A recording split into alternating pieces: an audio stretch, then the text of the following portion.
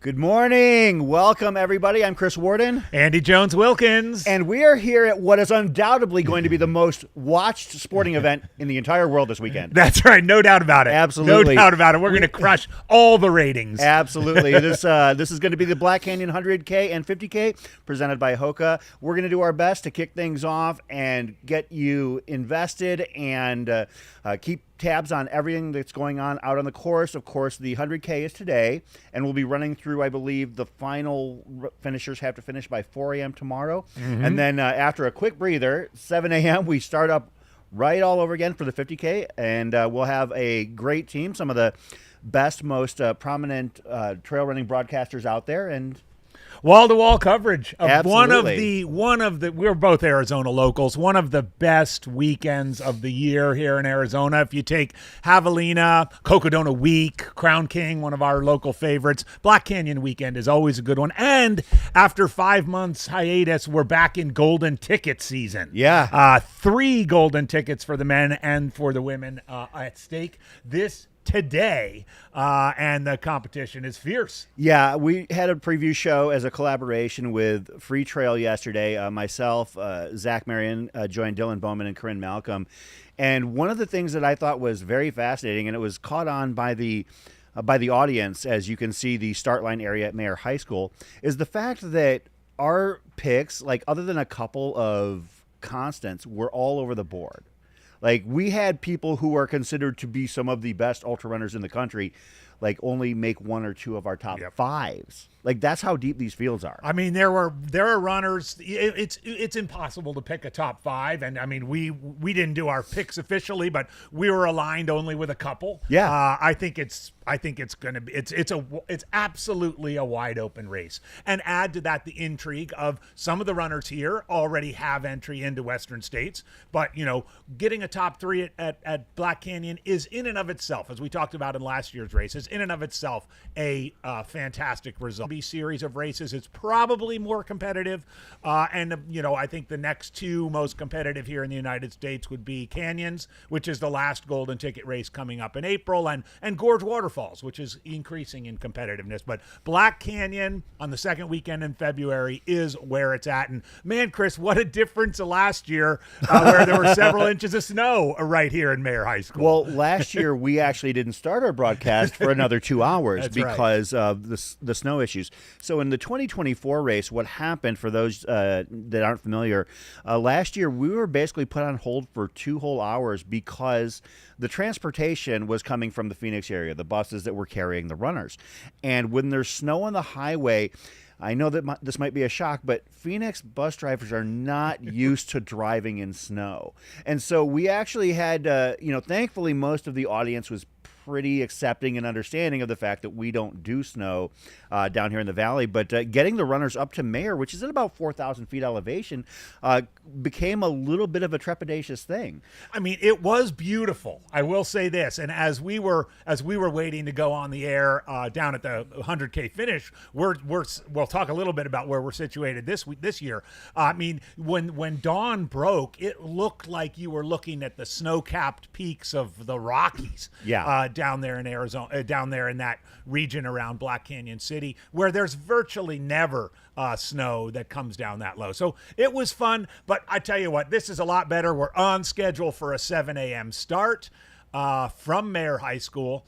So we're just about 20 minutes away, just a little bit less than 20 minutes away from the start of the Black Canyon 100K 2025, back on the Golden Ticket Series. Again, Golden Ticket races that have taken place so far, just CCC and Javelina back in the fall. Now we've got rapid fire 3 in a row with Black Canyon, followed by Tarawera, followed by the Chianti by UTMB race, then a little bit of a hiatus, and then the final 4 Golden Tickets passed out at Canyons by UTMB in Auburn, California in April. So we are back at the Black Canyon 100K. Chris, we've been doing this now for a number of years. This was one of the first Mountain Outpost / Aravaipa live streams. Is that right? I mean, your history goes back several years. It actually was the first trail race that we covered. Okay. So Black Canyon 2021, I was honored to be a part of it, and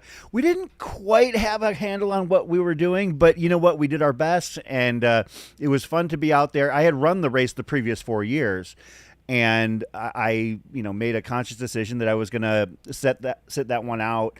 Ironically, I haven't returned back to the start line but once in an ill-fated 2022 attempt, but I am now of the mindset that this is the start of my season as far as the broadcasting goes. You can see runners and crew getting ready. That is just on the outskirts of Mayer High School. We used to be inside of the building, but then things got a little bit messy, like literally messy. When we tracked, a few metric tons of mud into the building. So they told us we can have a free fall in the parking lot, but that's one thing about it is that it does get kind of cold out there. The temperature right now, I've got a reading of 38 degrees, so it's not terribly cold, but it's definitely brisk, and runners will be shedding layers because by the time they get down to this area where we're in Black Canyon City, it's going to be in the 70s. That's right. It's going to be very warm. It's going to be warm, especially for folks who've come from more. There's Heather Jackson, now a regular here at Black Canyon. But before we move on, Chris, so talk a little bit more. I'm fascinated that first Black Canyon. You mentioned, it was a little bit more of the Wild West than it is now. Did you have field reporters and drones up in the air and everything that we have now, or was it a little bit more kind of fly by the seat of your pants back 5 years ago? We did, but it was a little bit less dialed in. I mean, we actually leveraged the Aravaipa studios at Aravaipa headquarters rather than being on course. And I think that what happened was that when we moved studio on course, that changed the game for us. And so now, being out here, we are actually situated at the halfway point. The last couple years, we've been at the finish line at Black Canyon, or at Emery Henderson Trailhead on the very north outskirts of Phoenix. But now we're at Black Canyon City, the halfway point of the race, the finish line of the 50K. And I think it's going to become the crux of where the happenings take place in this race. Absolutely. Fantastic new broadcast venue this year. Deep Canyon Ranch was used last year for the first time as a finish for the 100K, necessitated by some changes down in Black Canyon City itself, where the race used to, the 50K or 60K at the time used to finish. This is also now the start area for the Cocodona 250 coming along in a few months. So wonderful venue, wide open grass fields, plenty of parking. You don't have to ford a river now because it's been so dry. And we are about just under 32 miles away from Mayer High School, where you see right here. Let's run down the course real quick. When they leave Mayer High School, Chris, you've run this 4 times. I've only run it once. What are they doing right out of the gate? So the first thing they're going to do is run through the streets of Mayer. It's paved for about 3/4 of a mile to a mile, and then they're going to hit dirt road, fairly well graded. And we got audio. Okay, hang on a second. We'll get back to the course preview in just a few moments, but we do have some on-field correspondents that apparently have some audio here, and we're just going to get going on that. Hang on a second. Oh, we recognize that man. Brett Hornig. Good morning. Good morning. Good morning. Good morning. How do I sound, guys? You sound wonderful, and you look even better. Love it. Yep. I'm rocking my team issued Hoka PJ set for the Black Canyon live stream. It's a nice crisp 40 degrees here over at Mayer High School, which is so much more pleasant than last year. We got a little bit of light peeking over the mountains, and the birds are just starting to chirp. People are getting off the buses, and it's starting to get a little crowded. People are ready to party. Are they huddled in the wind, but are they huddled in the area near the entryway of the school? Because that's usually the only place where you can avoid the wind at the start line. A little bit, but there's not even really any need this year. It's actually fairly pleasant. If you just jog around for a couple minutes, you'll be just fine. These racing conditions I don't think could get any better right now. Well, you say that now, Brett, and actually that is something that I'm curious about. With it being a little bit warmer to the point where it's, dare I say, comfortable at this point, would that worry you as an elite runner as you're getting to the maybe 4-hour, 6-hour mark and things are really starting to cook? It definitely typically would, but a couple of the weather forecasts I've been looking at are showing it not heating up too much later on in the day. Looking at like the Black Canyon City weather, it's almost like mild temps equal mild temps. So we're looking at highs of upper 60s, low 70s for Black Canyon City, and potentially even a little bit of afternoon cloud cover.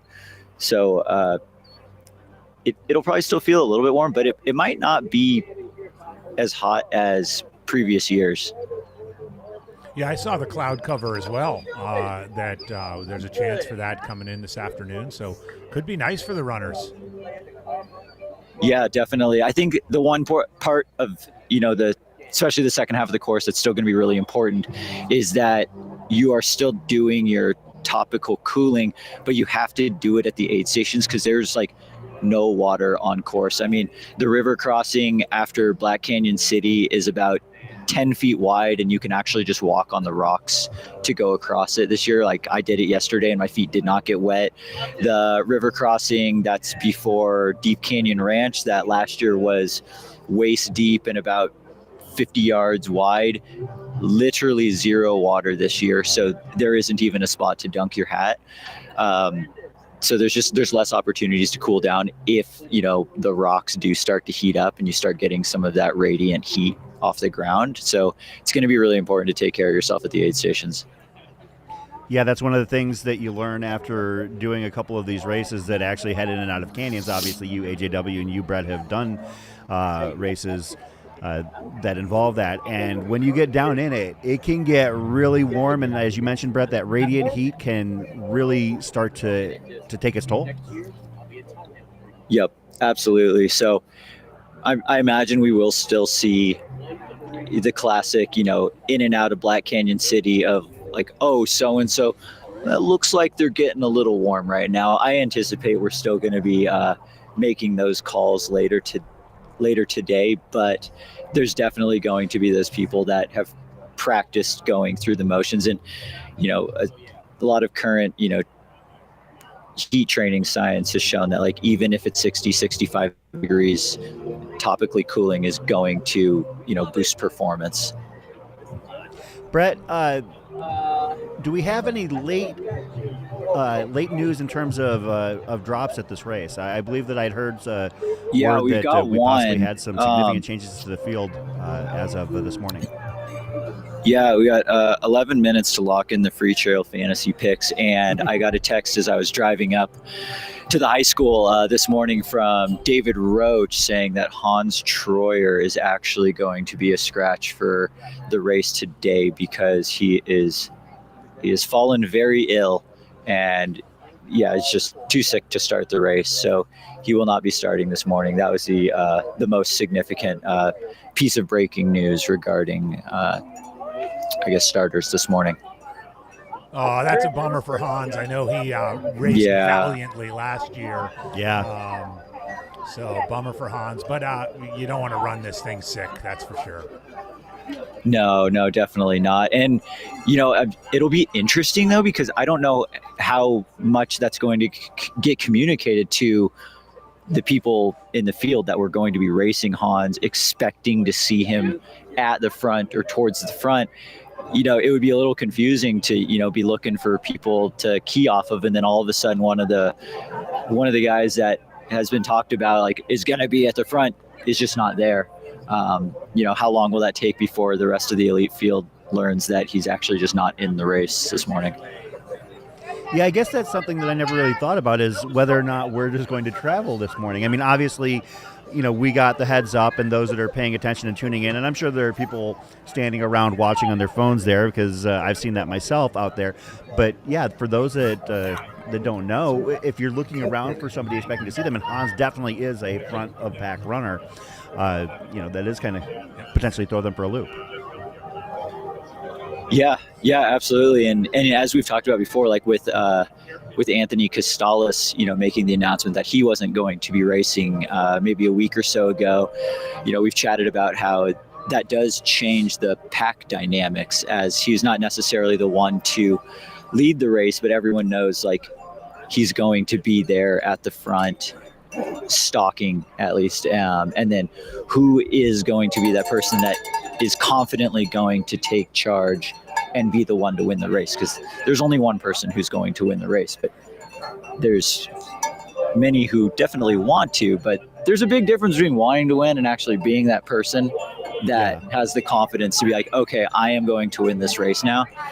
So yeah, it's just going to be really interesting to see what the pack dynamics of the race end up being, which again, that's something that's in the new age of trail and ultra racing. We've never really talked about pack dynamics in the past, but as I'm sure we'll see with the drone footage after this race starts, there will be 40, 50 people all packed up together these first few miles before it hits the single track.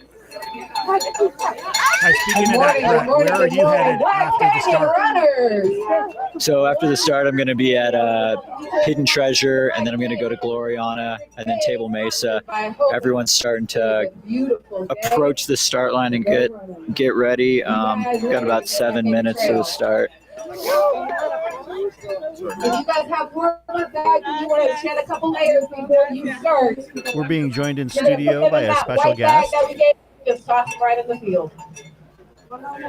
Just getting hooked up. Get him, Jamil set Curry up. is here. How you doing this morning, Jamil? Doing great. Good morning, everyone. So, how are you feeling this morning? Feeling pretty good. You going to be out on the course at all today, or are you going to be in here in the studio helping produce? Yeah, I'm not sure yet. Just kind of taking the day as it comes, but starting my day here at Deep Canyon Ranch, and we'll see where we go from there. Wherever I'm needed, I'll go. Do some troubleshooting? Absolutely. All right, here we're about 6 minutes away from the start of the 2025 Black Canyon 100K. Some runners making their way to the start area. They do a 3/4 of a loop around the Mayer High School track before heading out onto the streets of Mayer.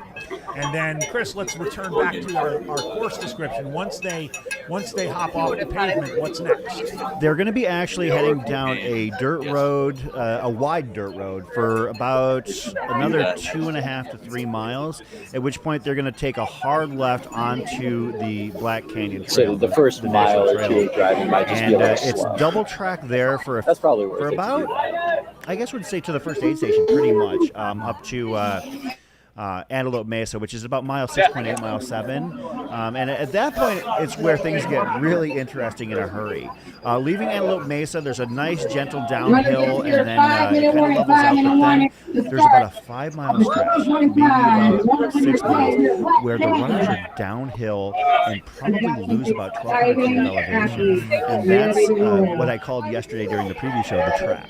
The trap is one of the most wonderful places, one of my favorite places in the world to run trail.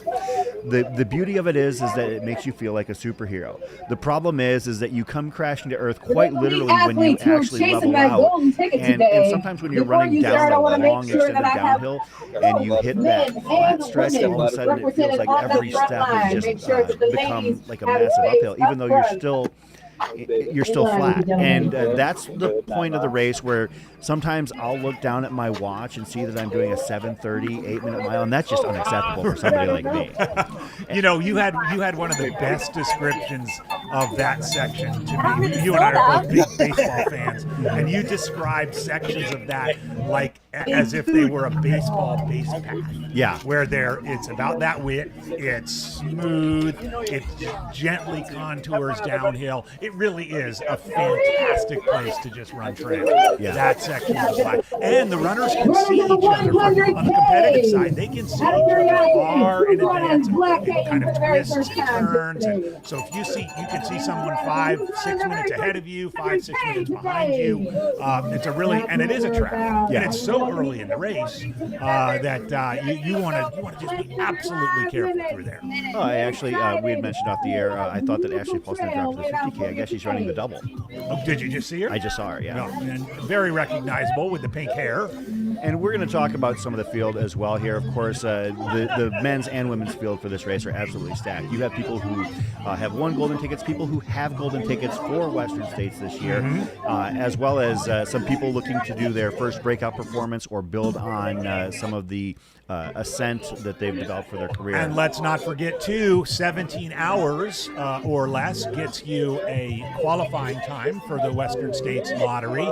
And in recent years, Black Canyon, along with Javelina 100, have been key races for people to come and get their qualifiers. Lots of folks in the rank and file here wanting to get that sub 17, check that box for the Western States qualifier before the year gets further along. And so there's a race within a race, very much so, in this event for those folks chasing that 17 hours.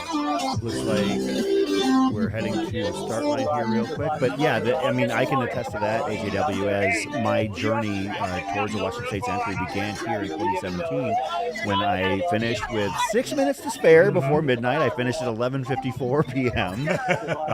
Back then, and I've made a habit of finishing with within the golden hour to the Western States Lottery with 4 minutes to spare. If you are a part of our After media that, team, I'm going to 50, give you off in 1 minute. 49 minutes to spare the year after that, and 11 minutes to spare spare. the year after that. So you can see if we can take inventory of some of our elites there. Some See pre-race Katie Asmuth right favorites, there. Mary Denholm, Katie Asmuth. You see Brianna Grigsby. It's like all women on the front line. They know what's up. Of course, the women's course record is held by Keely Henninger, and that was in 2023. And that is 8:45:30. On the men's side, Hayden Hawks last year set the course record at 7:30:18. Just edging out 2023's course record holder Anthony Costala. Still one of the best races I remember seeing as he defeated ultimate Western States champion Tom Evans in that showdown that year. You can see on the left there, the blue, that is Jupiter Carrera Casas. That was the breakout Big performance surprise last year. Yes, We had no idea what we were witnessing until he came through the finish line and ran an excellent race, just 9 minutes behind Hayden Hawks. And now we know to pronounce it Jupiter. Yes. We learn, we adapt. So Less than a minute to go here. Get ready and run. Jubilee giving them final instructions on the countdown.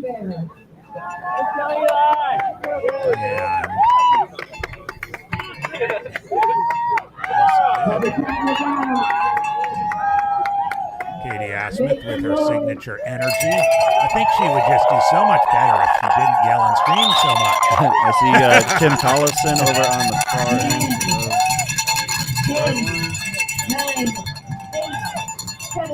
Black Canyon 100K 2025 version. And they're off.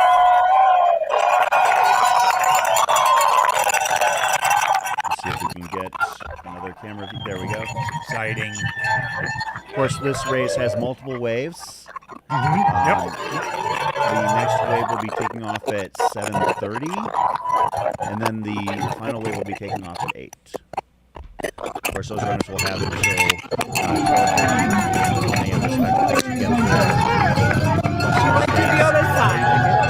and the other runners will have, for an overall finish, they'll need to get done in 20 hours. It definitely helps to separate the field. As you mentioned, it's a couple miles of pavement and then double track, but definitely helps to separate the field as they narrow down after Antelope to have the waves. There's over 1,000 runners in the Black Canyon 100K. And beautiful shot there of the morning sun up in Mayer High School. Again, Mayer sits around 4,000 feet. We are down at Deep Canyon Ranch at about 2,000, just short of the 32-mile mark. And also the finish line of tomorrow's 50K that Chris and I will both be shuffling. There they are leaving the track area. As Brett was mentioning, interesting to see the pack dynamic. I know we saw it last year right out of the gate.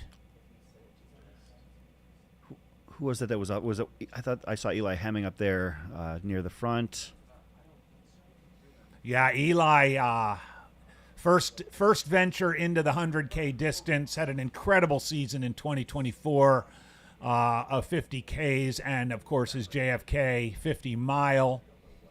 Kind of expect great things out of Eli this year, but as they say, there's 12 miles between 50 miles and 100K feels a lot longer than that. Great Jones shot here. Absolutely. Of the start area. They're going to go briefly onto single track as it cuts down into the town of Mayer, coming from the high school. Great shot. Yep, there it is. It looks like Yep, right they'll there. take that left. And then once they get through this section, they'll actually hit the streets of Mayer for, as I mentioned, a little under a mile, and onto the dirt roads for a couple miles, and then onto the Black Canyon Trail.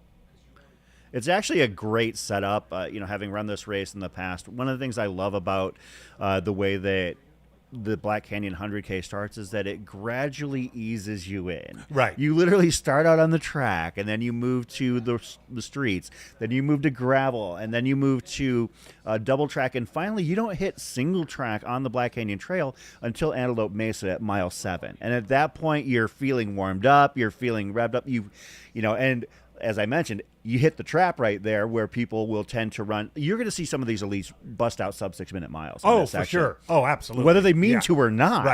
Right. Well, and I like that idea, Chris, that you are sort of sliding into it, right? That, by the time you get to Antelope Mesa and you're on what would be considered single track proper, you've warmed up, the sun is out, the day has started. But there you see, they're after that little section of single track, they're onto the pavement.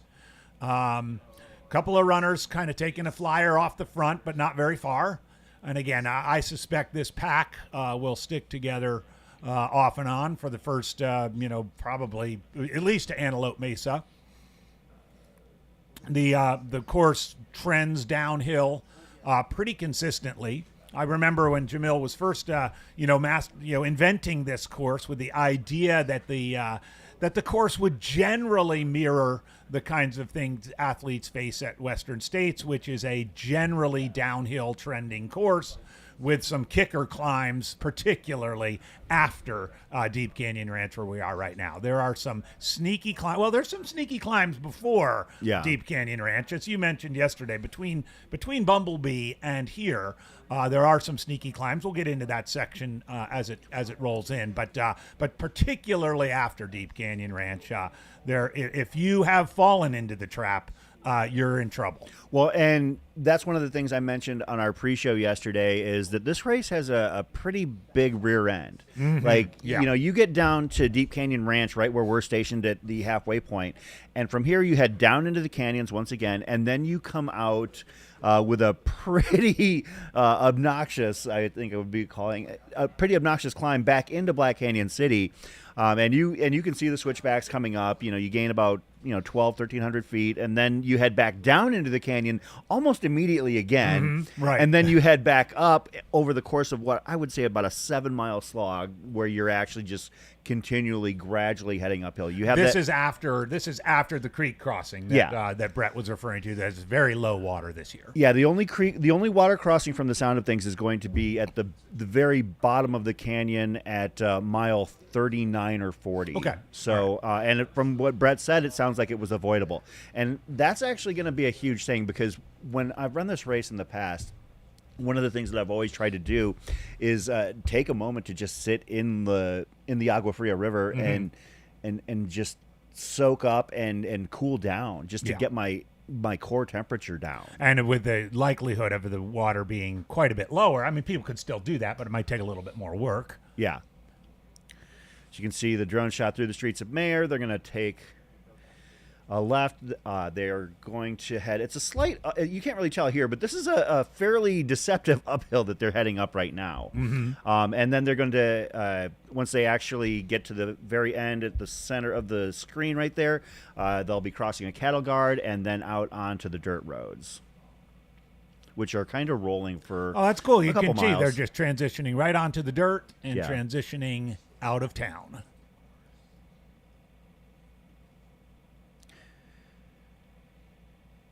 I've always wondered what it's like for those people who are in Mayer and maybe have woken up for the first time and actually realize this is going on, because it's basically in and out. Like the race doesn't have a huge presence in the town of Mayer except for the start of the race. Right. And so if you're not really paying attention, you might miss it. Yeah, and most folks are going to, a lot of them are taking the shuttle bus up there.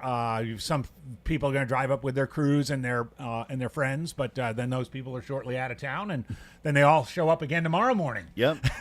Of course, this was something that happened a few years ago, because the previous was the 60K rather than a 50K, but the 50K and 100K used to start both on the same day. And the race just got so big that it was only logical to have them split over the course of 2 days on the weekend. And actually, I really enjoy that, number one, because it gives some runners the opportunity to do the double. And number two, it gives us the opportunity to cover a race and then run a race. It does. It So- does. And I think it makes it a whole sort of weekend. It makes it a whole festival kind of weekend where, a lot of the 100K, tomorrow on the 50K course, we'll see a lot of these 100K elites hanging out, watching their friends or cheering for their teammates. And likewise, we got a lot of the runners like Brett, who's out, and the two of us who are covering the race, who will run the 50K race tomorrow. So it's a great weekend. This kind of celebration of trail running, and particularly this particular part of Arizona.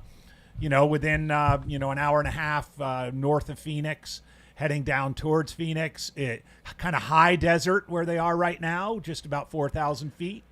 Yeah, we'll see if we can figure out who the two opting to head out front. Obviously, we're literally a mile into the race, a mile and a quarter into the race, and we've got a long way to go. But it is always interesting to see who decides that they're going to lead out at these events. Yeah.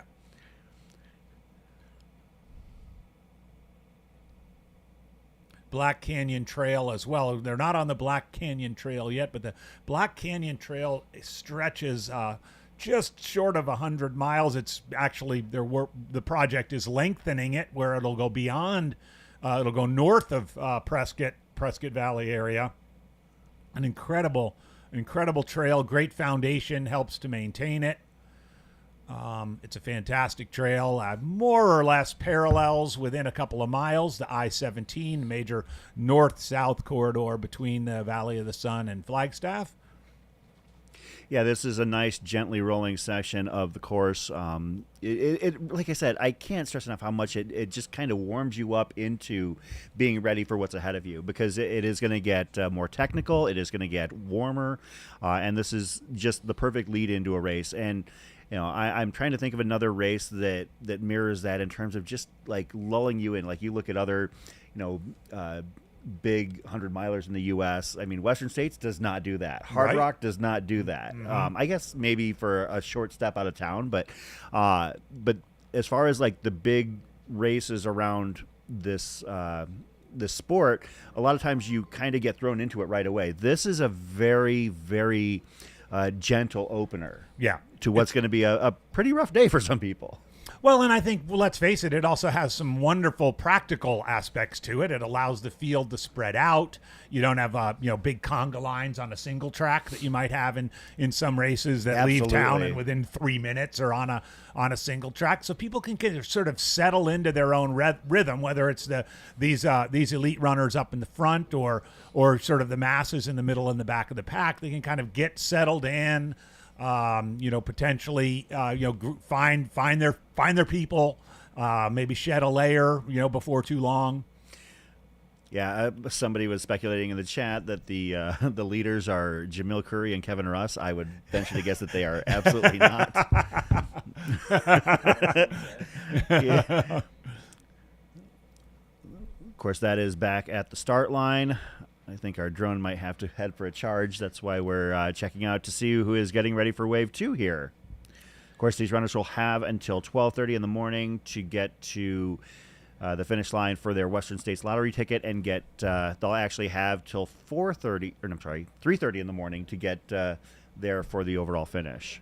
Day has dawned here, Chris, at Deep Canyon Ranch, a beautiful location at about mile 31.9 of the 100K, and the finish of the 50K looking like a beautiful morning. It's a little crisp and cool for us right now, but we expect a relatively rapid warm-up, as is customary for our wonderful desert here in February. As we've noted before, we have had very little precipitation pretty much since August. We were almost heading towards a record dry spell, had a trace of rain on January 25th, but it is dry out Very here. And potential for nice, quick, fast course record type conditions, given the dryness of the course. Remember, last year they were traipsing through, what could only be categorized as snud, snowy mud. None of that this year. And this drone is coming from the entryway to the Black Canyon Trail. Yeah, so this is Duffer's Drive, where it meets, what is the name of that? Is it Hidden Treasure? Mine Road, maybe. But this is, they'll be cresting that little hill. We should see the peloton here in just a minute. And then they'll be taking a right on that road and then a left onto the trail. We'll actually get, the first couple miles not on the Black Canyon Trail. Yeah. Oh, that's right. There's trail, but it's not yet the Black Canyon Trail. Then they head through a little gate. Yeah, they'll get on it here. We can denote it. They'll get. Here's our pack coming up. Does it look like there's a couple guys off the front? There's two. Yeah, two guys. Look like two That's guys. what we were trying to figure out who the two were. A lot of we'll have lot those of photos. photographers Yeah, out there, we'll yeah. know soon probably if we can't get a recognition on it. There's two, and then there's one, and then there's the pack. We've got a white shirt and a black shirt. It looks like. We definitely need to coordinate with some of these elites to let us know what their kits are going to be heading in. If there's any kit experts in the chat, our first timing point will be at Antelope Mesa at the first aid station.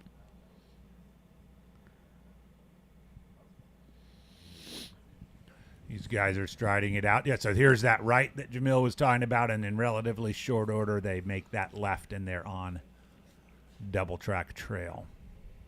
And there is a pack. Look at that. Probably 30 runners in there.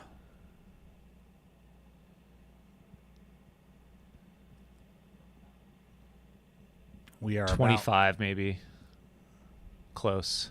We are about 15 minutes in. I would guess a couple of miles. It's about mile 2. A little bit. Just long. past 2, yep. Just past 2.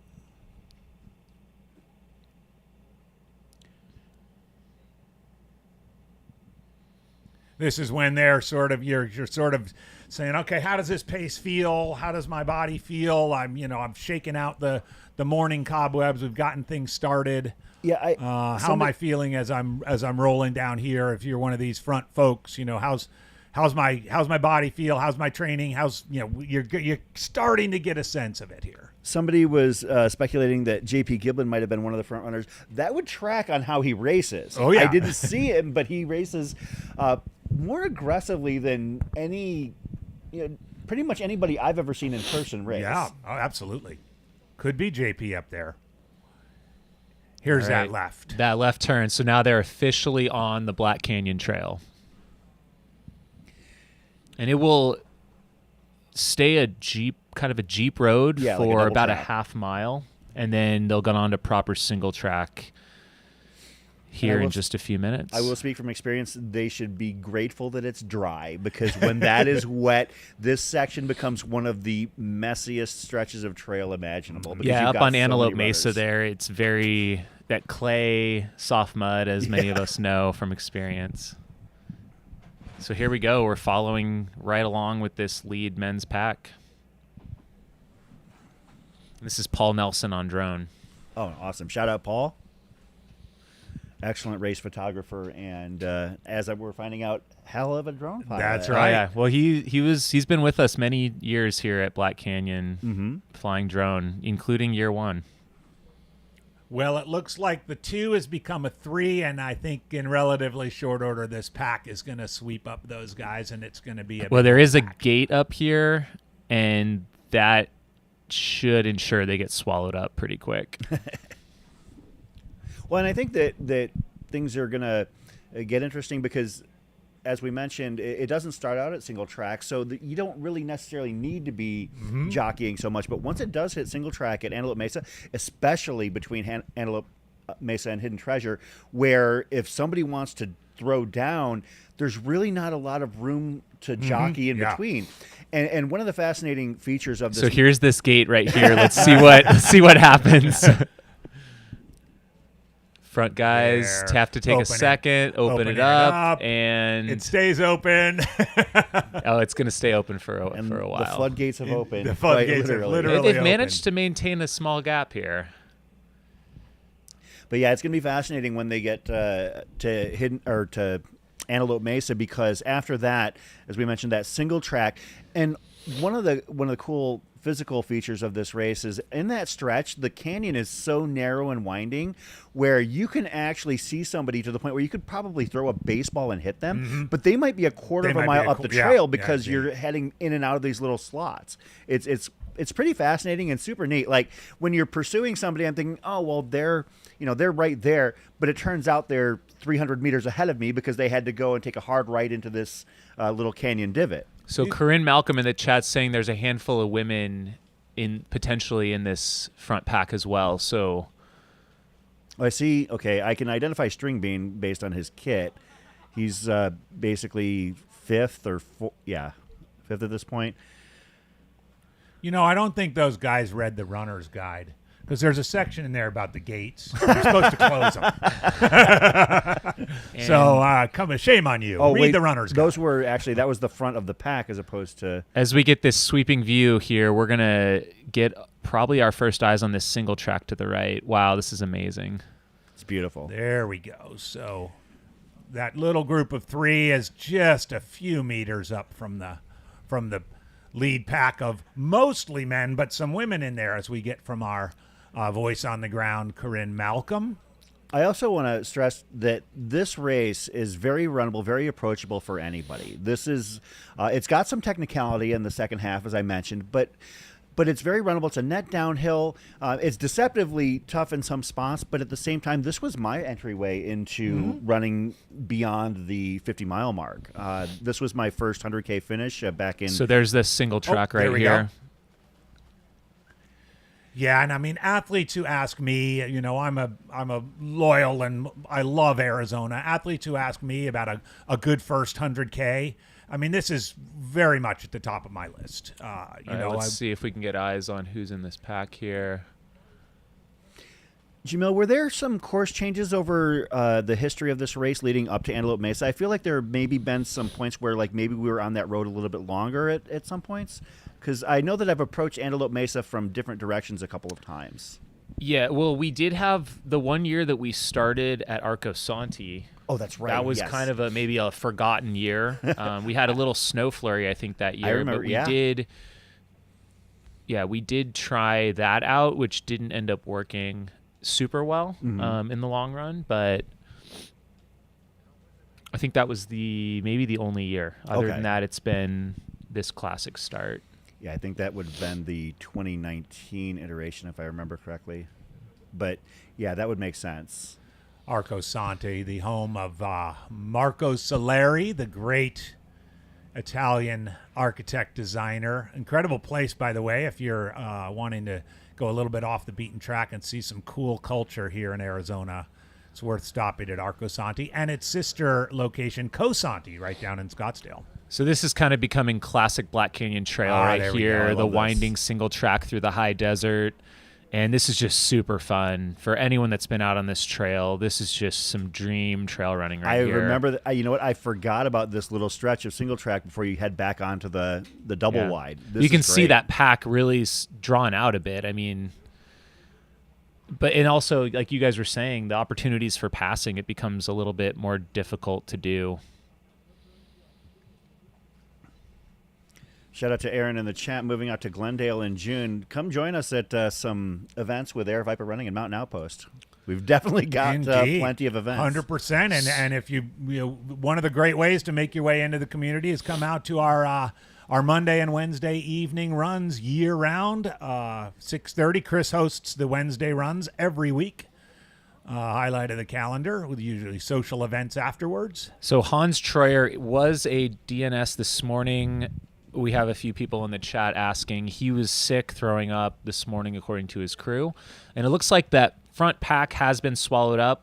So yep, it's now just one big line, it looks like. So we've got quite the pack, probably more than 30 runners that are out in front here, as you can see, snaking their way. The pack will reform once they come out of this single track section. It goes back to some dirt roads prior to the Antelope Mesa aid station, and we'll see it bunch back up typically just past the famous windmill. Yeah, I was going to actually, that's what I was going to ask about next. The windmill, as you can see on the logo in your upper left hand portion of your screen. What mile is that at, Jamil? I want to say it's about mile 4 and a half. 5. 5? Okay, yeah. Yeah, and it's a little wide section, and people legit now, like having been out there, people will stop and take a picture of that windmill. It's become an iconic feature of the Black Canyon 100K and 50K. And that's also Antelope Mesa is where we'll have our first timing point. Yep. So right now, we don't have a ton of information, other than what we're seeing on this stream of who's in that front. I can see, I think I just saw Heather Jackson roll through there past the screen. So we'll have timing mat there. We'll have a timing mat at Hidden Treasure. Yeah, basically every aid station from there on out. I just saw Scott Traer come by, a local favorite. Hanging back like he usually does. He had his button-up shirt. We'll have a slight gap in coverage before Antelope. So, right now we're kind of working our way through the pack. We will tune in to the second wave start at 7:30. And then shortly after that, we'll check in with our field correspondent at Antelope Mesa, and we'll start to get some visuals, probably sometime between 43 and 45 minutes, just to give you a look at what's ahead. Yeah, they will. You're typically, the last several years, have gotten to Antelope Mesa right about 45 minutes, which is pretty incredible. And that's about when the sun kind of first hits you on course, too, for just some of the most amazing photos that I've seen on this course. Yeah, when the runners hit Antelope Mesa, the front pack, it's actually kind of funny to watch, having been out there covering this race.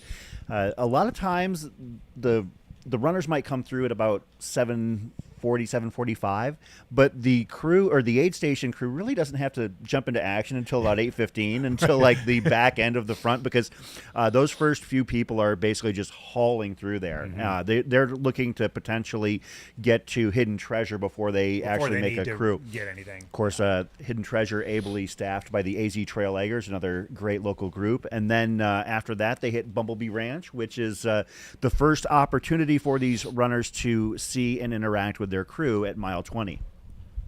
Got some insight from Corinne Malcolm here in our channels that Abby and Riley are not too far behind Heather. Abby is in all black at the start. Abby Hall from Flagstaff. Outstanding runner, particularly at this distance, I think. And so we're circling back, I think, to that same view we had earlier with the leaders, kind of the extent of our drone, but this is a little bit further back into the pack, but you can see the runners are making their way through this glorious single track to start their day.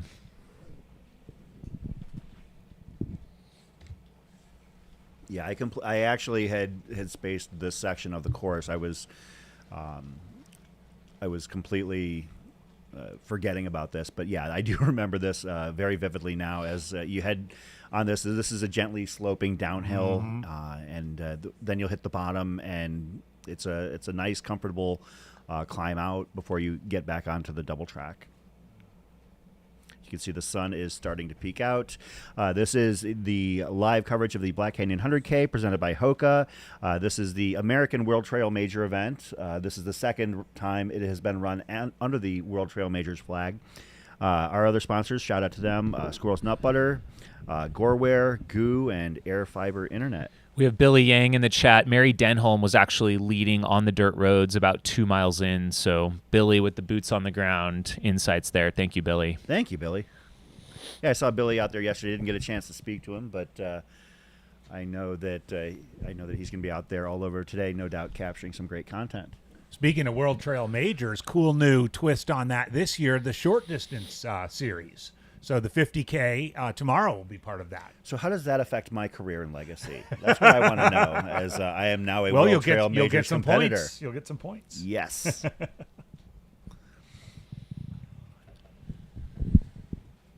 World Trail Majors had their inaugural year last year. This year, year 2. This is the second race in the series. I think Hong Kong was the first a couple weeks ago. We're about 3 minutes from the start of the second wave of the Black Canyon 100K. We'll see if we can zip back there to the start line in just a few moments. But yeah, what you're seeing right now is basically a continuation of the first wave hitting their first opportunity at single track, about 3 and change in. And as Jamil mentioned, we're just getting that sun above the horizon. Probably going to warm up quickly today. As we were in our conversation with Brett, some forecasts suggesting cloud cover a bit later in the day. We shall see. This being Arizona.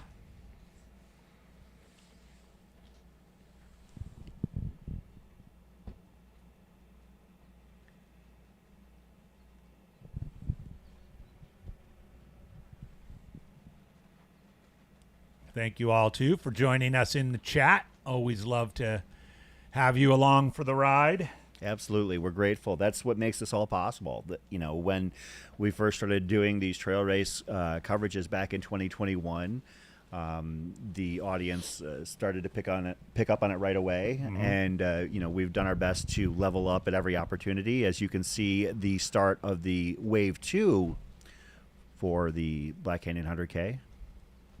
Total of 3 waves this morning, so 7, 7:30, and 8. Mm-hmm. And as you saw, that single track, where the whole goal of the waves is to reduce that congestion and give people more room to spread out and enjoy the trails. Yeah, I mean, once this race got to 400 or 500 starters for the 100K, it makes perfect sense to have it go in multiple waves, because a 1,200, 1,500 person wave hitting the single track all at one time would be absolute chaos.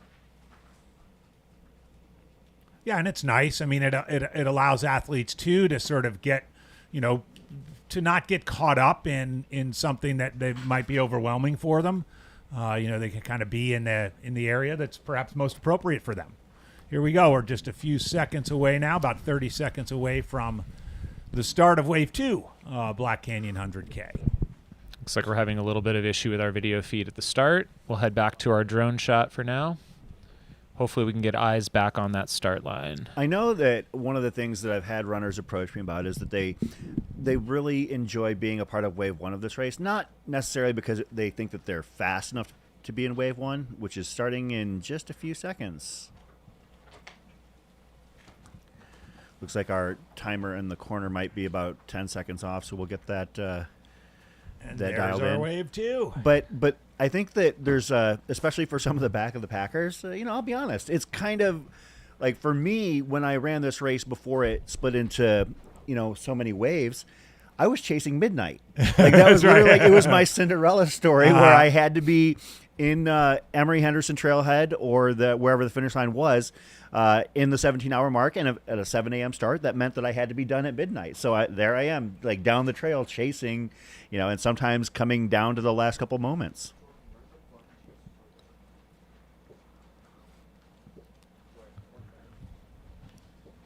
I think I actually had a Dr. Stephen Crawford sighting. He was running the 100K. It did look like that was Dr. Steve. Dr. Steve was very helpful on these live streams. A legendary follow cam at Cocodona. Yes, has logged many miles. Many miles, bringing in runners into Flagstaff at the Cocodona 250.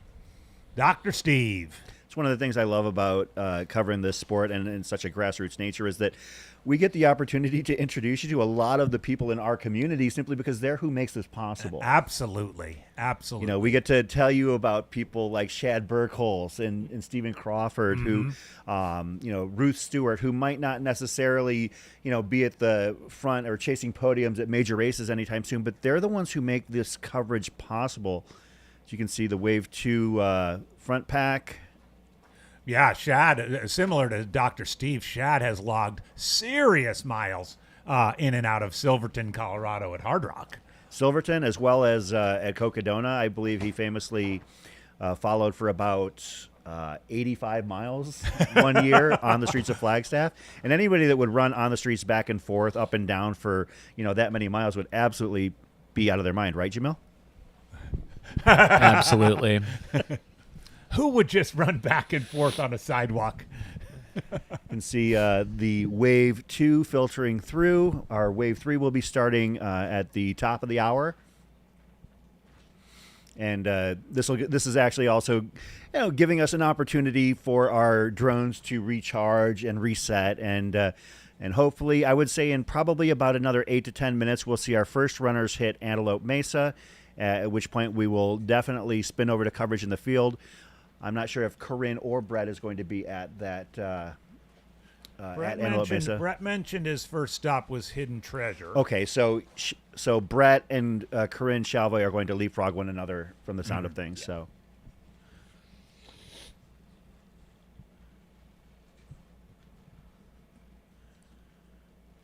Wave 2 starters. Again, as I mentioned, lots of folks race within the race going after that sub 17-hour Western States qualifier finish. In recent years, Black Canyon has been one of the 3 most popular races for people to run to gain that Western States qualifier, getting them a ticket in the lottery. Noticing less big layers on this group. I think that it has warmed up significantly up at... Yep, sun is out. As Jamil mentioned, too, up there at Antelope Mesa is the first timing mat. Well, we'll have some actual hard data on those folks coming through. The start line is at over 4,000 feet elevation, which is why we saw that snow last year. But yeah, for me, always, whenever I'm doing a training run or out on the Black Canyon Trail, the drop down after that first aid station into Hidden Treasure, coming into Hidden Treasure is where you start to feel the heat. Just like a hint of it, or that it's going to be warming up. You drop down, 1,000, 1,500 feet, and kind of gives you that first telltale sign of what the day is going to bring you. That's undoubtedly my favorite training run to do on Arizona single track is to actually park at Hidden Treasure, hike it up, it up to where Antelope Mesa is, and then run it back down for the final 7 miles. It's such a wonderful way to train, and you feel like $1 million because it's impossible not to negative split that. Yeah.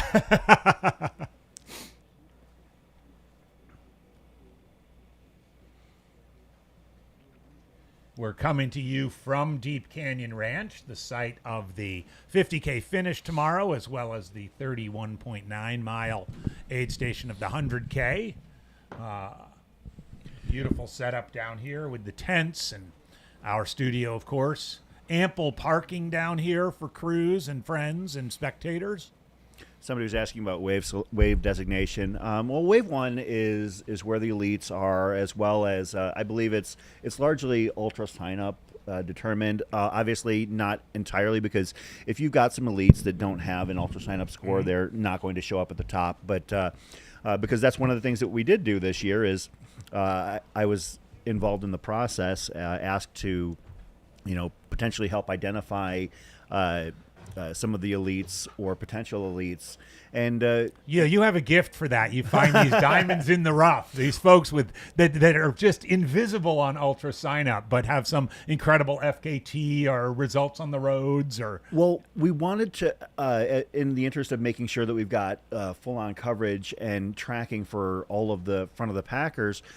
We were asked to identify, those people who we think could be in the discussion, not necessarily to win the race or get a golden ticket, but to be finishing in the top 10, top 20. Mm-hmm. And our list went about 100 deep. Mm. So like those people that we identified, had their bibs double chipped to make sure that we've got backup on top of backup. And then the waves 2 and 3 generally divided by, as I mentioned, ultra sign-up scores, but at the same time, it's not perfect. And there's a little self-selection in there too. I mean, totally. Folks are, we paid enough respect where they might know sort of where they fit in the overall scheme of things. Yeah, and that's the thing is that, I mentioned my love for chasing midnight. Obviously, if I'm in wave 3, there's no way in heck I'm finishing. You're chasing by 1 midnight. a.m. I'm chasing 1 a.m.,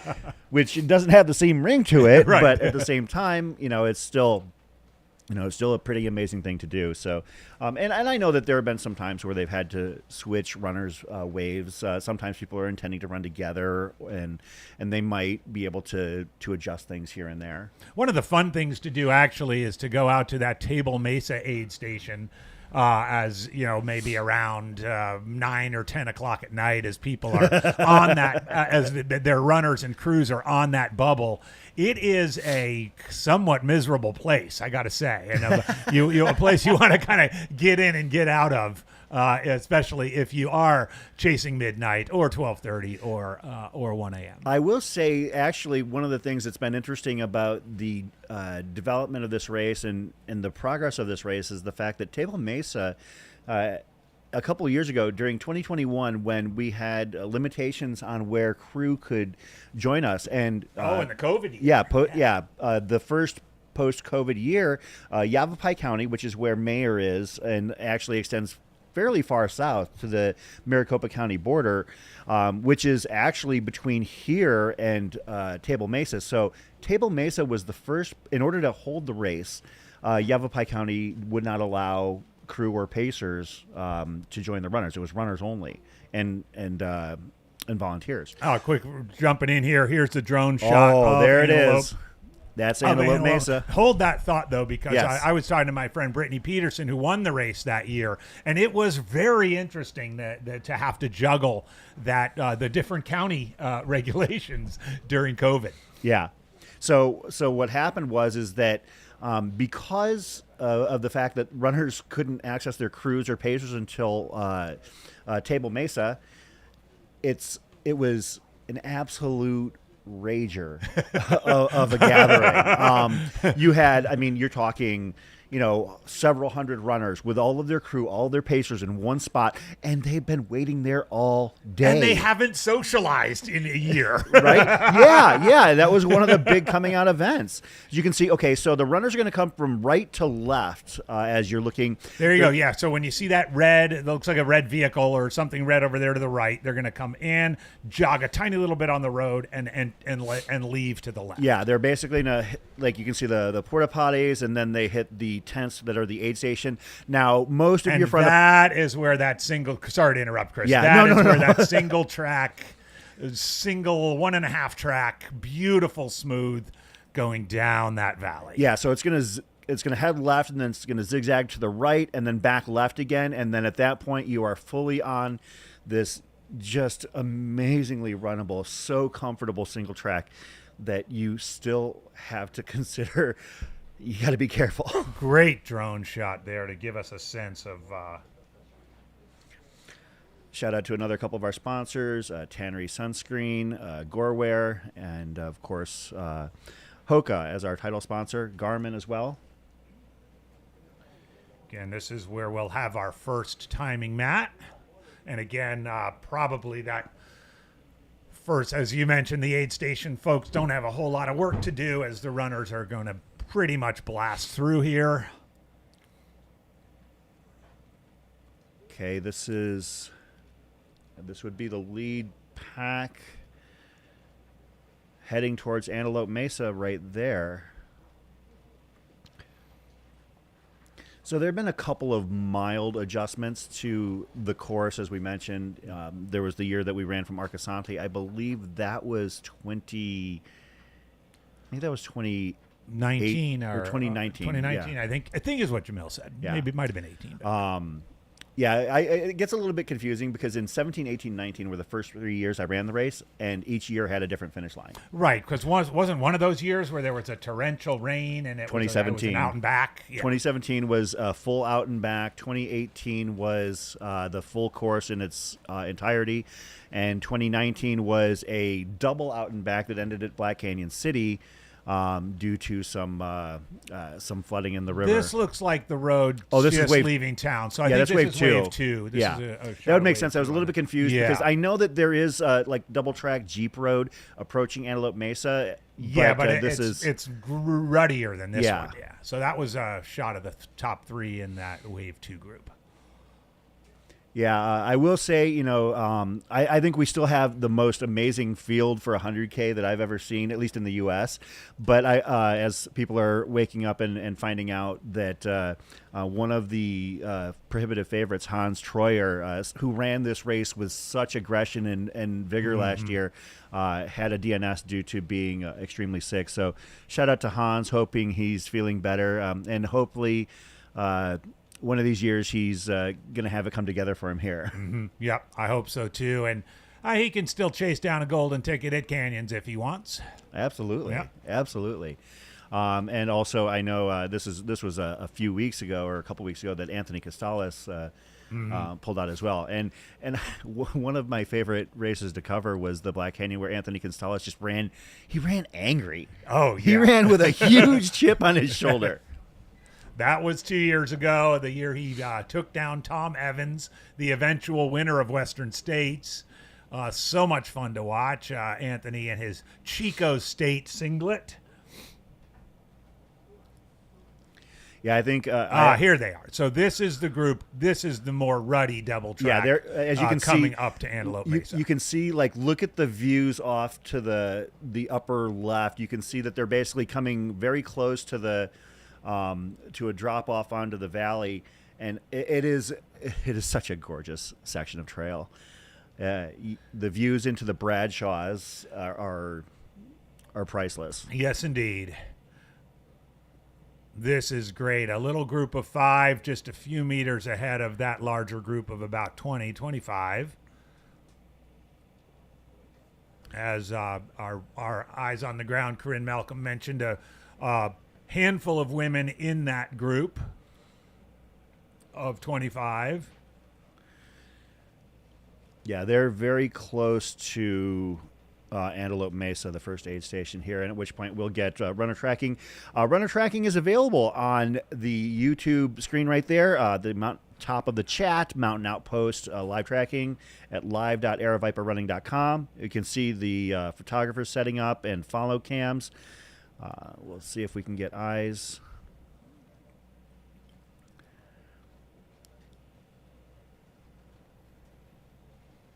This is a great drone shot. Yep, there.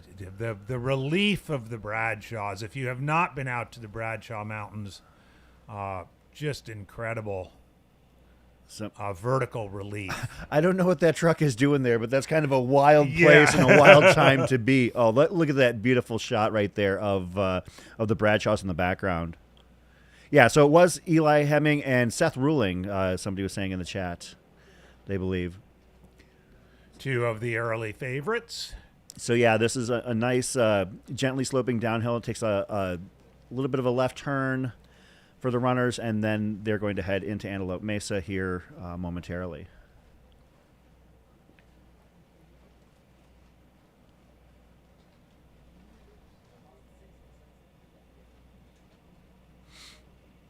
See, the background there is so perfect. Yeah, so there's that left turn, as I mentioned, and they're going to head on this road for about another couple hundred meters before they hit Antelope Mesa. While we have a moment, huge thank you to Jordan Schmidt, our producer. He's been by our side now for over a year, producing races both big and small. We love having Jordan by our side. He'll be here all day and night, as he usually is. I think also his wingmen, Trevor Linton Trevor and is Michael here as Carson, well. Yeah. will be out here. We really pull out the A team producer team for Black Canyon. Absolutely.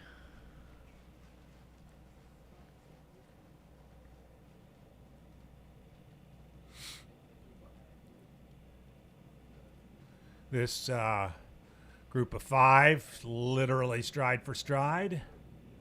A couple coming behind, and then the pack will. Man, if this is Paul Nelson doing this drone footage, this is priceless. Really good. There's those Bradshaws in the back. Oh, this is Troy Wicks. Troy Wicks. Awesome. Shout out Troy. We had a great lunch with Troy at Dirt Circus last November. Yeah. Troy's been a regular in our drone pilot team. I just saw String Bean McConaughey and his bright kit. I thought I saw Jupiter as well. Maybe just behind this pack. The 2024 runner-up, Jupiter Carrera Casas. Probably eager to maybe make another trip back There to we Western go. States. And here they are, coming into Antelope Mesa, the lead pack. And what you'll see is that the aid station volunteers there are going to hurry up and spring into action as they sit. And everyone's going to fly by. Yeah. and it'll so they're coming off of this wider, and this is where it gets interesting because this becomes full-on single track and fast single track. So the jockeying and positioning you can see is going to get quite intense, and you can't really, even though it looks like it's fairly benign off to the sides, there's cactus everywhere out there on this trail. So you can see them heading, and so that's actually a nice downhill, and they're going to go, as you can see, down to the lower left, and then it's going to cut back and zigzag a couple of times before they head on to a little bit more of a wider, flatter area and enter the canyon.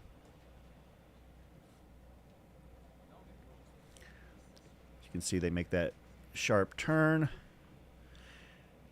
And that lead pack is about 30 to 35 runners, perhaps, give or take. All within a moment of one another. And Corinne, our eyes on the ground, always astute with her observations. Blake Slattengren is in the lead group, sporting a man bun. Let's see if we can. So here we go. I've got a little bit of list here for Yeah. us. Joe Stewart, Canyon Woodward, Will Murray, Joel Shores, Blake Slattengren, Chris Riuli, first few over the timing mat, Gavin Pryor, Jupiter Carrera Casas, Keegan Oldani, Jordan Bramblett, Elliot Carden, Zach Perrin, Tyler Fox, John Herrick, Tim Tollefson, Craig Hunt, Darren Thompson, Cole Campbell, William Connor, Nick Cornell. Those are the first 20 across the timing mat. Others in the list, Ryan Raff. an interesting name that I'm going to be keeping tabs on, just crossed it as well, Stefano Calderon. Mm-hmm. This is somebody who was one of those people who did not have an ultra sign-up. Oh, is that right? Ultra sign-up score. How did you find them? I found them by checking out the UTMB lists, and I can't testify as to the level of competition, but there were a couple of UTMB points races in Chile and Argentina that Stefano had done very well at. So I did make a mental note of his presence. So I don't know, whether or not it's going to be somebody that we're going to see, near the front when the day is said and done. But it was definitely one of those names that I kind of dug up a little bit. You can see they're heading continuously downhill. And they're going to zigzag to a hard left here in just a little bit, and then it'll level out and be almost a slight incline, very slight incline. And then at that point, that's where things really get fun. Really great shot here. Going to twist across that little gully. Thank you. We got the scoreboard up on the left.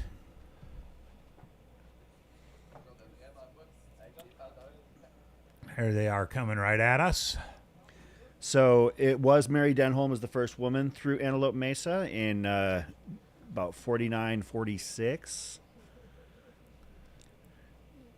Our lead women pack is going to be hitting Antelope Mesa here.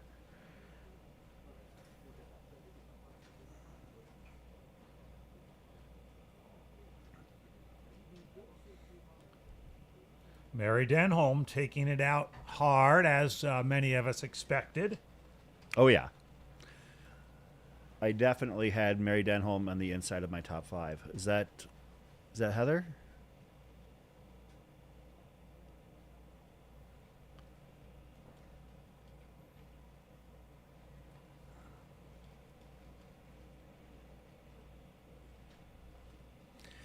Yeah, shout out Corinne Malcolm reminding us that Mary was in second for a very long time at Canyons before dropping out, and that was kind of a coming out party. Of course, also I believe had a pretty outstanding JFK as well. Oh my gosh, yeah. Yeah, the second half of her year was like, woof. She arrived on the scene in a big way. Becca Bramley, our second woman through Antelope Mesa in 51:20, about 90 seconds back of Mary. Okay, so that was Heather Jackson that we did catch on the screen. Again, shout out Corinne Malcolm. Thank you. Of course, Corinne Malcolm will be part of our second broadcast team today, Indeed. Along with the incomparable Skylar Hall. That's right. And then she'll be pulling double duty as she'll be calling the 50K tomorrow, along with the one, the only Dylan Bowman. That's cool. We have an absolute all-star team taking over for us when our day is done. I'll tell you, that's you're going to be wanting to stay tuned all day long. This is back on the road coming up to Antelope Mesa. Good stuff.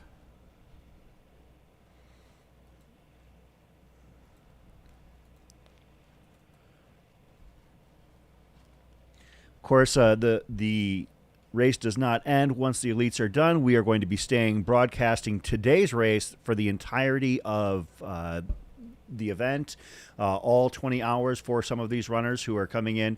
You know, we've had runners come in with 5-10 seconds to go. So they're going to be out here in some cases till 4 a.m. We've got our overnight crew that's hopefully resting up right now.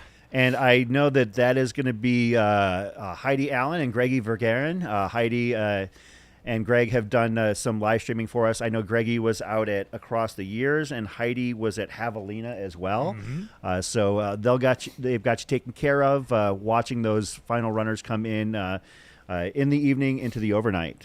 I know. Heidi called my finish, and that was kind of embarrassing, but good. MK Sullivan was part of the lead women coming through as well. Yeah, so Mary, Heather, MK. See Abby Hall through there Riley yet? Brady. Riley Brady. Okay, so this is our top 5 through Antelope Mesa on the women's side. Mary Denholm in 49:46. Becca Bramley, 51:20. Riley Brady, 51:21. MK Sullivan, 51:21. Abby Hall, 51:29.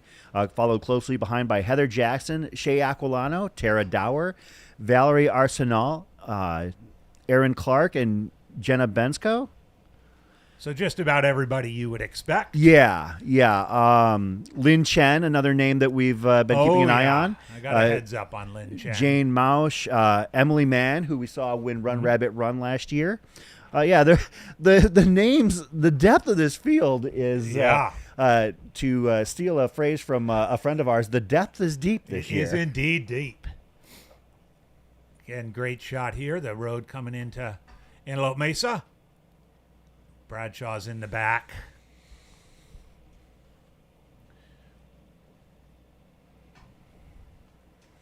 There's the Antelope Mesa aid station. Yeah, more Wave 1 runners coming through Antelope Mesa. And this is also the 50K course for tomorrow. Basically, the 50K runs on the first 31.9 miles of the 100K.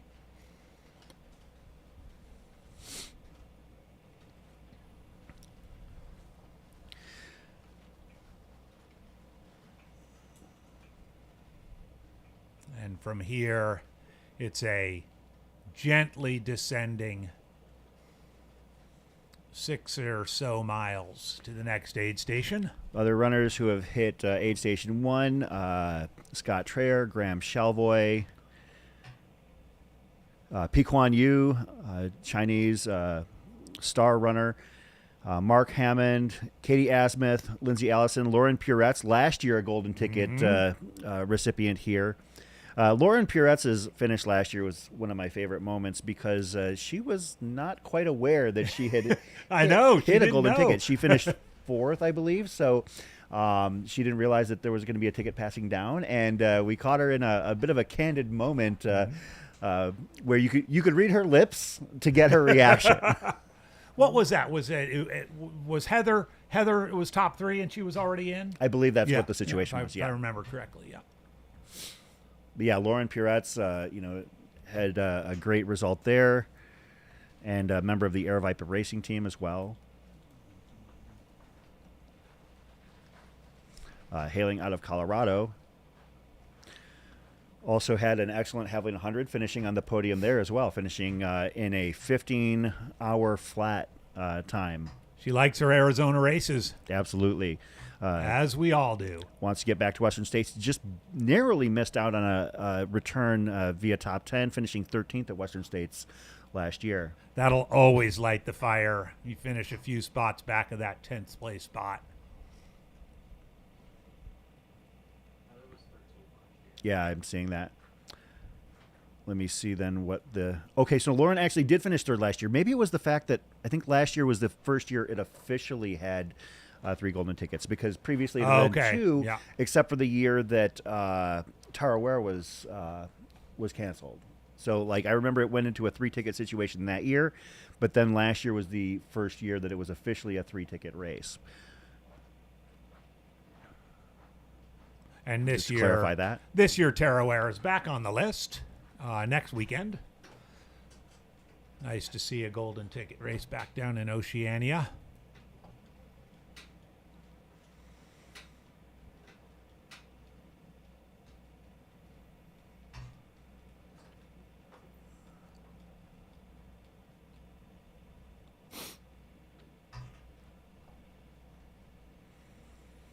You can see, this is heading out of Antelope Mesa is just such a fun stretch of trail to run. It's beautiful. It's runnable. It's fast. Yeah, it's Arizona high desert trail running at its best. And then, of course, as they hit the actual Slot Canyon area, you will see them go back and forth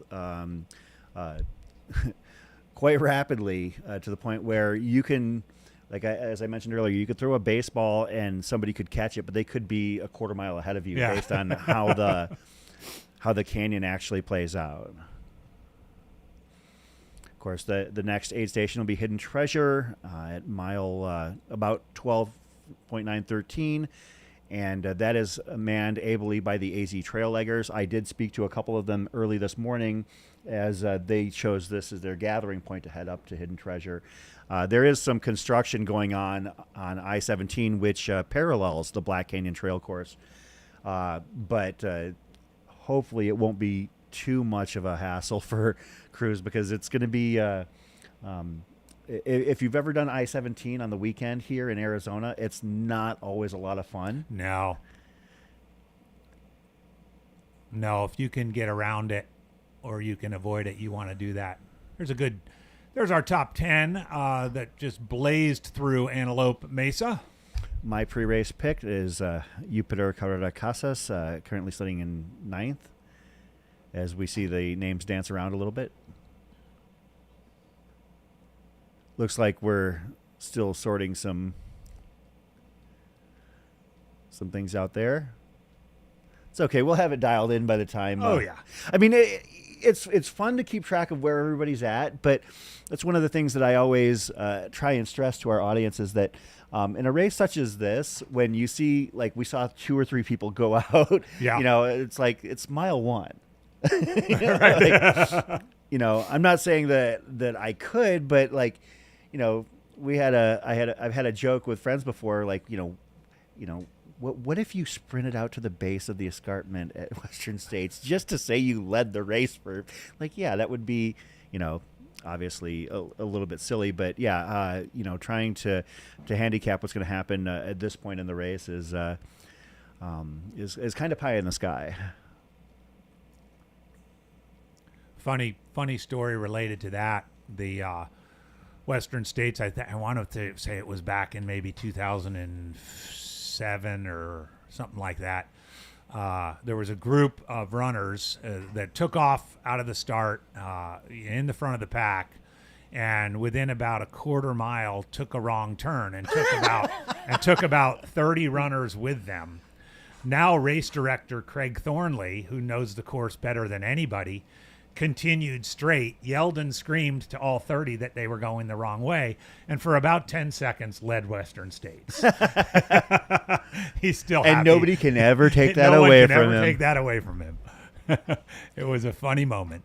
Yeah, looks like we've got wave 3 starting out here.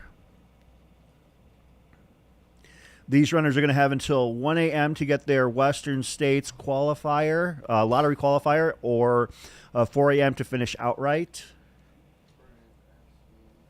Again, many folks here going after that 17-hour finish, checking that box for the Western States qualifier. I think that one of the exceptions, somebody was asking earlier about wave selection 1, 2, or 3. I think that you also got a wave 1 regardless of your ultra sign-up score or expected finish time if you were doing the double. Yeah, right. That extra hour makes a whole lot of difference. Oh, man, and that was such a challenge for folks last year with the 2.5-hour delay. It was almost impossible for folks to do the double. Many did, or several did. Yeah. But, man, with losing 2.5 hours. Last year was a very chaotic start to the race. For those who are unfamiliar, last year the race was delayed by 2 whole hours simply because we couldn't transport runners to the start. Yeah. There was snow on the ground. It wasn't a ton of snow like if you're used to Colorado or maybe a Midwestern snowstorm, but it was enough that when you're coming from Phoenix in a bus, that's a problem. So, we did not have enough people to. Oh, there's Dr. Stephen Crawford. I apologize. I thought I saw him last. You know what? It's a trail runner with a beard. It's a trail runner with a big beard. It could be any number of people. Just saw Nathaniel Chan as well, our friend from Hoka. And you can see this is the back of the pack for wave 3 heading out. But yeah, last year's race was thrown into a little bit of chaos because we had to make sure to ensure the safety of the runners that the runners were not transported until the roads were clear, and that was also part of the bus company wanting to make sure that their drivers were comfortable. I understood it, but there were a lot of people that were pretty upset, and it did throw some runners into a little bit of chaos because they were having to be up for 2 hours and contemplating life choices. But I think that the thing that it affected the most is the people who were doing the double. Yeah. And so those runners had 2 less hours to sleep, and also having to get the logistics down where they basically said, I do believe that Jubilee Page, the race director, said anybody who finishes, we will get you to the start. And they were, I believe, in some cases shuttling maybe 2 runners in an Aravaipa employee's car to get them to the start. Get them back up to the start. Well, yeah, and I mean, when all's said and done, there was a chance the race could have just been canceled. Yeah. I mean, so I'll take a 2.5-hour delayed start over a cancellation any day. Okay, it looks like Brett and Shad are set up at Hidden Treasure, and Corinne Chalvoy is going to go to Bumblebee. So that's the setup we're going to have. Our aces in the field. There we go. Yes, Bumblebee is about 7 miles That's after Hidden Treasure right there. This is our first glimpse of the next aid station, Hidden Treasure. I recognize that wash. That is after they've come off of that wonderful downhill trap, and this is completely flat heading into Hidden Treasure. And they run in between these trees. There's a little bit of a cattle fence that Yeah, they'll a little come by. corral kinda Yeah, a little area. corral. Yeah, Yep, that's the word I was yep. looking for. And the runners are going to be coming down off of that fast downhill. It's a Looks great. like- By the way, it's not a real difficult drive in there, and as Chris mentioned, it's a great. It's one of the sort of top-notch Arizona training runs. If you just drive on in there, park at Hidden Treasure, do an out and back as far as you want. Fantastic glimpse into this sort of mid-high desert single track.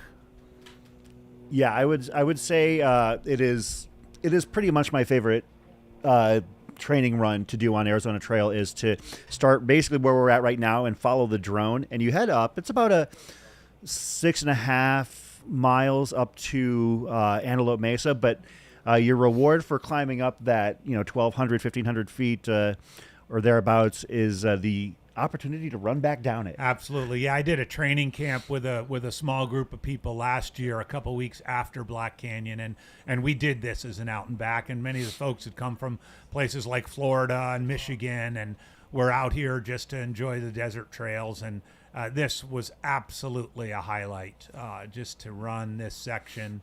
This is the drone flying back up the course. Just a wonderful section. And hey, Chris, we get to run it tomorrow. We do. We will be participating it'll in be the fun. 50K. It'll be my World Trail Majors debut. Yep, and mine too. Mine too. Yes, indeed. Never too late to start, right? We're entering the game a little bit later than most. Training run for us both. For you for Western States, me for Cocodona. But we'll get our money's worth out here. So basically, this is the continuation of the trail where I would assume we're probably going to see these runners. What are we at? We're at 107. It's probably going to be about the 90-minute mark or so. So, I mean, we've got a little bit of time before we see them coming down here, but this is giving you a preview of what the runners are going to be heading down. They're going to be coming at us the way that the camera is set up. Telltale sign of the elevation too. No cacti up this high, so they're still above 2,500, 2,800 feet. Oh, watch that power line. Yeah. Or that telephone line, rather, yeah.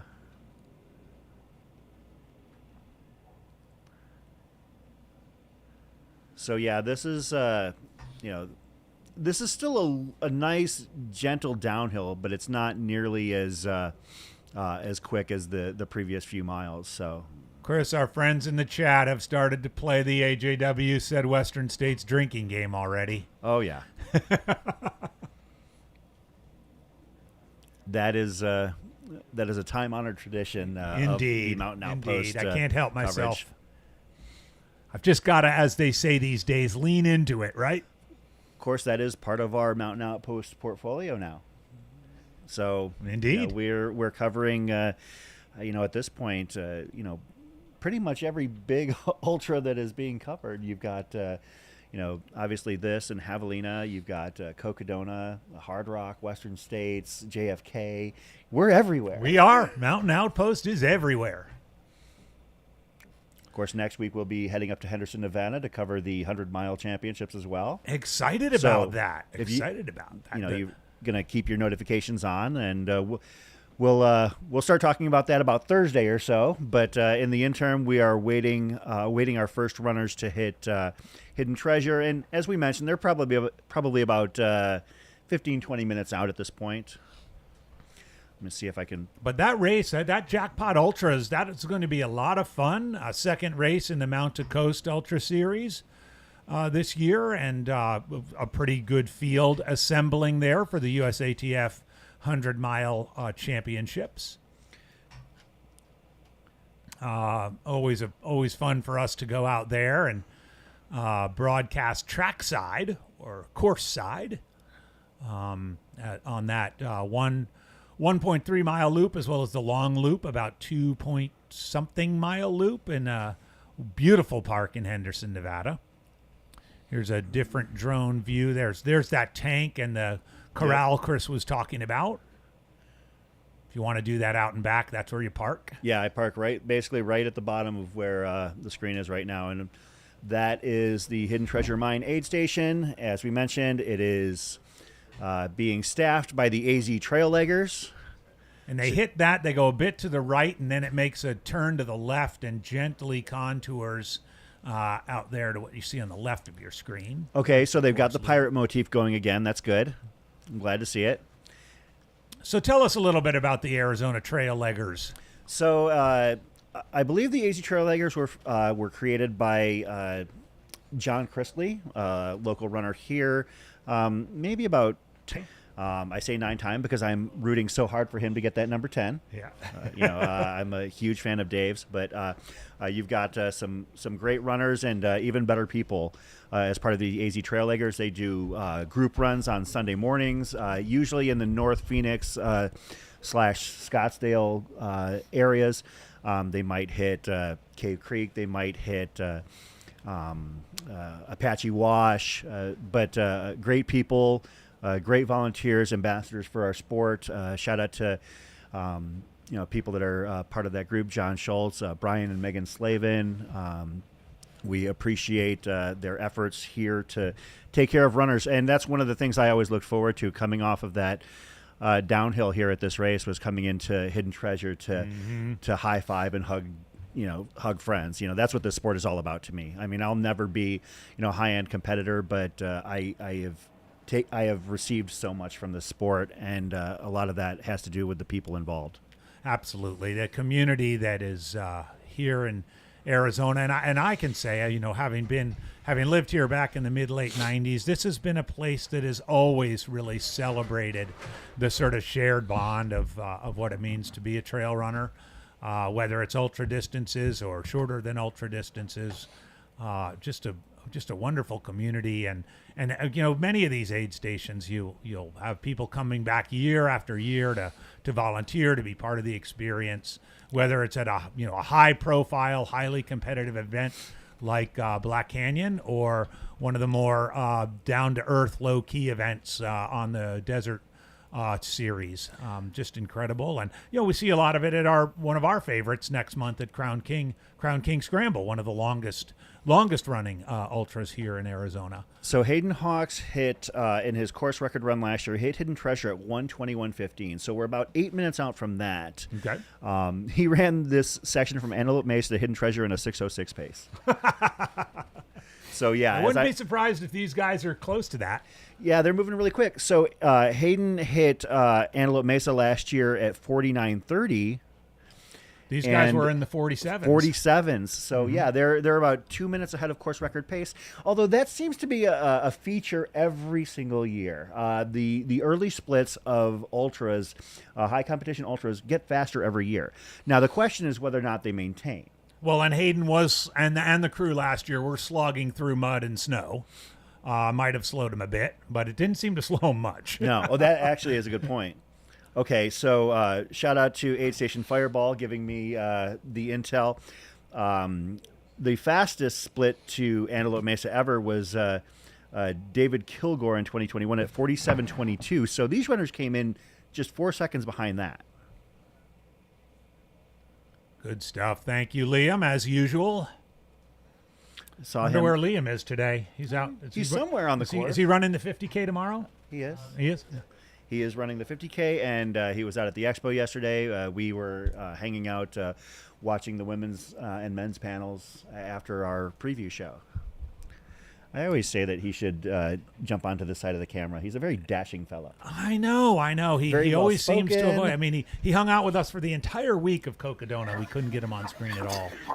You can see. I can see. There's Brad Hornig, our most comfortably dressed member of the Mountain Outpost coverage team. Why isn't everyone else wearing this? that sweatsuit's next That level. looks so comfortable, Brett.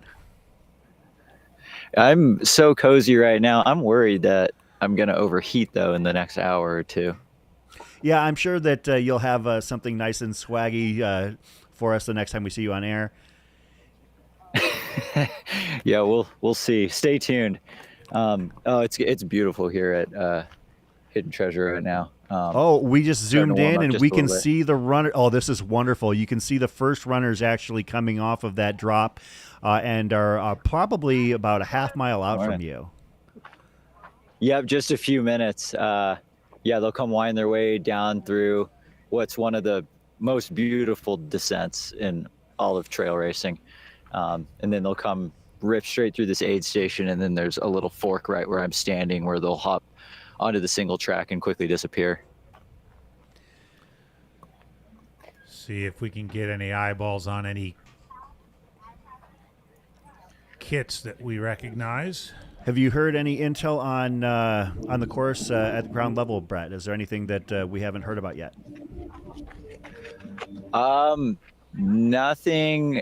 Nothing that I've heard of that you guys probably haven't already. Had a little, while I was driving to this aid station, I had 15 or 20 minutes of no contact with you guys. So you guys might be even more up to date with me, but I'm just going to be looking for is how comfortable people look in the front, who's getting frazzled through the aid stations yet, and just how chill are people right now.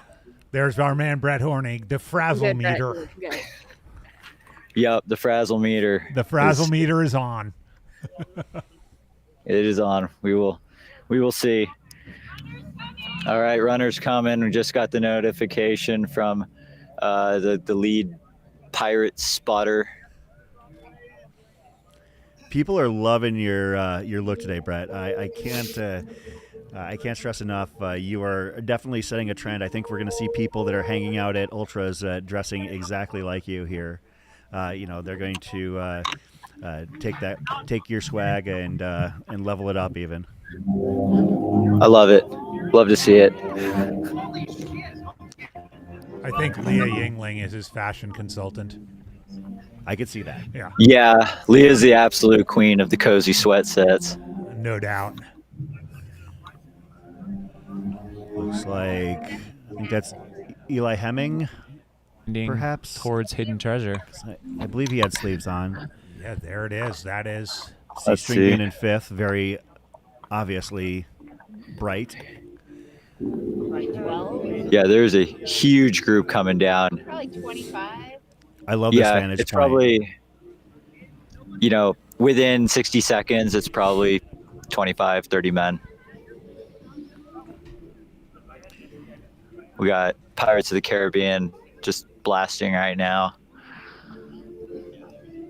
I think I see Drew Darby leading the charge. Yeah, they do a pirate theme at Hidden Treasure. We'll see, because as I mentioned, most of the runners at the front of the race are going to be bypassing Antelope Mesa Aid and maybe perhaps doing their first fueling here at Hidden Treasure. Some of them might go the full 20 miles to Bumblebee, but we'll see what happens here. All I know is that the trail leggers are going to be ready for them, and it'll be interesting to see who needs to do some refueling and who needs to who thinks they can push through. Because this next stretch to Bumblebee, about 6 miles or 6.5 miles, still fairly fast, but a little bit more technical. Look at that. Oh, this is a great, This is this great final shot. little twisty turn to the aid station. Past the corral, through the parking lot, and into Hidden Treasure Mine. Frazzle meter activated. Yeah, definitely super interesting to see who's going to take aid, because I don't think anyone stopped at Antelope Mesa.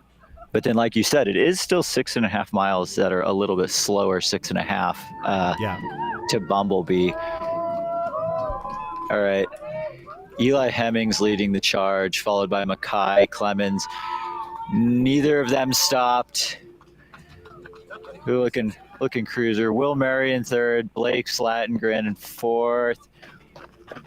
Fifth, sixth, and seventh couldn't get IDs on, but Seth stopped to refill a bottle.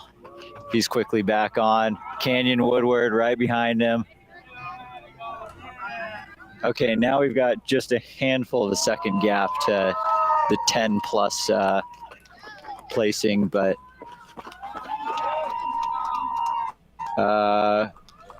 Jupiter and Juan.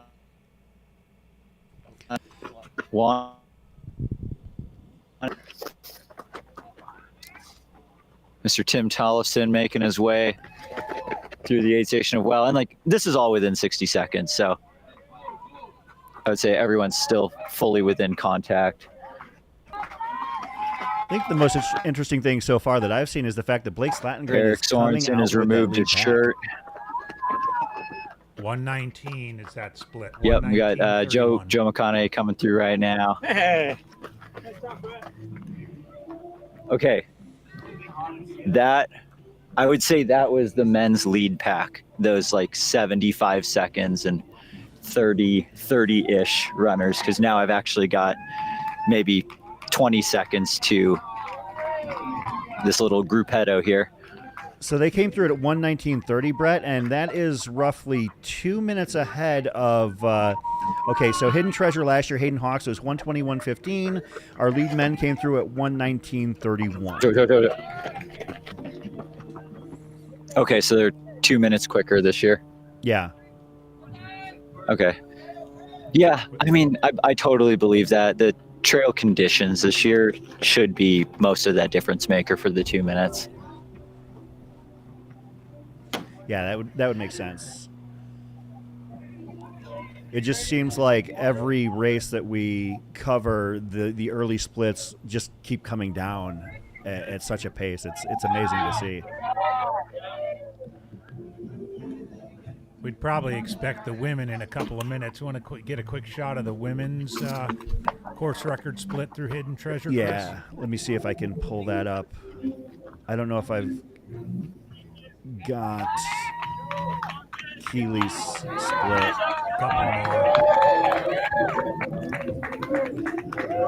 But Rachel Drake was through here in 1:32 last year. 1:32. So okay. I think that Rachel's Drake's was actually faster than. I wouldn't be surprised if Heather Jackson was first through here last year. You know what?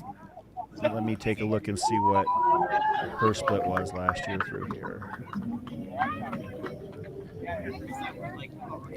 Yeah, she came through in 1:29:43. Okay. So we could expect the women about 5-6 minutes. Yeah. Yep, that sounds about right. Although, actually, you know what? I think it might be a little bit quicker. As we mentioned, things are 2 minutes faster on the men's side with regards to the conditions. Mm-hmm. So it could. I think we might potentially see. So that's a clear group of 8 right there with Eli Hemming at the front of it. Eli Hemming, Mackay Clemens, as we mentioned. Will Murray, Blake Slatengren, Joe Stewart, Seth Ruling, Kenyon Woodward, Chris Raiuli. Yeah, I don't know if it's worth anything, but of that lead, 15-man pack, I think the only person who actually did stop to refill a bottle was Seth Ruling. Okay, great. Good. And he said hello. Frazzle meter very low for Seth. He seemed super comfortable, as did everyone in that front pack. No red flags. No major flags. frazzle meter activation at this point. Yeah, last year there was lots of red flags because people were falling muddy, bloody. I haven't seen any of that. Everyone looks really good. Right. Well, interestingly, after Bumblebee, I think that everybody is going to take at least a couple moments at Bumblebee because it's such a major opportunity to interact with crew. But the next absolutely. stretch after Bumblebee is actually very short. It's about 4 miles. You have that one climb up. When you're heading to Gloriana Mine, you climb a short climb, about 400 feet of gain and maybe a half a mile. But then it's fairly flat, and you kind of run along the side of the canyon wall for that 4 miles, and then a slight downhill into Hidden Treasure. Or I'm not Hidden Treasure, Gloriana. I apologize. I love that section. Oh, I do too. After the climb out of Bumblebee. Yeah. I've got a question for you guys. Sure. Was it last year that Paquan Yu was right at the very front? Was that him who was there till maybe mile 40 or 50-ish? Double check.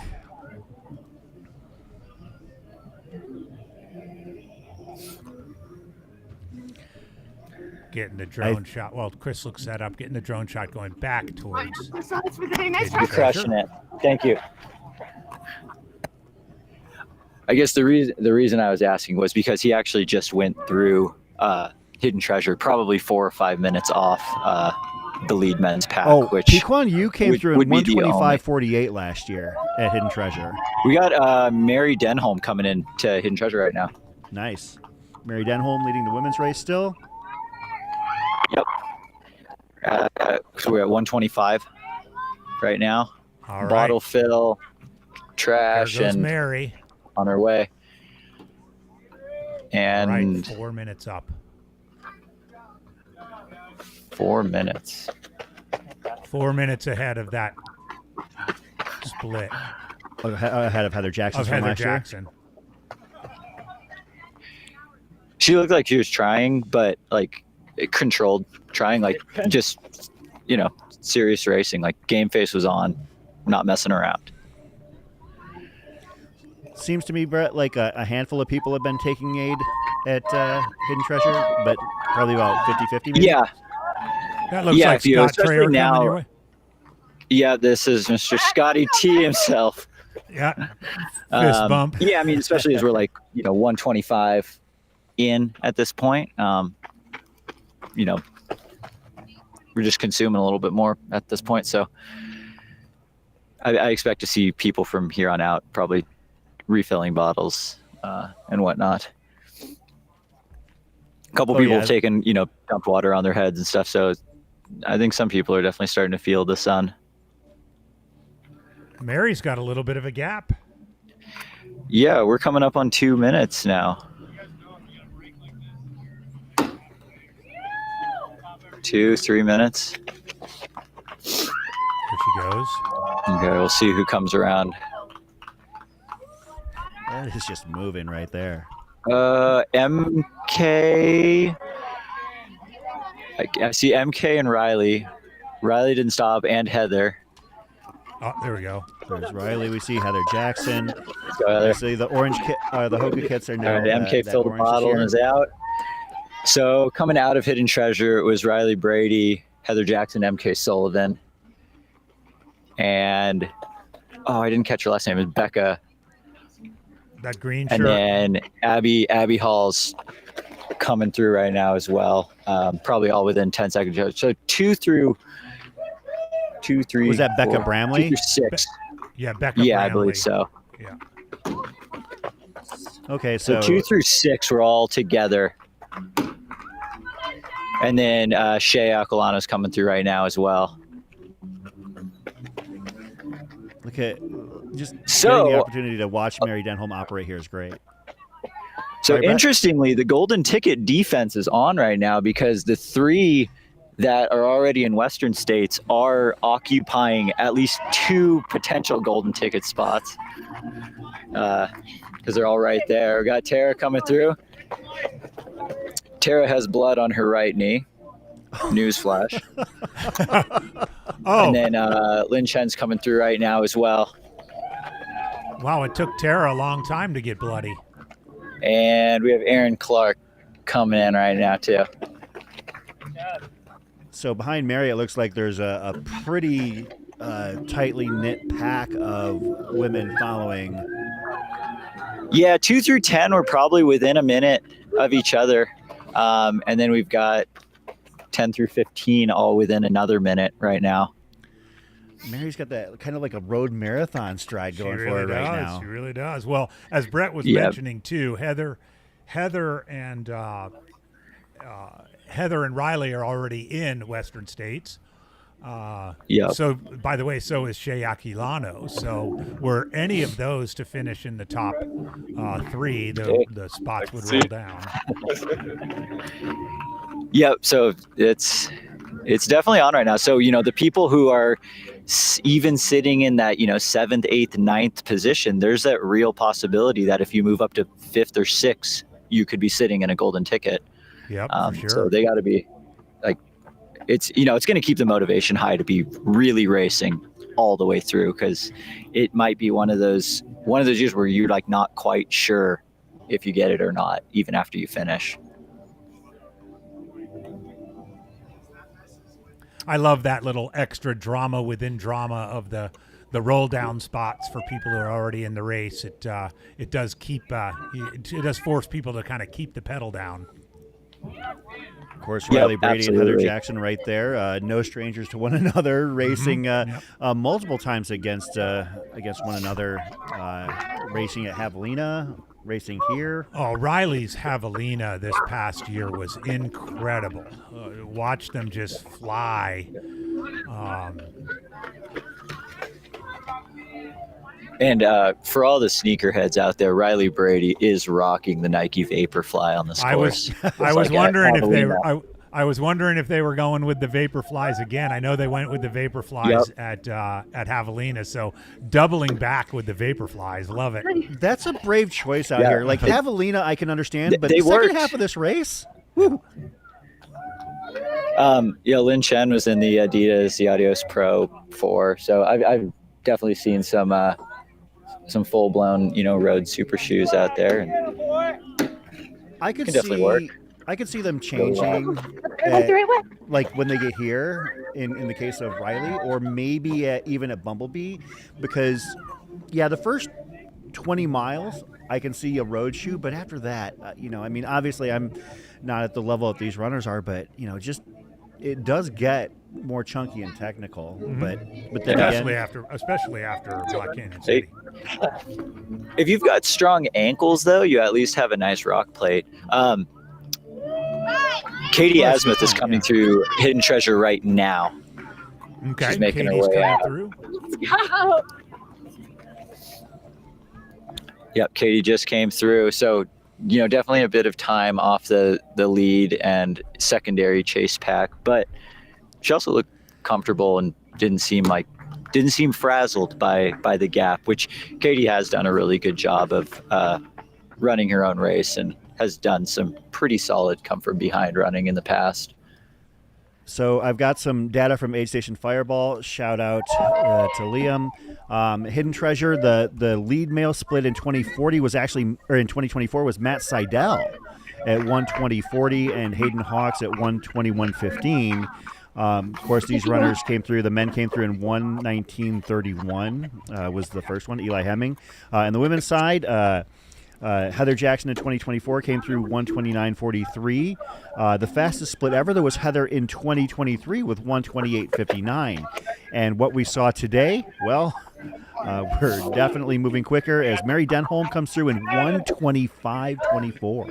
It just gets faster every year. Just saw Lauren Puritz and Christina Mascarenas come through, and that just kind of had me thinking, because Lauren is such a metronome of a runner. Like, I have a feeling even Lauren's splits coming through right now are probably still on pace for a very fast overall time. So the classic question of, are we just going to see again another historically fast overall top 10, or are we going to see a decent amount of movement in the second half of the race? Yeah, that's a good question. Lauren Pirat's coming through in 1:32:22. I'm going to see if I can pull up her split from last year. Her split was 1:33:02. I had to take a guess. I bet it's within a minute. Yeah, she was 1:33:02. and she got to go take it. Yeah, and this year she's 40 seconds faster, and it's 22nd.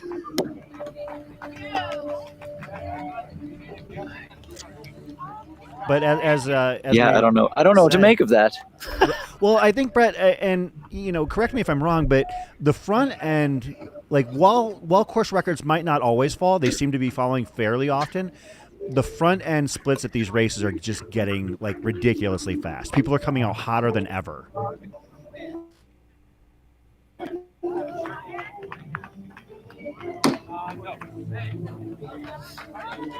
Like I can't testify as to the number of races where the CRs are being set on an annual basis, but I can definitely testify that from covering these races, the front end splits of these races, the first few aid stations, the first few timing marks are coming down every single year. You can see that is back at Hidden Treasure Mine at mile 13.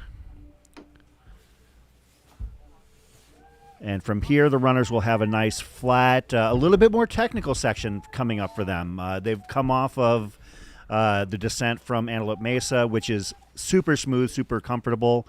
That is Bree Grigsby right there coming through, Air Viper Racing Team member. But The section from Hidden Treasure to from Hidden Treasure to Bumblebee is a little bit more technical, a little bit more rocky, more of a sidewinder rather than an up and down kind of and a few switch. little grindy sort of tilts places when you kind of have to grind through some washes. I don't know who that was, but I saw the runner just kind of slap himself on the side of the face a couple of times, and I want that kind of stoke when I'm running a 100-miler or 100K. All right, I think we are going to start packing up and making our way over to Gloriana, which is the aid station right after Bumblebee. So we'll see you guys in All right. an hour, even less. Thanks, Brett. They're running very fast, so we're going to hustle. Yes, they're moving very fast. Of course, Brett Hornick got in the field at Hidden Treasure, but he is going to pivot to Gloriana Mine, which is mile 24 of the race, which is after Bumblebee. Bumblebee will be the first major crux of the race. This is the Bumblebee aid station. The Satisfy crew out there setting things up. The aid station director there is at least somebody that is no stranger to this event or to the scene. Chris Thornley. Indeed. Is in charge of things out there. And there's typically some live music. Maybe not yet, but there's live music out there. There's an open bar. Not open bar, but the bar is open. It's not open bar. Let's clarify that. We don't want people heading out there. There's a little squirrel's nut butter. There's good friend Deb Hamberlin. Of course, Deb getting ready for her own journey, running She's Western in States this year. States. That's Greggy Vergaren. Greggy is going to be on the call for the Golden Hour. With Heidi? Yeah, with Heidi. Right on. So you'll be hearing and seeing plenty of Greg here this evening, coming down from the Great White North to join us. And I actually have really gotten to enjoy Greg's commentary on these live streams. He definitely has such an upbeat demeanor about himself. So I think you'll enjoy it if you stick around until the wee hours.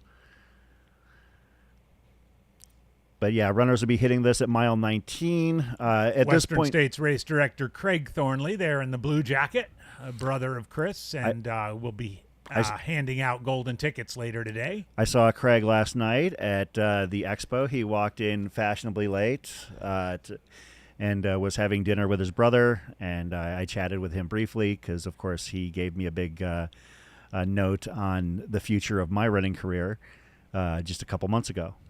And that is Bumblebee Ranch. It is kind of cool because you literally do go right by the bar. The change, because prior to this current setup, you actually were out on the road to Bumblebee, but the aid station was a couple of 20 by 20s on the side of the road. This is so much better. It is so much more fun to be out at Bumblebee Ranch with this setup. And shout out to them, to Bumblebee Ranch for hosting us here at this event, because it really is a great feeling to be out there. And I can't wait to come in tomorrow as my race goes on, because that means I'm almost done. That means only about 10 more miles.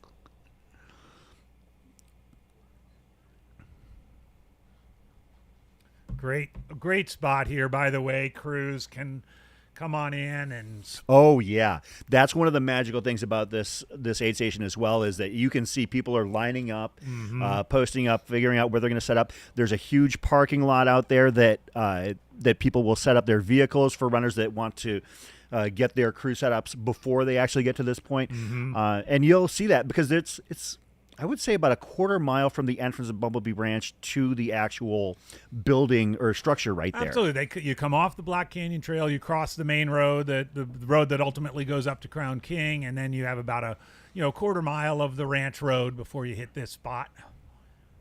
And then you got a little ranch road leaving the spot before you jump back onto the Black Canyon Trail and begin that. It's a sustained climb. It's nothing crazy, but no. you are climbing out of you haven't climbed very much. Yeah, about maybe a half mile and 400 feet of climb is kind of what I eyeballed it at. It's definitely something that you'll notice, but I don't think it's necessarily going to hurt you. But Going to see our most recent runners to get through Hidden Treasure at this point. Some names. Ross Kiewit, a friend of ours, local group run leader. Ross Kiewit hit Hidden Treasure at 1:38, which once upon a time would have had us freaking out and panicking. Ads. Oh, yeah, absolutely.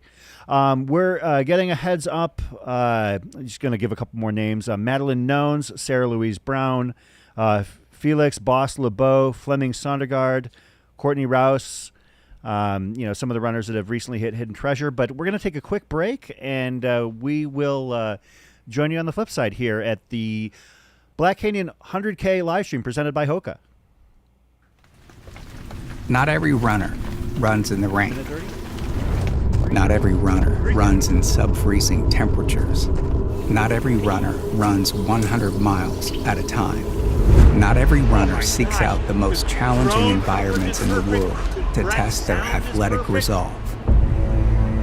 Not every runner finds joy in the struggle. No, we But for haven't said that those at all. who do, we You guys see are crushing it. We see you on those days when you could just take the day off or log a few miles on the treadmill instead of braving the gusting wind and snow. We see you, and we're here for it. That's why we create and test the absolute best technical running apparel in the world. Gear that keeps you dry, staves off the wind, keeps you warm. Gear that keeps you comfortable in the most uncomfortable conditions. So go ahead, step out the door, seek out those challenges, and just keep running. Or where, for whatever's ahead.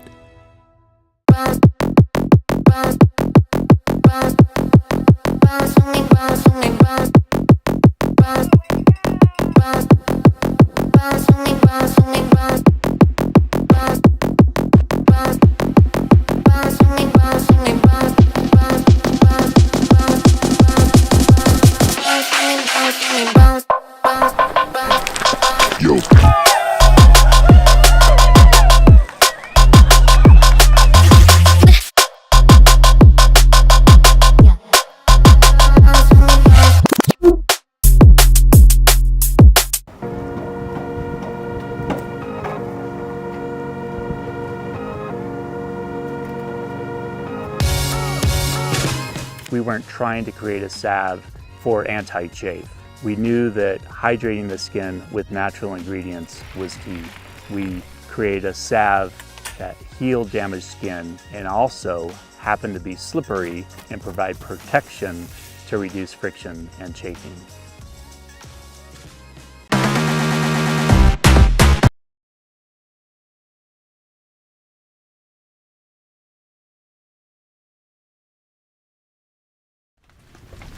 Not every runner runs.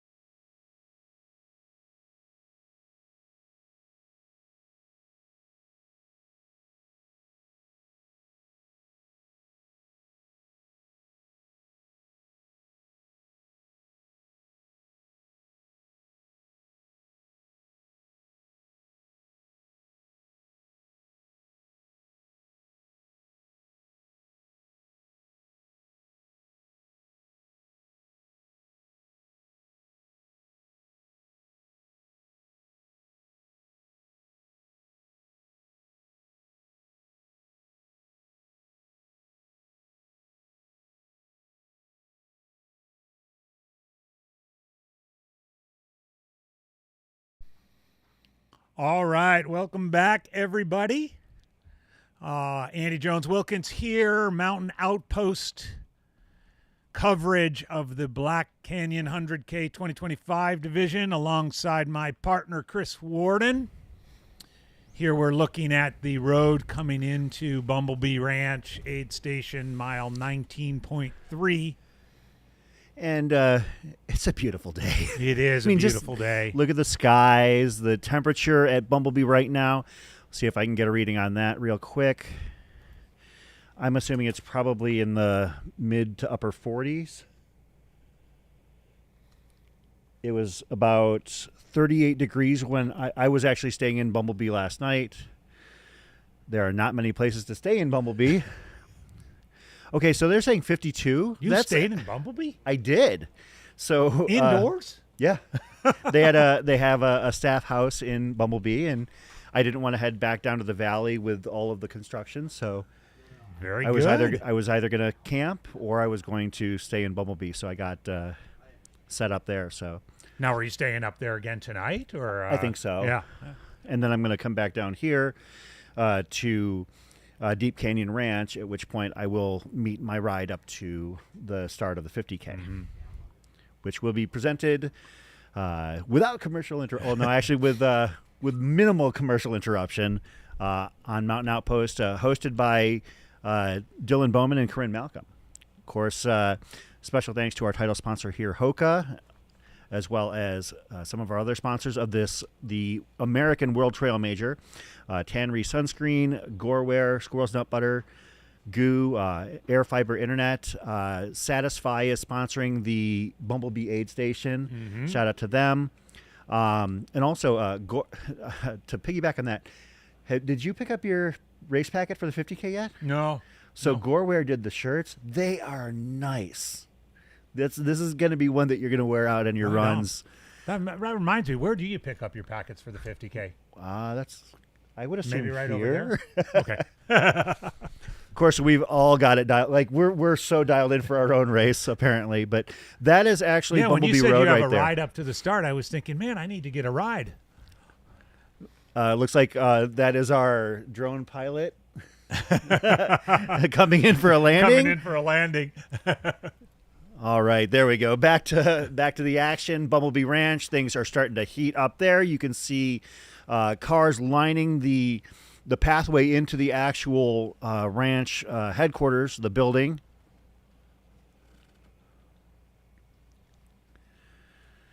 Yeah, this real estate at Bumblebee Ranch becomes so valuable. And what's really kind of cool to me is that I do love covering this race from the finish line, and I do love being, when we were at Emory Henderson Trailhead at the finish of the 100K.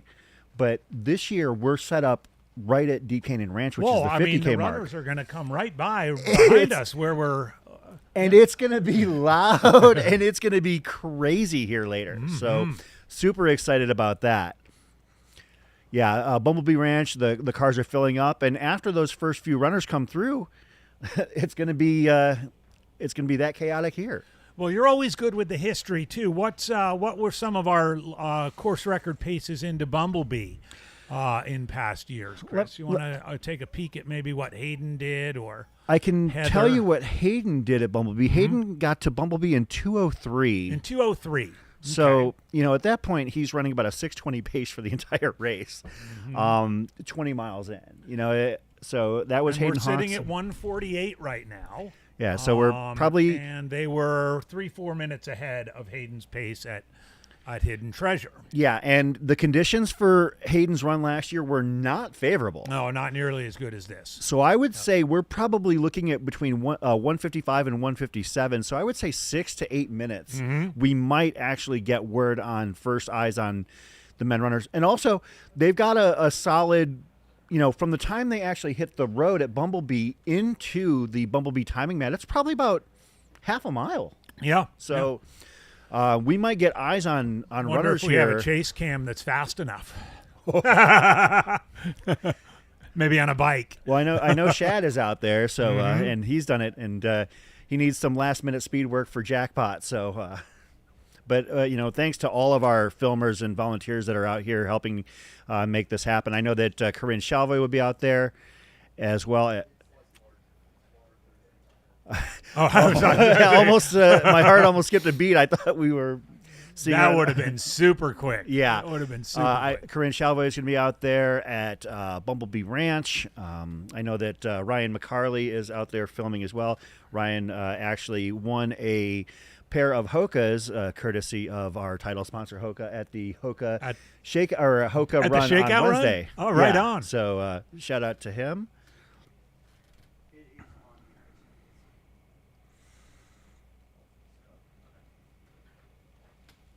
just about an hour and 50 minutes into the race. This is about mile 19.3 of the Black Canyon course, Bumblebee Ranch, at the base of the Bradshaw Mountains.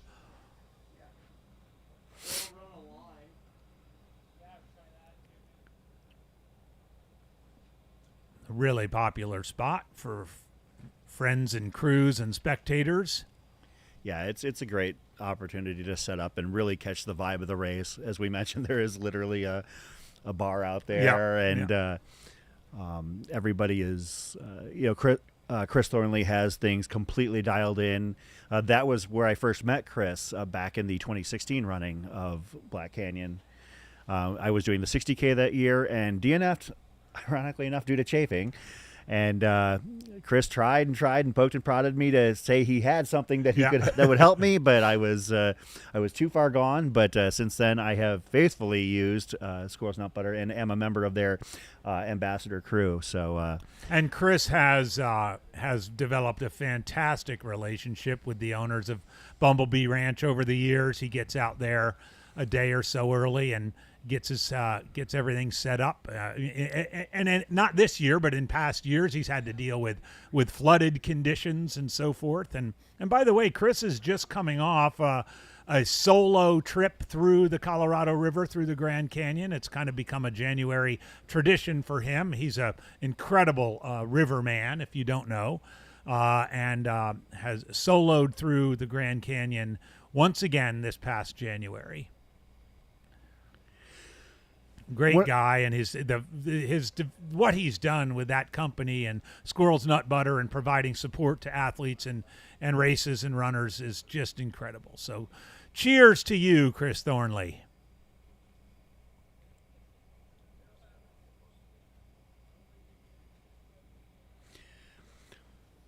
somebody was asking about when Pacers hop in. They actually hop in where we're at right now, where they can hop in at the halfway point of the race, Deep Canyon Ranch. In prior years, they weren't able to hop in until the 60K mark at Black Canyon City at Rock Springs.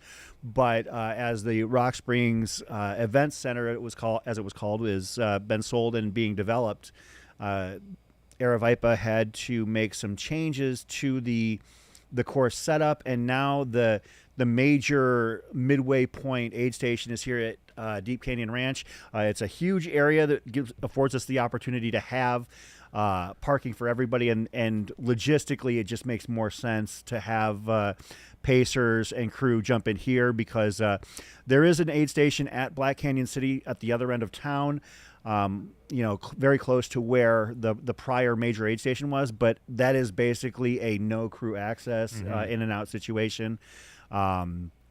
But Pacers now actually from here would be taking their runner for about 20 miles and up to Table Mesa, and from Table Mesa to the finish line is about another 10 miles. So it basically had the effect of allowing Pacers for an additional 4 miles. Yeah, and I don't know if that makes a huge difference, but it is something that I'm sure that in a lot of cases, more so for the mid and back of the Packers, affords them that extra level of comfort and support. This is looking out the road, coming into runners will be coming in towards the camera right here. Yeah, we're obviously giving, choice parking lot views here, but the reason why we're really paying close attention to that is that this is where the runners are going to be coming in. That is your first look at Gloriana Mine. Gloriana Mine is the next aid station after Bumblebee Ranch. That's about mile 24. You're coming off of a single track, a wonderful single track section, and actually the first few miles after Gloriana Mine are a lot of fun as well. That paved road right there, that is Bumblebee Road. That if you keep following that for another 5 miles, you head to Bumblebee Ranch. I'm sure that that's what a lot of these vehicles are doing, heading over there now. Now, the pavement ends about a mile ahead of where those cars are, and then it's not – actually, it was out there this morning. It's not terrible. It's passenger car passable, so it's nothing you have to worry about. But yeah, coming off of the stretch between Bumblebee and Gloriana Mine, there's another lengthy runnable single track section. As we mentioned, the first 50K of this race, you can do some amazing things. Yeah, the runners are coming into this aid station from the right there, and as Chris mentioned earlier, they're kind of contouring along the side of that mountain wall after the initial half mile or so climb out of Bumblebee. Look at that, the amount of the number of people setting up at Bumblebee. So the runners are going to come in off the left-hand side. Yeah, right where that white truck is coming in. And then they're going to take a hard right, basically following where that truck is going to go. So hopefully vehicles are... I mean, I know they're setting up for everybody, not just the front of the packers. So that's what we're going to have plenty of vehicle traffic. But you can see there are a lot of people getting ready to be out there and take care of their runners. And I will tell you, the population of Bumblebee, I believe, is like 30. Like the actual permanent population. And yeah, look at that. Great shot. So this is Bumblebee. Yeah, it's I think that there's a sign that actually says when you enter Bumblebee, welcome to Bumblebee, population 11 people, 32 horses, 158 cattle. And the runners come in, they cross the Bumblebee Road, Bumblebee/Crown King Road, and come down here and make that right where the cars are coming. And I think we've got some runners.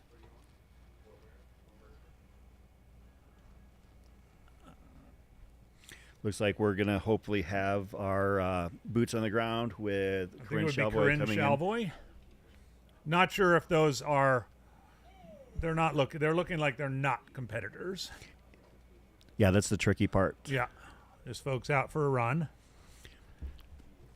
Yeah, so the runners are actually going to come off of the Black Canyon Trail right across the street from the signage to Bumblebee Ranch. Yeah, there's a Hoka like pylon. There's a Hoka banner there, yeah, Hoka pylon right at the off the road where they come out. It's going to spit them out right into the driveway for Bumblebee, and the runners all run in. All right, so now our drone is heading up the course. Oh, there they are. There we go. And it's 1, 2, 3, 4. Looks like that's still Eli Hemming 5. in front, potentially, although it's pretty bright.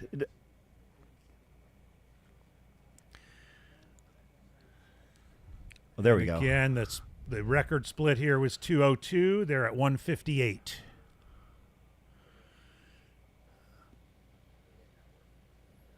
Of course, they're not into the aid station yet. Yeah. Shout out to the vehicles realizing what was going on and pressing pause. Looks like sleeves have been jettisoned. This is great. Coming into Bumblebee Ranch. Lead men's pack of the 2025 Black Canyon 100K. Eli Hemming, Blake Slatengren. I see Hans Troyer has actually entered the chat. Hans, we are hoping that you're feeling okay. We're thinking of you, man. We wish you were right here on our camera view. Will Murray, Mackay Clemming, Seth Ruling. They were the original group of 5.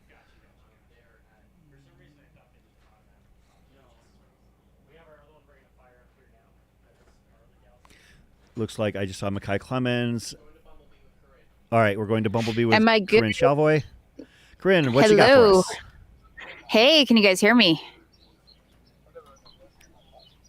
Testing? Can you guys hear me? You have audio? No audio.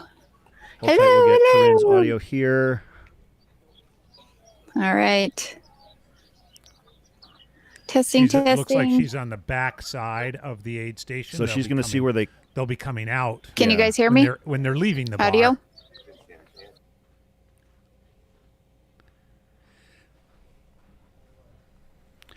We'll see if we can get that shot back here real quick. All right. So again, we've got that first there we go. Coming in. We've got the overhead shot. I see Mackay Clemens there. It looks like that's Mackay followed by Eli. Because Eli was, yeah.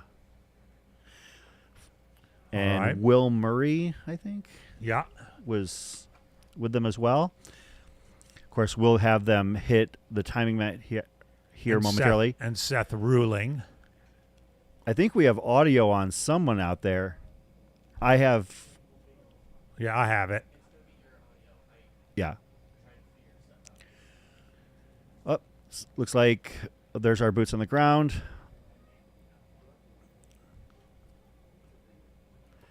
There's Blake Slatengren. I will say one of the things I'm really surprised about is the fact that Blake is already like near the front of the race. He usually lies in wait a little bit. First cruise stop. This is great footage here.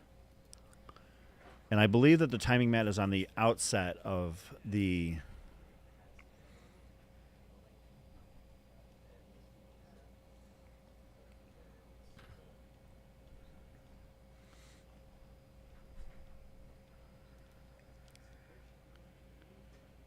You can see that is actually the aid station proper, being run by There's Chris Thornley in his trademark purple hat.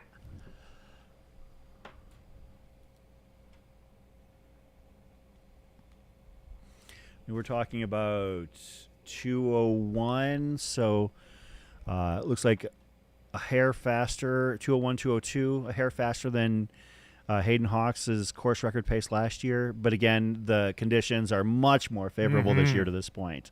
That could end up backfiring a little bit on the second half of the race. Come through. So we got Mackay Clemens having come through in 2 hours 41 seconds. Eli Hemming 2 seconds back. Blake Slatengren at 2:01:13. Seth Ruling at 2:01:19. Keegan Oldani going to have to do some digging on that one. 2:01:21, and Elliot Cardan at 2:01:31. Keegan Oldani. Anybody in the chat know Keegan? We'll look him up. Elliot Cardan. Keegan was part of those lead packs at Antelope Mason Hidden Treasure, so I don't think it's necessarily a timing mat issue. Sometimes we'll get random registers, but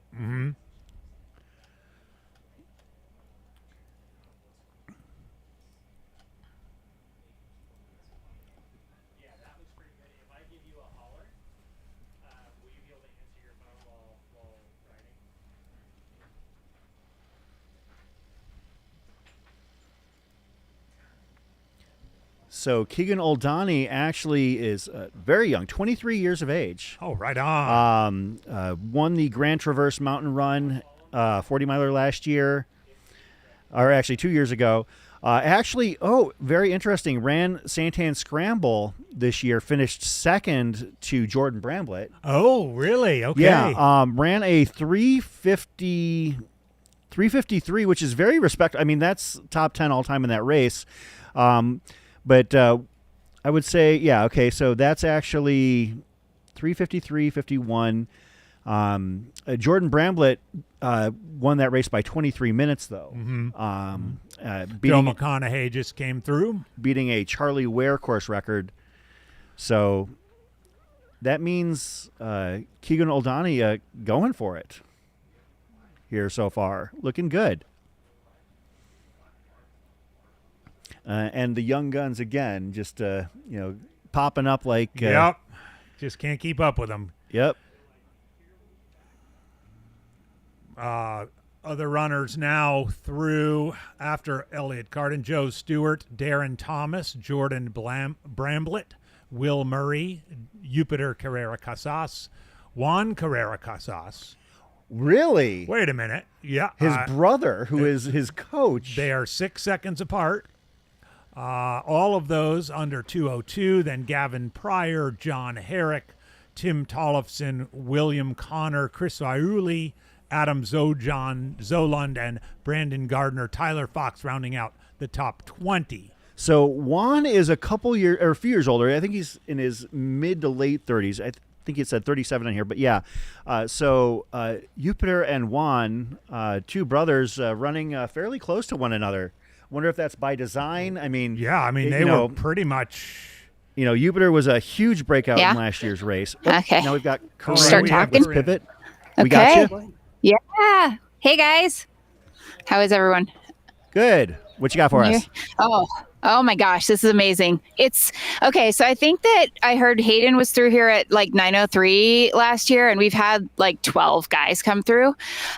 So it's just super hot pace. Everyone's just looks like they're running a road marathon basically. And we've had a couple of people stop in the bathrooms. But yeah, I mean, I don't know. I think it's just, I'm not sure how it's going to play out here because everyone is just on a really, really hot pace. Well, we're probably not going to be too far off from seeing the first woman come through because Mary Denholm was really looking strong and comfortable. As I mentioned, it looked like she was running a road marathon or 10K out there. Yeah, she's no stranger to road marathons. She's run a lot of them. Oh, yeah. Mary is an excellent marathoner, basically honed that and got down to running 2 OTQ qualifying times before jumping in trails last year and then dominating the whole Leadville series. So I had no doubt she would go out hot in this race, and it appears that she's, doing what she said she was going to do, basically from the gun, just working hard. I saw her at both earlier aid stations, and she looked comfortable. Jared Hazen just came through here. She looked comfortable. She looked like she was working, but I think she's one of the few women in this field that can run comfortably at a 6:10 pace on trails and still have a lot left at the end. So, excited to see that. We had seen a pack of women after her, MK Sullivan, Riley Brady, and then Heather Jackson had moved into that group. Also, Becca Bramley, she was right up there with that pack of, it was like 5. So it'll be curious to see if that's spread out at all or if they're all staying together as we get here to Bumblebee. Corinne, I was just referencing Hayden Hawks's course record split from last year. He got to Bumblebee in 2:03.23. This year, 22 men came in under 2:03.23. Do you think that is more indicative of either A, people trying to hammer the course just that much faster, or B, the elements being much more favorable this year? So I think it's probably both. I think we're seeing, as you guys have mentioned, people going out hard from the gun and really the race starting at the start line at mile 1 versus starting sometime later on. But I think it's also largely the conditions. I ran last year and those first 6 miles were quite muddy. A lot of people trying to save their legs, trying to not fall, trying to not just pull something early on in this race. So the dry conditions, I guarantee, are a factor in it. And then I think you just have the density of this field that are all kind of have looked at historical splits and are able to just say, okay, I'm just going to run under that. These guys look like, sorry, Corinne, we're just jumping in. We've got a drone shot of 2 leaders. That is the top of the ascent coming out of Bumblebee right there. And they have definitely gapped. Well, that is Eli. Is that Mackay and Eli? Yeah. Yep. I believe Eli is in the tank and Mackay is in the sleeves or short sleeve shirt. But yeah, this is the top of that climb out right here. Yeah, and I will say, like, it looked to me like Mackay was maybe, I don't know, this might be total speculation, but surging just a little bit through Bumblebee here. And Eli was basically just looking at him and just being like, I'm chasing at this point. So that was kind of cool to see. But obviously the elastic has not broken. Did somebody just pull off to the side there? Nature break, okay. It looked like. Nature break. We're not going to get that on video. We're going to honor everyone's privacy there. But JP Giblin rolling through here. So yeah, we've got some big names. Tim Tollefson was in that pack of 20. So I think there's some runners that, are thinking that their splits maybe should have them higher up in the field at this point in time. And they would not be wrong about that. Yeah, I just think it speaks to the depth of this field, Corinne. It's the fact that, as we did in our preview show, we had on both sides, both the men's and women's races, we had so many names come across our lips, and in some cases, some names that didn't are people who won golden tickets in the last 12 to 24 months who didn't even get that kind of acknowledgement on our preview show simply because this field is so deep. Yeah. Yeah, it's going to be exciting. I mean, I think this aid station also is a bit of a critical point, right? Last year we saw a couple of women drop at this point in time. It's like a time in the race where you're like, okay, maybe if I am going for a golden ticket and I am not in the top 10 right here, I have to consider whether this is my day or not. Maybe I'm going to save myself for canyons. Maybe I'm going to go try to get a world spot at Gorge. And maybe I came out just to see how I feel on the day and decide whether or not I'm going to move on from here. But yeah, I think we have had some notable drops in the past here at Bumblebee. Looked like we had a third man join Mackay and Eli. Might have been Seth Ruling. And then there's Blake Slatengren. Yeah. And Keegan Oldani,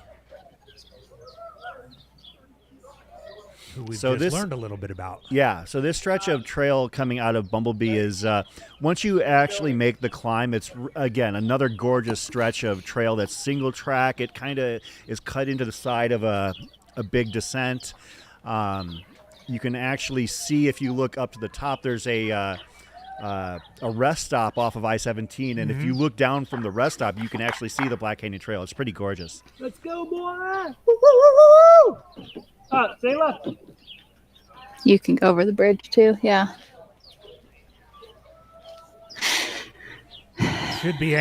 Corinne should be any minute now for the women's group. Okay. Yeah, I would expect to see our lead women come through here very quickly. Yeah, did we still have about 3 minutes separating Mary from that second chase pack at Hidden Treasure? That was about right, yeah. Yeah.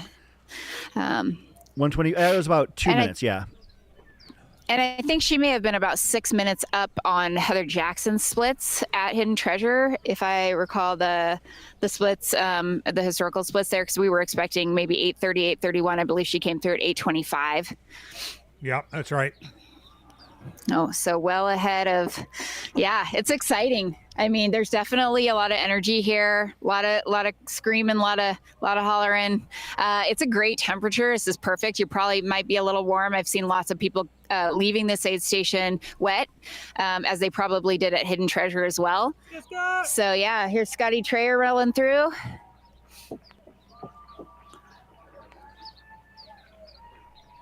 Rocking his signature button down. That's There's soaking Mary. wet. Mary is in the aid station. All right, Mary's just in on aid. the other Yep, side of okay. you. Yep. Great. She is being crewed by her friend Colton, I believe is his name. Nice, super chill guy. We got to see him. We got to see the two of them doing some pre-race prep at their Airbnb. And like Mary is somebody who likes to keep things very, very, very chill the entire day before the race. She also doesn't listen to a hype song. She wants to keep her heart rate low until she actually starts. So she is, let's go, Mary. You're doing awesome. Straight through. Sorry, guys. No, that's fine. Rachel Drake's time last year was 2:21:27. Oh my goodness! So Mary Denholm, 8 minutes ahead of last year's winning pace. I don't have the CR split in front of me, but just for comparison, the men were about 2 minutes ahead of Hayden's time last year, but Mary about 8 minutes ahead of the winning time from last year. Yeah. I mean, I think that this is what Mary was planning to do. I'm sure she's going by feel. She said, I'll see how I feel. She told me she was planning to aim for 120 grams of carbs an hour. So she is trying to continue putting gas on the fire as she rolls through. So yeah, she is, no signs of stopping. She looks great. Next women we can expect would probably include some combination of MK Sullivan, Riley Brady. What's that? Okay. All right, we're going to move over here to the covered area. Oh, there's Check Heather out Jackson right there. Heather aid Jackson station. is in. Okay, so All that right, means Heather Heather's moved in. up quite a bit Heather through has this. moved. Yeah. Heather went from What's fifth that? to now looking to be F2 job, Riley. right now. And it's within a minute or two. Riley Brady, F2. Okay, so Heather Jackson is F3 then. And so we have Riley Brady really only 90 seconds or so behind Mary Denholm.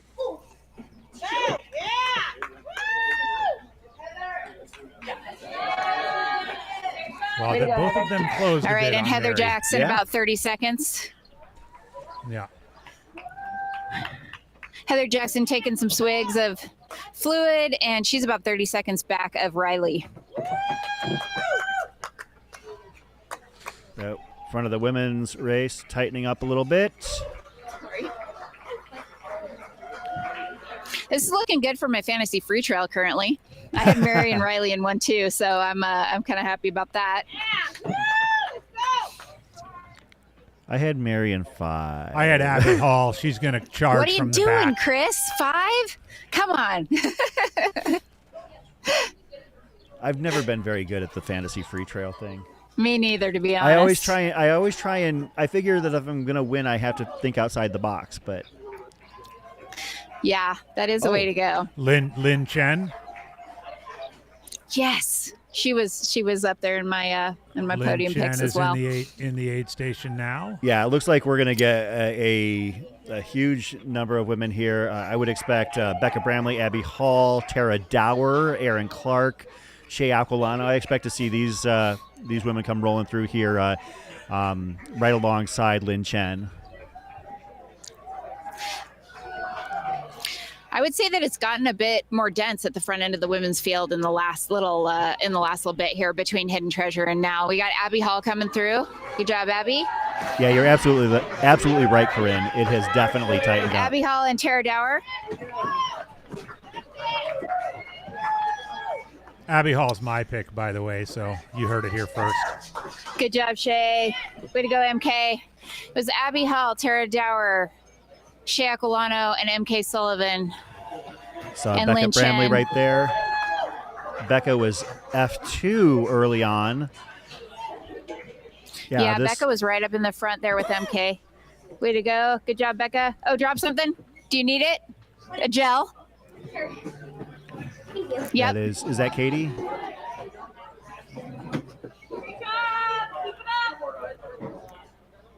Oh, that's Jane Mouse. Jane Mouse, 14. another dark horse on some people's lists. Air Viper Racing team member. Woo! Jane is stepping up in distance. And yeah, some runners are commenting that as they come through the actual aid station and the covered part that they're a little chilly, probably because they just got wet. Drop that. Okay. Running out. Yeah. We have Erin Clark coming through. Completely soaking wet. Legs are dripping. Lots of ice. Front ice bandana.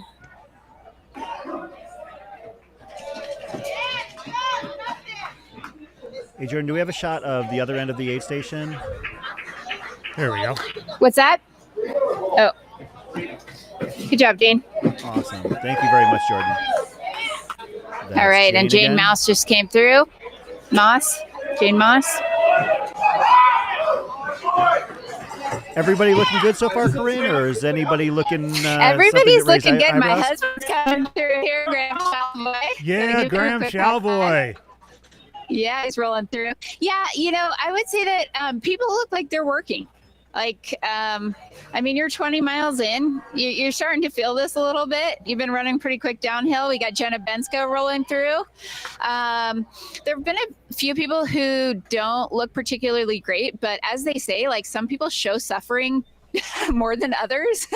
And some people might be hurting and you can't tell because they're just got a giant smile. You don't know if it's a smile or a grimace. So I think this is the point where, it's real. People are starting to feel it, but I haven't seen anybody with blood actually, which is surprising. So yeah, that's a good sign. Yeah, I think that Brett mentioned at Hidden Treasure that he thought he saw some blood on Tara Dower's knee, which would track. Well, Tara Dower had blood on her knee before the race started. I taken some photos yesterday, and she went ahead and got it out of the way on the shakeout run. So she, I don't think she's fallen during the race. I think she actually fell the day before the race. Okay, there you go. Thank you for clarifying. She was pre-cutting. Okay, so this is she was pre-cut. Excellent shot of looks like the women's chase pack heading out from Bumblebee Ranch.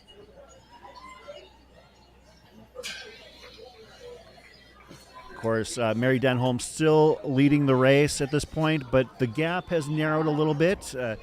But we cannot stress enough that it is so early on at this point. Yeah. This is beautiful. Wait, actually, is this...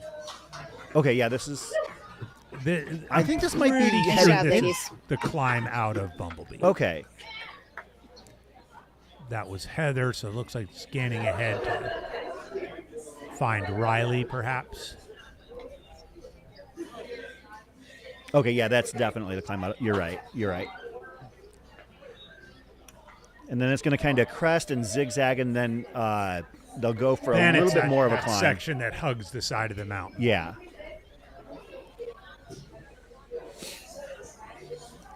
And I don't know. Like, I know a lot of people think that this climb is kind of a tough climb, but personally, I think it's great because it just forces me to have to hike a little. Yeah. I believe this is Emily Mann. Okay, Emily Mann, the 2024 Run Rabbit Run Emily winner. Mann is coming through the aid station right now. Yep. Looking nice and bouncy. Good job, Emily. Running her own race. Yeah, she looks kind of fresh. She's got a real bouncy stride. Way to go. All right, we got another female coming through. This is Sarah Bergeon LaRouche. If I said that right, I don't know. I don't speak French, but one handheld and a waist belt. That's Mary Denholm right there. Yep, Mary is grinding up the climb. Just about. And Aroa CO. Little crest. Right there, you see that runner That's ahead? right. Yep. Right where that sign is. It veers a bit to the right and contours along. Valerie the side Arsenault. Did Valerie come through right now?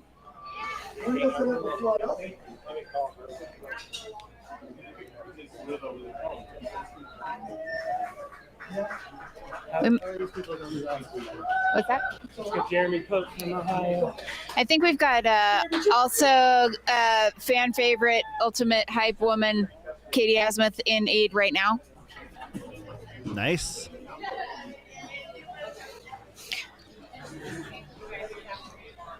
Yeah, and for viewers that aren't familiar with the Black Canyon course, this race is one that everybody comes out so hot, so fast, and the second half of this race is where things really get more difficult and wild. We've seen people charge up from outside of the top 10 into a golden ticket position in the final 20 miles. Because the second half of this race is where nearly all of the climbing is. Oh, yeah. And it's much more technical as well. Like you can see right now what Mary Denholm, our women's race leader, is running on. And she looks like she's out for a road 10K right now, just out for a training run. But the second half of this race will be much more technical once they get through Deep Canyon Ranch. Good job, Lauren. Female runner Jessie George, and then Lauren Puretz. Lauren Puretz, a golden ticket winner from last year. Yep. Finishing third. Also an excellent Heavlin 100 for her as well. Oh, yeah. She's somebody who you don't want hunting you down. I know from experience. And as hard as she looks like she's working, she keeps speeding up. So it's frustrating. Is that a follow cam We've got a on? nice follow cam. Is that on Blake? It could be anybody. There's multiple people wearing bright kits like that.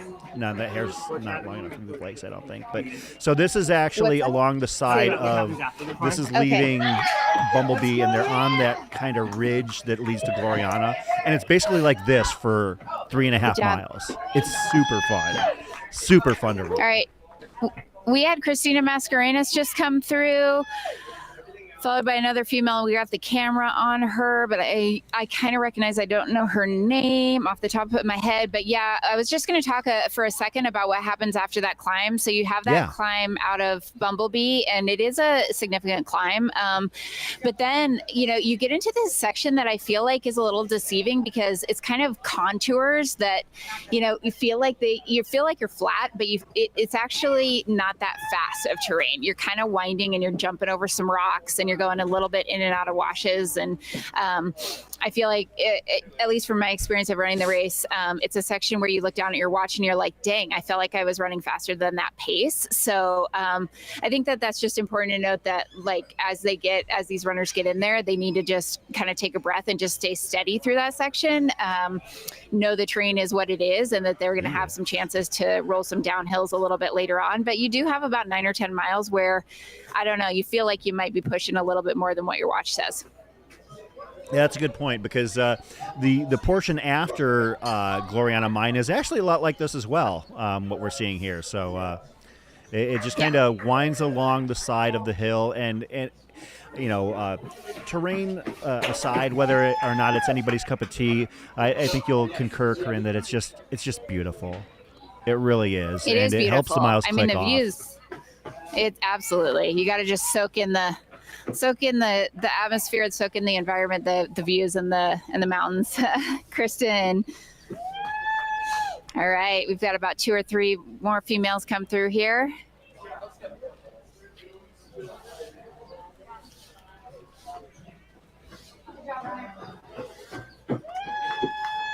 How's everybody doing in the chat? I'm missing not being able to follow that. The chat is hopping. The chat is hopping. Chat is hopping. Somebody gave money to Brett for his drip, for his outfits. I mean, come on. If you have drip like that, do you really need the money? He's already hooked up. Right? Exactly. Yeah, it was good. There's burritos here at Black Canyon. It smells good. We might need some breakfast. Well, thankfully, Chris Thornley is there to take care of you as part of the broadcast crew. I'm sure that if you're hungry, he will definitely make sure that you're fed. I'll have to find Chris. Is he wearing his signature hat? Have we seen him? He absolutely is. Yes, he is. Just look for the purple hat. There it is. I see him. Good job, runners. Shout out. Oh, he's got a white jumpsuit, squirrel's nut butter jumpsuit going. It's pretty sick.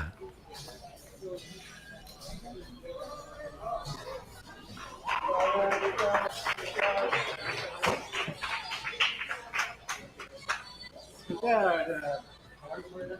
Yeah, Chris's brother Craig is out there too, getting ready to hand out golden tickets later today.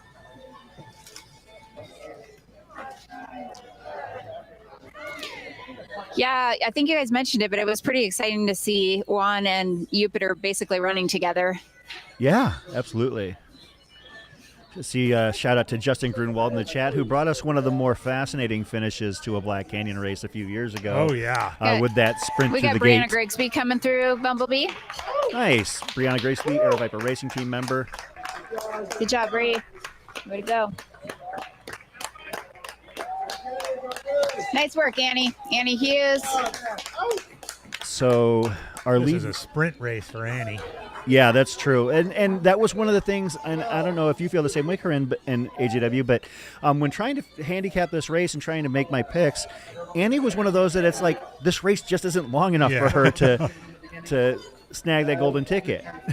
That's the way I felt. Yeah, I mean, she's also, coming back, getting back into shape, potentially racing her way back into really good shape after. I believe she's now working with Megan Roach, who I read somewhere said that, Annie said, this is good because Megan doesn't let me consecutively run 110-mile weeks because maybe might not be the best idea for me at this point.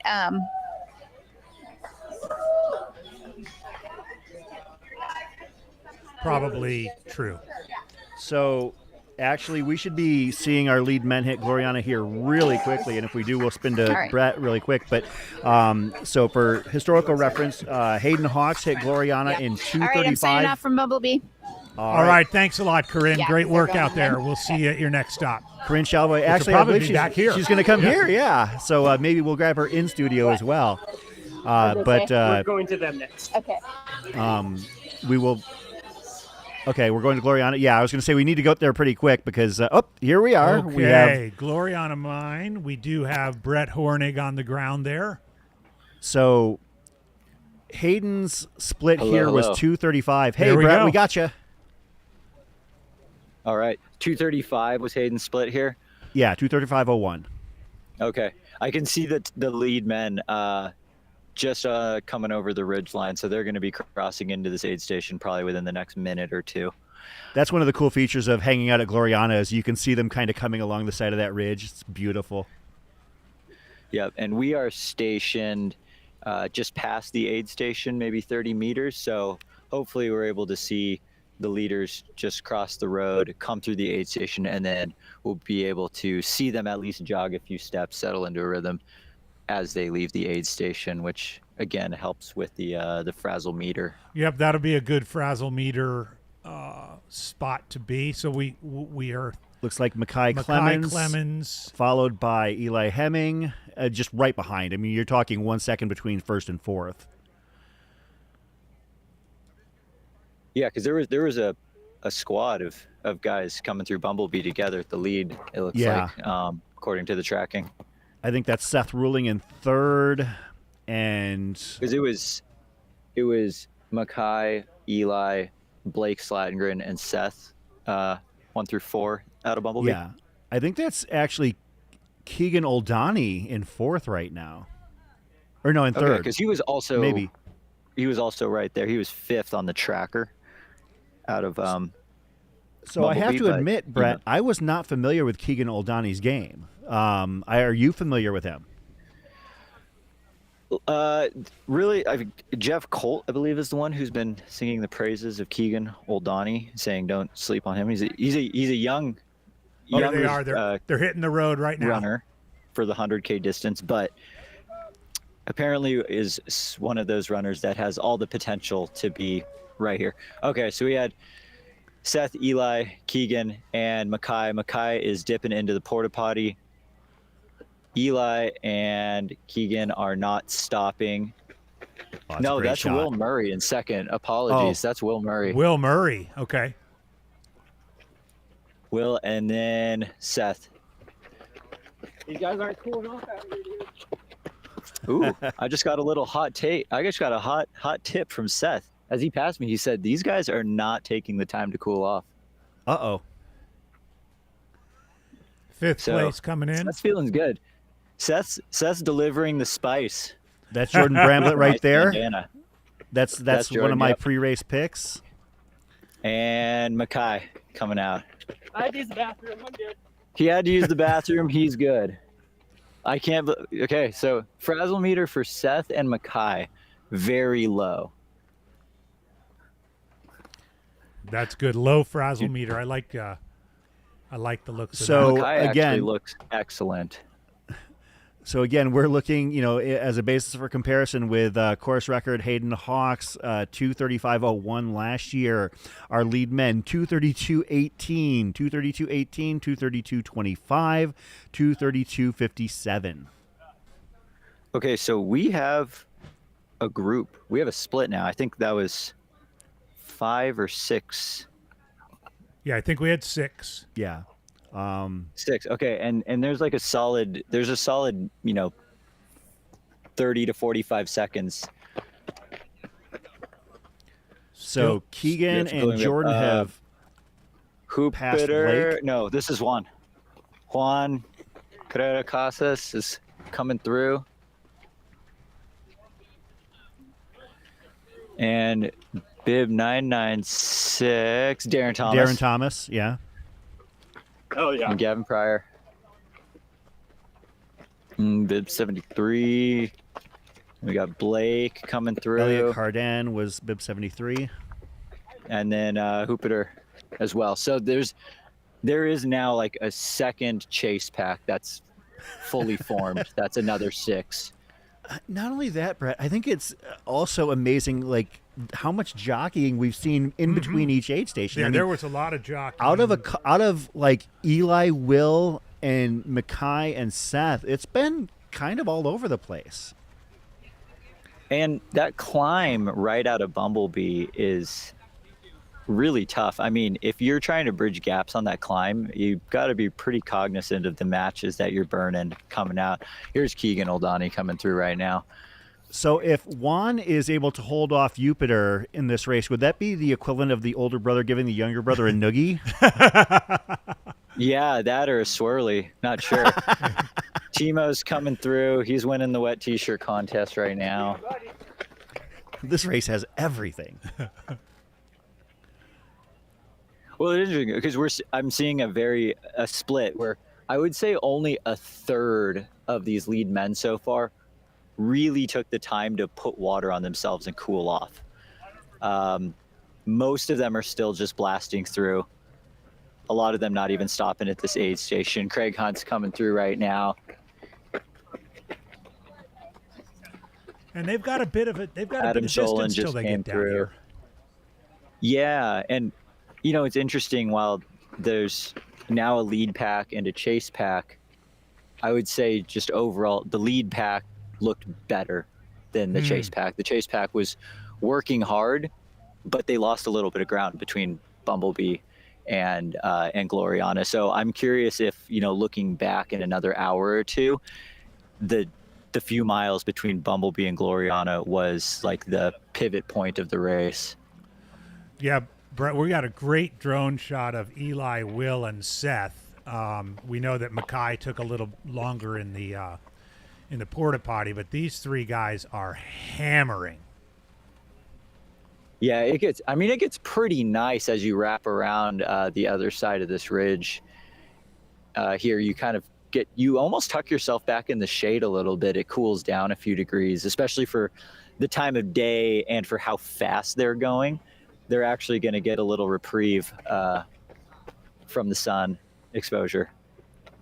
Yeah. Actually, they're actually ahead of the sun in that regard. That's actually a good point. I hadn't thought about that because I'm not used to runners hitting it this quickly. Yeah. Yeah, no, it's pretty amazing. Yeah, and we've still got, you know, really solid looking, you know, men coming through right now. Joe McConaughey came through. He's making a pass on an uphill switchback right now. He's trying to make some moves. We got Kanualo and Canyon Woodward coming out of the aid station, and Eric Sorensen as well. He appears to be charging hard. Working too hard. Oh, he said he's working too hard, actually. Working too hard. There's a hot take. But you know what? That happens when you're trying to keep up with the pack. Is he bluffing?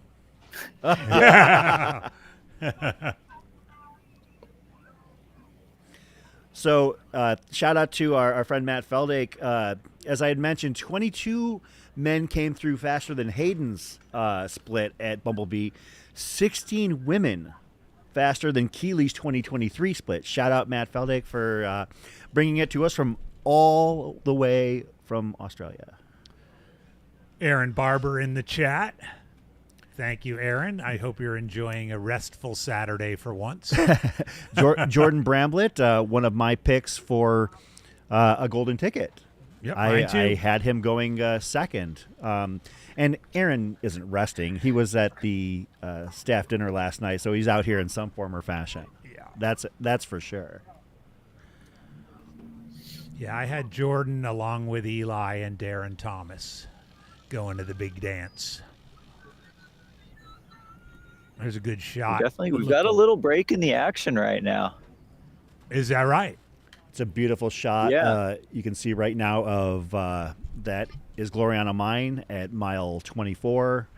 You're probably about 10 minutes away from the women. Yeah, 10, I think that was about the gap at Bumblebee. But yeah, it's been at least 60 seconds since anyone has crossed the road, which is, it's just kind of interesting how that sort of thing happens, even, you know, seemingly so early in the race. Like, just for like people at home, keep in mind that we're still 6 miles away from the halfway point in the race. Yeah. And this stretch from Bumblebee to Gloriana is one of the shortest stretches between aid stations. I think the only one that might be shorter is Doe Spring to the finish. Yeah. Do you guys have on hand the distance between Gloriana and the next aid station? That would be math in public. Putting you on the spot. About 8.4 miles. Yeah, it's one of the longer sections. About 8.4 to come down here where we are, Deep Canyon Ranch. So, man, to quote Dodgeball, it's a bold move, Cotton, if you're going from Bumblebee and skipping Gloriana, because we're looking like 13 or 14 miles. Yeah. Yeah, I mean, those guys not taking on any nutrition or hydration. Yeah, those guys who just blew and through cooling. there. Normally with this course, you actually cooling. get down into the canyon and get to dip into the water really quick. This year, there's no water down there. Yeah, so maybe Seth, given his take of people not cooling, is maybe he's onto something. Could be, and we'll see it all unfold Yes, here as the day indeed. goes on.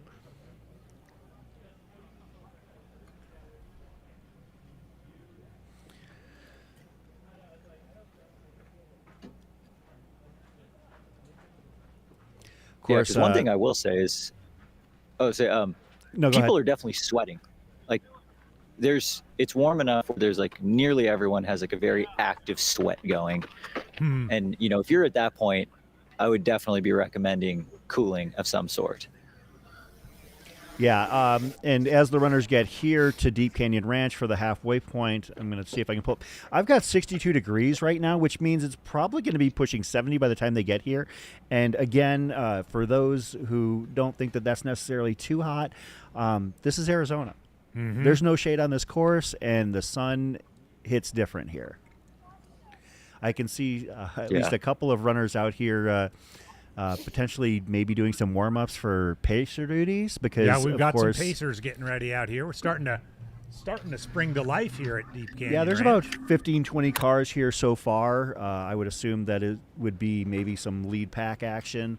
Of course, Gloriana mine is a no crew aid station, and it's a big no-no for crew there. I know that I've seen people guilty of like trying to just slow down, almost stop, and well, you can see there's room for maybe 10 cars. Yeah, and those 10 spots are all for race ops and people dedicated to the race itself. So we're getting our drone to head back up a bit and see if we can get eyes on Mary Denholm.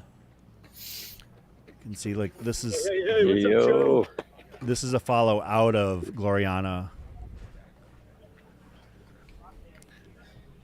This is another one of my favorite stretches of trail to run.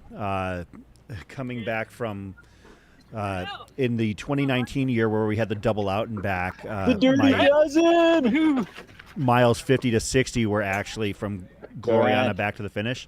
And this is about the area where I came to life and actually according to the tracker, passed like 50 people. Nice. I was feeling really good that day. Oh, that's a bike camp. Perfect. But I'll tell you what, it might be a little bit dicey to. That's cool. I'm always in awe of the bike camps.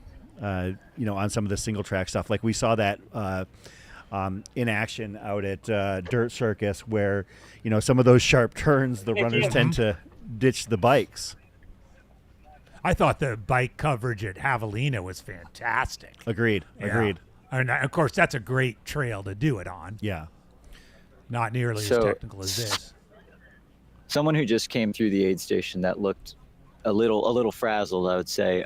Ryan Raff just came through Gloriana a couple seconds ago and took some extra time to like fill the bottles, get a bunch of water dumped over his head, and didn't have nearly as much pep in his step as those who were in front of him. So that was just definitely something to note. The Ryan was just looking okay here.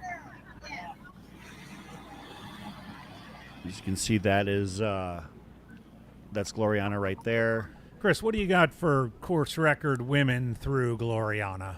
Course record women through Gloriana. I See, I don't have or Keeley's time. I don't have Keeley's time. Okay. The best I can do is I can pull up Heather Jackson's from last year, which I think she was ahead of CR pace at this point. But let me see if I can find that. I wouldn't be I had it. surprised if she was. Yeah. Great shot of the aid station here. Oh, a couple bike packers are like, oh, what do we have here? Huh. Heather was through Gloriana in 2:56 last year. 2:56. So that would be an 11. That would be in 11 minutes, but they've been faster than all those splits so far And today. Rachel Drake was in 3 hours flat. Okay. And actually, I'm super stoked because the last year and this year the splits from Gloriana are the first times that we've gotten like really good splits from Gloriana because it wasn't all like that. Tracker can be a little bit dicey sometimes. Just from where it's at, I think it's maybe a little bit ducked into the side of the canyon a little bit. I feel bad for these people. They're going through here and they're missing out on the bean roll-ups and the grilled cheese and the quesadillas. I mean, they're not nearly having the full Aravaipa experience. Yeah, gotta at least take a bean roll up for the road. Gotta at least take a bean roll-up. We were going to see if, as we've got a follow cam here, we're going to see if we can get eyes on Mary Denholm because we're expecting her to be coming through pretty quickly if 2:56. So she was 8 minutes ahead of course record pace at Bumblebee. So yeah, the crews are pouring in now. Actually, Chris, it's a steady flow of cars coming in here to Deep Canyon Ranch. Yeah, I didn't even see. Actually, I was looking to the wrong side. There's a handful to my left, a handful on the right, and here I am stuck in the middle with you. Yeah, that's right. So, going back to something you said earlier, AJW, I'm just breaking down bean roll up. Is that just the AJW term for burrito? Oh no, bean roll up. I mean, bean roll up. You roll up beans in a tortilla and it makes a burrito. Yeah, but these are better than that. I mean, Patty Curry just stepped into our studio. She's the master of the bean roll up. If you need to have a primer on it. No, Brett, if you don't know the difference between a burrito and a bean roll up, we can't explain it to you. Yeah. Do me a favor I'll go get one from the aid station. Just walk over. You'll see there'll be a little plastic Tupperware there, and on the top it'll say bean roll up, and you'll need to eat one. Okay, I will do it. And with I'm special, curious to see. Yeah. Like in the Venn diagram of bean roll up and burrito, like what's the overlap looking like, or are they two separate circles? Okay, if you have a burrito, conceivably you have something else in it other than beans, right? That's true. In a bean roll up, you don't. Okay, so it's a kiddie menu burrito. That sounds about right. Yes, and most people, when they're running an ultra, only need to order from the kiddie menu anyway. Yeah, you're right. The kiddie menu is definitely safer on the stomach. We got JP Giblin coming through right now. You also should know too that they're basically bite-sized, or at best 2 bites. So it's a special experience. I think I see Jared Hazen. I think I just saw Jared Hazen walk into this aid station.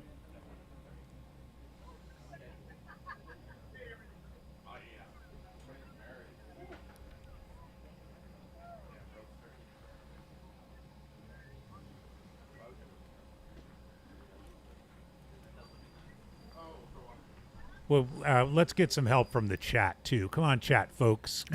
Help Brett figure out the difference between a burrito and a bean roll-up. We know we've got some experienced Aravaipa folks out there.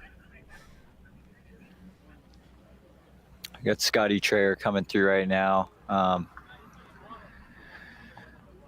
Yeah, I'm just taking a peek as we await the women's leader through Gloriana. Shout out to the bike cam right there for being able to defer to the runner. That's not a lot of space there. Yeah, but then kept the momentum going. For someone on And they tour. just have nobody done it. Again, it's whoever's over behind. Go ahead. Whoever's behind Scott Trayer, they lost their bottle somewhere between Bumblebee and Gloriana, and they were that was 1 of 1 for their bottle stash. So, collecting all forms of prayment for them.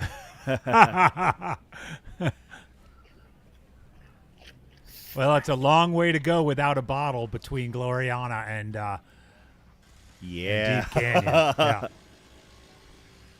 Yeah, that's definitely not a stretch. Longest stretch without aid right now with 0 bottles. I mean, we're talking, what, 2010 Killian Jornet Western States throwback right there? Indeed.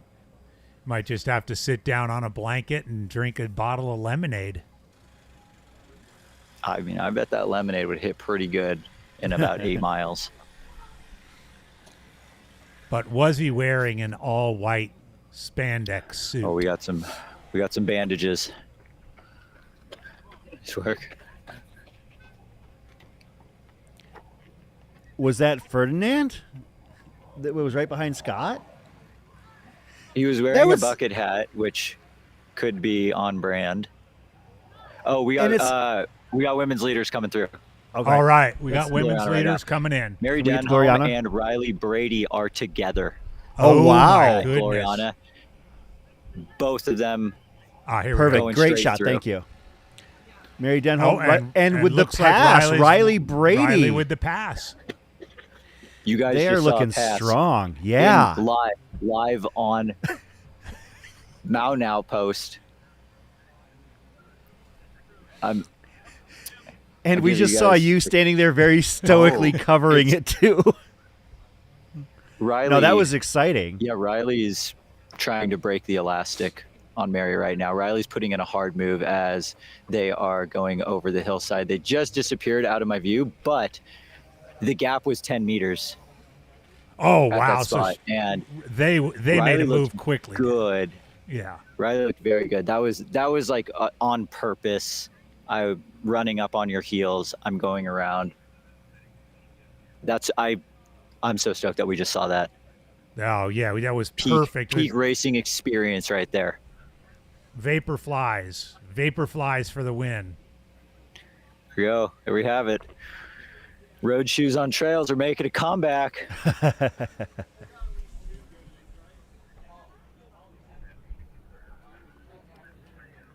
Mary looked a little bit worked. Slight. Like still running well, but the knee drive was a little bit less than the last time I saw them at Hidden Treasure.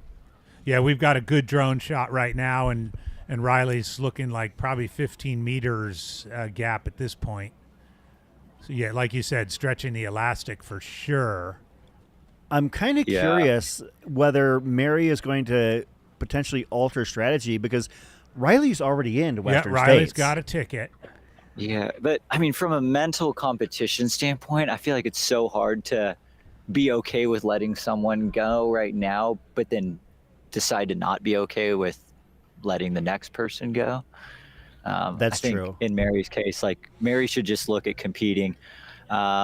Speaking of which, we have Heather Jackson coming through Gloriana right now. Straight in, straight out. So Heather, Mary, and Riley all straight through the aid stations. Man, No I mean, stopping. with that 8 mile stretch, I don't That's know. so brave. Yeah, that's bold.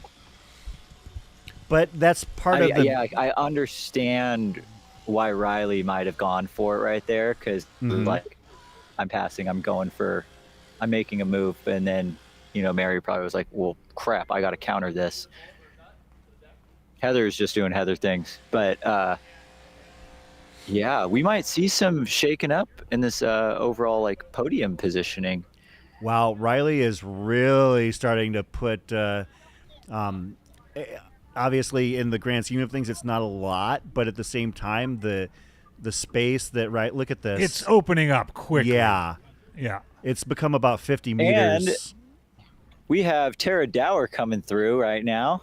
Oh, okay. Took the time to cool off, and actually, Tara was moving the fastest out of this aid station than any of the other three in front of her.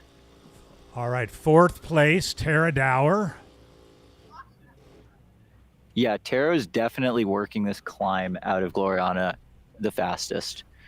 It'll be really interesting to see how they all take, because this next few miles are pretty flowy, and you can get kind of worked between Bumblebee and now. So who knows? Maybe Mary's just hitting like a little low patch, and the slight downhill and some rolling stuff could help bring a little bit of pep back into the legs. It's going to be super fascinating to see.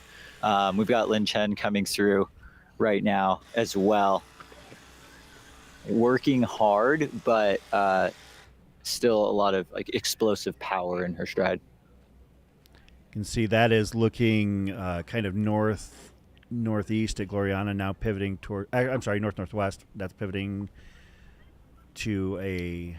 So really, Brett, the only ding on the frazzle meter so far is kind of slightly Mary Denholm, maybe.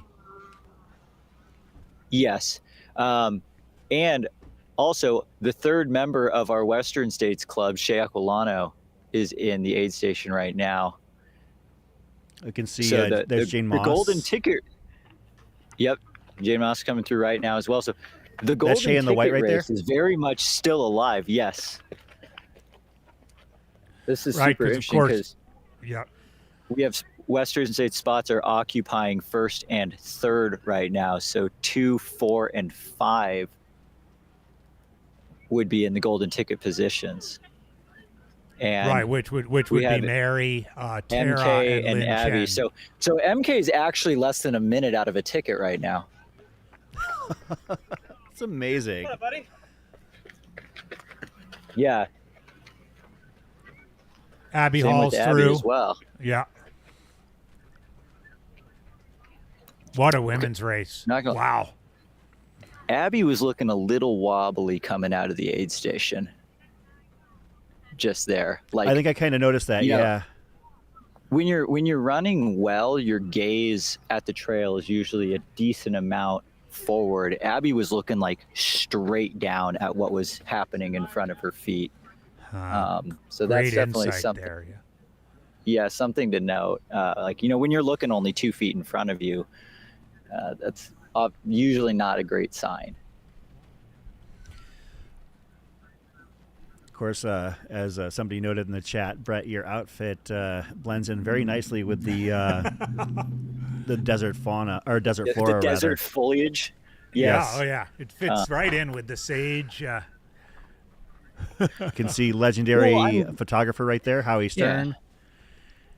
I'm sure Hoka had this in mind when they were thinking about the vibes of the aid stations and the live coverage.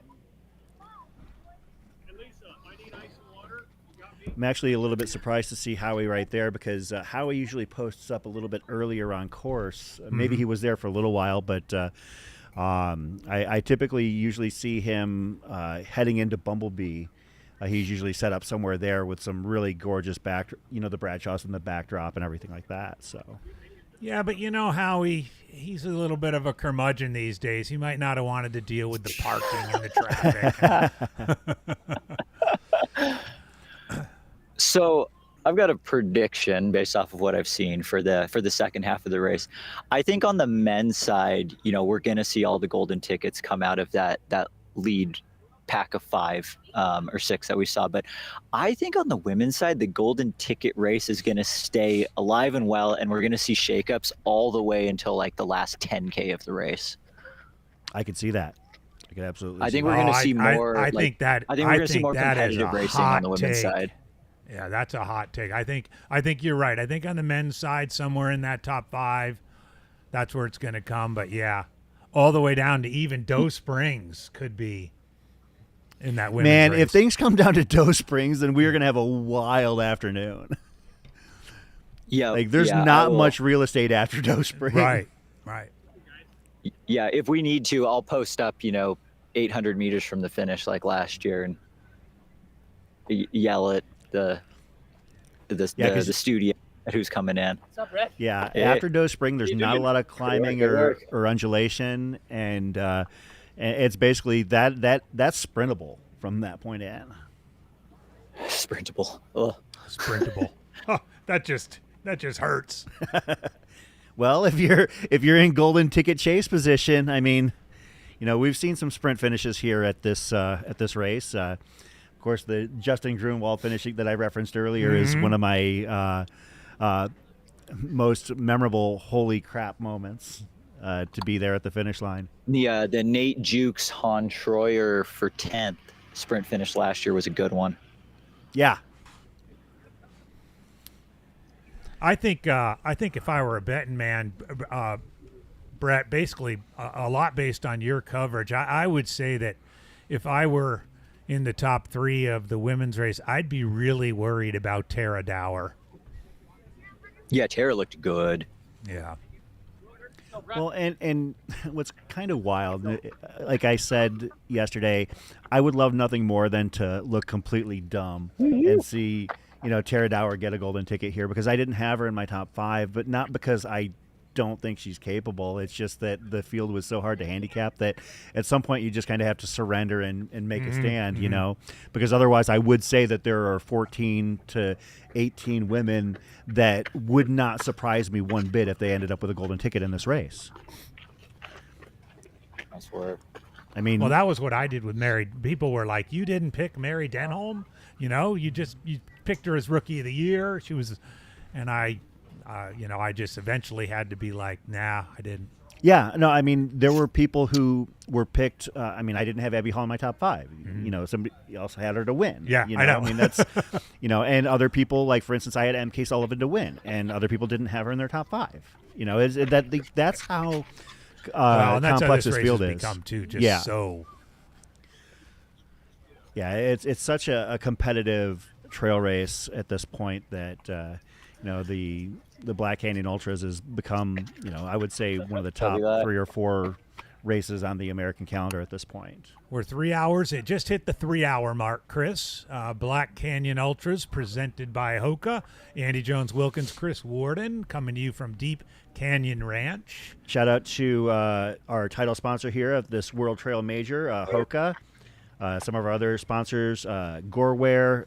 Again, nice race shirts this year, Gorewear. Kudos to you. Goo, Squirrel's Nut Butter, Tannery Sunscreen, Air Fiber Internet.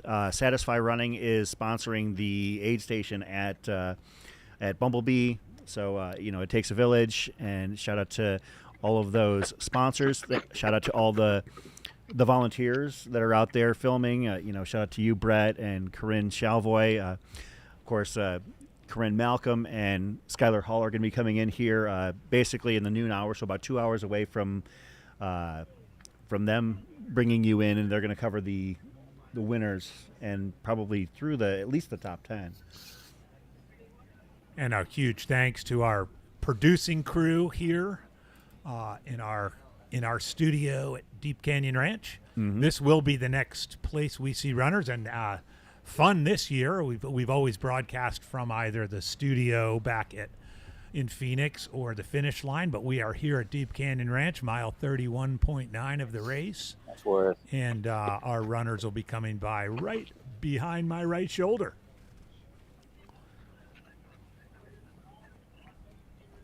Yeah, I'm super excited about that. That's strong Haviland 100 vibes, where they come in and run right behind us down through the rest of the trail. And of course, this is going to be the finish line of the 50K tomorrow that's going to be covered again by Mountain Outpost with your hosts Corinne Malcolm and Dylan Bowman.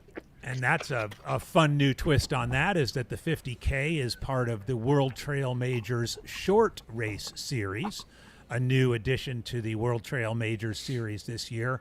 Short distances like 50K will be included as a separate series, and I think what we all have seen that short distance races, sub ultras, are experiencing a bit of a boom in the sport. Yep. So it's kind of cool to see that spotlight on those shorter distance ultras like tomorrow's 50K. You're looking east at Gloriana Mine. You can see Interstate 17 in the background. It looks like we might have a bike cam. Yeah, kudos to the bike cams. Look at that terrain to be following these runners on. Crushing it. Today. Yeah. Giving us a good insight into the trail because of a close-up view of the trail conditions. They aren't always quite as buttery as they look on the drone footage. Yeah, this is some chunky stuff right here. So we did just have two of our hunters coming through, Gloriana being Lauren Puritz, and Katie Asmuth is coming through right now. So curious how that compares to Lauren's splits for the previous year. What's up, Katie? Well, you're crushing it. Keep doing you. Just pure joy from Katie Asmuth. Yep. There are energetic, joyful people in the world, and then there's Katie Asmuth. So I actually She said, why am I so far behind? What the heck? Lauren's time last year at Gloriana didn't register, but let me see like some of the other people that were around her. I know, let's see. I'm sure she's within a minute. Yeah, there were apparently some timing tracking issues at Gloriana last year. Several of the top women did not have their trackers register. Yeah.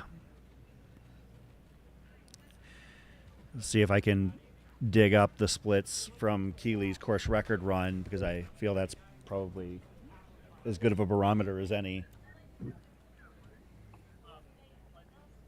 Let me see. Well, did you say Rachel came through at like 10 a.m. last year?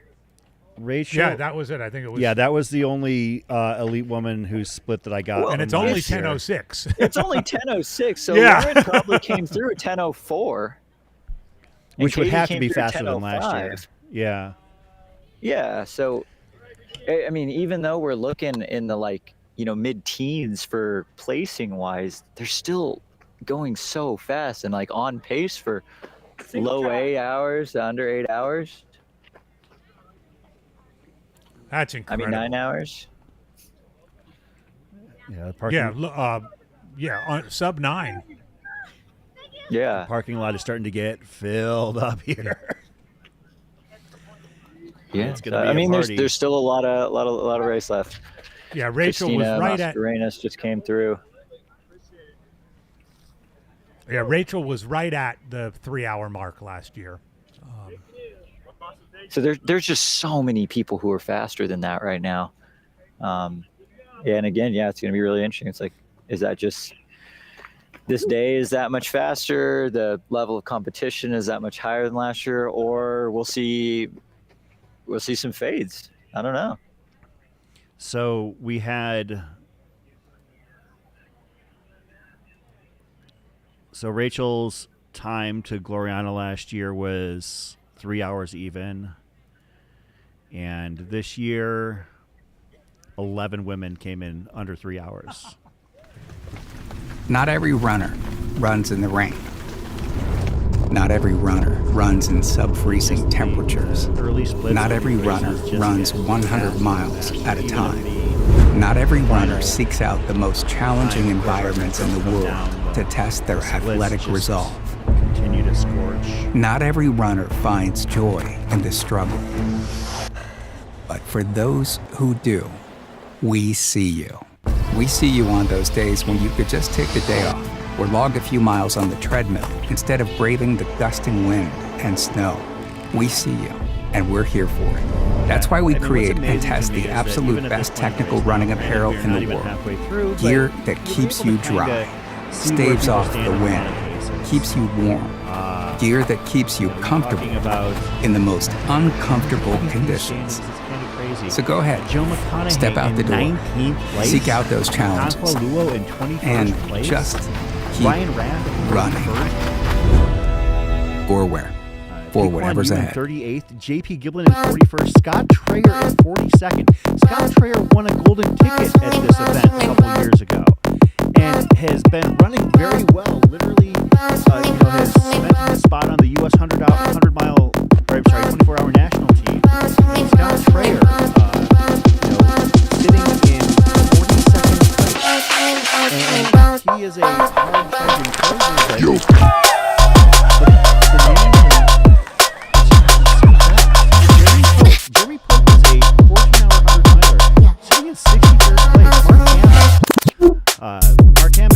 finished top 10 at Western State, 64th place. That's how fast this field is.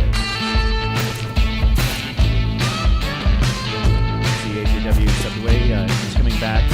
One of the things AJW was talking about just now is hearing. Listen, if I were to tell you that Mark Hammond is in 64th place in a race, or that Scott Traer is in 42nd place, or that Joe McConaughey is in 19th place, what would you think? I would have thought, how did those guys get so old so fast? Right? I mean, those are three studs, right? Absolutely. Now, will they end up finishing in those places? Yeah. I don't know. Exactly. I mean, those are three runners, for example, who it's not their first rodeo. This is true. They know how to grind. As you've said a couple of times, there's a lot of work that happens after Black Canyon City. And those are the kind of guys who could do it. But I would say, yes, are we seeing an absolute fruition of the youth movement in this sport? Or are these folks just going out way too fast in the attrition that we're going to see after the 50K mark? As Justin Grunewald pointed out in a comment in the chat a little while ago, a little quick look at past history shows, kind of 20% attrition after 50K. For the front end of the pack. So lots still to go. But that's basically what I would say. That's actually an excellent point, because, I mean, you look at in the women's race, for instance, you've got Lauren Puretz in 16th, Lindsay Allison in 17th, Katie Asmuth in 19th. These are still like top 10, top 5 talents. They're just kind of lying back a little bit. And maybe I'm overstating it, because, the gap between Katie Asmuth and, F1 is only about 13 minutes, but still it's pretty staggering to see when you're looking at the current race standings, when you see these names that you're so used to seeing at the very top of lists of Western States qualifiers, of Hard Rocks, of things like that, and you see these names, that are usually in the top 5, around in the 20s. Annie Hughes, 27th. I think the important thing for those people is to keep their heads in the game. So we heard Katie say to Brett, how am I so far back? It's like, well, Katie's going to keep her head in the game, and at paces like this, not all of these runners are going to keep it up. Mm-hmm. For example, as Riley caught Mary, was Mary truly fading, or was Mary like, okay, I'm going to get caught, I'm going to regroup here? Hard to tell. I mean, lots of running left, but I think the key in a race that goes out this hot is to keep yourself under control, keep your mental state measured, and just take what the day gives you, especially after you cross that river and have still 20 plus miles to go. Yeah, 3 I hours agree and with all of 17 that. minutes in. Great chase cam view here.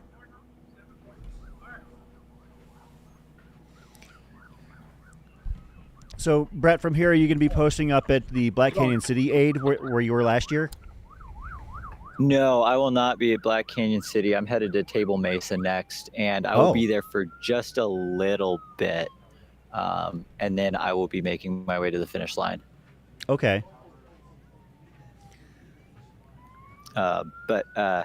AJW, you said, an interesting thing about how, like, you kind of have to, you got to keep your head on straight at this point in the race. And I think when Katie said, how am I so far back? I don't think that was out of frustration or anything. If I have a hunch, just knowing Katie, it was probably out of stoke for how high level of competition everything is. And it came off as like an anchorman when Baxter ate the whole wheel of cheese. Katie's like, I'm not even mad. I'm just impressed.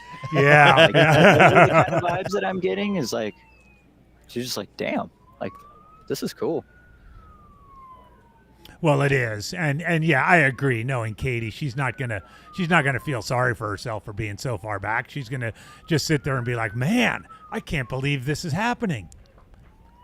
This is also her first race back. Yeah, in over that's a year, true. Coming off of another foot surgery and broke foot. So, a lot of, still, I'm sure, a lot more room to grow, from a running standpoint. It's just first race back in a long time. You never And her- really know how the body's going to feel. And her first race with a new sponsor, Hoka. It's Yeah, exciting for totally her. new Yeah. gear and everything too. So You, what you, you're would- seeing- you didn't happen to see what she was running. Was she running in the Tecton by any chance? No, it was all white, and I got to take a better look. But it was either a Challenger or a Speed Goat. Oh, okay. Old school. So this right here is an area after Gloriana Mine where the canyon kind of narrows a little bit, and then when you pop out of it, you head almost straight downhill, back down into the bottom of the canyon, and then you'll climb out to get here to Deep Canyon. Yeah, and it does get chunky. I mean, you can see moderately chunky, but this section kind of reminds me of South Mountain-ish. Yeah. Yeah. South Mountain, by the way, my own particular favorite place to train in our backyard of Phoenix. I know Chris goes there quite a bit. Yeah, I live very close to South Mountain, and that's usually where I get my my pain in. Yeah, it's a great spot. I would Great love spot to hit train. these trails more often, but it is all the way across the valley, and it's probably about an hour 15 or so for me to get up to this point of the course. So I just haven't had the opportunity to make that much time for it. So. Sure. All right, guys. sign I it. think we're gonna sign off from Gloriana Aid Station. We'll see you next time at Table Mesa. Awesome. Thanks. Awesome. Thanks a lot, Brett.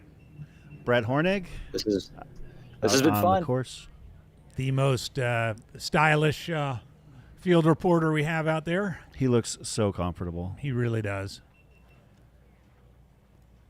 He's heading to Table Mesa, so it'll be a little while till we see Brett again. We have Corinne Chalvoy heading this way. In fact, she's probably here by now. And lots of activity. When we arrived this morning, it was kind of a little ghost town here at Deep Canyon. It is not a ghost town anymore. A flutter with activity. The parking lot, probably 100+ cars.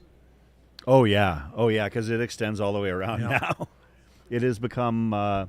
It's a great site. I know it. This location became the location almost by default last year. Up there it is. You can see up. Yeah. Or was that the? That was where we were at. That was Deep Canyon Ranch. So the runners are actually going to be coming down, like off of this trail, into Deep Canyon Ranch. Got it. And at 3:17. And again, this is also where Cocodona starts. It leaves this place in a little different way than this route comes in.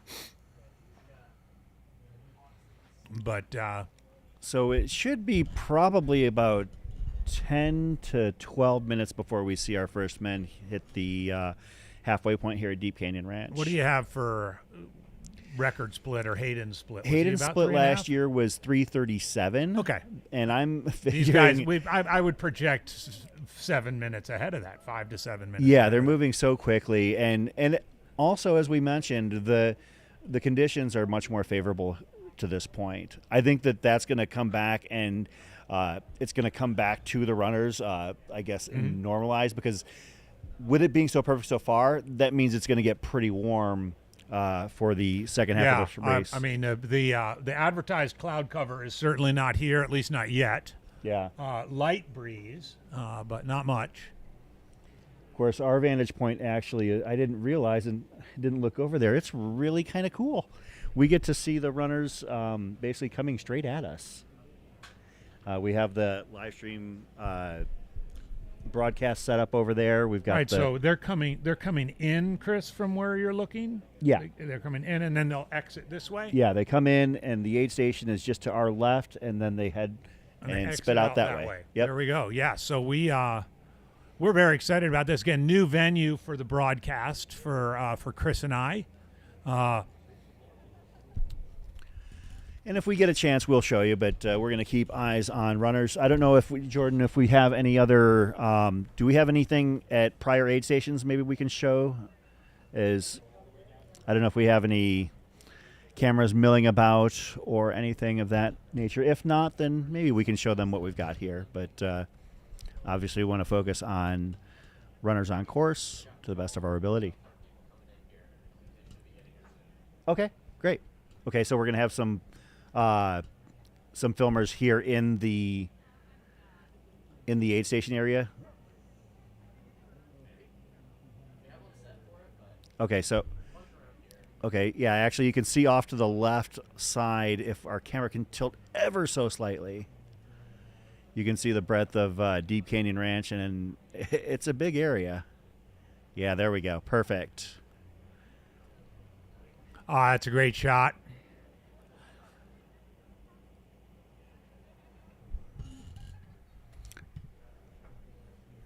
So as we're looking, the runners will be coming in the left end of that picture and exiting the right end. I can see crews beginning to post up, try and stake out those highly coveted, comfortable, convenient spots. All right, correct. And Corinne will be over at Black Canyon City, which there's still an aid station there. Okay, so and it looks like Jeff Colt is going to be settling in. I see him right out there to provide some support here at Deep Canyon. maybe we can talk to him about his experiences at this race. That would be fun. Some good context and detail.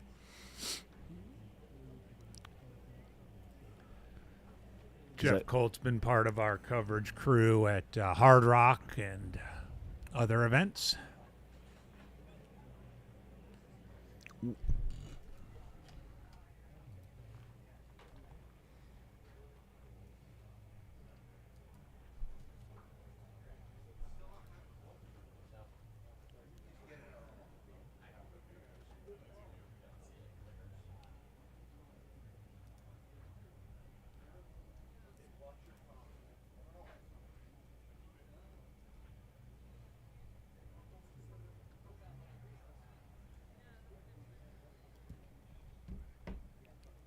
All right. Again, this is the drone footage up above up above Deep Canyon Ranch. Yeah, so Jeff ran this in 2022, finished third, just 2 minutes behind Scott Traer for that golden ticket position. Oh, no. I think was that the year there was the three? That was the three due to the Tarawera cancellation. The Tarawera cancellation, so they added one here. I remember that because I remember Jeff had a decision-esque podcast appearance. Yep, it was a little bit like I'll take my talents to South Beach moment. He decided that versus the 50-mile the 50-mile Worlds, and he decided to run Western States, which I think was the right move. He does love those team events, though, as does Drew Holman and Eric LaPuma, three Americans who've done extremely well for our country at Worlds. Well, I don't know if they're giving Jeff a golden ticket to last place finishers here this year, but I can tell you that people who have been the final person under the lottery ticket here have gotten into Western States. I can testify to that personally.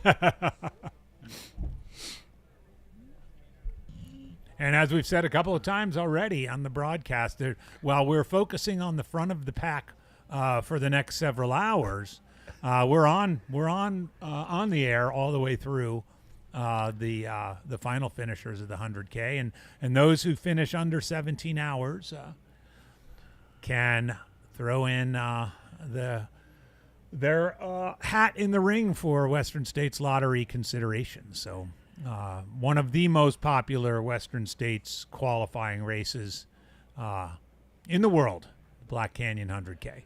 Eric LaPuma in the chat saying hi to you, AJW. Good to see you, Eric. Eric and I met years ago at the Bighorn 100-miler, a really, really muddy year there, and he and a bunch of his friends from the East Coast had made the trip out for the race, and that was back in the day where I was doing Mountain Outhouses. Well, I was the East Coast correspondent. Let's just leave it at that. I remember that. And so we had a bit of fun as a bunch of East Coasters out at Bighorn 100 miler. That was the race where I fell and had a concussion and had to convince the race organizers not to make me stop. But Eric, good to hear from you, and thanks for tuning in.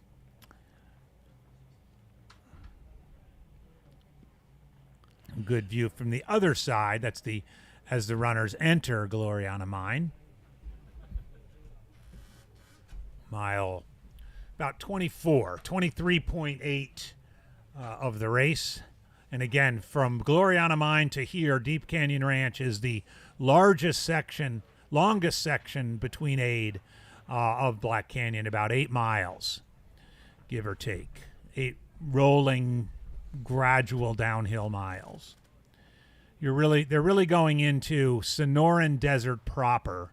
This race, generally transitions from what you'd consider high desert, the high desert area, to the Sonoran Desert, roughly marked by about 2,500 feet or below. You enter the Sonoran Desert environment. I can tell you right now, I just started to get a little bit warmer. Like I just noticed it was starting to heat up a little bit. So we'll see how that plays out in the second half of this race. Is that our lead men? This looks like our lead men of Mackay Clemens, Eli Hemming. And that was Will Murray. Will Murray, yeah. Actually, might not be Mackay, because he took a potty break. Oh, that's right. It could be Seth Ruling. It could be Seth Ruling. And another name that interjected himself into the conversation at the front of the pack, one that we were keeping eyes on, Jordan Bramblett. Jordan Bramblett, local. Okay, so there you see where they are. There we are. Mm-hmm. And also, there was another name that caused us to raise eyebrows. It was the 23-year-old that we saw hit Gloriana fairly quickly as well. What was his name? It wasn't Donnie. I think it was. Oh yeah. Slipping my mind right now, but I think his last name was Oldani. Keegan Oldani. Yeah. There it is. For some reason, his bib is down in the did not start category, but we know that's not the case because we saw him out there. The carnage has been kept to an absolute minimum to this point. I don't think, last I checked, I'll check again, no notables have withdrawn to this point. Oh, wow. They are right over us at this point. Yep, that's Black Canyon Trail proper. Looks like a follow cam is picking them up, or a couple follow cams as they... You can see the photographer scrambling into action. Bolt out of the bushes. Dropping 6-minute miles. And Eli Hemming, Seth Ruling, and Will Murray. This is a pretty steep descent right here. Yeah. At some point, those cameras that are worth more than my car, you got to take care of those. Can we get that drone spun around a little bit?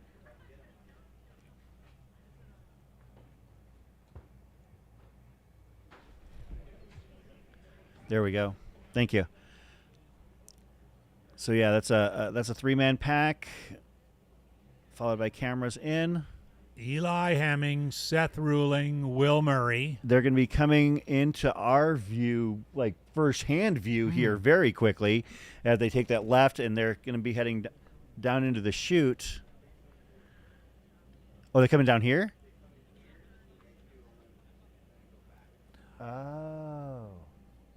Oh, even better. We get to see them twice. We're just getting information they're going to come in, do a loop through the aid station, and head back out. Thank you, Trevor. Yeah, so I didn't realize that because the studio setup is new this year. We're actually going to see them twice come by us. That's even better. Again, very heavily to ask. Okay, this makes sense now that I'm seeing where they're at. Yeah, right so about. So this is a very steep right descent. About the 3.5 hour mark. Oh, this is going to be fun for the 50K tomorrow. I'll tell you that. So it's really fun for that camera guy. Is that Tony with a Sony? I think so. I know he's capable of keeping up yeah. with those guys. All right. They are on the road just right by our area here. Yeah, they're going to be coming right at us here. Fantastic. Eli leading the way.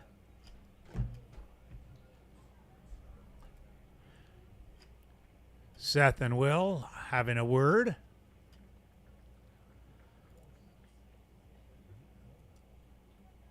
Again, this is our top 3 coming into Deep Canyon Ranch.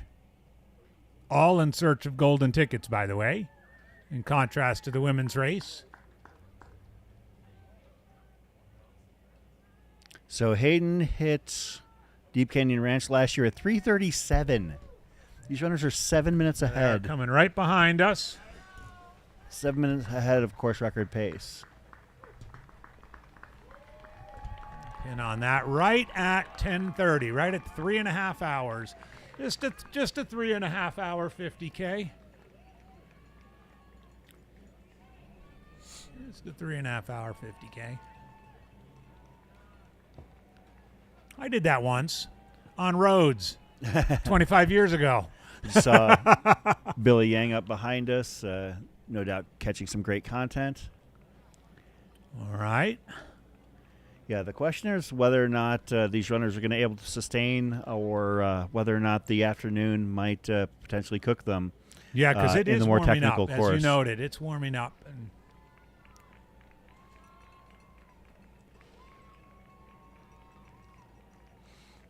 there, do a little loop around here.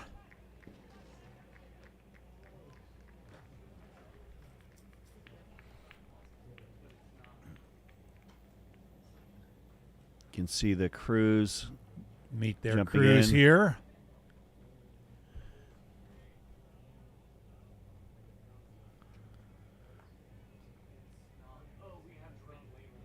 They are together.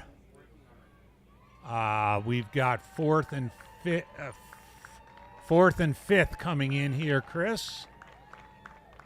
This is so cool to be able to have absolutely actual eyeballs on them. That's Jordan Bramblett on the Jordan Bramblett in the black.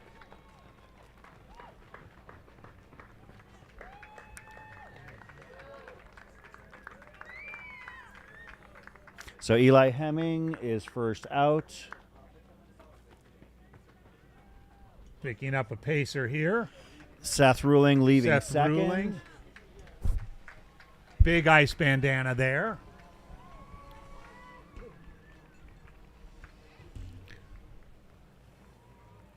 Along with Jordan Bramblett, I think that was Mackay Clemens.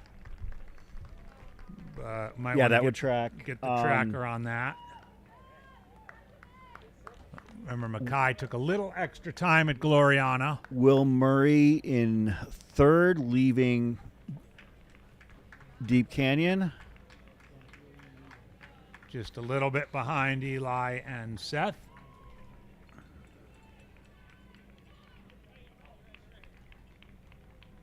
There they are.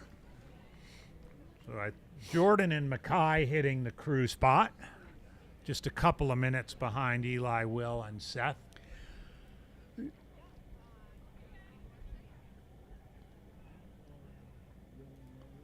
You know, I was trying to think of the fact, I was going to say that Jordan Bramblett was kind of biding his time there, but he still hit, he was still hitting every aid station ahead of Hayden Hawks' course. That's right. All right, here's a good shot. Jordan's picking up a pacer and leaving first of that pair of Mackay. Looks very comfortable.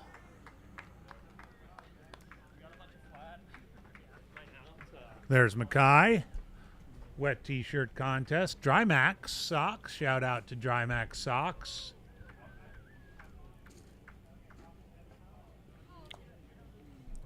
What a race. Eli Yeah. Hemming, Will Murray, Seth Ruling, Jordan Bramblett, Mackay Clemens. There are your top 5 at the halfway mark of the Black Canyon 100K.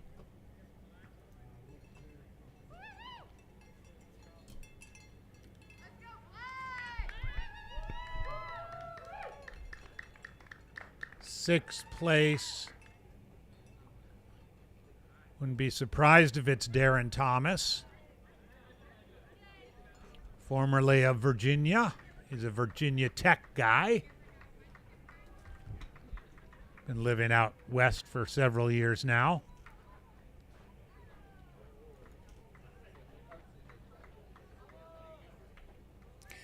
Looks like our next one is Elliot Cardan, Yeah, followed that by was Elliot Cardan. And then Jupiter. was it Jupiter or was it Juan? Oh, that's a good question. I'm not sure. Juan was ahead before. Yeah, so that's a correction. That was Elliot Cardan, not Darren Thomas. That's Darren. There's Darren Thomas. Here comes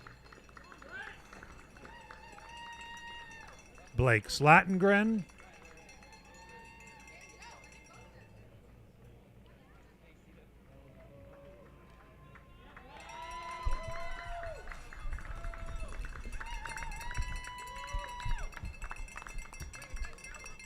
Tim Tollefson.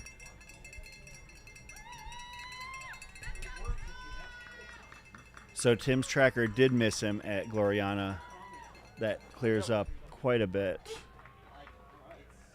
Yeah, 5 through the tracker. Joe McConaughey. Joe McConaughey coming through. Joe has moved up significantly. Yeah, a very good move. Joe's popped up about 8-9 spots in the last 8 miles, which wouldn't surprise me at all. I had some people tell me, Zach on our crew, not Zach Marion, another Zach with Aravaipa said that String Mean is feeling the best he has in a long time, perhaps ever. I think that is Juan. Yeah, that was Juan. That was Juan. Juan Carrera Casas, the older brother of one of last year's Golden Ticket winners, Jupiter. Juan is Casas. 6 years Hooper's senior. And he made quick work at the aid station. You know Chris. what? This reminds me of what his brother did last year. Yeah. Kind of just working his way up through the crowd. Elliot Carden. That would be wild if Juan were to move into Golden Ticket position. That would be amazing. And apologies, missed Gavin Pryor. Gavin Pryor came through in 7th place. We have a lot of traffic with us right now. Gavin Pryor coming through in 7th, about 5 minutes behind Eli and Will. Tracker is going bonkers right now. We've got another pacer coming through with a runner. That was Gavin Pryor right there. And Tim Tollefson, Joe McConaughey.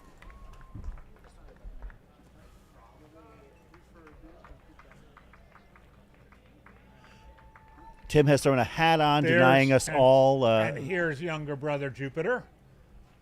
Sorry, Jupiter. Sorry for the mispronunciation. Tim Tollefson throwing a hat on, denying the world of his flowing locks. Zach Perrin. I hope I'm pronouncing that right. Zach Perrin, just behind Gavin Pryor. Then Joe McConaughey, Darren Thomas rounding out the top 10. Zach Perrin, yep. And Tim Tollefson in 11th. Well, actually, Tim left ahead of Zach and Joe? And Darren just now. He left with Joe. Okay, got it. So there was a little bit of jockeying. Schlarby. Yeah, I did see Schlarby come in here a few minutes ago, so I think that is probably Jason Schlarb. Yeah, Schlarb is around here somewhere. He's here with athletes. Craig Hunt just went by last year. Craig finished just off a Golden Ticket by 3 minutes. Also was leading the race in 2021 before disaster struck, and he had a torn calf muscle leaving Table Mesa. So Craig Hunt out here for that redemption, but yeah, this field is so intense at this point. What a Kanua Luo? Kanhua. Yep. Through in 12th, Craig Hunt in 13th, as you mentioned, Tyler Fox in 14th. So things are starting to normalize a little bit. We mentioned Hayden Hawks got through Deep Canyon last year in 3:37. This year, 8 men made it through in 3:37. That would be Eli, Will, Seth, Mackay, Jordan, Elliot, Gavin, and Zach. Although Zach did not leave before Joe McConaughey and Tim Tollefson. So they hit the timing mat when they entered the aid station, but they weren't all leaving it at quite the same time. Gosh, just by the eyeball test, I tell you what, Jordan Bramlett looked good coming in. Oh, yeah. He looked very strong. Here comes Blake Slatengren. Blake was in the top 3 or 4 for most of... Man, everybody's doing that. They got to move that fence we a need little to... bit.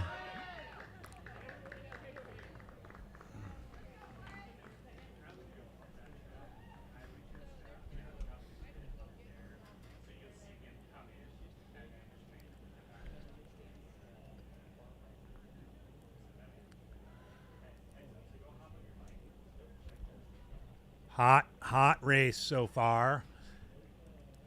And it is also warming up. See what I did there? There's a good shot of our setup. Deep Canyon Ranch at the Black Canyon 100K.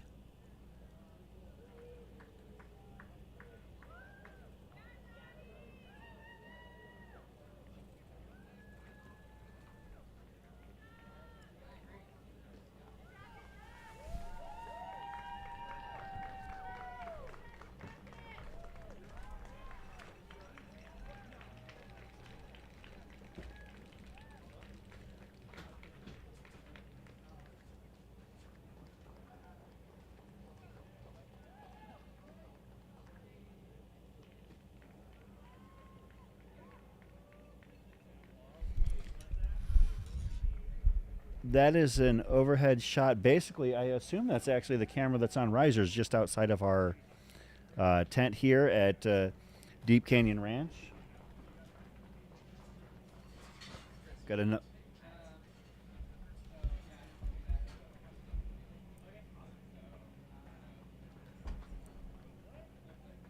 Looks like that runner that just went through was Canyon Woodward. Oh. All right, and we're going to take this opportunity while we've got a chance to catch our breath to pay the bills and run some ads. You are watching the Black Canyon 100K presented by Hoka on the Mountain Outpost YouTube channel. We'll be right back. Not every runner runs in the rain. Not every runner runs in sub-freezing temperatures. Not every runner runs 100 miles at a time. Not every runner seeks out the most challenging environments in the world to test their athletic resolve. Not every runner finds joy in the struggle. But for those who do, we see you. We see you on those days when you could just take the day off or log a few miles on the treadmill instead of braving the gusting wind and snow. We see you, and we're here for it. That's why we create and test the absolute best technical running apparel in the world. Gear that keeps you dry, staves off the wind, keeps you warm. Gear that keeps you comfortable in the most uncomfortable conditions.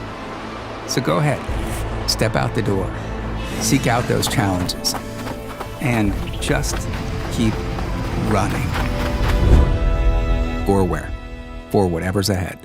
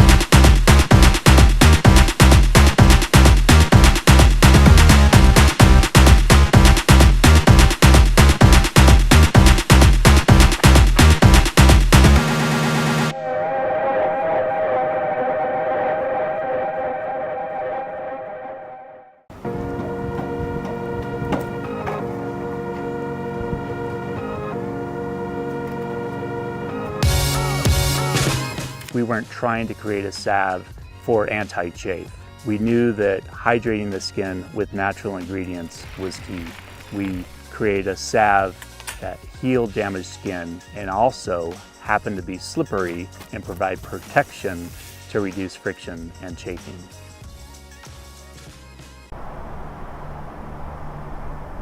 They call you crazy for the 4 a.m. starts, for the endless miles, for pushing your body to the brink. They might call you crazy, but that just spurs you on. Go further with Enduro 3, the ultra-performance GPS smartwatch from Garmin. Not All every right, runner we are runs back, in the rain. After a Not little every bit of a break runner here runs in at sub-freezing Deep Canyon temperatures. Ranch, Black Not Canyon every runner 100K, runs and we are 100 excited miles to have Brett at a Horning time. in from the field Not every to say runner hi to seeks us. out Brett, the how's most it going? challenging environments in the world driving down to the test road their on my way to athletic Table results. Mesa, and I was like, well, I don't need to be there for almost Not every another runner hour. finds and then I joy looked in at the beautiful struggle. Deep Canyon Ranch, you know, the scenery for down here, and I those was like, who do, oh my gosh, I should just we pop in see you. and say hi. There We go. see you Well, on those it's days great when you to could have just you take a here. day off or log a few miles on the great treadmill coverage instead so of braving far. the And Chris dusting got me a wind bean and roll-up. snow. Yeah, so we see if you, you're and just we're here tuning for in, you. That's why we while- create while and Brett was test out the at absolute Gloriana best Mine, technical he was running asking apparel in the difference world. between a burrito Gear and a that bean keeps you roll-up. dry, As I was sharing staves with them off how the important wind, bean roll-ups keeps you are to the warm. entire era of Gear that keeps agriculture. you And there comfortable you go. You have one in the of most your very own. uncomfortable It's a lot conditions. smaller in real life. So go ahead, step out the door, seek out those challenges, Well, we and had just the first man keep here, running. Just over 3.5 hours. Or about where? 3 hours and For 1 whatever's minute ahead. elapsed. Eli Hemming and Seth Ruling came in first. And, it's been kind of we're only 17 minutes in from that, and we've had a steady flow. Probably 30 women through, or men through. Sorry. Yeah, I think that the thing that I've noticed is that the number of men sliding under Hayden Hawks' pace is dropping with every passing aid station. And I kind of expected that would happen, but we went from, I think it was like 25 or so at Antelope Mesa and Hidden Treasure to 8 here. And I don't know if you noticed, but things got really warm out there in a hurry. Yeah, that is interesting. I guess also comparing, this year to last year, as Hayden made his way further and further down the course, the actual course conditions got much, much better. Yeah. So it kind of makes sense where it's like course conditions, they're going to be good the whole day. So it's like they're going to be faster early, but then it's like who's going to have the fitness to then hang with the ghost of Hayden? Hang on just a second. Do we have audio from Jeff? I just saw Jeff Colt out there with a mic. No, we don't. Okay, just let us know when we do. Yeah. I think, Brett, the coolest thing so far from your footage was that Riley Brady pass. Yeah, the Riley That Murray was pass, sweet. That was a good one. I was so glad that we made the decision to walk up the hill just story we got. I feel like I need to be like 30 miles deep into a run for this to hit. But right now, this kind of tastes like a cold tortilla filled with beans. But I can imagine after like 4 or 5 hours of running plus, this would be pretty sweet. Yeah, I mean, it is a cold tortilla with beans. You're right, but but sometimes too, if it's been sitting in the foil out in the hot sun for a couple of hours, yeah. Well, like, just could be life sounds changing. like food poisoning. No, it's actually pretty nice. So we're awaiting the lead women to come through here now? We are. Okay. We are. Chris, what do we have? Maybe, I know you've been able to follow Rachel Drake's times from last year. Yeah, let me see. Well, I think that Heather Jackson's times might be as pertinent or more pertinent. Let's see. Rachel Drake hit hit Deep Canyon last year at 4:16. Okay. And Heather Jackson hit it at... Of course, last year was the first time using So Deep Heather Canyon. Jackson actually hit it at 4:12. I was right. Heather Okay. Jackson was the first woman through here. He was. She just had a... Heather was great until Cottonwood Oh, Gulch. yeah, he's on the other side. Mm-hmm. Actually, no. Actually, until Black Canyon City. After Black Canyon City, things kind of fell apart for her, and she kind of struggled from Cottonwood Gulch to the finish, at running going rather from like a 9-minute pace to about a 12-minute pace. So, and that's when Rachel was able to take over. So yeah, Heather's time here at Deep Canyon, which was only added to the course last year, is still the standard. The way I'm looking at it at this point. Yeah, you really can't compare because they didn't drop down into here. Yeah, because before last year. So the old 50K aid station was actually like up on a hill after a really nasty, short, punchy climb, and So everyone looked like crap then. Yeah. Okay. Yeah, that was actually up until 2022. That was the way that was set up. So. That's like a Western States style aid station. They all are at the tops of climbs. You're at the top seems of like. climbs, so you look like terrible. everyone looks horrible going into them. That's where the photographers get you. Walmsley spotting. That's also what makes it. It's all more. There we go. Oh, there's a good soaking. Right on. So again, it was about 4. You mentioned about 4:10, 4:12, 4:15. So we wouldn't expect the first place women until about let's call it 4:10 a lap, 4:08, 4:10 a lap, somewhere in there. Okay, I'll be able to stay until then. I won't miss. Try my best not to miss the lead men at Table Mesa, but I really want to see the lead women come through. Yeah, no, for sure. I mean, you got here. 20 miles for Table Mesa, so you got time. Also, I didn't realize that the main studio was living in Deep Canyon Ranch this year. I was picturing it in my head all wrong, so then that's also why I wanted to come and see Oh this. yeah, I it's really great. like it. This is love cool. This. Yeah. I love this because we were just kind of out there at the finish line. Yeah, you and know? like this whole venue needs to be utilized much more. Oh, yeah. I mean, And- it's massive. Yeah, and that's the thing about Emory Henderson. It's so small. Like you have to shuttle in and out. There's no parking at all. Like Yeah. it's not allowed. Not even for like volunteers, and for most employees. Like we have to. Or it's here. I mean, shuttle there in. are definitely a couple hundred cars, and it's easily accommodating everybody. And Yeah. Well, I was talking to Skylar yesterday because we went and scouted out the last few miles of the 50K course yesterday evening. We're like, dude, you could put on like a multi-day race just within the Don't boundaries. give him of ideas. We're like, you guys could just hang out, Yeah, just camp go here, around. and then let everyone run in circles around here. It's pretty flat. Seems Yeah, like a that- good venue to me. Wait, so Skylar's doing the 50K too? Yeah. Like, is everybody on the media? Everybody team on the doing media team. Yes, doing the 50K. that was what the pact that got made after last year. Was if you're here talking on Saturday, you're running on Sunday. on Sunday. Yeah. That's right. That's right. very fair.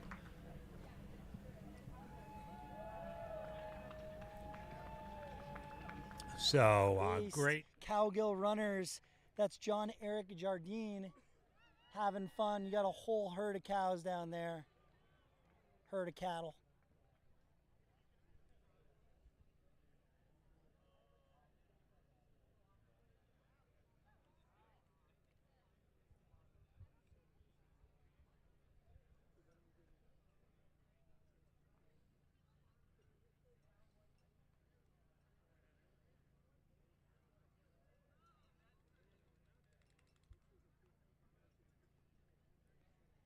And I think in the next 10 minutes, we're going to see our lead runners in the women's field coming through. The runners we're going to be looking for up front are Riley Brady and Mary Denholm. They had a couple-minute gap on Heather Jackson, Tara Dower, and Lynn Chen. So we'll see the top ladies coming in. All right, let's go, Matt. Matt Bellis, Arizona favorite, heading out.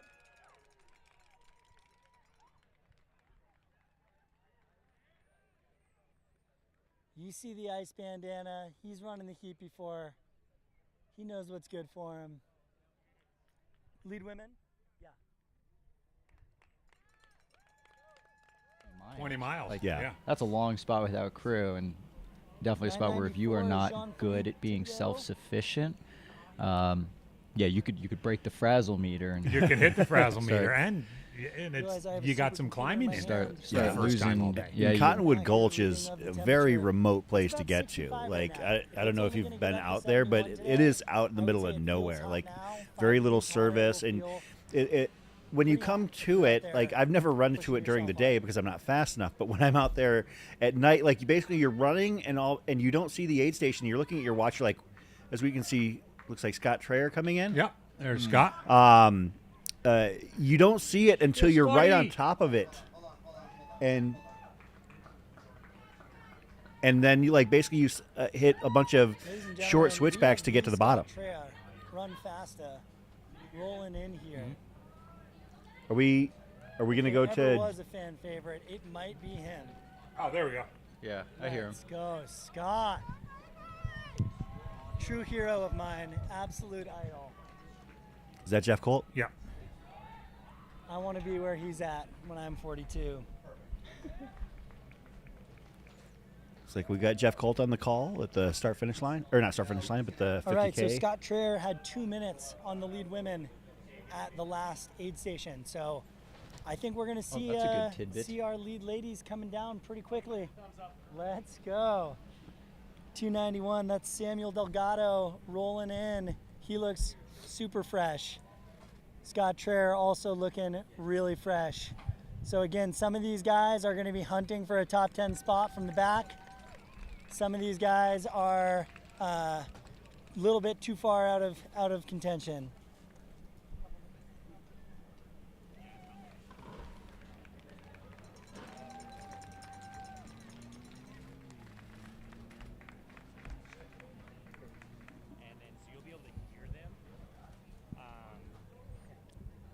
Yeah, if it is me.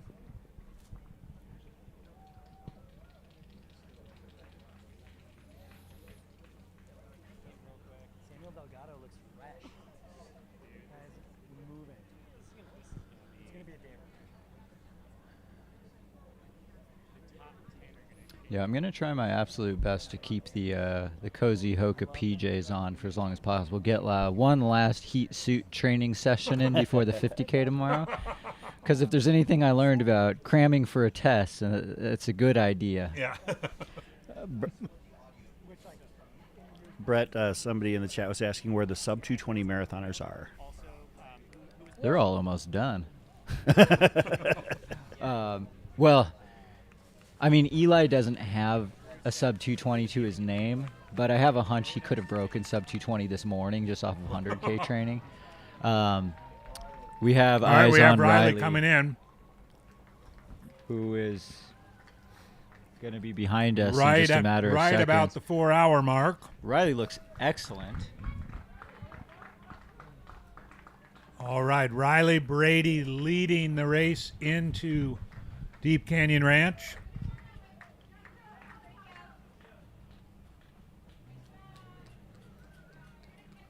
Vaporflies. They sounded like vaporflies. Riley, 13 minutes ahead of Heather Jackson's pace last year, which was leading into Deep Canyon. Riley is set out to prove that Javelina was no fluke. Absolutely. And I believe of the definitely top 3 and maybe even top 5, unsigned. Unsigned. Athlete managers watching the live stream, look out. I'll have my people call your people. Unsponsored Riley Brady leading the pack in the women's race into Deep Canyon right at 4 hours. So last time I saw Riley was at Gloriana, and they passed Mary Denholm coming right out of the aid station. The gap has grown. I think we have a second place woman right here. That's looking like Tara That's Dower. Tara Dower.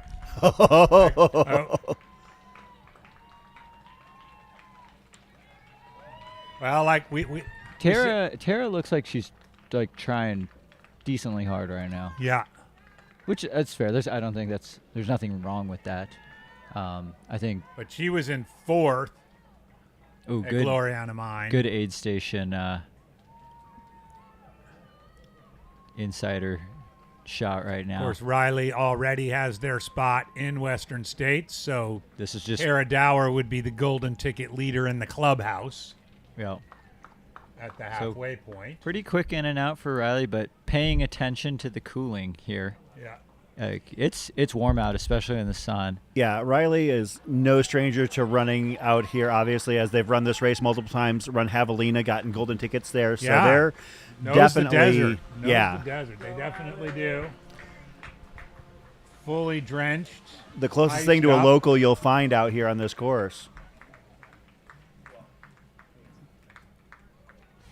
All right. And Tara. So actually. Oh, Riley. Riley's little can't bandana get fumble. You have a wardrobe malfunction. You don't want to lose that. No, that's worth tying back on as God, opposed to tossing. So that means that from Gloriana to here, Tara Dower actually ran that section probably a little bit faster than Riley. Like absolutely, yeah. Like maybe 20 or 30 seconds. Because Tara wasn't that far back, but is closer now. Tara was, let's see. Let's see if Tara looks like she's struggling. Jared Hazen coming in. Or Tara was coming 3 out? minutes back, so probably picked up about a minute and a half. Yeah. I would say Tara's taking a little bit longer than Riley. Yeah, for sure. Actually, let's do that right now. Hey, let's throw it over to Jeff Colt, who is actually on the other end of the aid station here, but has a lot of first-hand information. Jeff, what do you got for us?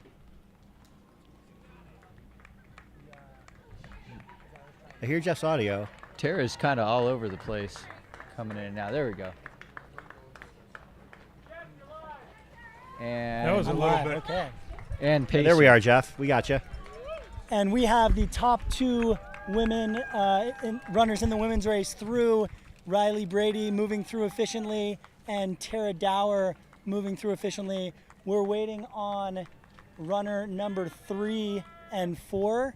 We're expecting Mary Denholm and Heather Jackson to be ripping down this technical descent and coming into our 50K spot.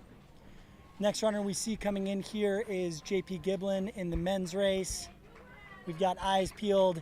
One thing to note, Riley came through in under 4 hours, so really fast. Definitely moving at her ahead of that women's course record pace. And Tara closed a couple minutes on Riley from Gloriana Mine. All right, Here's Jeff, we've got third place Tara woman coming in and right Riley now. came through, iced up, got their supplies, and Jackson. headed out in really speedy fashion, 1 or 2 minutes. We now have our third runner in the women's race coming in. It's Heather Jackson. Folks at home, keep note of who already has a golden ticket and who does not. Riley is already in. Heather moving efficiently and looking smooth. Pretty cool. She's got the full like NASCAR branding going on in her race vest. taking advantage of that real estate for her corporate sponsors. All right, as JP Giblin is rolling in, we'll see Heather come around that corner. Husband Waddy, About 5 documenting minutes it all, out from leader Riley making Brady. sure she turns. Riley Brady these days, it seems they do not miss. Javelina put on an absolute clinic, and back here at another Air Viper race to put on a clinic. I can hear Jeff. I don't know if he can. I don't know. No, I don't think he can. I don't think he can hear. All right. No, I just got a text from him saying. So Team Javelina is beating Team Black Canyon right now. Yeah. That's right. I don't know, because there's always the debate always comes up of like, what's the best golden ticket race? And I'm like, I don't know, man. Right now it seems like Javelina for 25. Then a good one. Yeah, I think that Riley and Heather are basically saying, hey, any course. Yeah, they definitely are. This is an uncharacteristically long cruise stop for Heather. It is. Normally Heather's like 5 seconds or less. Taking advantage of the last shade that she's going to see for the next couple hours. I guess, yeah, you might be right about that.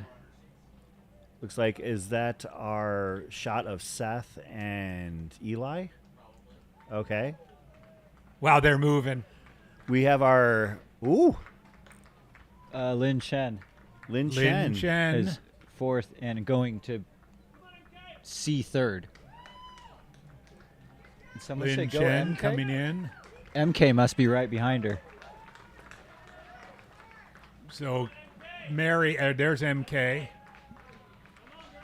Mary has had, we think, a rough section. There's Shea as well. And Shea Aquilano in fifth. So 3 of the top 5 are already in. Yep, 1, 3, and Riley, 5. Heather, 1, 3, and 5. Yeah.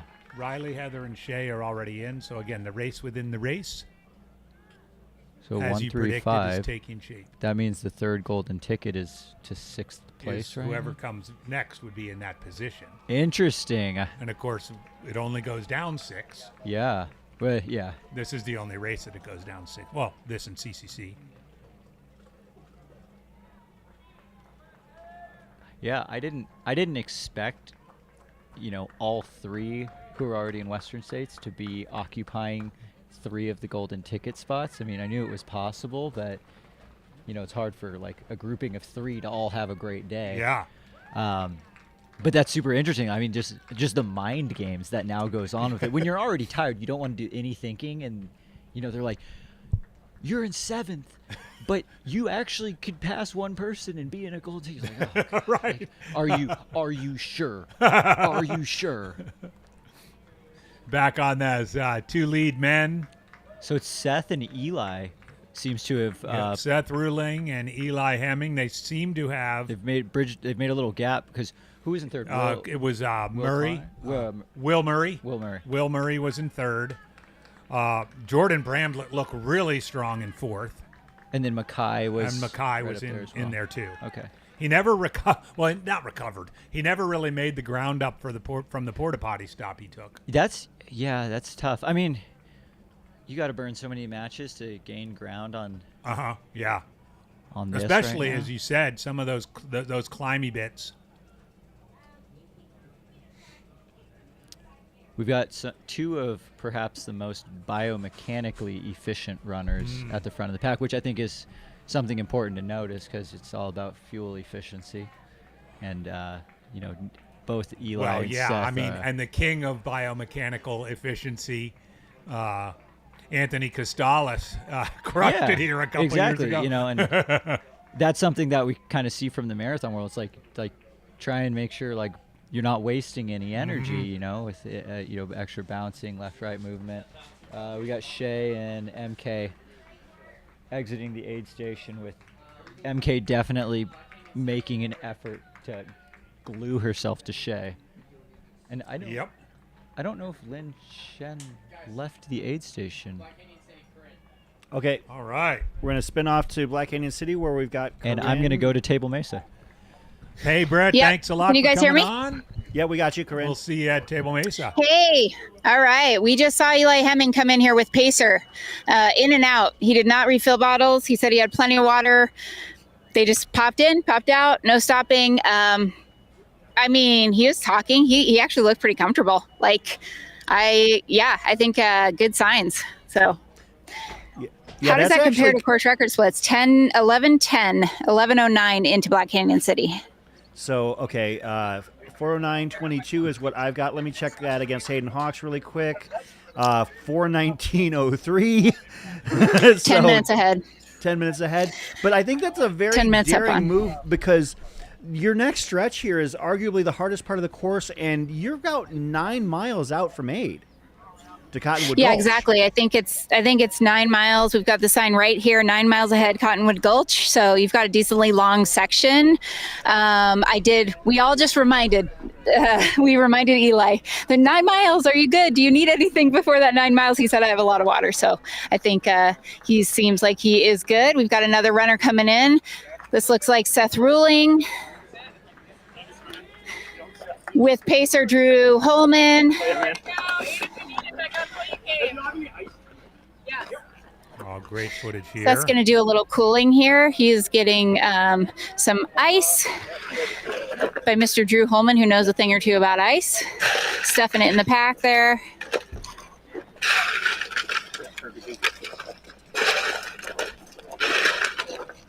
Let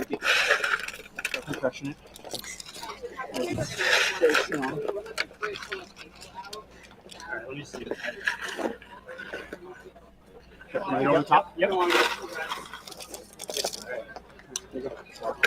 Way to go. Keep it up. Keep it up. This is that little out and back Seth is section, if you're out, and wondering. now Drew is going to fill his bottles. Pro move actually dumping doing, water Drew? onto How's he himself as doing? opposed to dipping his So hat good, into the so water. good. Yep. All right, we've got some intel from pacer Drew Holman. The Seth Ruling is doing so good. So good. He looks fantastic. And Seth was potentially being prophetic and saying that, the other guys at the front weren't necessarily hydrating enough and cooling down enough. So there was a lot of cooling that happened here.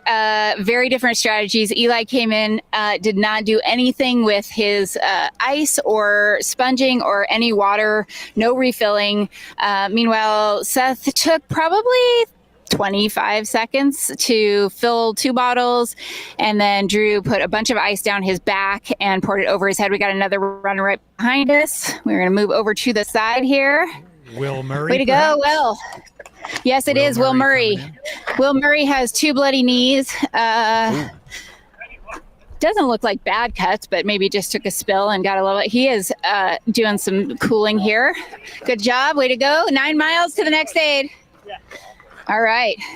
Nice wet down. That's a strategy I have not seen before. He went under the water monster and just turned on the spigot. Yeah, both of his knees. But it looks like he did not top off on water, did he? He did not. No, he did not top off on water, but he looked like he had a full bottle. So I don't know. Maybe he had 2 or 3 leaving Deep Canyon Ranch, and then he, he's okay with one of those being empty and using 2 between now and the next 9 miles. That might be the case. So yeah, all of those guys looked pretty comfortable, to be honest. No, there was no I don't know. They didn't look strained. They were kind of talking pretty lucid. This is exciting. 3 men within maybe 2 minutes of each other. And did Eli have a pacer, or so far only Seth had a pacer? Yes, Eli had a pacer as well. Okay. So Eli and Seth both with pacers, and then Will did not have a pacer. Well, just to keep you posted, Riley hit our aid station, Deep Canyon Ranch, right at the 4-hour mark, so 15 minutes ago. I heard that. I heard that. They are flying, and I And would expect Tara you might Dower- see. And Tara Dower was only about 45 seconds behind her. I heard Tara moved up into second, and I don't know. My suspicion is maybe she told us she was a super responder to bicarb, and she'd been trying that lately. So maybe maybe it kicked in, and there's been a lot of lactate buffering happening, and she was able to move up in that field. So that's exciting. We got another runner coming straight here. Jordan Bramblett. Jordan Bramblett, way to go! Good job, Jordan. Of course, Jordan, a dark horse, a popular dark horse for many people. How do you do, Jordan? Nice work. Way to go. You got 9 miles to next aid. Very limited race resume, but a couple of those results have been highly impressive. And that's why Jordan Bramblett was a golden ticket picked by several, including myself. Straight back out where you came. Way to go, way to go. Territory. It's from a small town in between Prescott and Prescott and Williams. So an Arizona guy. Yeah. So I think Jordan Bramblett is running this race with one handheld.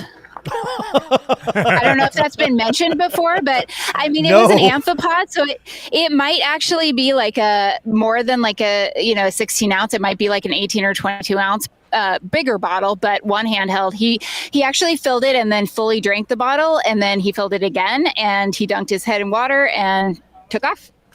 We need to take up a collection for Jordan to buy him that second handheld. Yeah, let's get him that second handheld. Because Can he's we call way him too the real talented. Slim Shady of this race? Yeah, he's showing out here so far today, and I'm super excited to see how the rest of this race unfolds for him. But he's solidly in the top 5 at this point. Doing okay, Pace? Doing okay? Yeah. Good. Were you pacing Jordan? Yes. Okay. If you need anything, aid right there. Oh, did Jordan drop his pacer? He dropped his pacer. Yeah, appears to be so. So, yeah, I think we're going to make sure that pacer is taken care of, but it should be a good example of how fast the paces are out here, that we have a pacer dropped and maybe limping a little bit. I didn't see any blood, so I think the pace was just too hot. We've got other runners coming in. I see a kid that looks like Joe Stringbean McConaughey, as well as another runner in front of him. Straight here to aid. That's right Elliot there. Cardan. Go to the aid back. I think that was Elliot Cardan and Elliot Cardan and Joe McConaughey are both in aid right now. Elliot straight back out, right back out, right back out. That was just a big old U-turn for Elliot. A lot of people are asking, where do we flip? And we're just saying, go to aid, come back out. Good job, Joe. Good job, Joe. Keep it up. Keep it up. That was Jason Schlarb pacing Elliot. Saw that real quick. Joe, as you mentioned, I didn't think Schlarb was pacing. Gran, that was not. No. No, it was not what? No, not Elliot. No, but it wasn't Jason Schlarb pacing. No, not Elliot. Sorry. That was, jeez, you guys tell me. Look in the chat. I don't know some of these men. Gavin Pryor. I didn't recognize that runner with Stringbean. That was Gavin Pryor, I think. Yeah. Of course, Hayden's split last year. His course record split at Black Canyon City was 4:19. Oh, we're not even there yet. Had 6 runners, 5 runners. Yeah, 6. I will say though, okay, Corinne, here comes Jason Schlarb. This is Jason. Here's Jason and Elliot. Let's go, boys. Woo! Way to go! Way to go! Crushing. Elliot, there we go. Elliot and Jupiter. Let's go, boys. Working together. I like it. Nice work. We got Elliot and Jupiter. Juan. No, it's that's Juan. Sorry. Yeah, that's Juan. It's Juan. Sorry. Older brother. They do look a little bit alike, especially in the way that they run their form. So. Yeah, we are. Hooper's wearing white, and Juan is wearing the dark blue. Juan is wearing blue. Okay. I got it. Amazing work, guys. You got 9 miles to next aid. Way to go, Juan. Vamos, vamos. Good job. Good job, Elliot. You can see that's Becca Bramblett right there, heading into. We've got a shot Way to of go. the Deep Canyon aid. Is it Chihalau coming in to Black Canyon City? Chulao. Yep, however you say it, Chinese runner, Chulao. Let's go, Jason. Oh, I'm sorry, Go that's Elliot. Kanhualao. Kanhualao. Yep, Kanhualao. Way to go, way to go. So can we get back on after Gavin Pryor, Elliot Cardan, Black Canyon City, please? And yeah, so we just had Elliot Cardan come through with pacer Jason Schlarb. We had the Lau, you guys tell me. Kanhualao. Kanhualao. Yes. So yeah, quick stops here. Most people are refilling bottles, which I think is a smart move. You definitely do not want to run out of water between here and your next stop. 9 miles ahead. It's not just the fact that it's 9 miles, Corinne. It's also the fact that it is the most technical 9 miles of the course. Yeah, it really is. Yeah, so it's potentially going to be the slowest section.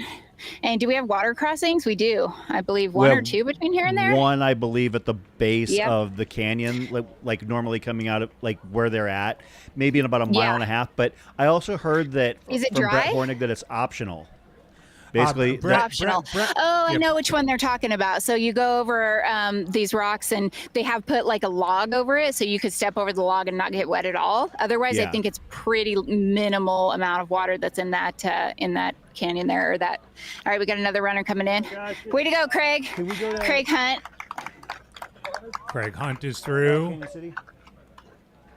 Yeah, Craig Hunt is through. Looks like he's got a good amount of ice. He's fully wet. He's got an Omius headband on. That's the cooling headband. And he is getting re-wet by Pacer. There we go. That's our first 10 runners. Just real quick. Eli Hemming, Seth Ruling, Will Murray, Jordan Bramblett, Joe McConaughey, Gavin Pryor, Elliot Carden, number 10 Juan man, Carrera Casas, Craig Hunt. Yeah. Being paced by Kanu Preston Alua Cates. and Craig Hunt. Mackay Clemens also coming in to aid. Walking real slowly, not seemingly in a hurry. So Mackay Clemens being paced by Chris Myers. We got Tim Tollefson coming in.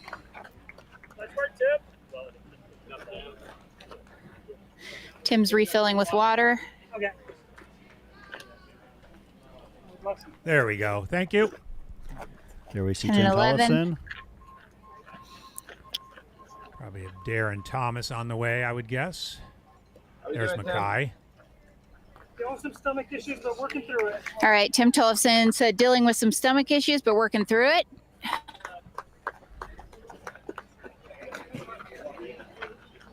We're in the heart of the Black Canyon City Aid Station right here. Another runner in.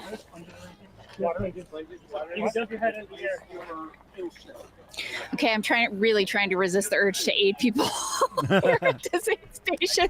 I want to dunk water all over them. And yes, okay, he's out. Tim Tollefson is out. Mackay Clemens is still in. He's taking a little break in the shade over here in the corner. Way to go, Zach. Nice work. How you doing? Pretty good. Yeah. Zach You're doing great. Corinne. Yes. A lot of race left. You guys just stay steady, crouching it. Yeah, what's up, fam? Okay, this is Zach Perrin and Pacer. Yeah. Oh.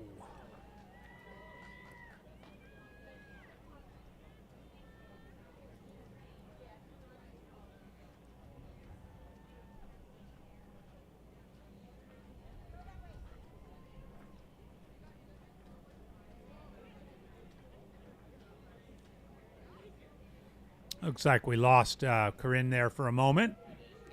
I think, it looks like her camera person got a little bit overzealous and went out onto the trail too far. So the AV line was snipped. Of course, this right here is the entry/exit way to Deep Canyon aid at the halfway point. This is the Black Canyon 100K presented by Hoka on the Mountain Outpost YouTube channel. Shout out to our sponsors here at this World Trail Majors event: Squirrel's Nut Butter, Goreware, Goo, Air Fiber Internet, and Tannery Sunscreen. Shout out to them. Shout out to Satisfy Running for sponsoring the Bumblebee Aid. I'm sure that there are still plenty of runners making their way to that point because they'd still be moving at a well under 15, 16-hour finish pace if they're at Bumblebee now. Oh, for sure. And just a quick summary of the top 10 runners in the women's race. Riley Brady, Tara Dower, Heather Jackson, Lynn Chen, M.K. Sullivan, and Shea Aquilano. That's your top 6. Interesting note on those top 6. 3 of them are in Western States already. That is Shea and Riley, and, of course, Heather. So were the race to be over now, those would be your golden tickets with Tara, Lynn, and MK. Of course, the race is not over now. And chasing them down, 7th is Erin Clark, 8th is Abby Hall, 9th, Jenna Bensko, and rounding out the top 10 in the women's race, Jane Mouse. And we're going to, as you can see, up the trail to in and out of Deep Canyon Ranch. We're going to take a real quick break to tell you about something special coming up. To have a truly competitive 200 plus mile race that we were able to watch unfold and follow along is something that you can only dream about.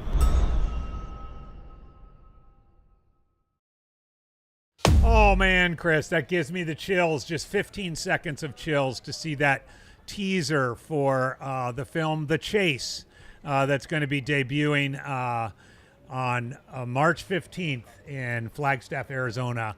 We've been honored to have a chance to take a look at it ahead of time with the filmmaker Dylan Harris, and it is an incredible film documenting the 2024 Cocodona 250. Gives me chills just to see that. Absolutely. And of course, the initial run of releases into the theaters, because this is going to be a theater release, individual screenings at each one. And then we've also heard from other people who are asking, hey, why is this not in our town? Well, we'll do our best. That's right. If you know people who, know people who can get a film into a theater, well, we do have The Chase is coming out, and it's a full-length feature film too. It is a full-length feature film, incredibly put together. If you've seen any of the other work that Dylan Harris has done, The Inaugural Year, or Lucy's Dad, an incredible filmmaker. He's outdone himself this time with a full-length feature film on the Cocodona 250. Chris and I were able to participate a little bit in it as two members of the commentary team at Cocodona, and I don't need to speak for you, but I will. I for one can't wait for that March 15th showing at Flagstaff, and I hope that we pack the place for that. It's going to be incredible. I think it's going to get even crazier after the full trailer drops. Oh yeah, the full trailer had me just chills. Indeed. Full trailer will drop on Tuesday from what our sources tell us, and can't wait to see that as well. Shout out from the Run Steep Get High channel. Yeah, we do need some hosts on the East Coast. If you want The Chase out there, I believe that the furthest east we go is Massillon, Ohio. That's right. Friends in New York City, or I got lots of friends in Charlottesville, Virginia. I know there are lots of trail runners out there. The DC area, Virginia Happy Trails Running Company. Email Jamil Curry, and he will put the wheels in motion. Email Mountain Outpost. It's a beautiful shot we there. Also know that some Californians have been in touch with Jamil. We'd love to have a showing or two in California. Chris, what do we got here? This is the descent into the canyon, the only water crossing on the course. I love this stretch of this course. You get this rewarding, wonderful downhill coming out of Black Canyon City. It's the last time you're going to be in quote civilization until the end of the race. You head down this, as you can see, a nice, wonderful, engaging downhill. When you get to the bottom, you'll get to do the water crossing. Sounds like the runners this year have it easy. They don't have to mudslide or ford anything that's of any consequence. This is fantastic drone coverage, by the way, too, to really put a visual on the way you described that trail, Chris. Got a little frozen there for a second, but yeah, just a beautiful little drop to the Agua Fria River. In a normal year or a different year, might be as much as waist deep. Here they can, from what we understand, you can even rock hop it a bit. But just back on The Chase, the Cocodona film coming out in March. Please do not hesitate to contact Jamil or Zach or the Mountain Outpost channel via the contact form if you are interested in having the film come to your town. Right now it's booked through a tour from mid-March to mid-April, but and of course we're also in the midst of putting on a bunch of races because this is a heavy race season here in Arizona, but we want to get as many eyeballs on the film as possible. So if you know somebody with a cool movie theater in your town and you could mobilize to get this done, please be in touch, and we'll try and make it happen. And to be honest, I think it would be cool to go and be at some of these showings and do some Q&A about having covered the race. I would love to be. Obviously, we'd have Dylan, Jamil, and maybe some of the athletes there. But yeah, for example, is Orange Shorts guy out there? Maybe we could bring it to your town. Although, doesn't he live in Prescott? He lives in Sedona. Sedona? Well, okay. Close enough. orange shorts guy or orange hat guy, perhaps. Yes. I keep losing this earbud. Or even some of our last finishers. We're going to Corinne. Yeah. All right. What you do you guys have hear for me? us, Corinne? Yep, we got you, Corinne. Hey, okay. Yeah, sorry, we had to change out a battery, but we did have a number of runners come through here. We had Darren Thomas, Eric Sorensen. Unfortunately, Mackay Clemens has decided to call his day here. So talked to his pacer, Chris Myers. Chris said he just not having a good day, just needs to save it for another day. So he's decided to end his race here at Black Canyon City. Also getting note, another significant drop. J.P. Giblin has opted to withdraw here at Deep Canyon. So the Deep first Canyon. two significant names to pull out of the race. Yeah, we also had Canyon Woodward come through here. So definitely those, I would say, what is that? Probably 9th through 14th, 15th men, definitely feeling the heat. A lot of people coming in asking for ice, asking for water to be dumped over their heads. So I think they're feeling the elements a bit at this point. Looks like Blake Slatengren's come through as well. Yeah, we saw Blake. He's rocking that bright kit. Can't miss him. So he actually looked like he was in pretty good spirits. I did hear, I think Eric Sorensen's a little disappointed in the day he's having. He mentioned to me that it was hard from the start. Sometimes that just happens, and man, it's frustrating. But hey, I told him, you're 12th, 13th. Just stay steady. So I've been in that position before, and there's a lot of race left here. So you got to ride that low and then come back through it potentially. I mean, you never know when you're going to start feeling like $1 million and be able to just rage on the last 12 miles of this course. Yeah. Well, and especially, Corinne, from where you are to the finish, that's some of the toughest part of the race. So the race is far from over. Absolutely. We've seen so many passes later on in this race. And out of Black Canyon City here, you do have to climb back out about 1.5 miles where you just came from. So they know exactly what they're going to do. But like I was saying, this is the only point in this race now on this course where you can see your competitors. So you absolutely have an idea of who is around you, who's near you. And it might be, an opportunity for you to just say, hey, somebody's right there. I'm just going to kind of try to chase them down. And I don't know. You can see how other people are feeling, and maybe it is a little bit comforting to know that you're not the only one that's hurting a little bit. And I think it's also like a time for people to be able to encourage one another out here. So we've got another runner coming in. Way to go! Did I see Brandon pacerless? It appears. Brandon Garnier. All right, Brandon Garnier. Do you have any sponges? Can I jump that on your head? Do it That again. looked like Lin Chen on that. Yeah. That looked like Lin Chen with a pacer on that drone shot, didn't it, Chris? I thought so. I would assume we're going to see the lead women here fairly quickly because they're on into Black Canyon City. The drone's on the out and back section. The out and back section is, as Corinne has mentioned, about that right Nice work. there. Keep it up. It's on the out and back section, about 1.5 miles down and back to the aid station, the Black Canyon aid station where Corinne is stationed. That's definitely a pacer and a runner. They're We have definitely heading Piquan. down toward You? How do you say your name? Piquan? Piquan Yu. Piquan. Good job, Piquan. Keep it up. Of course, Piquan Piquan Yu, Yu, back out. former winner of the Hong Kong 100K. Highly competitive race. We got John Herrick coming into the aid station. Got another runner. People are going through, around. Cole Campbell coming in. Way to go, Cole.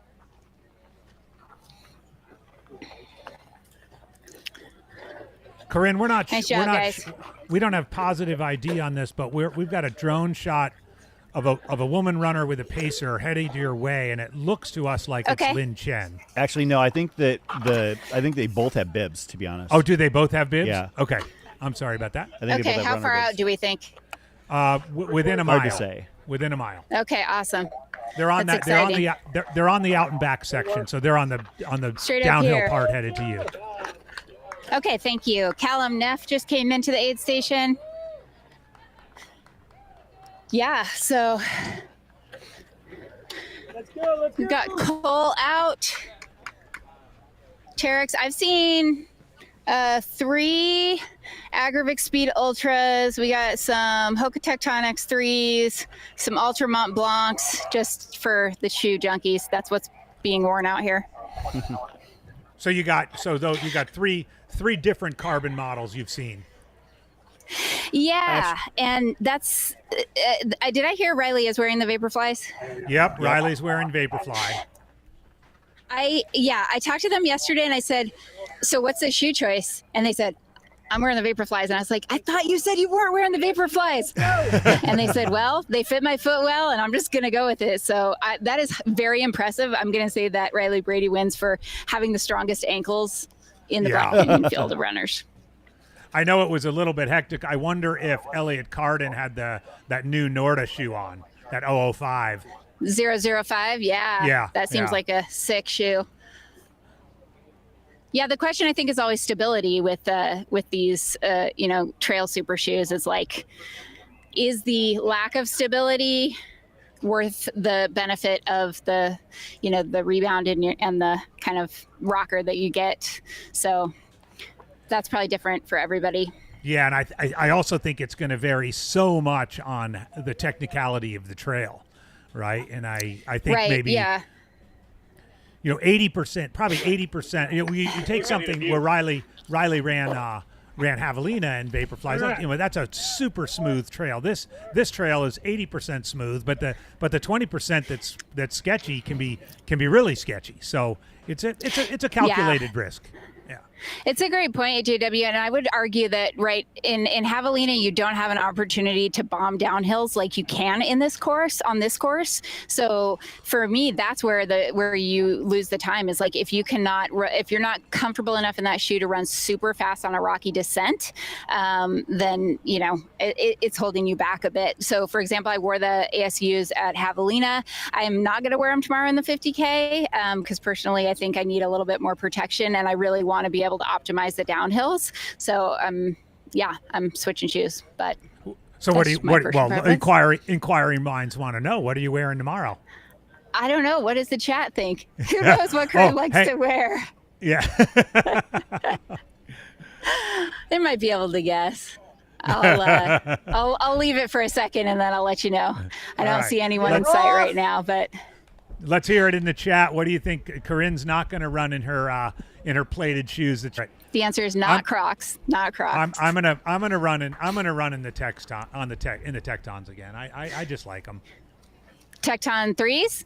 AJW? Yeah, Tecton 3s. Yeah. Okay. I've only worn them once, so I haven't tested them out enough to know. But we've got another runner coming in here. Yeah, take a quick look at that. Pacer Georgia Porter. It is Georgia Porter. Porter. Okay. Yep. Queen of the Arizona Trail. Okay, so that was the runner. We didn't have a clear look at. We thought maybe that was Lin Chen. It's not. So. Yeah, that's Pacer Georgia Porter. Right on. Yeah. Getting fully wet down. Yeah, I would assume. Well, to be honest, I don't think it's going to be much longer before you see Riley because Riley was 11 o'clock sharp here. Let's see. So they were 12 minutes ahead of CR pace. There you go, guys. Keep it up. Or Good Heather job. Jackson's Good job. splits last year, not CR, because that's not the course record, but that was the course record sub-split at that point. So we're talking. All right. Heather got Matt Bellis and Georgia Porter out. Heather got to Black Canyon City at 5:02. So you're talking, I would say, maybe another. Yeah, we're at 4:40. So I would say in the next 8 to 10 minutes at the very least, because this was the point of the race last year where Heather started to slow down a little bit, and. Riley looking. Rachel was definitely reeling her in on the out and back section last year. Yeah, like from Deep Canyon Ranch. Yeah. Let's see. Deep Canyon Ranch to Black Canyon City, Heather ran a 9:03 pace, and we'll see what Riley cooks up here. Okay, we've got another runner coming straight here. Good job. Alex Forte.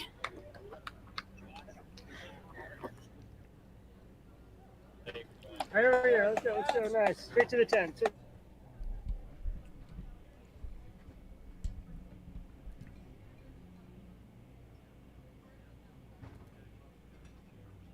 I watched back from last year's, and I do think it was, coming out of here, Heather was still ahead, but I think Rachel was maybe a minute or two behind her, and it closed. That gap started to close real quickly thereafter. So, it's a critical section.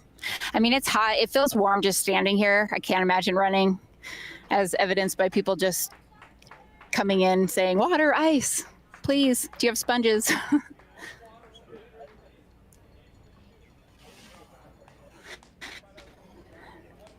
So I'm gonna wear. Anybody guess what I'm gonna wear tomorrow? We got any guesses in the chat for Corinne's shoes? Let me take a look.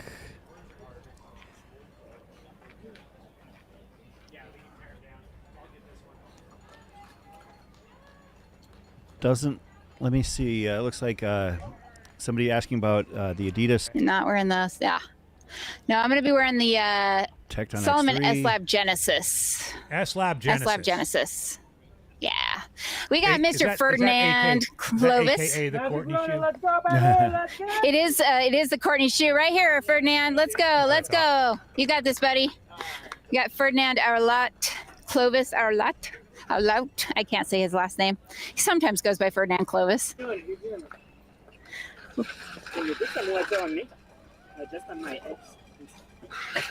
Good job, runners. Way to go. What do we have here, Chris? Looks like they're zeroing in on.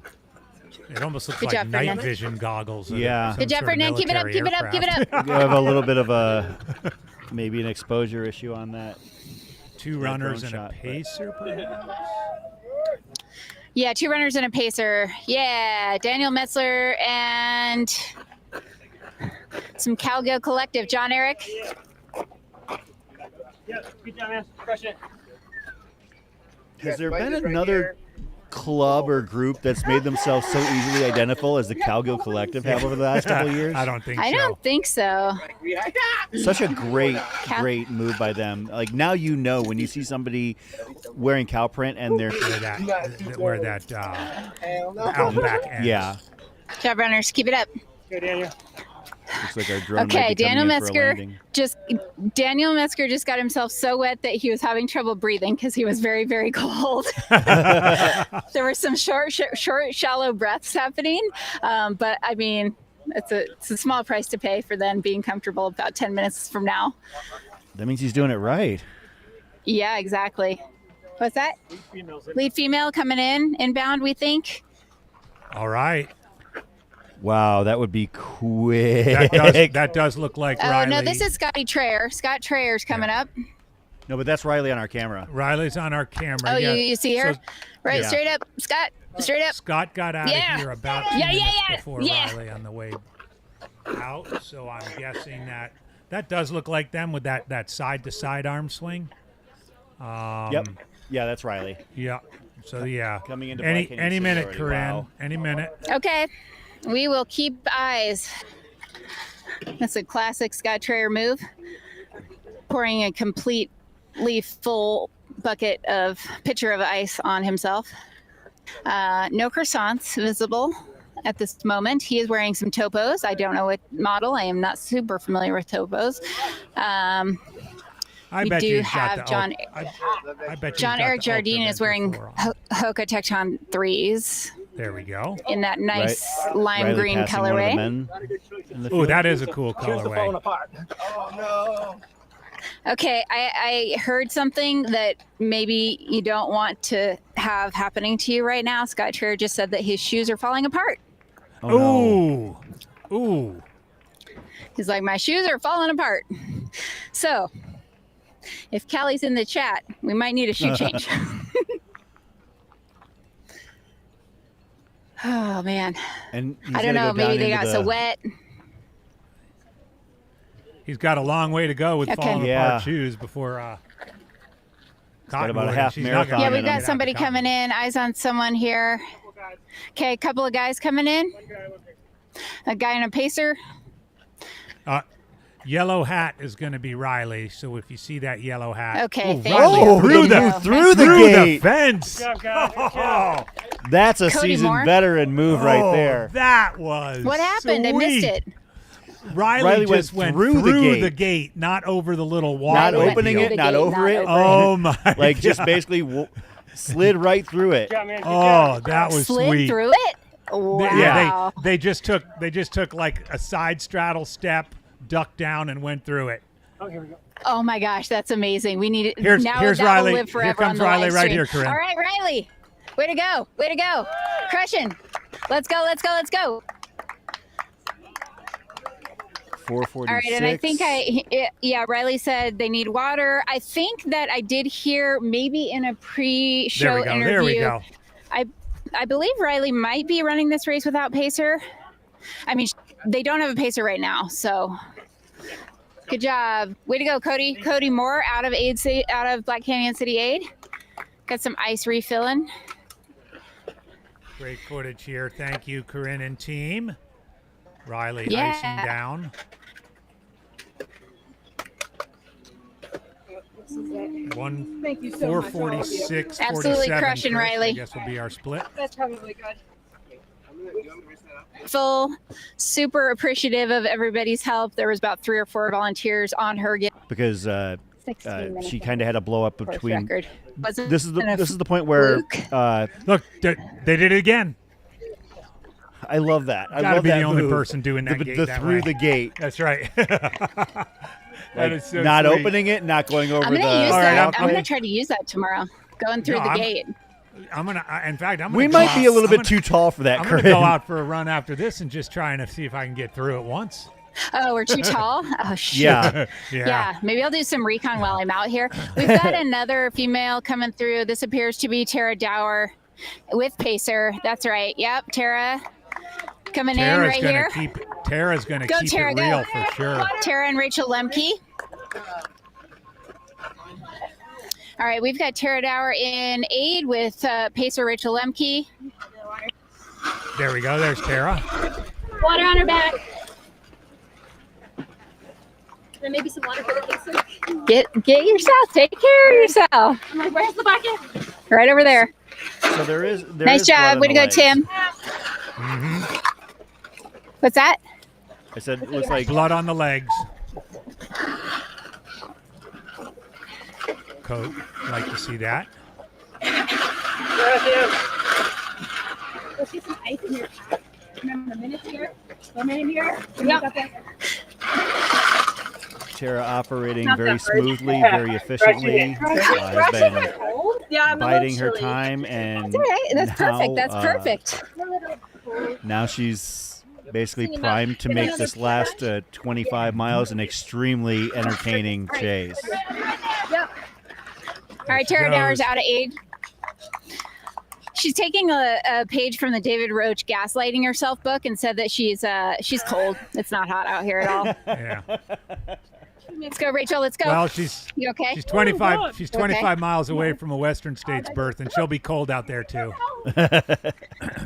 Oh shoot. Okay. Yeah, we had a pacer fall. She just needed to match Tara in the fall because Tara did have some blood on her knee, so I don't know when that happened.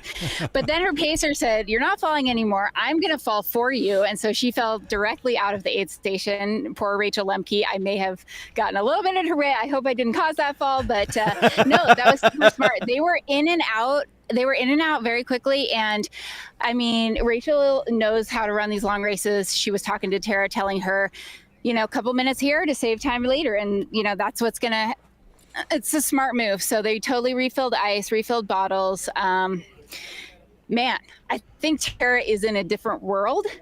She seems like she's just going with it and having a day out here, which is super exciting. Yeah, that's one of the things that I was really looking forward to. I mean, obviously, Tara has raced out here plenty and done fairly well, but never really had the put it all together kind of day. So I'm looking forward to seeing that hopefully come to fruition today.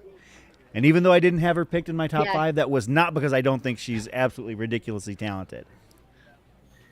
Well, it's just not fair when there's 30 people you can pick in your top 5. It's just not fair. I agree. Yeah, I mean, you got to bet on a couple people, and And I think it was recency bias, the Oh, fact hey, that Sam, obviously, good job. Thank you. like obviously, the last time we saw her doing something big was, the AT. So Yeah. She did run a 3:45 50K in between now and then. That's no big deal. Decent.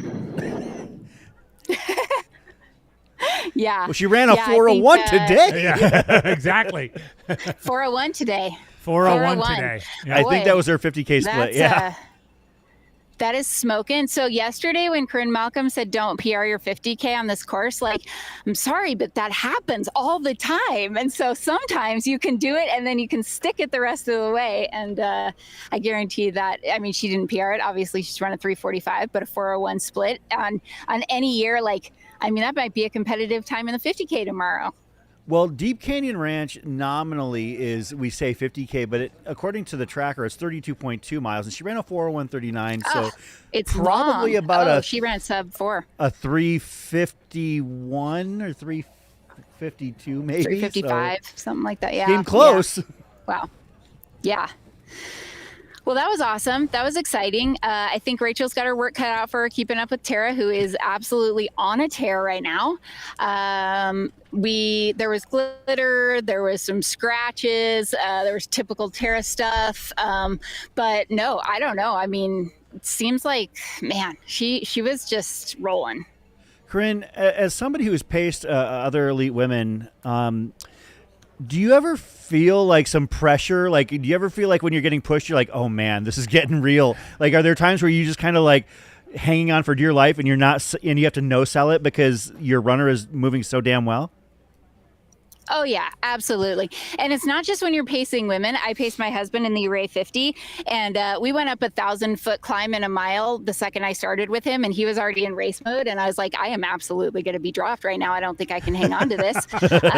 So you just have to tell yourself you can do it, whatever pace they're going. And honestly, I think it pushes you to just make it happen some way or another. You're really focused on the other person, taking care of them, making their day what it needs to be. And so in a way that does allow you to dissociate yourself from kind of your own, whatever, if you're in pain or thinking you're running super fast. So I don't know, I think that it's something everybody should do is just pace somebody else. It almost helps you create this mental tactic of being able to like disassociate and think about something else. Looks like hey, Corinne, just a quick heads up, we got the race within the race for the golden tickets is definitely going to be something to watch, because in addition to Riley, who already has her ticket, Heather Jackson and Shea Aquilano also have theirs. So correct, with Lin Chen and Tara, and who am I forgetting? Yep. Yeah, so right now, for all intents and purposes, if I'm Tara Dower, I'm telling myself I am in first place right now in this race, because I am in first place golden ticket shape. And that's a really motivating place to be in, especially when you're just going to have to work hard for a while. But I don't know, just knowing that, and Tara and Riley were how far apart? Oh, I feel like it was only a couple minutes, 90 seconds. They're very close. Wow. Riley had been leading for, ever since taking the pass from Mary Denholm at leaving Gloriana, but they're holding on by a much thinner margin now. With Riley, do you know if they said they're going the whole way without a pacer? I feel like I may have heard that in a pre-race interview of saying, I think I'm going to go without pacer. We have another female coming through. This looks like it's MK Sullivan from far away. I see the glasses. I see the heart glasses. This is MK coming in. Way to go. Nice job, MK. Yep, we got MK Sullivan coming in and Robin Hevson. And, this is Lynn Chen. Okay. Lin Chen nice and work. MK. So yeah, those are in spots 2 and 3 in the golden ticket. Then both of them have gone past Shea. They are both icing down over here, cooling off, and refilling bottles. Way to go. Way to go. Let's go. No, MK. Yep, same way you came in. Yep. Back up. Nice job. Just avoiding wrong turns over here. We're saving everybody's race. Yeah, you don't want them to go out into the parking lot. Actually, they were going to go up the trail in a little fork, not down, but up. And Oh, there's two forks, and so yeah, that weird one that goes to the right there. Yeah. Yeah, exactly. That's exactly right. Way to go, Brian Griffith. Way to go right over to the aid station. I'm now a course director. Good job right there, Alex. All right, Heather, let's go. Right up to the aid. Right up to the aid. Good job, Shay. Bathroom on the right. Down below. Good job, Lin Chen. Lin Chen is out of aid. Heather Jackson is in, and she is going over to the bathroom, saying she needed a restroom. Shay Aquilano smiling, happy, typical Shay, in the aid right now. All right, I'm going to tell this girl to get assertive and poke her way in front of these guys. She's waiting in line for water. Yeah, you don't need to wait in line. Kick those guys out of the way. You tell them what you need, Shay. Shay's just being too nice. Yeah, she's very nice. Way to go, way to go. Very polite. Get a sponge there. Well, there's our top 6. You guys are doing great. You're looking awesome. Working together, love it. Absolutely. I know. You've got the glitter.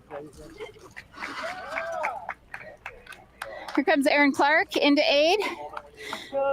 Aaron Clark. Pacer and fiance Adam Peterman. Love that shot of the foliage down by the river. Good job, Shay. Keep it up.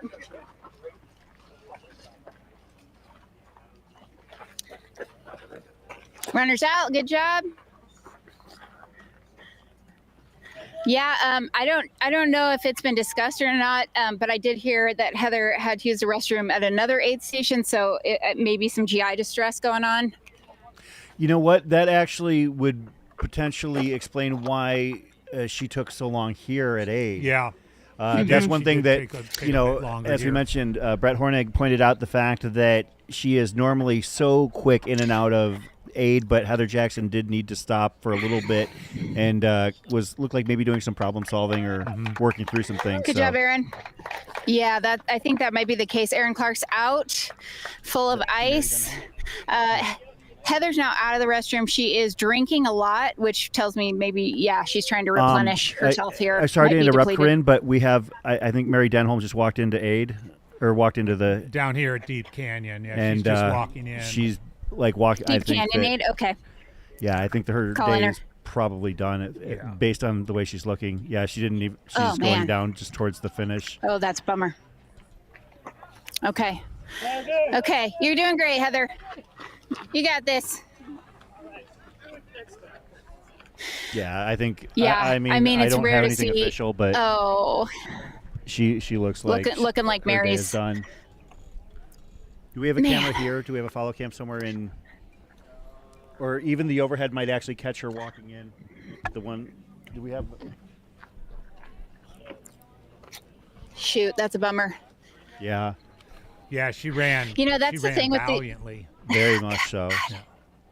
She looked so good with And I don't know. I mean, it's hard to know. Like, she raced so much last year, and as much as you feel like you're recovered, sometimes you don't know until you start a race.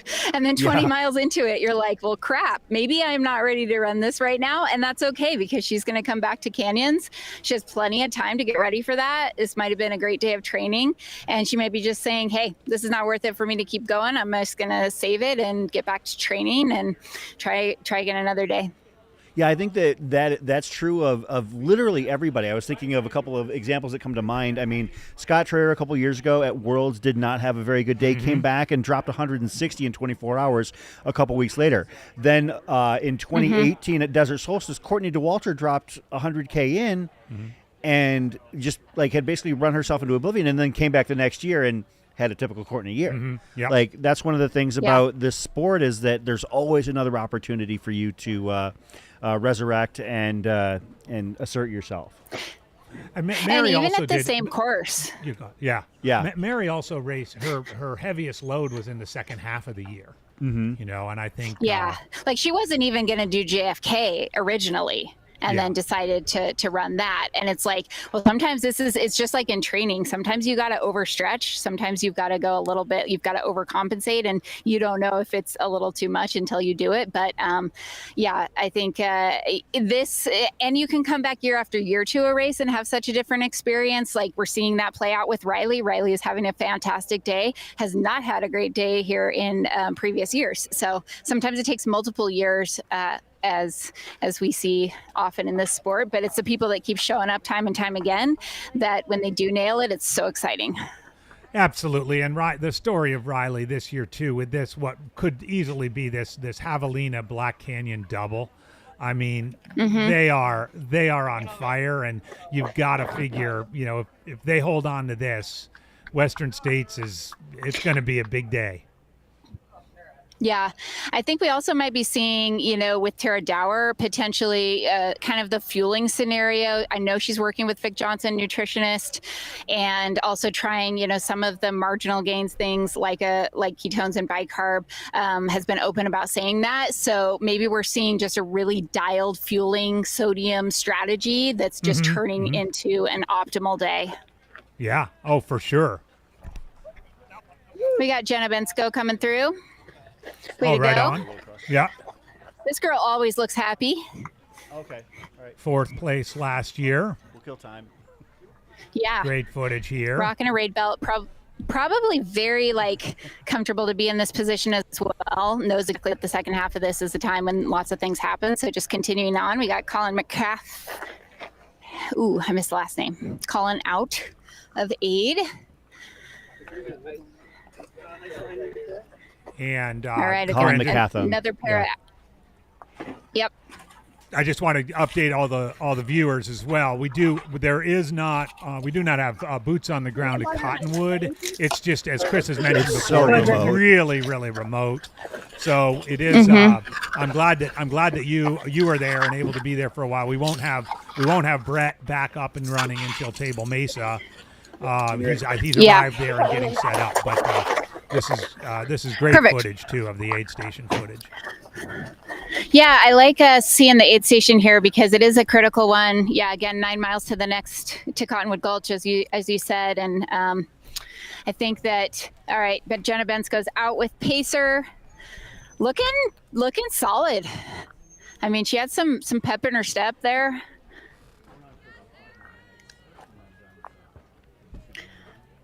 So yeah, just kudos to Heather Jackson. If she's working through all of those stomach issues and just having to battle that, you know, that makes for a hard day.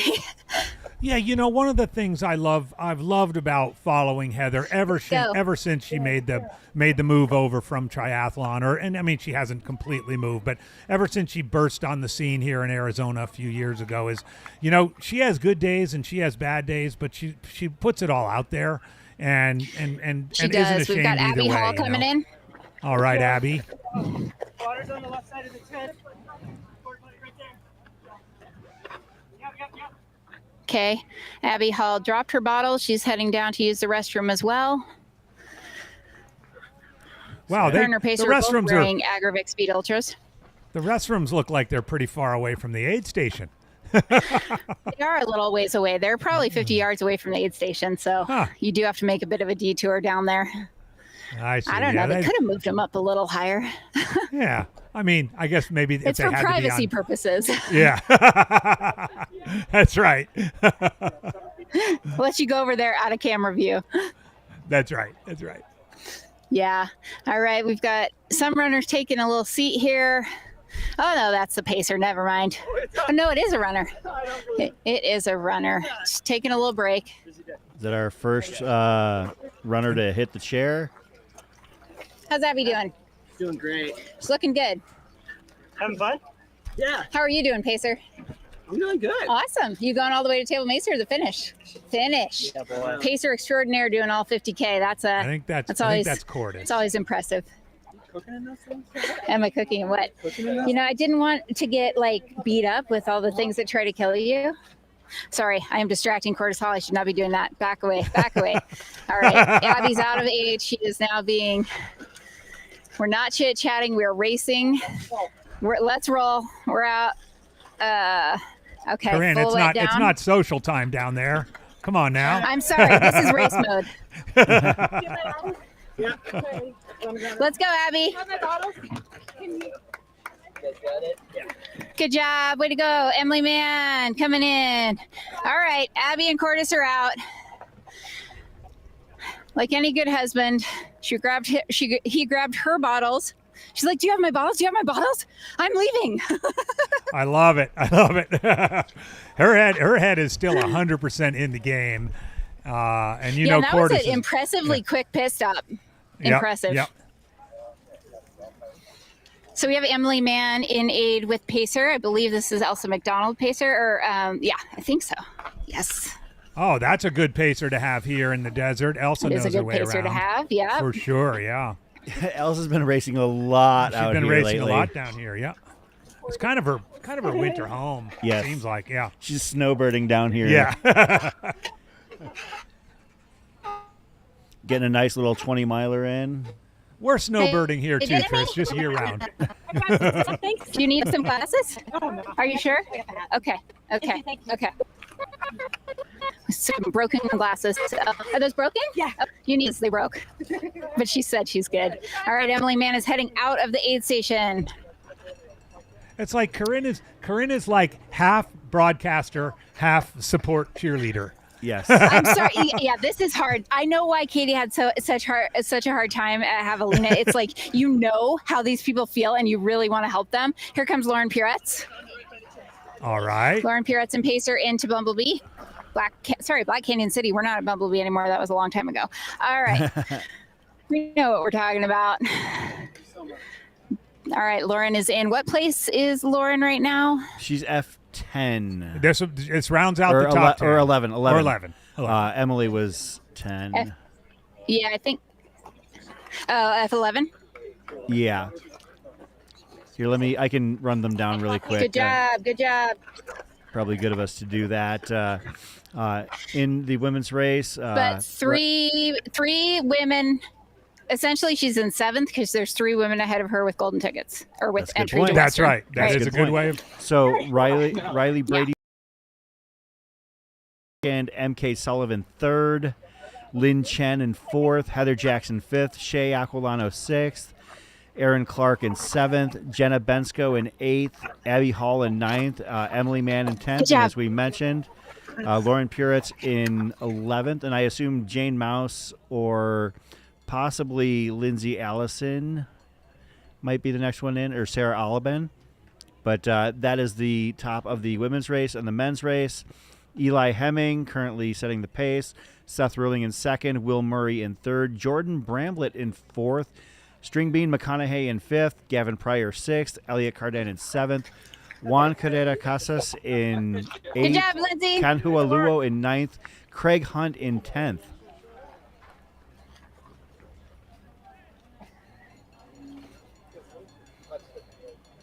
Oh, I thought he was going to the Super Bowl again. Entry to Western.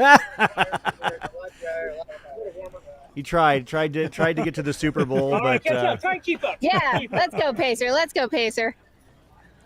That's Ryan Becker. Ryan pacing Lindsay Allison. Okay. I know him by look, but I'm trying to remember. I think it's Ryan Beckett.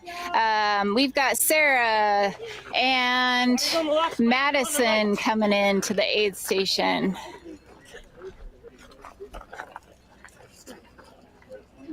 Sarah Albin. Good view of the aid station there. Classic era Vipa setup. Sarah Albin and Madison Lichty. These two ladies are absolutely crushing this course. Yeah. We got some Nike Ultra Flies. Oh, right First one on. of those I've seen. Yeah, Nike Ultra Flies. That's another good shoe for this course, I'd say. We have the Pulsar. Those are the S-Lab Pulsar Ultra Glide. Ultra Glides. Those aren't even out yet. There's a fancy shoe right there. Way to go. Up here, straight out the way you came. Yep, straight back. Sorry, guys. I love the shoe geek. I love the shoe geekness. Yeah, well, I'm no Brett Hornick, but I'll try. If he took the fashion game, I'm going to take the shoe game. We're grateful for that, Corinne. Yeah. We could only handle one Brett Hornick. We can only handle one Brett Hornick. Well, if Satisfy wants to make me a custom kit for next time I'm commentating, I'm not opposed to it. There's a pair of there we go. There's a pair of Tecton 3s right there. Yes, Tecton 3s. Right on. All right, so do we have 10 women through? Yeah, we have more than 10. Oh, yeah, I think we're up 12, to 13? 12 or 13, okay. yeah.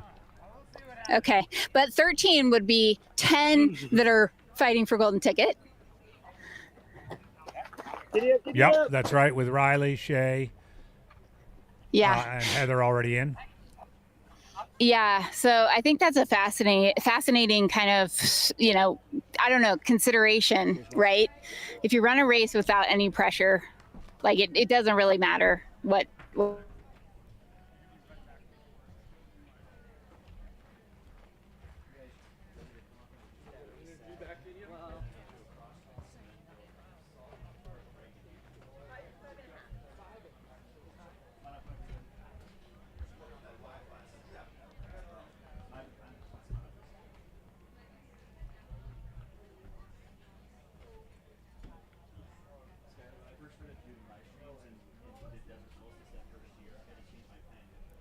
All right. We're getting ready for a commentator change here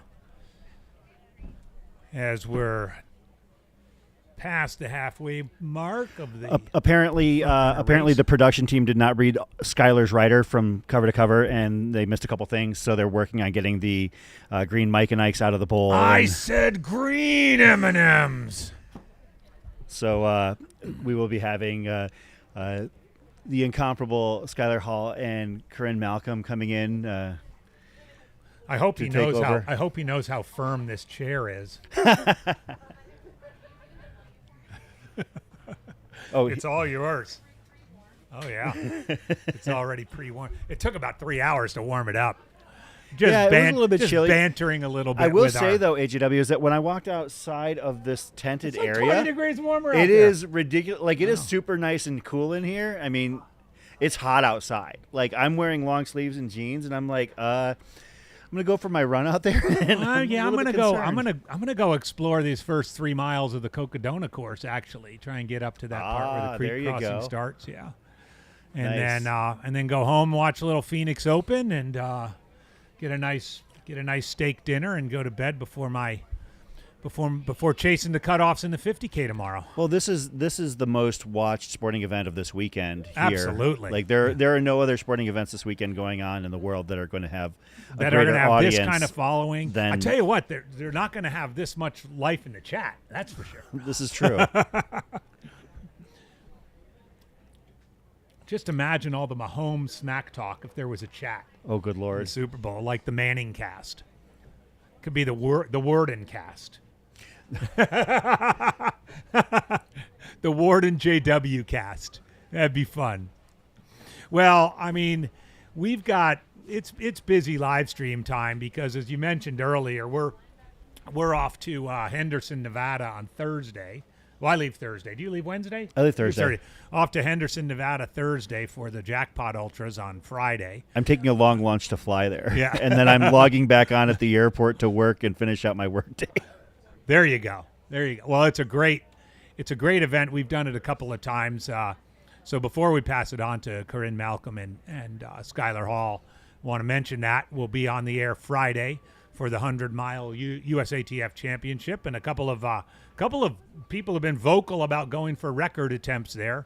Yeah, Devin Yanko and on the women's side, and Raj Paul and Dakota Jones on the men's side. It is a course, I don't know if it's tailor-made for records, but it's a course where records have certainly been set. Connor nailed it. Who's ready for the Black Canyons of football tomorrow? That's right. The Black Canyons of football.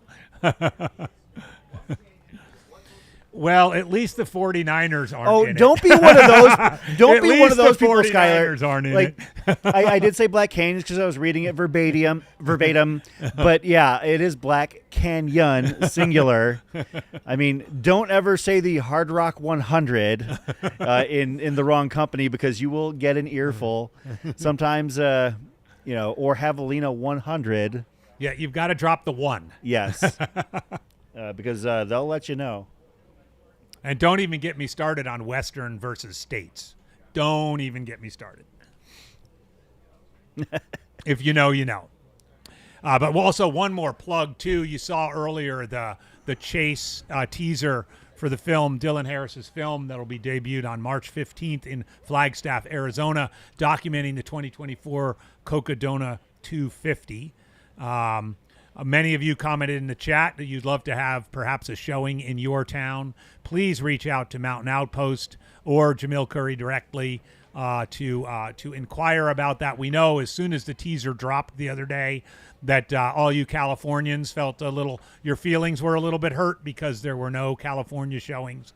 This is not for lack of trying, and we know that there are tons and tons of ultra marathon runners out in California, and we would love to have a showing in San Diego, Los Angeles, San Francisco, or points in between. So go check that teaser out, by the way, and the trailer, the official trailer, drops on Tuesday.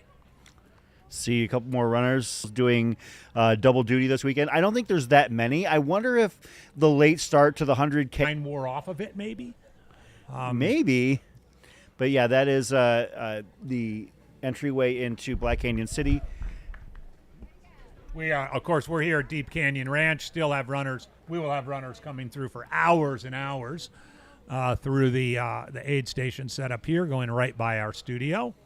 I love the new studio setup. By the way, I do too. I mean, evolving from being in the headquarters down by the airport to be by the Emory Henderson finish line, now to here, it does remind me of Javelina. It does remind me of being trackside at Javelina. We have somebody's audio in our ear. Yeah, I wonder. Yeah, we have Corinne. you guys hear me? Yeah, hey. what's up, Corinne? You're back on. Yeah. Hey, all right. Sorry. Yeah, we're just hanging out here at Black Canyon City. Let me know if you guys want some more info on runners coming in here, or what we can do for you to keep things going, or if you want us to move on to the next Table Mesa. No, well, I mean, with the visual here, just give us a little insight into it. It looks like at this point in the pack now, within the top 100, looks like everybody's taking time to cool. Everybody's taking time to reload. Katie Asmuth in. Yes, they are. Katie. Yeah, nice. we got Katie rolling in. We had Christina Mascarenas come through as well. There was also a couple other women. I did not catch who they were. But yeah, I mean, people are just hot here. That's the theme. I did see a note on the tracker that Mark Hammond looks like he has called it a day. Arroyo is in aid right now.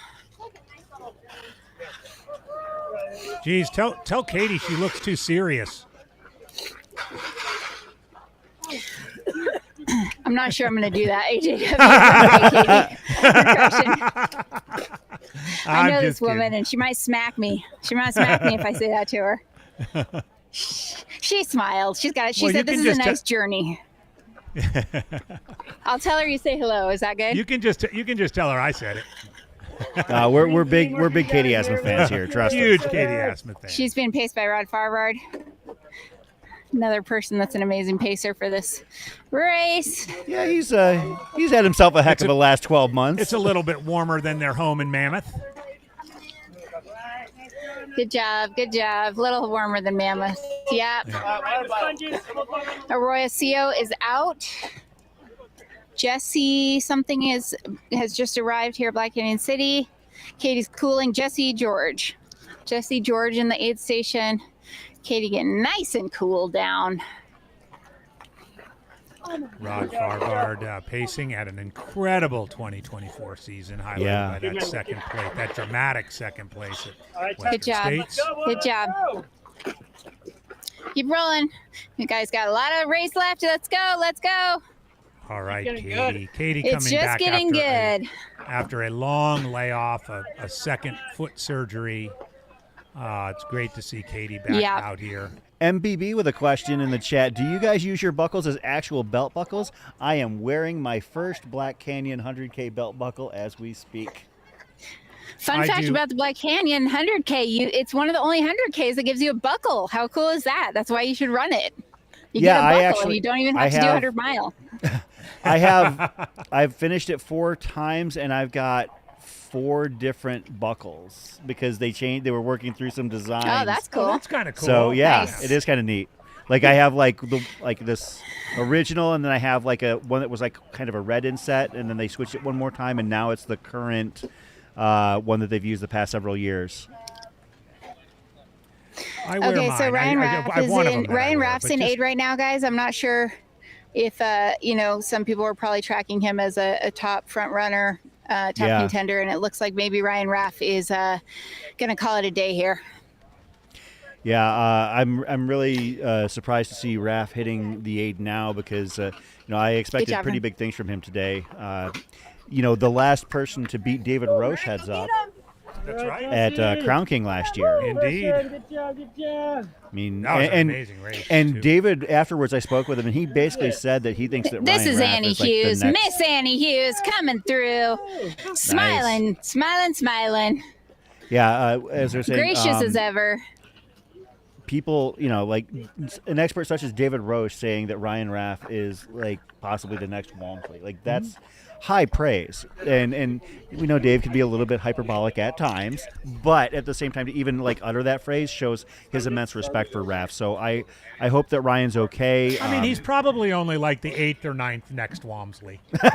You know what? He was smiling. Ryan was smiling, and like that's the impressive thing is that there's my husband, Graham Shalvoy. Oh yeah.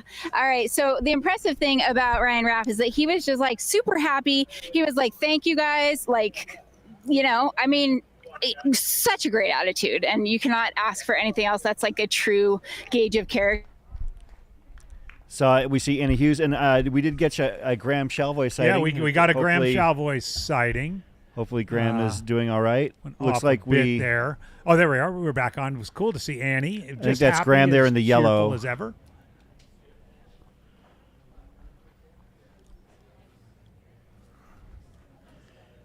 Yeah, Corinne is doing a great job. She's going to be joined shortly by Skylar Hall and Corinne Malcolm once the producers fulfill Skylar's rider. Yeah, something's going on back there. Make sure that his trailer is tall enough and long enough for him to his satisfaction. Again, they misread the rider. They've got to cut the crusts off all of the sandwiches. It's not easy to satisfy Skylar Hall like when you get him to a race. I mean, like last year they had to acquiesce to him going to the big game. That's right. Last year to get him to be a part of the show. So Jerry, how many bottles do you have? I don't know if they purchased the tickets for him. But got enough fluid, babe? He's also probably still recovering from pacing Jamil 9 miles. Chipotle Strava challenge. Just take it one at a time. 9 to Cottonwood. Corinne letting her husband know what the score is. Going into a little coaching mode. I'm the only field commentator who can kiss a runner. So good looking. You're better looking than the others. Would you stop it? There we go. We're getting some full on stuff right there. You feeling good? We'll have to put a pin in that one. We're moving though. We're not maybe quite as good as I would like. That's okay. Yeah. It's a long And we're looking at the Black it. Canyon aid station. Corinne talking to her husband Graham. We had a great time talking with Graham last year during Heaven 100 when Corinne was racing and Graham was there crewing. So yeah, last year Graham paced me 50K of this race. So he paced me the last 50K, and we had a blast, and we swore to God we were in 10th place when we finished, and found out we were in 12th. And if you watched any of the footage, I was acting like I won the damn race. Like it was so exciting. But I was just excited to run a complete race. I've DNF'd this race. I run it in 11:40. And I ran a 9:50, so it was a good day. And Graham is going to have a good run. He looks good. Not great, but good. Looks like he's ready for the second half.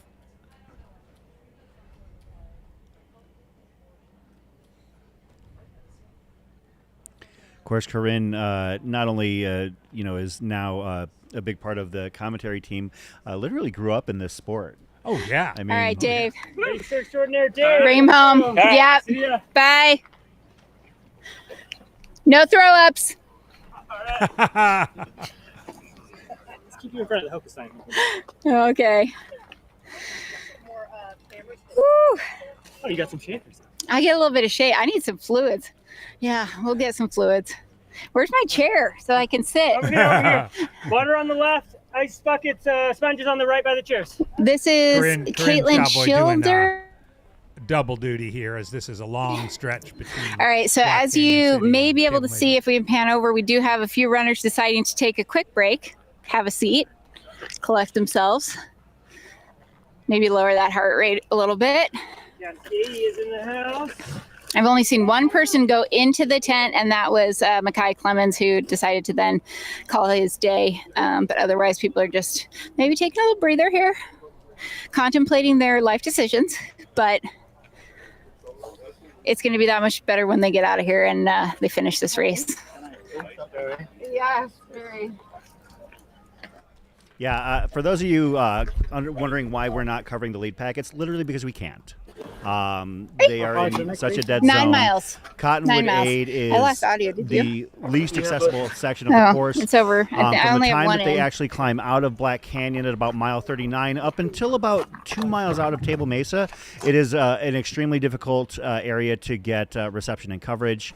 So really even difficult to get drones up there. Yeah, it's difficult to drive out there. Yeah. Like, it's pretty and because you're in a canyon, obviously, like, flying a drone is a little bit trepidatious there. So we will, I mean, perhaps this is it. We will get some drone footage as the lead pack is within a couple miles of Table Mesa. Yeah, there's water. Well, it would normally be a water crossing, Right, but yeah. There's a dry creek bed about 2 miles, or maybe about 1.5 miles out from Table Mesa, which is where we'll be able to pick them back I up. seem to remember that's where we've been, but there's typically been this Black Canyon to shortly before Table Mesa kind of dead zone. But it does look like our crew has picked up this drone.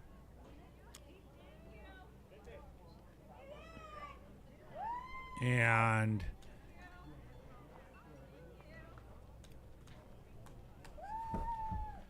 we're looking to see if we can, there's the trail.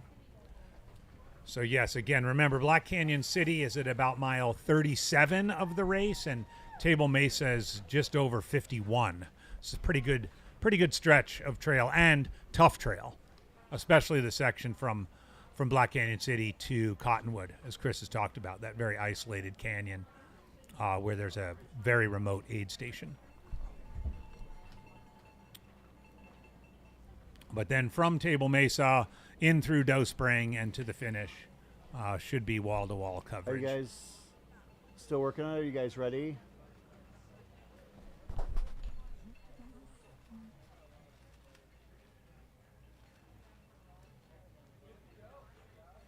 After team.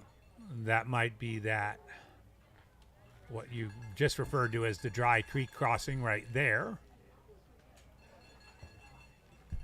Yeah, that's that. I believe that would be the creek crossing. Normally, in some years, that's actually a waist. Okay, wait, is that? No, that's not. Is that an aid station? It can't be. Table Mesa is single track leading up to it. That's makes me almost think that might be Gloriana. Oh, they're going back there. Like from the finish line. That's a good question. That looks like Table Mesa because That's there's a bunch definitely of cars. Table That's Mesa right Table there. Mesa. Yeah. Okay, so Yeah. that was at Table Mesa. I didn't realize from where they were looking at that it Thank looked like you, double drone track. team. So 5.5 hours in. Just a reminder, the Hayden Hawks record from last year was about 7:30. I want to say 7:34 or somewhere in that range. About 2 hours from now.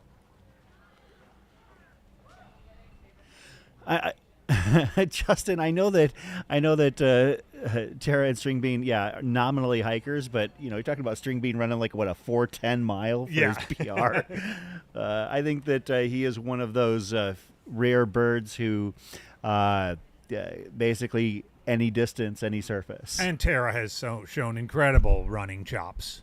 You guys ready to pivot? Yeah, come on up. Let's all right, chat for a moment, and I want to see what you folks have gathered from the first part of this coverage and what you're looking forward to. We are being joined by the next crew here in the studio. We have Corinne Malcolm and Skylar Hall joining us. Welcome. This has been a blast. It's been a gorgeous day. I've had so much fun watching the field. Just as we expected yesterday, it is a stacked field, and there's been a lot of jockeying, and we have no idea what's going to happen here for the rest of the day. Yeah, I mean, we're seeing some big changes. I think right now in the men's field, we've got some people going backwards. Unfortunately, the women's golden ticket race is next level. I ran about 2 miles out that way before I came back in here, and kind of stopped and was yelling at each one of them. And when I got to that 4th, 5th, 6th, 7th, 8th position, I said, hey, the ticket might go to 6. Like, you're in this. You got to fight. And so there's some women that are going to be pushing really hard in this back half, trying to cement that chance to go to Western States. And it's warm. It's warm. It's warm. The sun is hot in a big way out there. Yeah. Yeah, I mean, we're going to start seeing the tail of the early downhill section in the cool, how that's actually messed up folks' legs. We haven't seen anybody, or we haven't heard stories of like major rolled ankles or anything like that yet. But with that hot pace, I think we're also going to have some folks who've lost a little bit of their mentals. They might be we're not going to get full delusion, but I think that with the heat and with the hot early paces, some folks are going to lose that focus, and that's going to create tactical issues, and that's going to create potential injury risk here in the last little bit of the race. I am getting word that our lead men have hit Cottonwood Gulch. Eli Hemming, Seth Ruling, and Will Murray. Eli about 40 seconds ahead of Seth Ruling, and Will Murray about 3.5 minutes back. Yeah, that just updated through there. So behind Will, you now have String Bean Joe. Talk about range on the men's and women's side. Joe, prolific through hiker, really, really fast on the long trail. Similar on the women's side with Tara Dower, showing her range. He's actually currently sitting in 4th position, which is amazing. You've got Luo Kenhao also up into 5th, it looks like. Elliot Carden in 6th, Gavin Pryor in 7. Those men are sitting in great spots. If anything happens to that front 3, you could have a complete reversal there when it comes to golden tickets being given out. And as somebody, I know we're not supposed to root for anybody, but do you know how many times Joe McConaughey has tried for a golden ticket? A lot. I mean, he was running Gorge Waterfalls when that used to be a golden ticket. He was doing Lake Sonoma 50 when it still was one. Skylar, the guy has been doing it for years. You were one of the few people to seem to think that the men's course record is under threat yesterday during the preview show. Yep. Is that correct? Correct. So Eli is 10 minutes ahead of Hayden's course at this point, and I don't think that we can really look at it as the weather. Obviously, we talked about how the weather in the beginning of the first half of the race was a bit of an issue. This time around, he's still gaining ground on Hayden's pace. Yeah, so this sort of goes to an individual strengths situation. Hayden's strengths on this course really are that last 12 to 15 miles. Mm-hmm. That just, if you looked at where he'd been successful before running well at Black Canyon, that is the technicality of the course that maps to him. Obviously, Eli, a fast road type individual, the first 40 should be to his benefit. I expect him to give some ground back. My operating hypothesis when I made my 6-minute course record prediction was between fueling, between the shoes, and between the level of competition, like having somebody breathing down your neck. We saw Hans do that for Hayden for a little bit, but that's one individual where Hayden probably was looking at him like, who the hell is this guy? Whereas Eli's looking around, he knows the names around him. He knows who Hoopiter is. He's seen Seth for years. Will might be kind of a wild card for him, but you can't take saying to Joe, where'd you come from? Correct. Yeah, you can't take your foot off the gas at this point and be like, oh, this person's a nobody. Like I think Eli's in a more how do I put this? he understands the severity if he messes up in a way that Hayden probably didn't at this point in the race last year. And he's going 12 miles further than he has before. Yeah, with a longer time on feet, I think, too. It's interesting because he talked a little bit about how JFK ran a bit like OCC, for example, but the speed that those guys had to run at JFK was different than OCC, right? Like, we all saw maybe the famous moment during OCC this year where Eli had a come to Jesus moment maybe on that final climb up to La Flagere, and he lost like 7 minutes of an 11-minute lead. He held on for the win, historic performance there, but almost barely got it done in a lot of ways. He ran a great downhill. He ran a great flat into the finish. Seth has performed similarly on the big stage. He's done well at CCC. He's had some hits and some misses, and so I'm really curious actually to see how the final bit of this race plays out for them, because I do think that Seth is one of our best. They're both maybe some of our best like mid-distance ultra runners in that like 80K to 100K range, I think.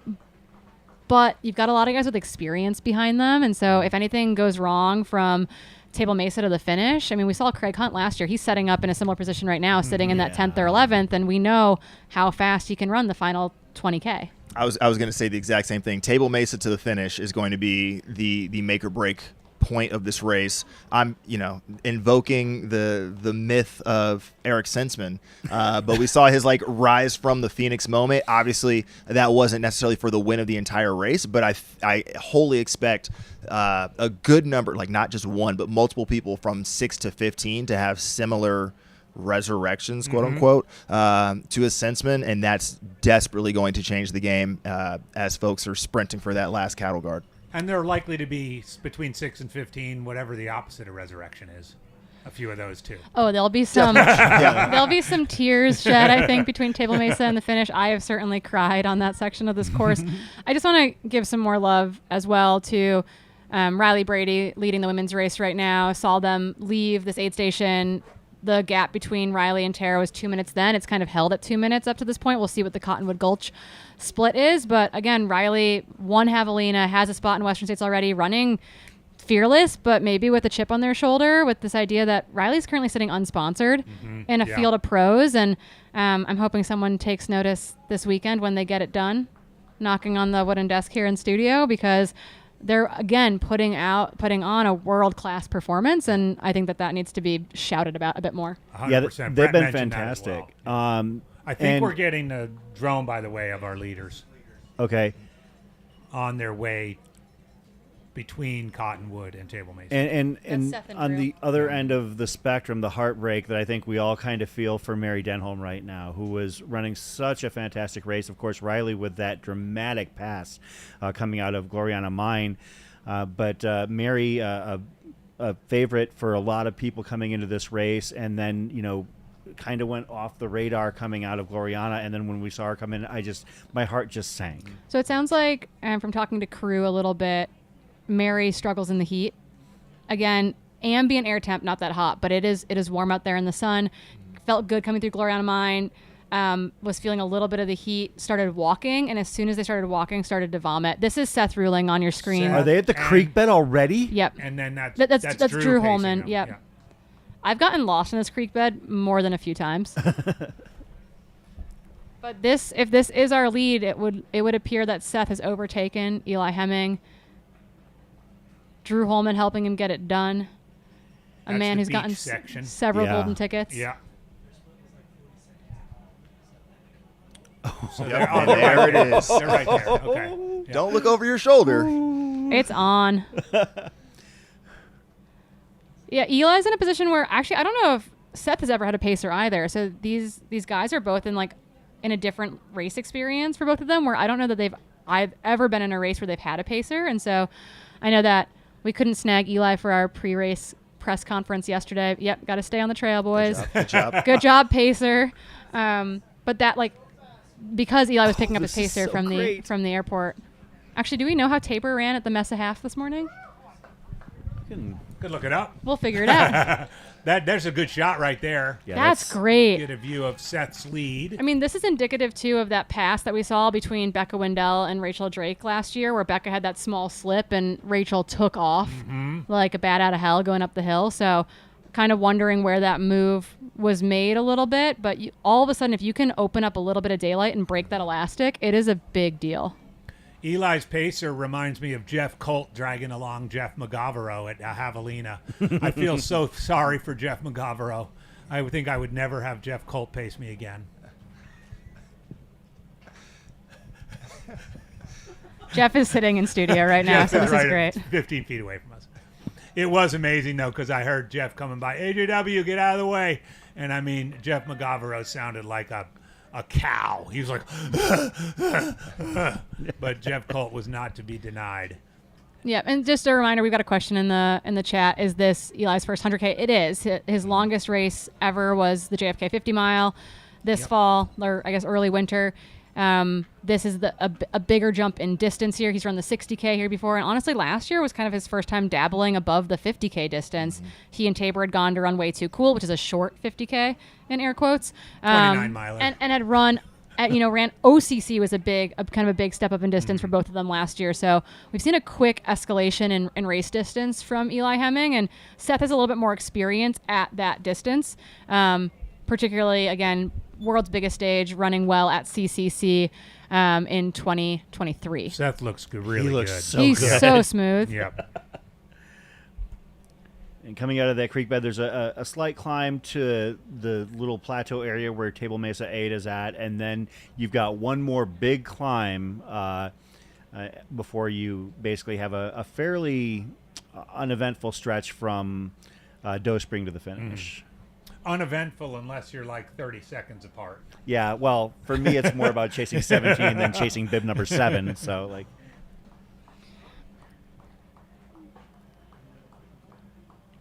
yeah, looking again. I would say that, I mean, raw talent standpoint, Eli Hemming, Seth Ruling, some of the rawest talent in this field, incredibly talented athletes. They both come from a triathlon background. Interestingly enough, I don't know if we've touched on that today.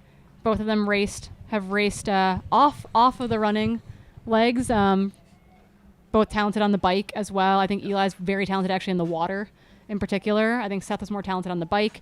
But yeah, coming from triathlon, we've got the pre-Heather Jackson effect. I didn't know it until I saw Eli's transition onto the towpath at JFK. I was like, oh, this guy comes from triathlon. That shoe transition he hardly was even broke stride. one more note, I guess, before we probably switch out here. I was actually really intrigued by Eli's decision to forego a refill at Black Canyon City with the longest stretch and the most technical stretch coming up. But from the looks of things, seems to be doing okay. The one thing, and this might be his personality, so Corinne, you might be able to speak to this more than I, but it looks like Eli is having words with his pacer a lot for that section. We saw it when they were going through that creek bed. We saw it on the climb, like the pacer like looking over his shoulder and talking. Maybe they're just vibing and chilling, having a good time. But if we're I'm going to doubt that. No, but if we're already at like, hey man, when Tabor texted me saying that Eli had to go pick up his pacer yesterday from the airport, I was like, is a pacer a good idea for Eli? Because is that going to be distracting for him? Because I do think it's a buddy out there in a lot of ways where I feel like Seth and Drew feel like they've come to do work, right? That's what it looks like to me. And also someone in the chat said the best thing that Seth's done all day is pick up Drew as a pacer, because one of the smartest guys in the field. We've seen him run. I mean, you're going to talk about someone who runs a strong back half of a race, a strong back 10 miles, 20 miles. The way Drew closes and gets the most out of himself. I mean, we've all seen him. We all remember him cross-eyed, unable to stand up basically at the end of Western States a number of years ago. He's going to get the absolute most out of Seth out there, and that's both scary and very exciting. Well, I think it's about time for us to give up our chairs. Let's here at AJW. Thanks for tuning in. Skylar Hall and Corinne Malcolm are going to be taking you through the finishes of the races as well as into the evening. So thanks for tuning in with us, and stick around. See y'all, folks. Take care.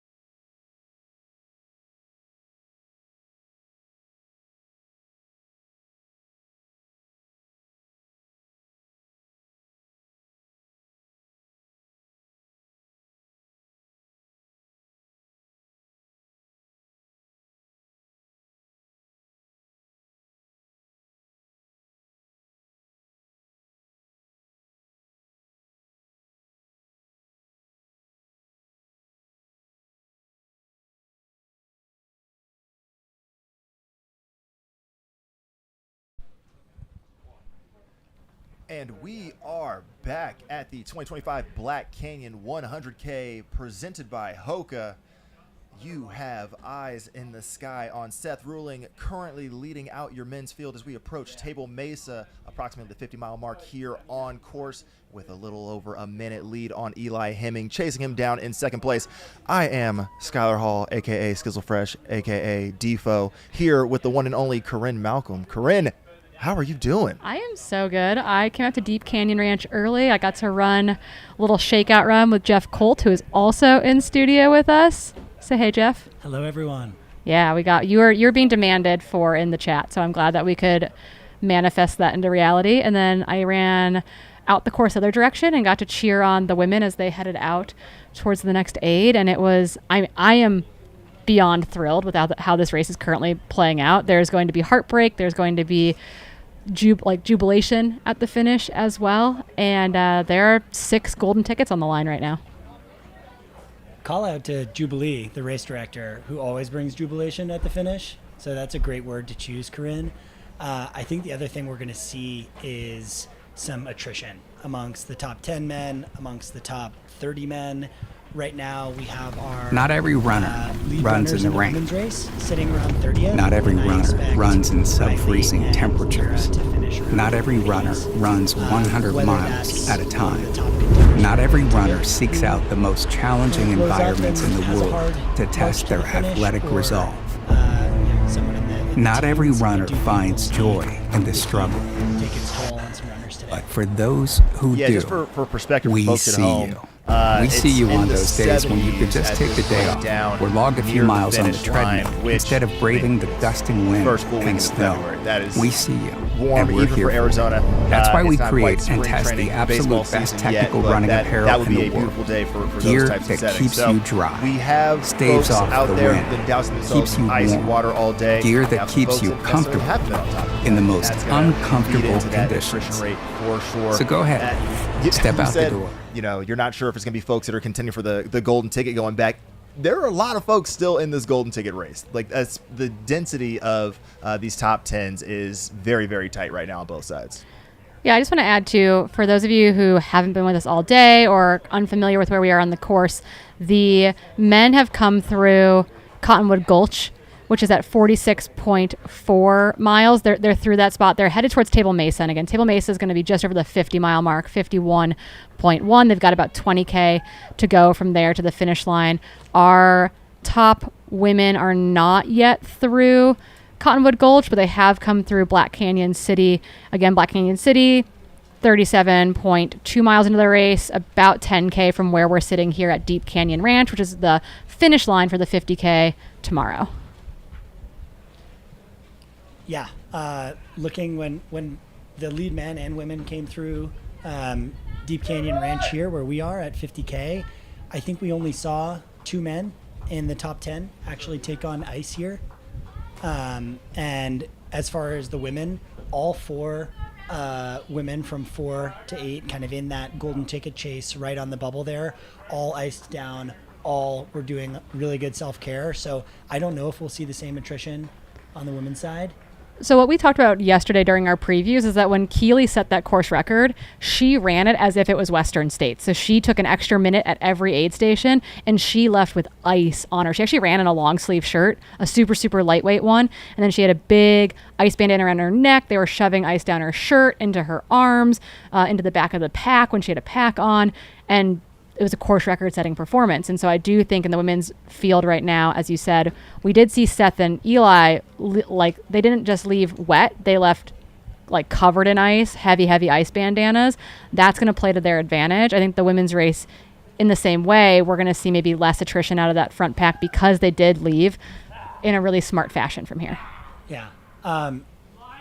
We'd have to jump back to 2022 when I ran here. It was also the last year that it was this hot. I think the high that year was 78 degrees.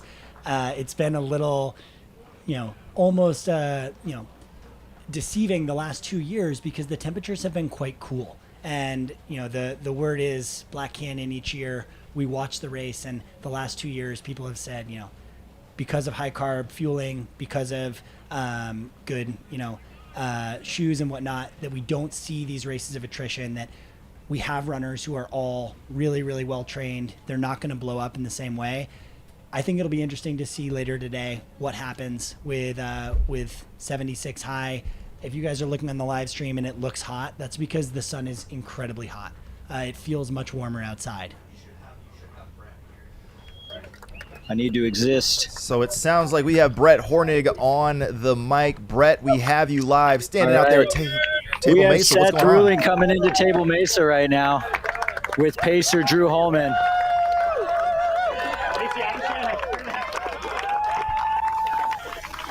He has to go in through the aid station, touch the orange cone, and then he's going to come back, get crewed. He's going to pick up Matt Daniels, his pacer, let Drew have a little breather. We have definitely a big position change from the previous time the checkpoint. And I believe we have Eli Hemming just in sight now. So this gap is up to probably a minute and a half. So just for context, Hayden Hawks last year split 6:04 coming into this aid station. So Seth and Eli are both pretty much 9 to 10 minutes ahead of course record pace at this point. That's huge. And you have to remember, Hayden rolled out a very patient race last year. He was not in that front running group. He did really work his way up after the Deep Canyon Ranch zone. For what it's worth, I think Seth's in a great position. I would be really excited if I had Drew Holman and Matt Daniels as my crew taking care. He's still iced up here. This last section before the final aid is it's long and rolling. It's the hottest part of the day here right now. So any gap that he can increase on Eli is going to be meaningful, but in terms of that course record pace, I think what Hayden had to his favor last year was cooler temperatures, and the course got progressively dry throughout the day, so he was running on fast terrain in drier conditions. I don't know if we'll see a course record today, even with a 9-minute advantage 10 miles from the finish. Just throwing that out there. Yeah, we did see. Oh, sorry, we've got the aid station right now. Brett in our ears. How's Eli looking? Tired, hot and tired. He's still like running all right, but his just stride length is significantly shorter, and I think if anything he just looks a little bit dejected. So I'm curious to see how he handles this this piece. He's hot. There's Eli Tabor. is one of the best athletes in the sport. He's not necessarily proven at this 100K distance. So this is really from here to the finish is a new territory for him. Yeah, and he came in, I was going to say, he had a 4-minute gap over third place Will Murray when they left the aid station about 4.5 miles ago. So that's the current gap that he's playing with for second place. And On that his note- crew is hoping his crew is making him choose who he wants his next pacer to be in hopes of activating the mind a little bit and waking up. So he has a good cop and a bad cop. And I think he just chose bad cop. Love a good bad cop pacer. That's the right move. Yeah, he for this chose bad race. cop, and he was out. And Will is coming in right now, and Will does not Will have closed. a pacer. Yeah. So the gap bumped from 2 minutes between Seth and Eli. Will also closed a bit there. What we also see in the top 10 right now is the closers. The closers are all there. So whether it's Craig Hunt, Canyon Woodward, Tyler Fox, Blake Slatengren, Joe McConaughey is currently in a really good position to go home with a Western States Golden ticket. Okay. How does Will look, Seth? Or Brett? Sorry, Seth is running. Brett. Will looks really good. He did a stride coming into the aid station.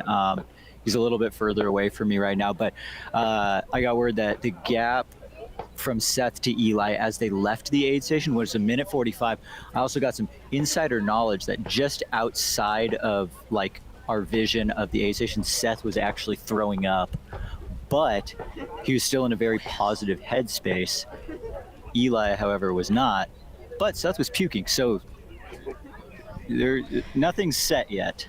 Yeah, so Yeah, just I'm so making I was the gonna say, stock rising motion So for Will Murray. I was like, right who is this guy? 29 years old, was 4th at Leadville back in August, but in like 17 and change. So that is a good Leadville. Yeah. Obviously, David Roach knocked that out of the park, but on most years, that's like your men's winning time. So Will has experience over this distance, and he has looked good all day. I think Joe McConaughey and No Will pacer. Murray are in really good positions, and Will Murray's stock is rising. That news about Seth is definitely a little nerve-wracking, but I do think we're seeing our lead men struggling more than some of the chasers. Yeah, Will looked really good leaving the aid station. He has a lot of fight left in him in these last 10 miles for sure. I don't think anyone in front of him is actually safe at this point. No, I think Will's got a real shot of potentially moving his way. And I just want to say, Jeff called this like an hour ago, like before we even got here. I think when they came through Cottonwood Gulch, Jeff said, "Ooh, this might be Will's day." So that's wild. How are you still wearing that outfit, Brett? It is hot. Because I got ice in my veins, bro. Not a drip of sweat has fallen off this body today. Just dripping. He's ready for the 50K. Style. Yeah. Will Murray looked really good when he came through I'm getting Deep in Canyon some Ranch. last-minute heat suit training. Nice. I'm ready to feel cold tomorrow. Yeah, let's look at who we're expecting in here. We are expecting Joe McConaughey in, Kanhu Luau, Elliot Carden, Gavin Pryor, Craig Hunt, Zach Perrin, Canyon Woodward rounding out that top 10. Just outside of top 10 are Tyler Fox, Blake Slatengren, and Juan Carrera Casas, all super strong closers. So I think what we're about to see is a good shuffle in the top 10 men, and would love to see Craig Hunt hammer to try to get a little bit higher than 4th place this year. Okay, we got Joe in the distance. He's probably a minute out from Table Mesa right now. This is a run from Joe. This is really, really impressive. I think some people forget that Joe McConaughey also is a low 4-minute miler because he's put so much work into these long distance races. But Joe's had leg speed since high school and college. He was one of the top guys in the Northeast running in college. Okay. So far, the theme of this aid station has been cooling. And for those wondering, we'll keep our eyes in the sky, but this is really the next good spot that we see runners at. So as we track the women's race moving towards this, we're going to get splits from Cottonwood Gulch, and then we will see them at this aid station. Maybe we can get some of that epic aerial footage too of the ditch as Riley and Tara make their way coming through across the normal, what is normally a creek, which has not a lick of water to cool yourself down in this year. Skylar, what's the data saying? Are we still ahead of Hayden Hawk's splits last year? Yeah, so I was just powering through. I was actually looking at the splits between aid stations, and it looks like Seth actually only ran a minute faster than Hayden in the Black Canyon to Table Mesa section. So I think what you were alluding to, that Hayden was sort of like picking up speed as the race was going on, especially with those early conditions being what they were, will likely lead to some bleed on this course record watch. Again, I'm still thinking it's going to come through. But Table Mesa to the finish is, an hour 26 for Hayden. Everybody else has run it in an hour 30 or more. So from the point that we have now watched our top 3 men leave, and we see String Bean here, we have less than 90 minutes until this whole thing is over, and a lot is going to happen in that period of time. Yeah, hot take, but maybe Will Murray gets a course record here. He's still within range. I mean, let's go further down the line. Like, we had 6:03, so the current time on course is what Anthony Costales ran Joe in McConaughey 2023. is out of Table Mesa. So at this point, the top 4 in the men's field of the 2025 edition is faster than the prior course record and the second fastest ever time through 51 miles. And again, you have to remember, like, it's not over until it's over. Like, Craig Hunt ended up, 2 minutes out of a golden ticket last year, coming through Table Mesa in 11th. Like, you can do a lot of damage if you're within striking distance in that final 10, or I guess it's 20K. And then you can do, there we go. Did even more damage once you hit the final aid station, the final 4 miles. He moved from 8th or 9th to 4th in that final 4-mile section where you've got a little bit of dirt road and it's just cruiser for a mile or so. Those road guys are going to throw it down there. Brett, was that a pacer going out after Joe, or was that Kanua Luau? That was just camera media person. Okay. But Joe grabbed a jar of pickles and just straight chugged all the juice from the jar while he was at the aid station. It was intense. And then he left with 2 bottles, heavy, dense knack calories, plus like 4 pouches of the food. So like Joe's stomach is clearly working right now, which means he could potentially be very dangerous over the last 10.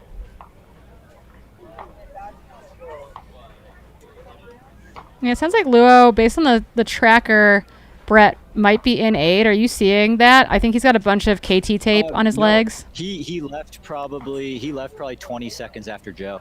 Okay, cool. So he did leave the aid. We were wondering if we saw him leave the aid or if that was a media person. It sounds like that was a media person, but he's also out behind Joe now. Correct. Yeah. He's Less moved than up a lot. gap, for sure, and also looked great too. So, I mean, if he's got the legs to chase Joe, they could potentially both move up places. So just on pacing, Kanua ran faster than Joe by 6 seconds per mile in that last section. Still a ways off of Will Murray. Will Murray ran that last section as fast as Eli and Seth, but it looks like he's closing a bit. So it's definitely an open race, I think, from here to the finish, and I don't think it's open just for these 5 guys that have come through. Jeff, what position did you say Riley Brady was going to finish in the overall? I think Riley's going to finish in the top 20. Guess where they are right now? I don't know. 21st, Cottonwood Gulch, 6:02:02 elapsed. And no other runner in the women's race has come through that aid station yet. We're looking for a Tara Dower split through there, but we do not yet have that through Cottonwood Gulch. So it looks like they've maybe opened up a little bit of a gap over the chasing women. If that's the case, Riley's stock goes up as well. I think Riley finishes in the top 15. Okay. There's going to be some hurting runners in the last 10 miles here. I just got a hot stat from our statistician aid station Fireball. The top 5 men were all under Hayden Hawks's split here from last year. And to build on what you were saying, Jeff, the highest placing female, Elsa McDonald in 2018, took 2nd overall. That was an exceptional year. A wild year. Otherwise, I'm looking at, I think Brittany Peterson in 2021 was 10th overall when she ran 8:48:32. So. Is that Liu? I think yes, that's Liu Kenhua. That's the Chinese athlete. Looking really smooth. Honestly, looking better here than he looked 2 miles outside of Deep Canyon Ranch. He's got KT tape down both sides of both of his quads. I was like, those are either very interesting, like capri tights, but KT tape makes a lot more sense. Yep. So, yeah, looking fluid. No pacer. Again, I'm just speaking from my experience in 2022, but when I talk about attrition or runners really struggling in the last bit, when I passed Seth Ruling before Table Mesa in 2022, he had salt all over his face and he was just walking.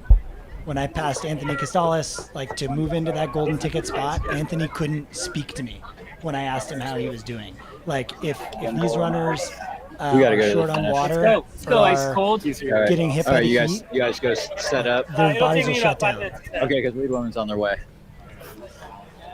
Okay. Okay, it sounds like we're gonna. Brett, you headed to the finish.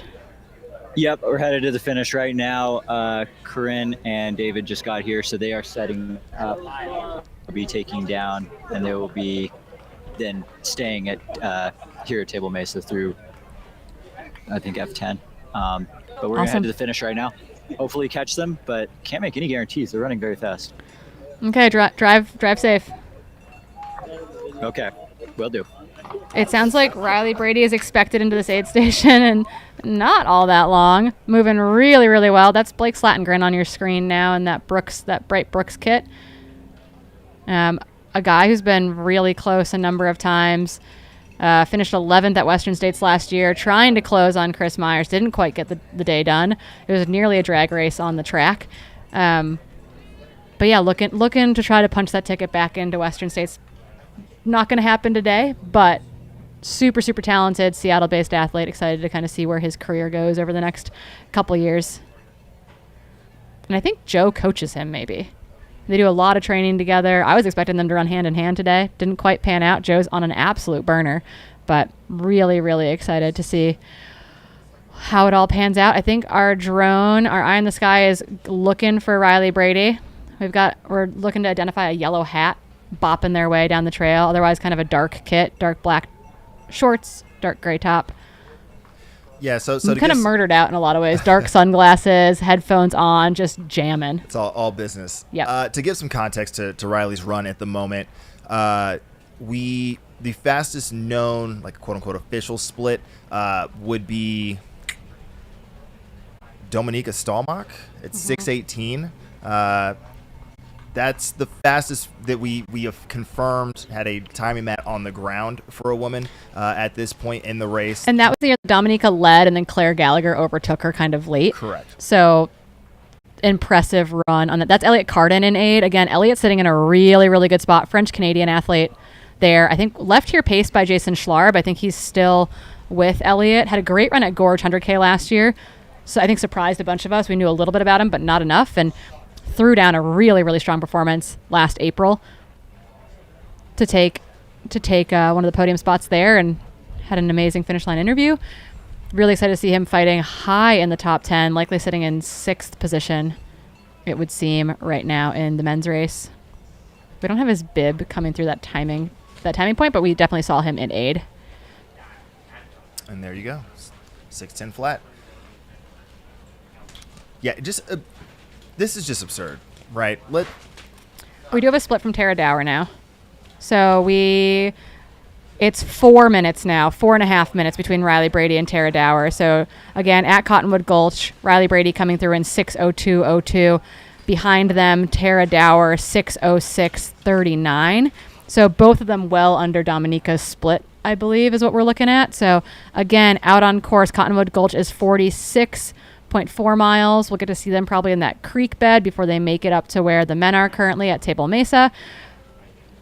The race is on, but Riley is currently pulling away, extending their lead over the chasing women. And the two of them had a pretty big gap over kind of that 3rd through 5th group, looking for MK Sullivan, Lynn Chen, and Heather Jackson, I think, sitting in 5th position. But Heather, again, was with Shea Aquilano and Aaron Clark. So I'm actually really curious to see what that group looks like by the time they make it to Cottonwood Gulch. But that's what we know right now, team. Yeah.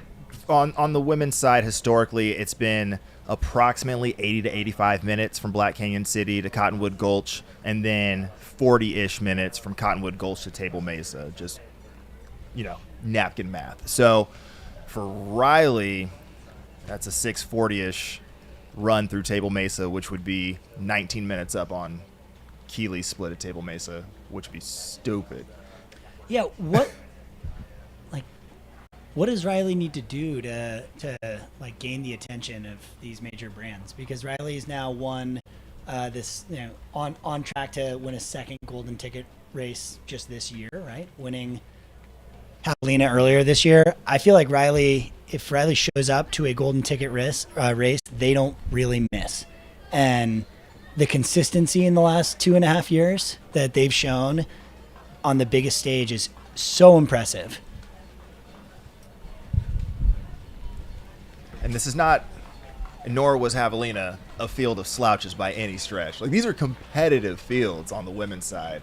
Yeah, and some of the same runners who are at Javelina are here today. I think this is one of the more competitive women's fields we've seen assembled in the last couple of years. And again, the race for the win is very exciting. The race for the golden tickets might go all the way down to 6th place this race. So, lot to follow.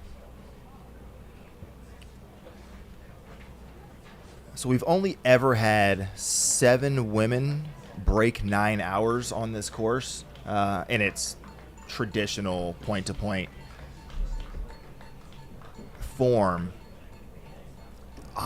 Listen, this might be a world where we double that number at a minimum in this women's race. Like, they are running lights out right now, and we've talked about this time and time again. 3 golden tickets on the line. Riley already has one. Shea Aquilano, who's currently running in the top 10, already has one. Heather Jackson already in. So there is still a lot to play for if you are, frankly, in the top 12 to 14 women right now. So we're going to see the same momentum we've seen on the men's side coming into Table Mesa. I wholly expect we're going to see on the back part of the podium for the women. Yeah, what I told all the women when I saw them out on course here, I probably was out about 1.5 miles, 2 miles from here for the top 10 or so women coming through. And I said, everything's in play right now. That ticket very likely could roll down to 6th position because with 3 tickets on the line, we do allow it to roll to 6th instead of 5th.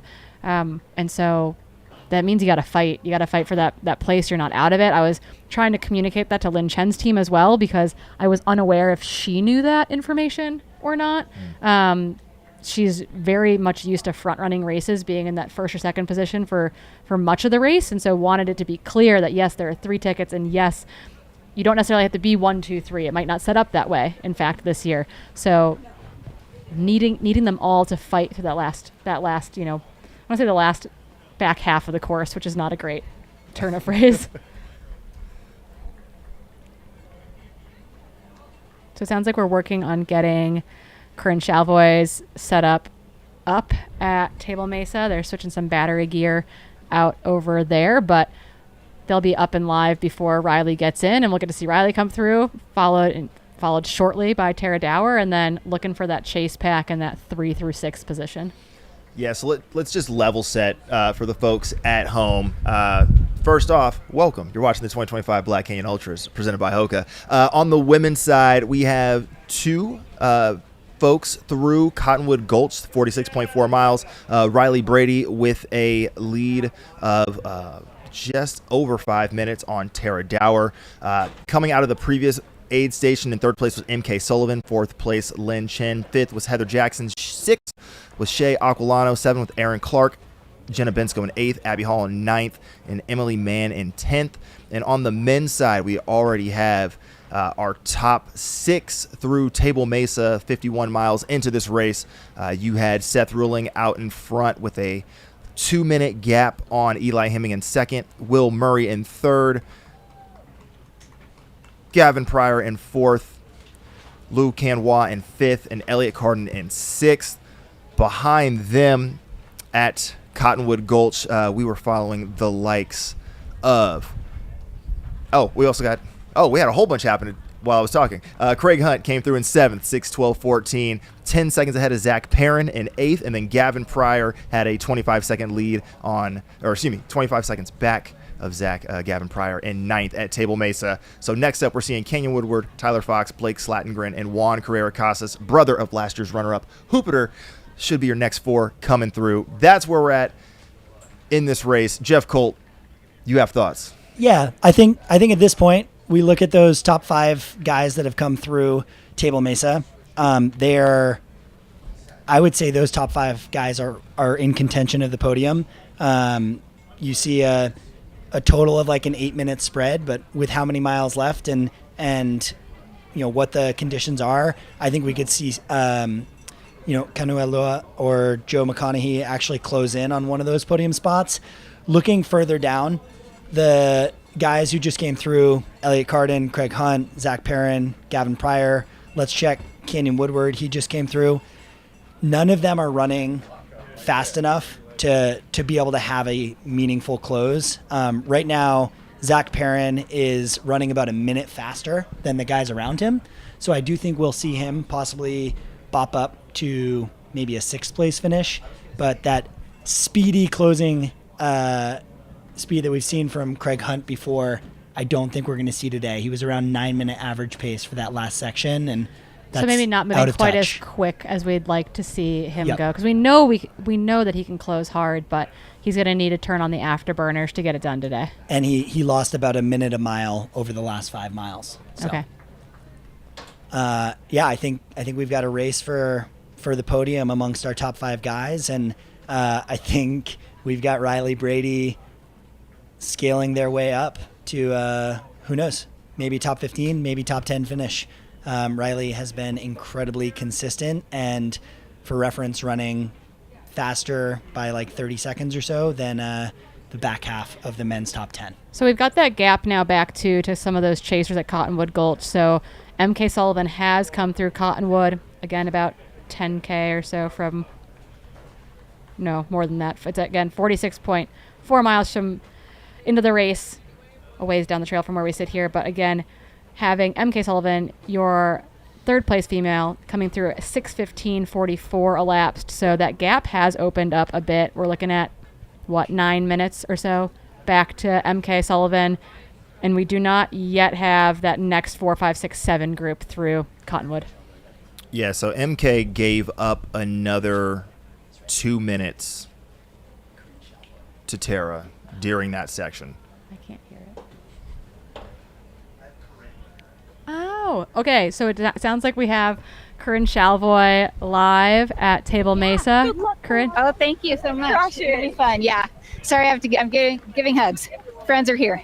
Can you guys hear me? We can. We can see your long legs as well. Oh, shoot. You're getting a close-up of my legs. Hey, Jason. He's doing awesome. All right. Crushing it. How's he feeling? Great. We got an impromptu interview with Jason Schlarb going on right now. It's great to run a fast race for a little bit. I know. Is 20 it fun? miles with Elliot and like 20? 6th to 7th. It was fun. I know. Really and the guys in front of him, there might be some ability to climb. So way to chase. Awesome. Well, good job taking him 20 miles. Yeah, it was good to see somebody in the far north, Canada, come out here and be in that top 10, maybe top 5. Do you know if he did heat training? He went to the sauna and stuff, but it's definitely like negative 15. Yeah, yeah. Our person from a cold environment, a cold climate, thriving at Black Canyon this year. Yeah. Yeah, he's Quebecois. He's a Quebecois. French Canadian. Those who don't know. Is he from Montreal area? Yes. Okay, got it. He is. He's same thing with Sarah, who's racing, and it's good to have these 3 Canadians at this super hot race and representing really, really well. Is he wearing the 005s? Of course he is. Of course. Yeah. Sub 8 ounces on this course. Nice. Okay. Well, way to go. Good job pacing. Cheers. All right. Thanks. We just threw a little impromptu interview your way, guys. Sorry. No, that's what it's supposed to be. Love to hear from the source of being in the action and understanding what the heat's like out there. Canada is much like a lot of the U.S. right now, incredibly frigid, at least where Elliot's coming from. So if he can survive, the Americans have no excuses to not make it work in the heat right now. Yeah, and also Craig Hunt looking really solid through here. I know you guys saw on camera, but he just looked like he was ready to go. And like Jeff mentioned, I think there's definitely opportunity for some shakeups amongst those top 5, and it'll be really curious to see how it plays out. Yeah, do we have a prediction of when we expect Riley to come through Table Mesa? I don't know if I don't have an estimate. Yeah, my money would say it's at 6:38 would be when we need to start having our eyes open. 6:40, 6:41 of elapsed time would be 15 still have a good 10 minutes or so. 10, 15 minutes, yeah. So this isn't there's a lot of people at this aid station. It's exciting. Cowgirl Collective's representing over here. Got the vibes are good. The energy is good at Table Mesa. It's the place to be. It looks like a good hangout. I mean, this is also the last spot on course that crew can really get to comfortably. You have to shuttle into the finish line. We got a string bean coming in. No, that's Blake's Latengrin. String bean's gone. That's Blake's Latengrin. String bean's sitting in fourth right now, running super strong. Sweet. Blake's Latengrin rolling up this hill. Calgill's gonna love that. Seattle Blake. That's Barrett Gray, Blake's partner, chasing him into the aid.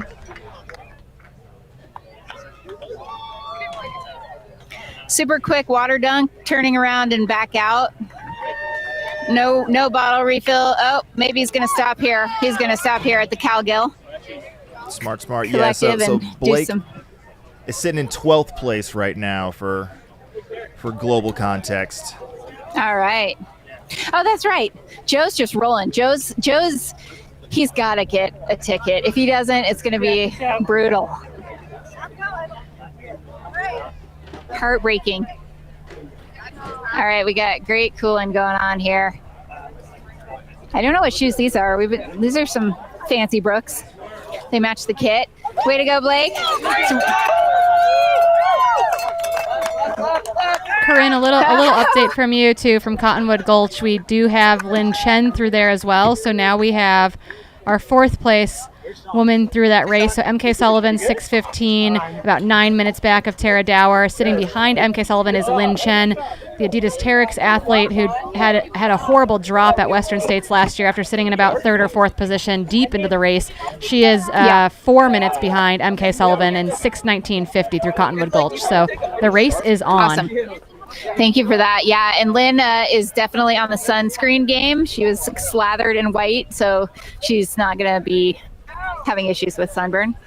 Just fun fact there. But yeah, that was I was actually at the river and when Lynn Chen was there last year, and it was intense, but God, brutal. And she was just having such a good day to that point. So you know that she is just dying to get back into Western States and show what she could actually do on the full course there. Yeah, could not agree more. It's an exciting women's race. We've got, right now the 3 tickets are in play for F2, F3, F4 with Riley Brady already being in, getting their golden ticket at Javelina.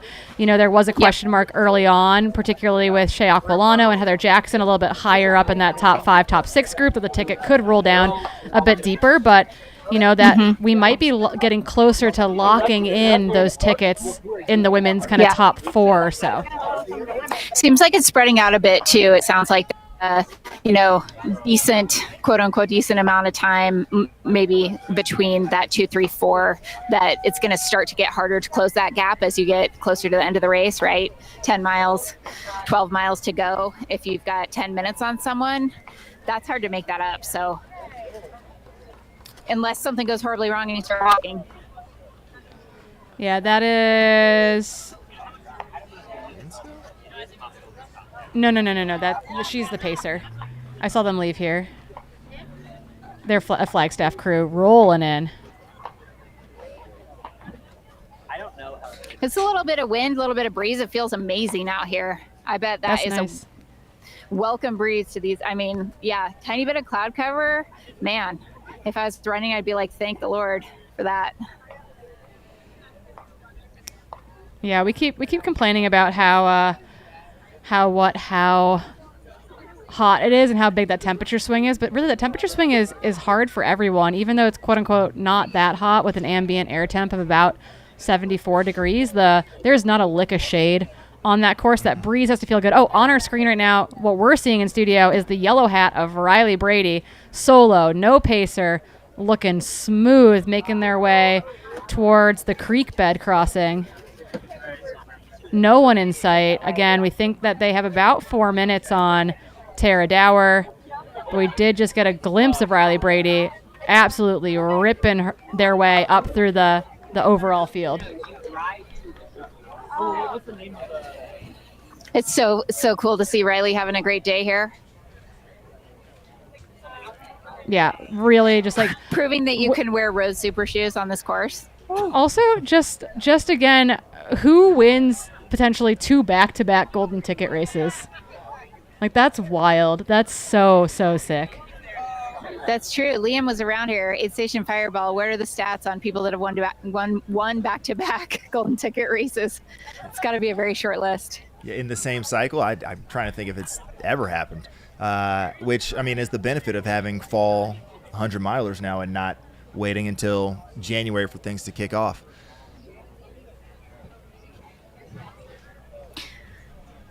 Yeah, I did have Callie Vincent come over and ask me about Scott's shoes and said, word on the street is that his shoes are falling apart. Can you tell me more about this? I'm like, all I know is that he said his shoes are falling apart. She's like, well, that might mean they actually are falling apart, or it might just mean that he's like frustrated and he feels like they might be a little bit messed up. So it's hard to know, but she did find some extra shoes, so she is prepared here to take care just of Scott in case if he's having shoe issues. Yes, I think I see.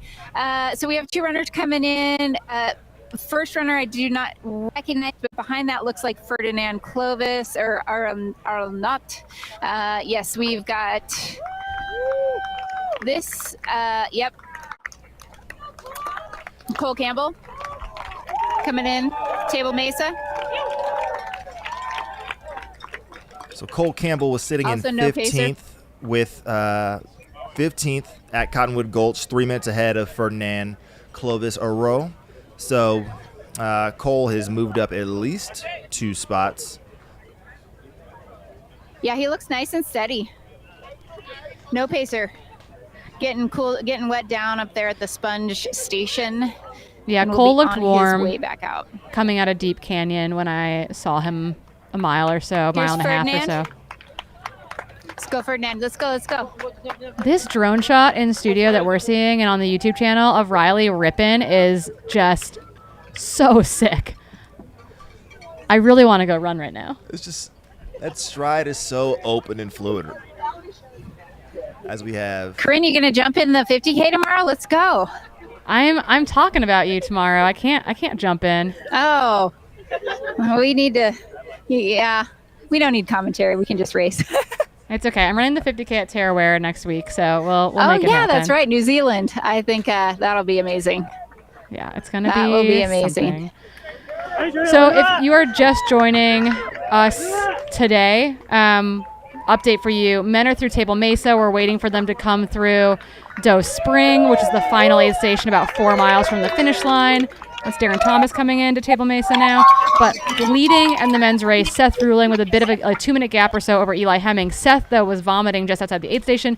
Eli Hemming was maybe just overheating and not having the best day or feel. Will Murray, sitting in third, looked hungry and was only about a minute to 2 minutes back of Eli. So we're wondering in studio if Will Murray is going to be the guy to win this thing. Joe McConaughey also in the hunt for a ticket and was maybe 5 minutes back or so from Will. On the women's side, Riley Brady on your screen is leading the race. They are on their way to Table Mesa, currently sitting in like 20th or so in the overall. Curious to see where they come in at that aid. They've got about a 4-minute gap over Tara Dower. And then 9 minutes behind Tara Dower, you've got MK Sullivan. 4 minutes behind MK, you've got Lynn Chen. 3 minutes, 2.5 minutes behind Lynn Chen, you've got Shea Aquilano. Shea is already in Western States, so is Riley, just for notes there. And then we are waiting. Oh, it looks like Aaron Clark also through Cottonwood Gulch, 6:25 a lap. So currently sitting about 3 or so minutes back from a group of 3 women. So the hunt is on for the golden tickets in the women's race as well.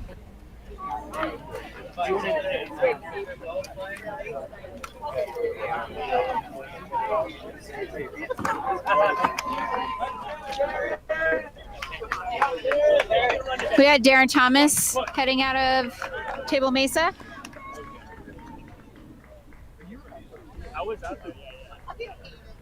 Darren looks pretty strong. He actually looked a little worked at Black Canyon City, and I feel like he looks better right now.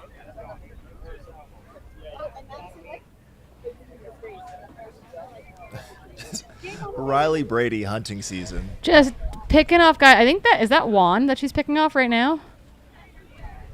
Juan Herrera? Cassius Herrera? Has he come through Table Mesa? He has not. I think that's who that is on your screen right now. I think that's Riley Brady picking off Juan, who was sitting up as high as maybe 7th, where we sit at the halfway mark. Yeah, Juan was in 16th coming out of Cottonwood Gulch. Riley was 21st. So Riley has been on a mission. Sniping. Just out here much like. Well, no. I was gonna start making Kendrick Lamar references, but we'll save those for the halftime show tomorrow. But as we anticipated, Riley holding pace would be set to hit the Table Mesa aid station at approximately 6:40. So in the next 6 minutes, as we have on this shot, you can see in the distance where that aid station lies. It is the last crewable aid station and the second to last aid station on course, 51 miles in. So either way, we're talking about Riley ripping a 6:35 50 mile at this point and looking incredibly strong doing so, and trying to open up that lead on Tara Dower. Riley had a 5-minute lead at Cottonwood Gulch, so we'll see how that expands or contracts as we get more intel leading into Table Mesa. Meanwhile, we will continue to watch that Doe Spring aid station. We don't have a field correspondent, but I believe we do have a camera on the ground. So as the men hit that 58-mile, nearly 59-mile aid station here in approximately another half an hour, we will have some updates on the men's side as well to see how that continues to shake up here at the I was going to say, Black Canyon Ultras. Predicted into Doe Spring in the live tracker, the estimated time coming into Doe Spring is 6:56. Here. So about 20 minutes from now. Okay. And then again, that's 4 miles from the finish line. And I was told at that aid station that it was all downhill to the finish, and it is most certainly not. Definitely not. It's like a little bit downhill on a road, and then you have to like go up a rocky double track, and I swore at most of the rocks and then started crying. Yeah. Yeah, it's definitely one of the areas of the course where if you have not seen it, will come back to bite you. Usually it's not a huge issue. You're kind of just trying to get to the finish. But if you are in one of these golden ticket positions, you can bleed time in that last 4 miles for sure. We've seen people get kicked down over that section. The chat's going off for Riley, sniping their way through the field right now, taking souls out there, getting faster as they go, making it look like they're running a 10K. Again, that is who's on your screen right now. Okay. They've got that distinctive arm carriage. Actually, Abby Hall has kind of a similar arm carriage, kind of high arms. We call them the wings because the elbows kind of come out from the body a little bit. But yeah, Riley looking smooth. And guys, can you hear me? Yes, we can. Hit us. What do you got? Getting some intel here about splits and the fact that Riley was 8 minutes ahead of Keely's splits at Black Canyon City, and is Keely to Table Mesa was 6:59. So right now we're at so I would say that there's been a bunch of time made up. She's just continuing to add time to that being under course record. So whenever they get into Table Mesa here, we'll take another split, but comparing to, I had Mr. Aid Station Fireball telling me that it was 6:59 to Table Mesa for Keely Henninger. And Keely ran a super strong back half of that race, did not lead early, took her time in aid stations to get iced down. So really, really cool to see. What I'm loving in Riley's race at Javelina and now here too is that they seem to be really finding their stride in the heat, which bodes well. They've been to Western States once. They did not have the day they wanted there, did not finish in the top 10. So, we're working our way towards a Western States, a hot race, a long race, a fast, runnable race that really suits their skill set. So, it's early in the year, but I am very excited way too early. Going back to Keely's run, Keely split 45 minutes slower on the second half of the race than the first. So older course, but like the Soap Creek aid station was 31.2, Deep Canyon Ranch 32.2, but a 45-minute positive split. And then last year, Rachel Drake had a 15-minute positive split. So doing a loose calculation, Riley went through halfway at, what are we looking at?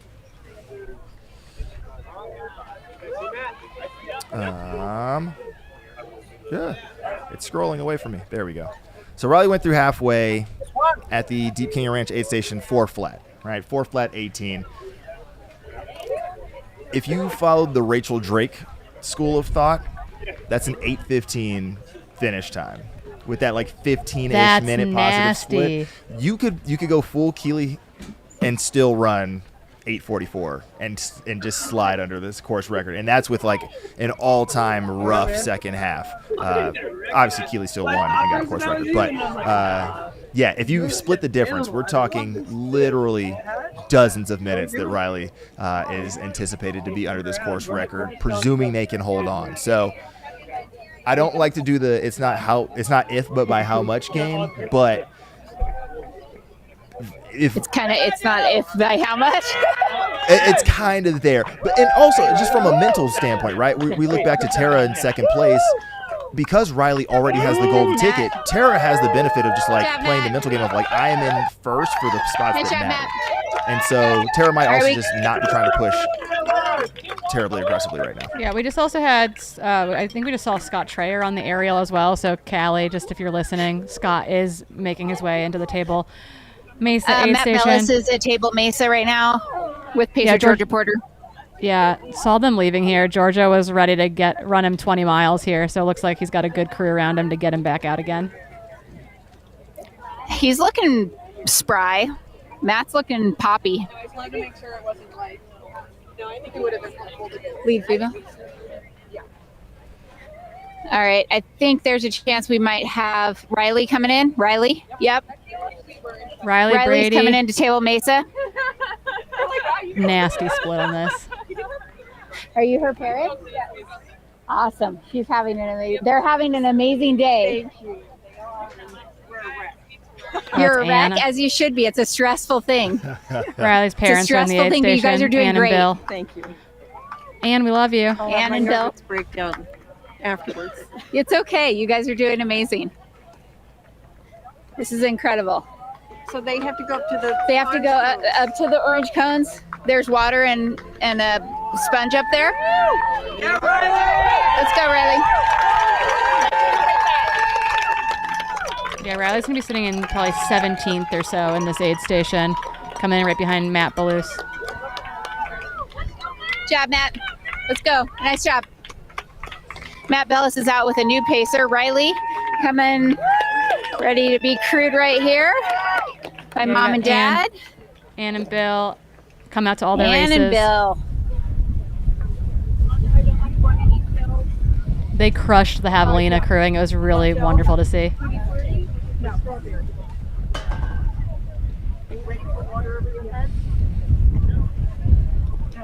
As we see the full ice down occur, just for context, as the wind aggressively picks up here at Deep Canyon Ranch, and Riley Brady is out 6:42. What I was going to say is 6:42 is faster than most previous top women through Cottonwood Gulch. Incredible day. Looking at Tara when she finished There'll seventh, be plenty of media back in back last year, split Cottonwood Gulch at 6:43. Camille Herron when she won in 2020 split 6:43 through Cottonwood Gulch. That's 4+ miles back from where Riley just left. Tara Dower is across the riverbed as well. We were getting that info from our drone pilot out there. A little low on battery. The riverbed. I think Ann and Bill are busting out of there to get to the finish line in time to see Riley. They're not going to make it to the finish. They're like, we're not going to make it. We don't think we're going to make it, but I think they will. I think they will too. A little bit of time. The shuttle is hard. It's just a lot of hurry up and wait, you know?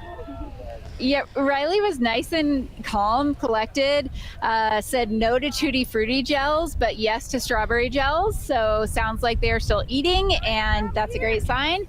Nice and cooled off, new ice bandana, fresh ice bandana full of ice, and was out right away. Yeah, that's amazing. Yeah, we won't harsh Ann and Bill for not doing a post-crew interview because they've got to get to the finish line to see Riley in. So they've got to drive back to town. They said, we're so stressed. They're like, we're so stressed. This is so stressful. But that. they were awesome. It's all right. They do have time. Historically speaking, it's about 75 minutes from the Table Mesa aid station that we just saw Riley leave to Doe Spring, 8 miles down the road, and then to the finish, it's an additional half an hour. So they're playing with an hour 45, which again, Yeah, they'll get to town. They'll get that shuttle. They'll be there. they'll be okay, and they'll try to see if Riley can dip under 8:30. Wow, that would be incredible. Mr. Scott Traer coming in. Are his shoes, in fact, falling apart? That's what the people need to know. Uh-oh.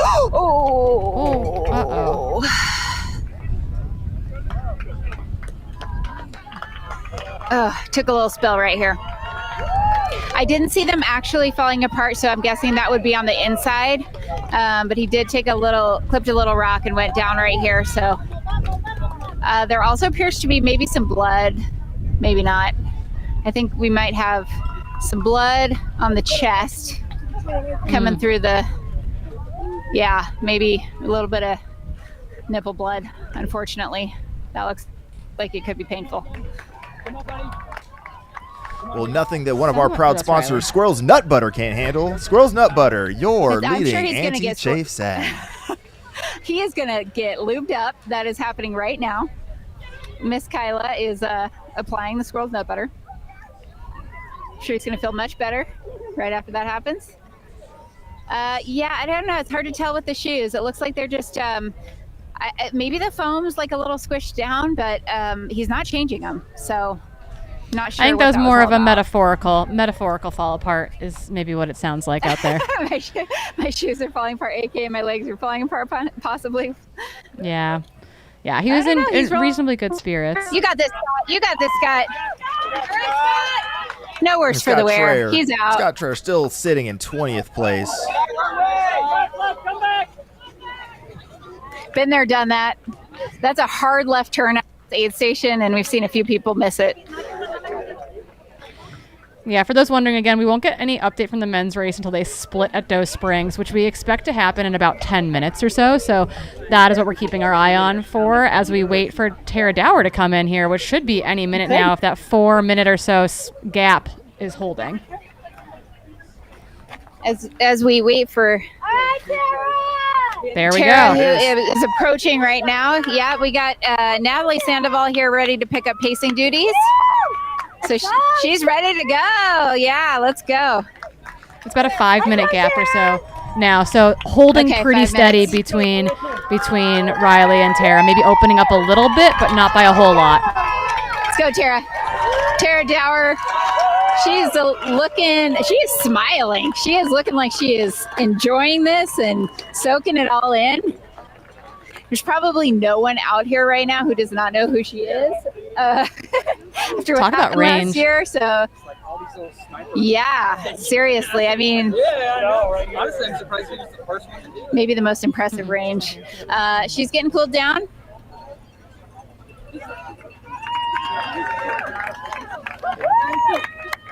Okay, All right, Tara is crew. a little bit bloody.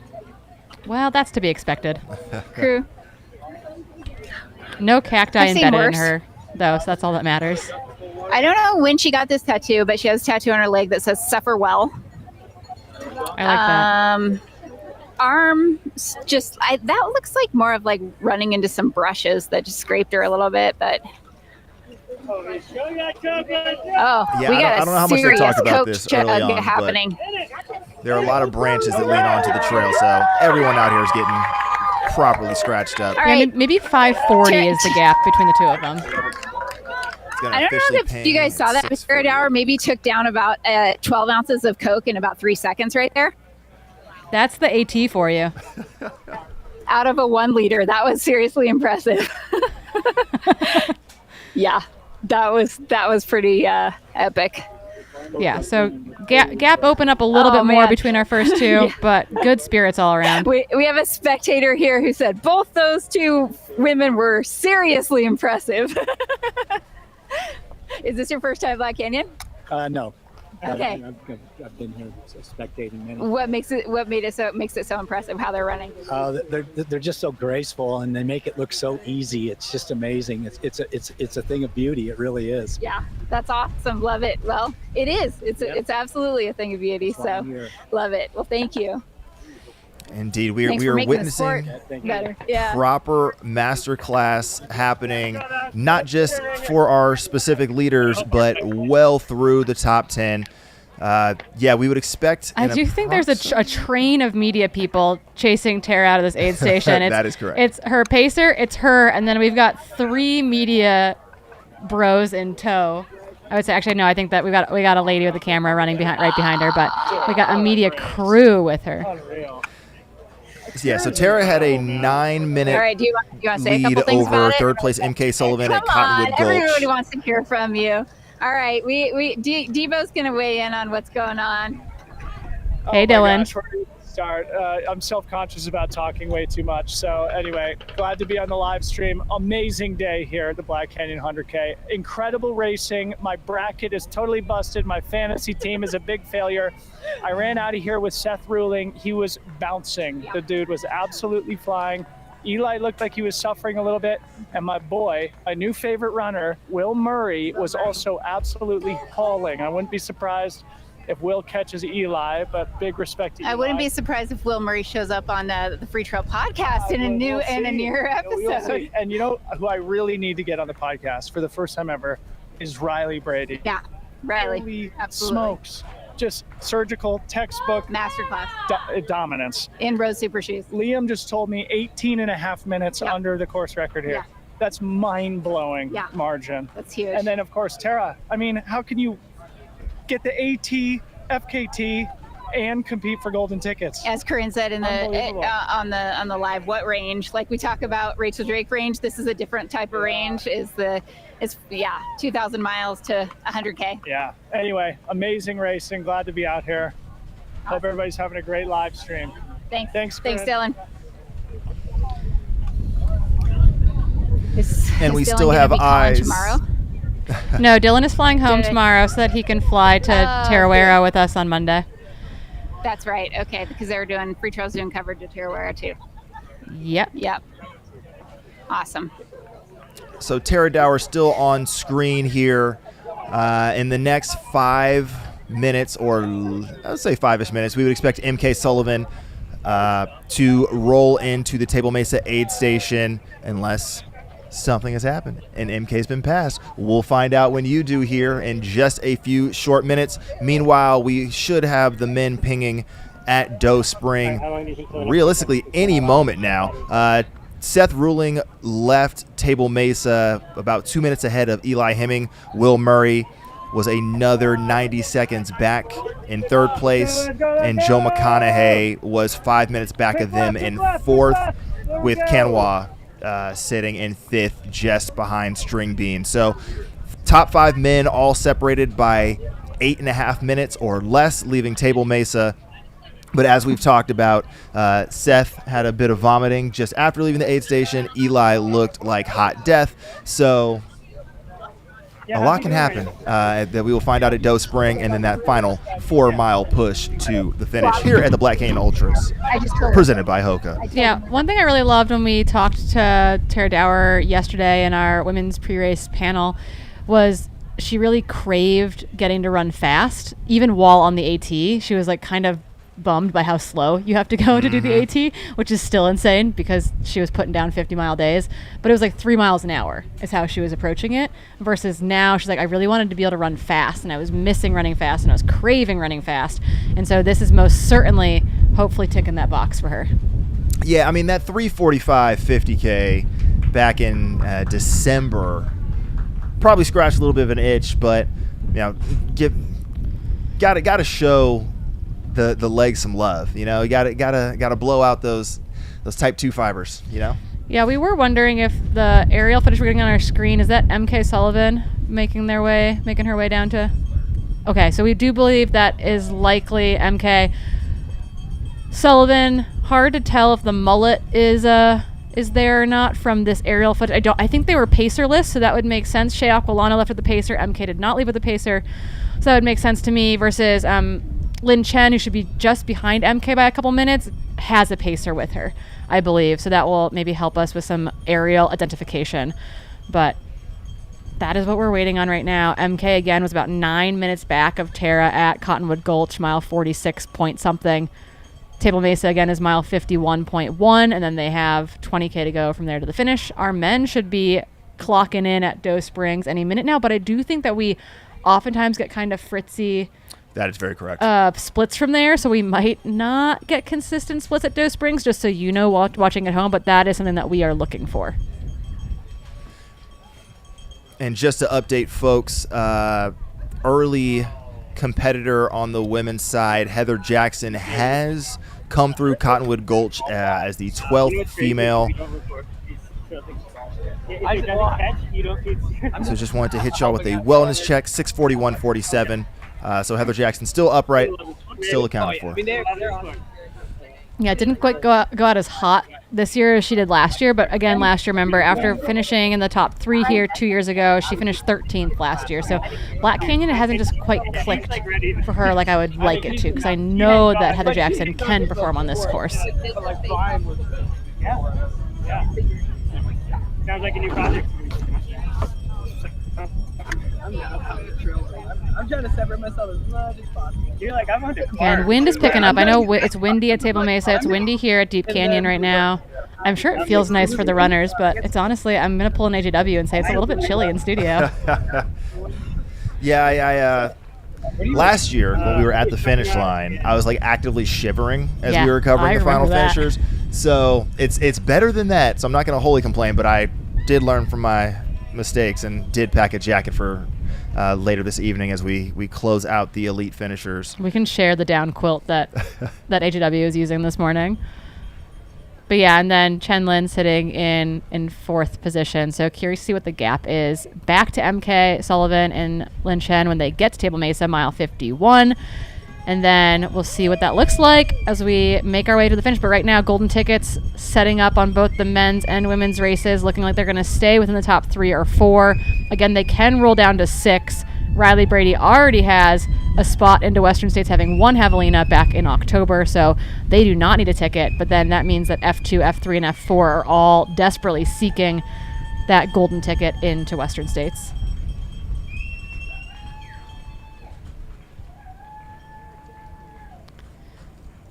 And I don't believe we have camera at Doe Spring. I don't think there's very much service out there from what I can remember. So I don't think we'll actually get to see them come through Doe Spring. And then we'll see aerial footage of them as they run in to the finish area. Somebody said. Yeah, he was at Black Canyon. Yeah, We think we might have eyes on MK. Heck yeah. Delightful. Tony with a Sony on the screen. Getting the snaps. Screen. Want to say something? It's an amazing day out here in the desert. Beautiful weather, a little hot in the sun, but it is amazing, which I'm sure all your people at the booths are telling you. We're out here. We're taking some photos. Some people are taking videos. It's great. Couldn't ask for a better day. That's all I got. Love it. Love to hear it, Tony. It's just amazing. Trail running's amazing. It's amazing. Best sport in the world, as Eva says. Best sport in the world. That was a jinx for Corinne and Corinne. Best race in the world, maybe. Black Canyon. The Black Canyon of cool football's race. Tomorrow. Yeah. Right? Was it the Super Bowl Black Nobody Canyon cares tomorrow? about the Mesa.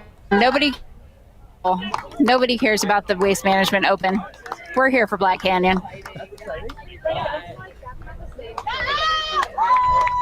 And to remind everybody at home, all right, this Black runner Canyon, has a singular big Canyon, cheering one. squad. Big cheering squad. Lots of cheers. Alex Proctor brought his entire town with him. All right, here comes MK. MK is working hard up this hill, using her arms. Yeah, MK. Come on.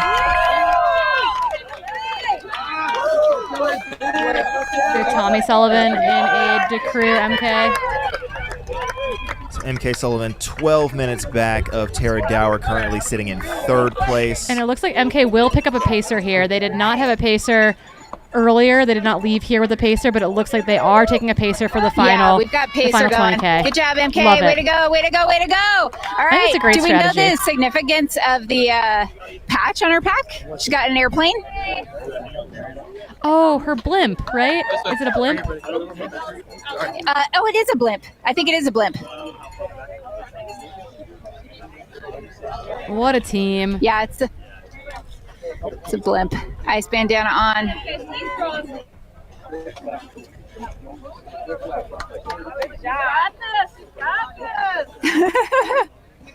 I love this. I think this is mom saying, you got this, you got this.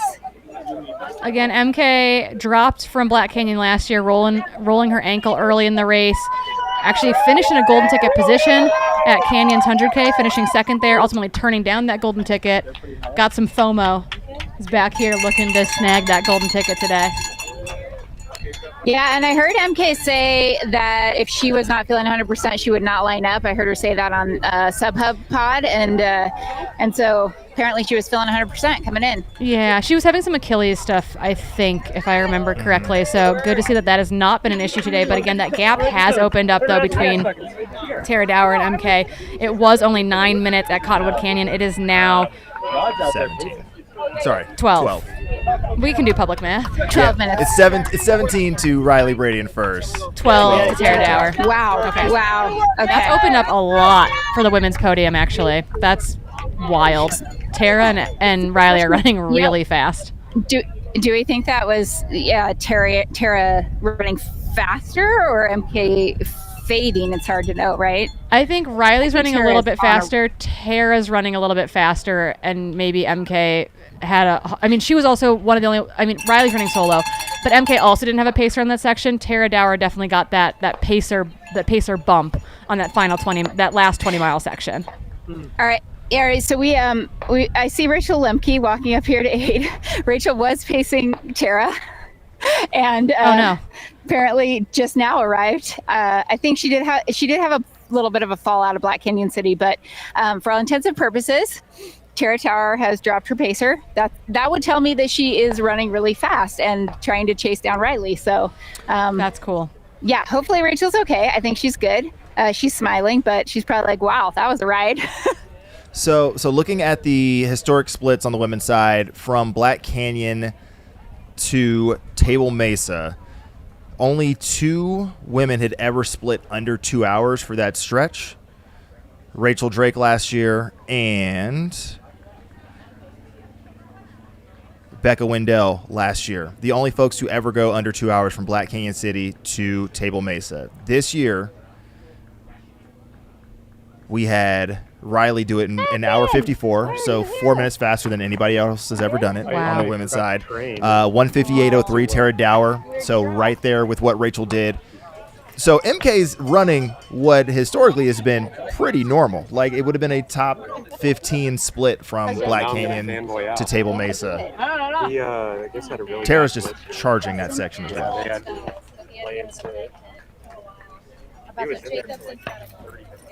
Okay, do we have our men through Doe Spring? Seth Ruling has split through Doe Spring at 7 hours even, so a little bit off that projected time by a couple minutes, in fact. So curious to see what that looks like. We do not yet have a split from Eli or Will. Again, Doe Spring is 4 miles out. Curious to see what that looks like. And one more reminder, Doe Spring is also a hard place for us to get splits from. And so as we are waiting for some more men to ping through Doe Spring, and we're watching for the next just off the podium women to come through Table Mesa, we're going to throw it to some ads here at the Black Canyon Ultras, presented by Hoka. Not every runner runs in the rain. Not every runner runs in sub-freezing temperatures. Not every runner runs 100 miles at a time. Not every runner seeks out the most challenging environments in the world to test their athletic resolve. Not every runner finds joy in the struggle. But for those who do, we see you. We see you on those days when you could just take the day off or log a few miles on the treadmill instead of braving the gusting wind and snow. We see you, and we're here for it. That's why we create and test the absolute best technical running apparel in the world. Gear that keeps you dry, staves off the wind, keeps you warm. Gear that keeps you comfortable in the most uncomfortable conditions. So go ahead, step out the door, seek out those challenges, and just keep running. Or wear, for whatever's ahead.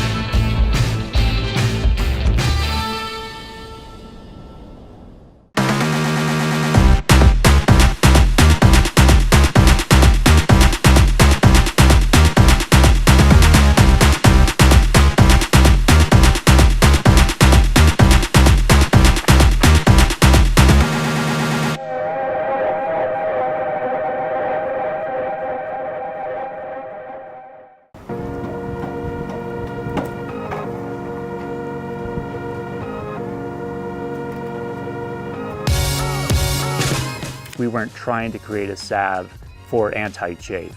We knew that hydrating the skin with natural ingredients was key. We created a salve that healed damaged skin and also happened to be slippery and provide protection to reduce friction and chafing.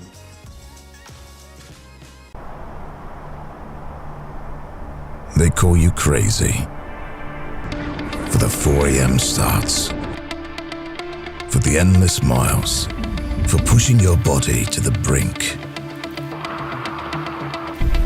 They might call you crazy, but that just spurs you on. Go further with Enduro 3, the ultra-performance GPS smartwatch from Garmin. Alrighty, back live in studio. I'm Corinne Malcolm, joined by Skylar Hall. Feeling good. We're actually are we eating granola bars in studio right now? Is that that's what's happening? Skylar can't talk. Yeah, sorry. We are still, well, I'm still running a 50K tomorrow. I was like, let me not sit here and completely rot away. So excuse me for trying to stay topped off. I will allow it. I'll allow it. Okay, so welcome back to the Black Canyon 100K coverage. We'll be back in studio too for the 50K tomorrow. I'll be joined in studio by Hillary Yang. It's going to be amazing. So scrap all your Sunday plans as well. Again, coverage brought to you by the fine folks at Hoka, as well as Squirrels Nut Butter, Goo Energy Labs, Tenari Sunscreen, a whole cool lineup. I'm actually drinking out of a super sweet mug in studio that says I get all my news from Debo. So love the free trail. Shout out. We, as I mentioned before we went to commercial, the Doe Springs aid station updates can be super, super delayed. So it looks like actually that Will Murray just split through Doe Springs, and the gap is 3 minutes between Seth and Will. Yeah. Okay. We have Shea Aquilano in Table Mesa. Shay doesn't need a ticket, Corinne, because she's already in Western States. Right. Yes, I knew that. She's just here. She's doing great. Yeah. Oh, perfect. I thought I heard someone say, "Oh yeah, like still in the golden ticket hunt," and I was like, "Nope, we were doesn't need one." discussing that, and we were discussing the fact that the woman who comes in after this, still has a chance of maybe chasing down, is in the hunt for the ticket. We also saw Lin Chen. Oh, so sick. Lin Chen came in when we had a ad break, and I was screaming into the mic, but nobody heard me. The Lin Chen was here, so she was in and out. I believe she left at 2:05. So 3 minutes ago. Yep, 7:03:39 elapsed, about 5 minutes back or so from MK Sullivan. And she spent a minute or so here in aid, so I think she left at 2:05. But I don't know if that timing Matt is taking the inbound or outbound. I looked at my watch and saw 2:05, but around that 2:03, 2:05. Okay. Yeah. Shea Aquilano also now through Table Mesa, having a great run. They toughed out a hard day here last year after coming in with a rolled ankle. So really excited to see Shea crush it with no pressure because they're already in the big dance. Yeah, Shea also ran an amazing race at Run Rabbit Run this last year, just really nailing a tough mountainous 100-miler. So that was awesome to see. Definitely has that fatigue resistance going on. Yeah, so tell us a little bit more about how Lin Chen looked in aids. You said that she took a couple minutes there, but kind of got out fairly quickly, like very much in the hunt, it seems. Yeah. No, I think she looked good. She was just doing other things, ice bandana, dunking water over, switching out some nutrition. Didn't spend, you maybe spent time, but was doing things the whole time. And I didn't see any kind of breakage she just looked focused and, got what she needed to done and then rolled right out of here.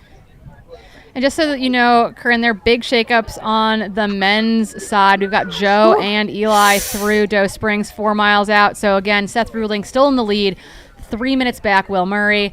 2 minutes behind Will, Joe McConaughey. Oh my God. And then 3 minutes behind Joe, Eli Hemming. No, I feel like this is playing out a little bit like JFK for Eli. Like, it's like the last 10 miles of the race. It's like, yeah. brutal. So that's super exciting. And the if race you're is Joe not over McConaughey yet. right now, Definitely not. I know. What a race for Joe. Like, that is just, and I know that he's a good runner. I know that, but honestly, this is so much more than I anticipated from him coming into this race weekend. I know he's done the heat training. He's been doing these overdressed runs wearing layers upon layers in Seattle. He's obviously put in the work. I know he's a fast runner, but what he is doing today is just like reminding me that, Joe's got this. Yeah. Another person that has range, winning Cocodona 250, just outright basically running by himself the whole time and arguably resetting what the norm is for 200 milers. Oh, yeah, I know. He's been close to a golden ticket so many times, kind of in that Cole Watson predicament at times, just coming up short more times than we'd like to count. So really excited to see Joe seemingly about to get it done, which is really, really awesome. And Seth with potentially a puke and rally. We don't know if he had thrown up more times, but he's holding on to it, right? And running well under course record at this point. Yep, running really, really strong. Going into that final 4 miles.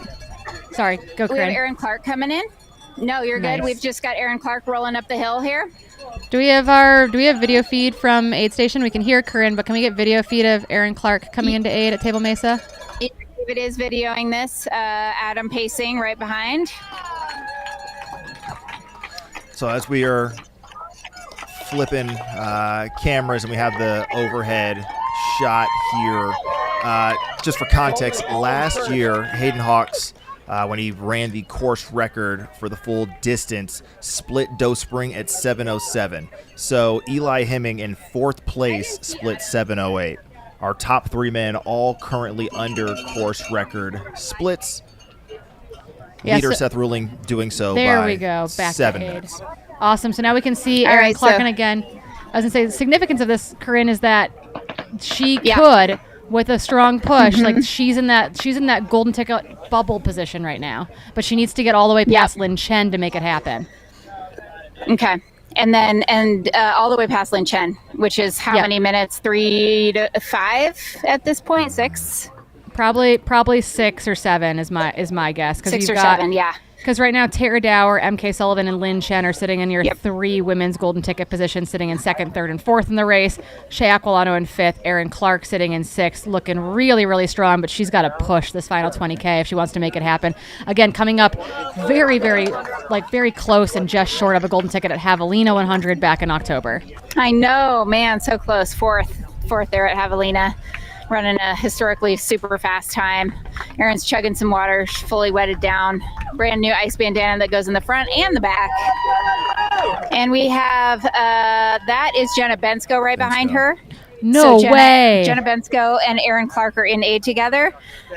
Watch your step. Erin's out, and Jenna's getting wet down, but Jenna Bensko is like the closer of Black Canyon, it appears, so that's going to be exciting.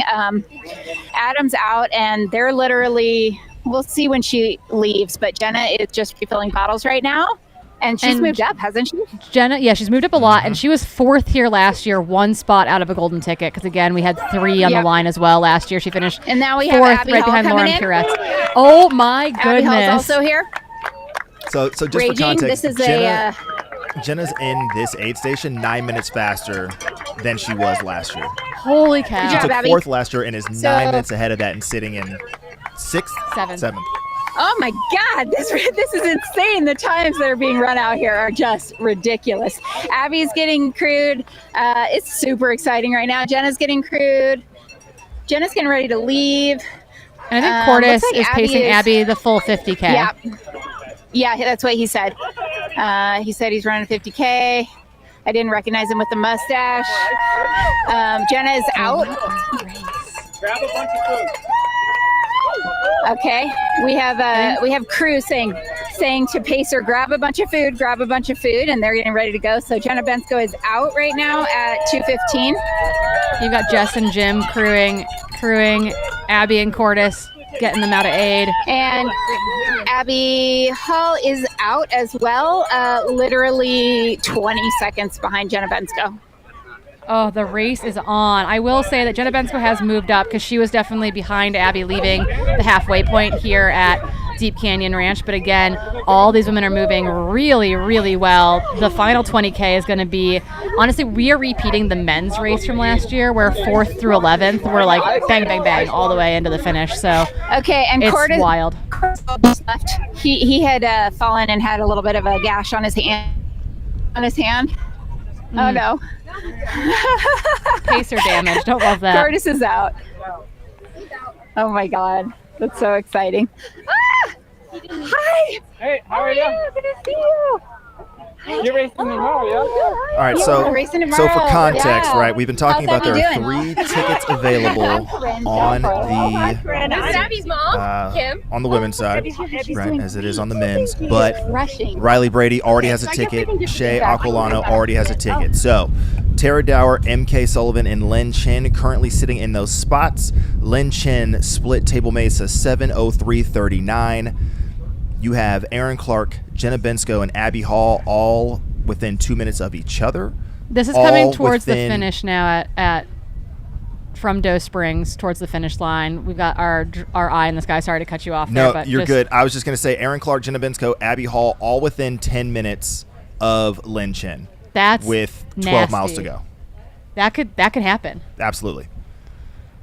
It's because they have each other to play off of, much like, you know, it's almost like a small peloton trying to trace down a single breakaway at this point to get up to Lynn Chen, and you still have Shea Aquilano in that gap as well. So they can certainly play off each other and potentially come in and snipe one of those final golden tickets. A lot about to happen here over the last 12 miles of the women's race at the Black Canyon 100K, presented by Hoka.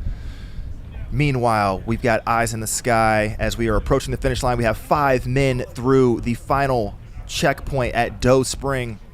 Seth Ruling through at 7 hours. Will Murray 3 minutes back in second. Joe McConaughey 5 minutes back in third. Eli Hemming at 7:08, just cruising along. And then Kenwa Liu 7:11. So top 5 all within 11 minutes of each other.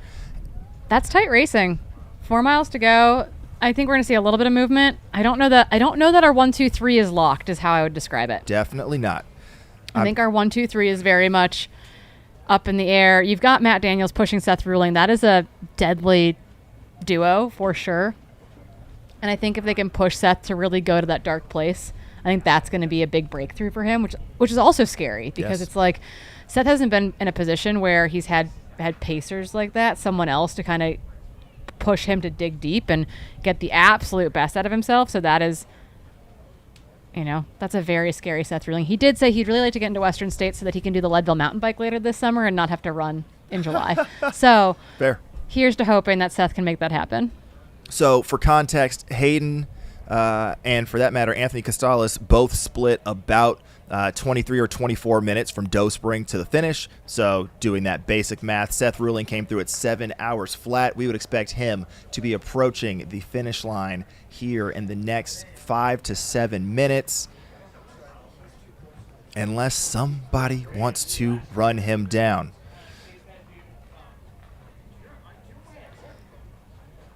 Yeah, looking for Elliott Carden and Craig Hunt again, a guy who closes generally pretty well in this final section. Maybe not going to be closing quite as fast as he did last year, but again, looking to make moves over that final 4 miles. He did say he loves that road section when you leave Doe Spring, so curious to see what that looks like. And then we'll be looking for our women's splits through Doe Spring as well. Riley Brady again sitting in 17th overall, having left Table Mesa about 40 minutes ago. Their parents were worried that they weren't going to make it in the finish in time, so they are rushing into town to get that shuttle from Anthem out to the finish line. Very, very excited. So yeah, course record split on the women's side is 8:16:55 at Doe Spring. Wholly expect that to get crushed, but that we talked about, it's approximately a 75-minute stretch from Table Mesa to Doe Spring. So looking for Riley to come through and just under. Just so people know, when we say Doe Spring, kind of we get sketchy updates from it. It's because it doesn't have great, there's no cell service. So generally those are manually uploaded. So you're not going to see it to the second there for the most part. They're going to round it to the whole minute. So those splits, again, they're good, but we could be hedging one way or another a little bit by about 60 seconds, which with 4 miles to go does matter, it turns out. So someone said it's kind of sketchy. There's no seconds. Yes, it's because those are manually uploaded versus locations where we've got a Starlink, where we've got a mat, we've got all these bibs double chipped this year, so that we can make sure we don't lose any of them out there. So. But you can see here on the screen that this isn't just like a smooth, buttery 4 miles. No. It's snakes. It's rocky. There are some little climbs that this deep into the race will hurt you. But on the screen, we can see the finish line in the distance. Oh, my goodness. As Seth Ruling is in his final stretch. Pacers looking over his shoulder to make sure that they can actually enjoy this stretch, or if they have to figure out they have to kick it all the way down. But from here, you're just about, I'm going to say, 600 meters? Oh, my goodness. To the finish. I think isn't there a 1K or a 500-meter mark, a big, Hoka pylon out there or something? They did add that. Yep. Man, Seth Ruling gonna get it done. Running his way into the history books. We've got, 7:21 elapsed right now? Absolutely flying. Adding more and more talent to the Western States field for the end of June. That is why we are here, and to get the other 1,000 runners to the finish line as well. So looking at the historical data, there have been 6 people total to split under 7:21 to Doe Spring. Oh my, really? Correct. And Seth Ruling's like, here we go, pylon. hold my beer. I'm going to just flirt a little bit over that all the way to the finish.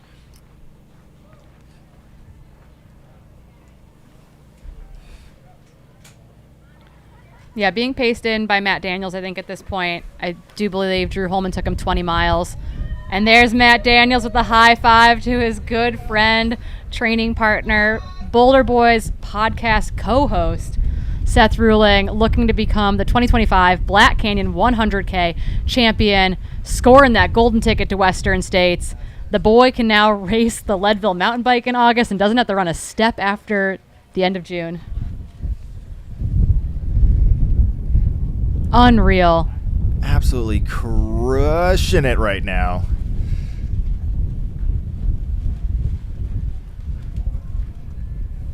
He's just getting a great view. Again, not just buttery smooth. So not so much a problem for Seth right now, but should it come down to a kick for places later on, keep that in mind. But right now, it is time to celebrate as we have the view from the finish line. One last bump and the cattle gate. I want to be clear here. While he is a Boulder boy, he also is Chattanooga proud there. He's got his roots out east. So got to give the trail community some love. There's Drew Holman waiting for him to come in as well. Wow, what a run. Drew's got to be in tears already.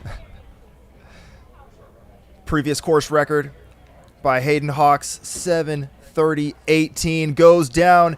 Your 2025 Black Canyon 100K champion, Seth Ruling, 7:24:10, unofficially shaves off about 6 minutes from the course record.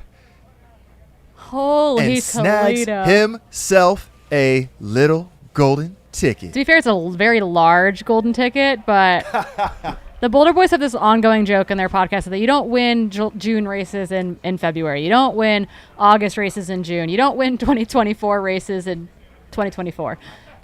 Now they're winning races in 2025. We love to see it. Congratulations, Seth. Big deal alert. Adam Mary there, another one of his good friends, just behind the barricades. Stoked. Absolutely stoked. You see the emotion raw right there. You don't take down a Hayden Hawks record every day.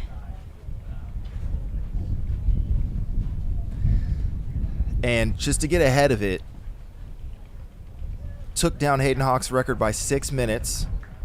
It's almost as if somebody predicted that would happen. It's almost like you were the only one that predicted it would happen. And by how much did I say it was going to happen by? You said 6 minutes. Yes, I did. You were wrong on Riley Brady, though. Oh, I absolutely screwed that one up. But hey, 50-50 is good. Is this Will Murray? It's got to be. Will Murray making good on potential here. 30 years young, I think. 29, 30 years old. Fourth at Leadville in August, running 17 and change. Looking to be getting it done in second position right now. The biggest result of his career. Easily. By and away by far. Looking to bring it home well under again that previous course record. I did not see this happening today. My guess is that a lot of people did not see it happening today. Except for Skylar. I mean, but I definitely didn't have Will Murray coming out and showing out like this. He is absolutely crushed it. You see him just pushing all the way to the finish, leaving nothing to chance.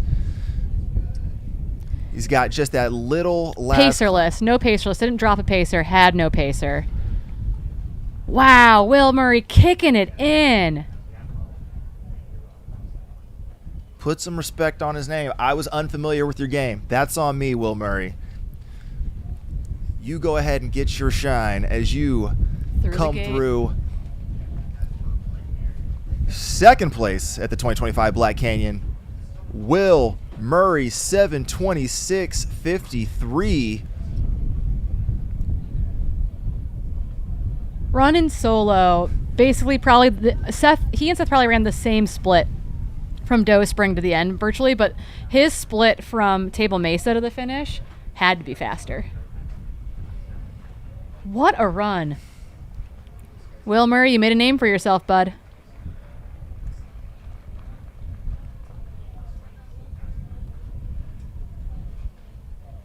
He's looked like this the whole day, too. He's just chilling. He's like, oh, I mean, tired, clearly, a little bit. We saw an exhale there, but he looked stoked leaving here at the halfway mark. He knew what was coming, and he looked so excited. So behind him, we've got a battle for 3 and 4. We do believe it's going to be Eli Hemming and String Bean Joe McConaughey. That on your screen, that would be String Bean. That is that bright orange and yellow kind of neon Brooks kit. Mm-hmm. Making his way into the finish. A huge performance for Joe.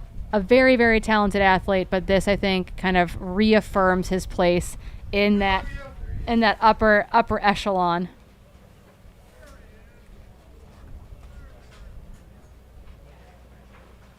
Yeah, we might be going 1, 2, 3 on the tickets here. Likely not to see much of a roll down, and we do, because this is a golden ticket race. Part of it being a golden ticket race means that it needs to have in-competition drug testing. So all these runners today that are finishing in the top 3, getting that golden ticket, will be kind of whisked away post-race for an anti-doping control. I do believe that we have Brett Hornig on the ground there. At some point, we'll be snagging some finish line interviews for him. I don't know if that's going to be pre, during, or post drug testing, but Brett is on the ground, probably fully kitted out in that drippy sweatsuit to make sure that happens for us. Yeah, if we could not get the interviews during drug testing, that would be awesome. But pre or post? Pre or absolutely. post. They might not be allowed in during drug testing. TBH, I think you get one chaperone. That's actually a great stat. Do we know how many swings Joe has taken at a golden ticket race and come up short? It's a handful. It's a significant number. That's an 8-station fireball stat that I need.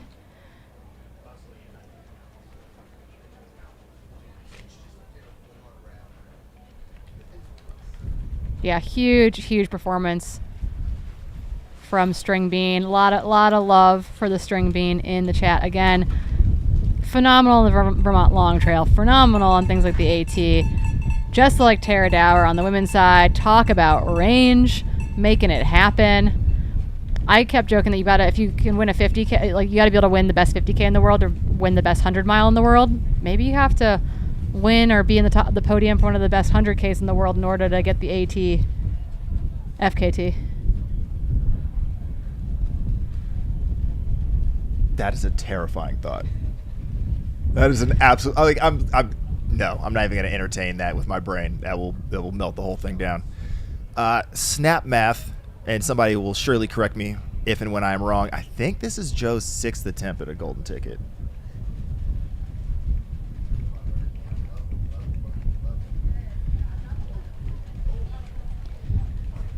Camera runners got to stay on their feet. Yep, love that. So yeah, because we had Gorge and Lake Sonoma in 2017. Was Sean O'Brien a golden ticket in 2018 still?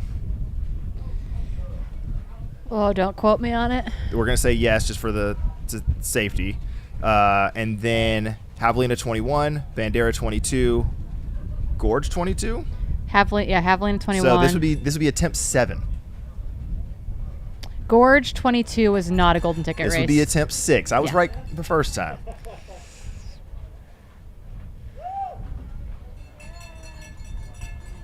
If at first you do not succeed, you try and try and try and try and try and try again. And maybe, just maybe, you can have yourself a day like String Bean is having here, up to the finish to take 3rd place. And The fresh kit. Oh, Cowgill gonna lose it for their man Joe. He runs their Wednesday workouts every week. Well, I think we'll give him this week off after this 3rd place finish for Joe String Bean McConaughey. 7:31:40 here at the 2025 Black Canyon 100K. And just so we're clear, before this year, that would have been the 2nd fastest time ever on this course. String Bean running the now 5th fastest time ever at Black Canyon. And finally getting the golden ticket that he has desired for so long. Yeah, again, timing's gonna have internet issues. I think both at the finish line where cell service is spotty and also at Doe Springs where service is non-existent. So bear with us on those timing points. Waiting still for Eli Hemming to come in. Should be coming in 4th. There he is, your 4th place man today. Eli Hemming, longest race to date. Laying it all out there, pushing the pace early, pushing the pace to what became course records today. Again, he finished in what? He finished in 7:32:53 elapsed, and he's 4th. Yeah. Nasty. Absolutely nasty.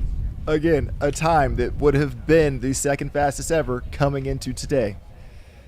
Faster than Anthony Costales ran in 2023. And finds himself on the outside looking in, just a minute off the podium.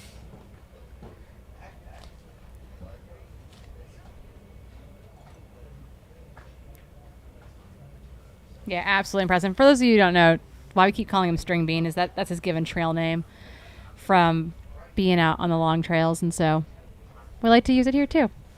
Makes it feel right at home. And for those of you who are wondering, Tara Dower's trail name is Candy Mama. Mm-hmm. So we can start using that one in the chat too. Candy Mama for Tara Dower. There we go, Joe. You got your ticket.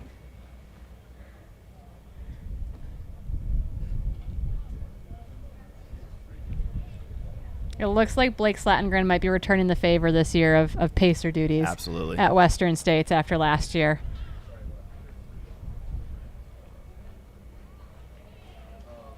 So our top 4 men, Seth Ruling, Will Murray, Joe McConaughey, and Eli Hemming. Top 3 getting the golden tickets. Eli first in line should something happen between now and May 1st, where one of those gentlemen gives it up. All 4 of them separated by just 10.5 minutes. And Eli just a minute back of Joe there at the finish. That's wild. Told you guys, kicks. It all comes down to these kicks. Sit and kick. Who knew that 100K all training was really all about the sit and kick? Joe does a lot for the sport. He runs a youth trail running program up in the Seattle area, getting youth out onto trails. He's part of a coaching collective that also offers sponsorship spots to a number of athletes every year who might not be able to afford it otherwise and are generally representing minority communities. So Joe's doing the work. Works with Cowgale, runs their speed sessions on Wednesday, putting it all out there. Really, really cool to see him finally get that ticket after what we believe was 6 attempts previous to today.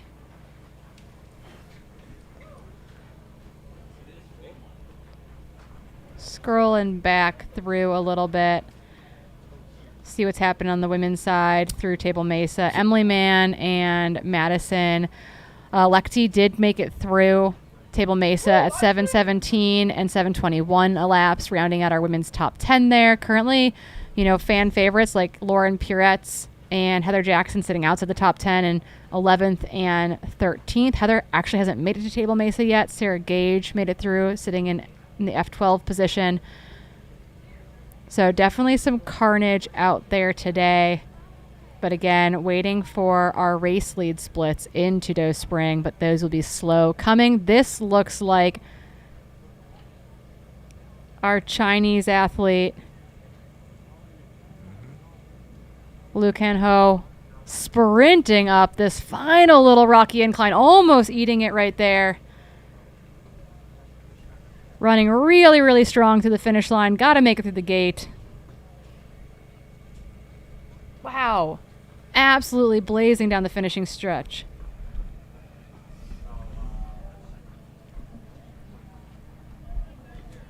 Yep, that is Liu Ken-ho. 7:36. So fast. 40. Last year I was like, the men's times were so fast. It was snowy, maybe the times were soft, blah, blah, blah. Really, really impressive.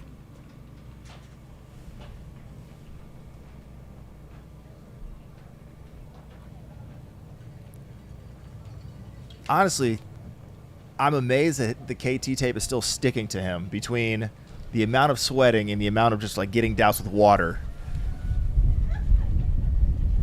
I've never been able to have that sort of success, so I need his secrets. Oh, family time. Love that.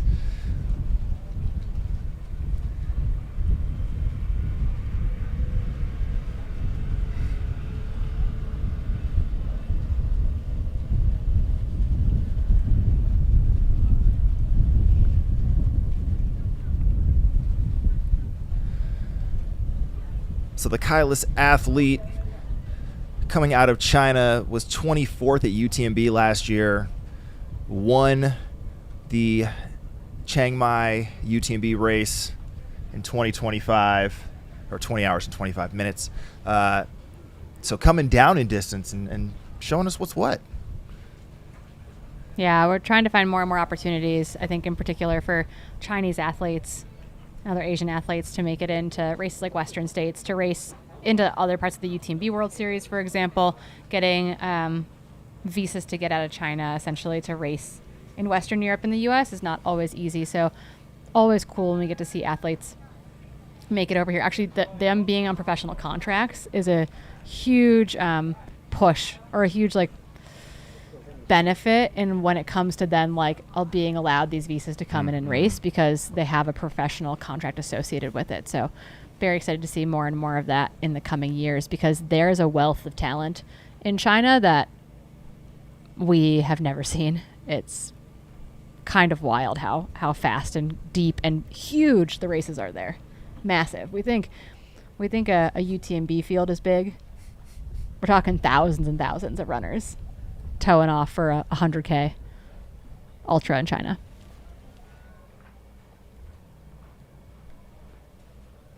So we've now had our top 5 men come through the finish line here at the 2025 Black Canyon Ultras.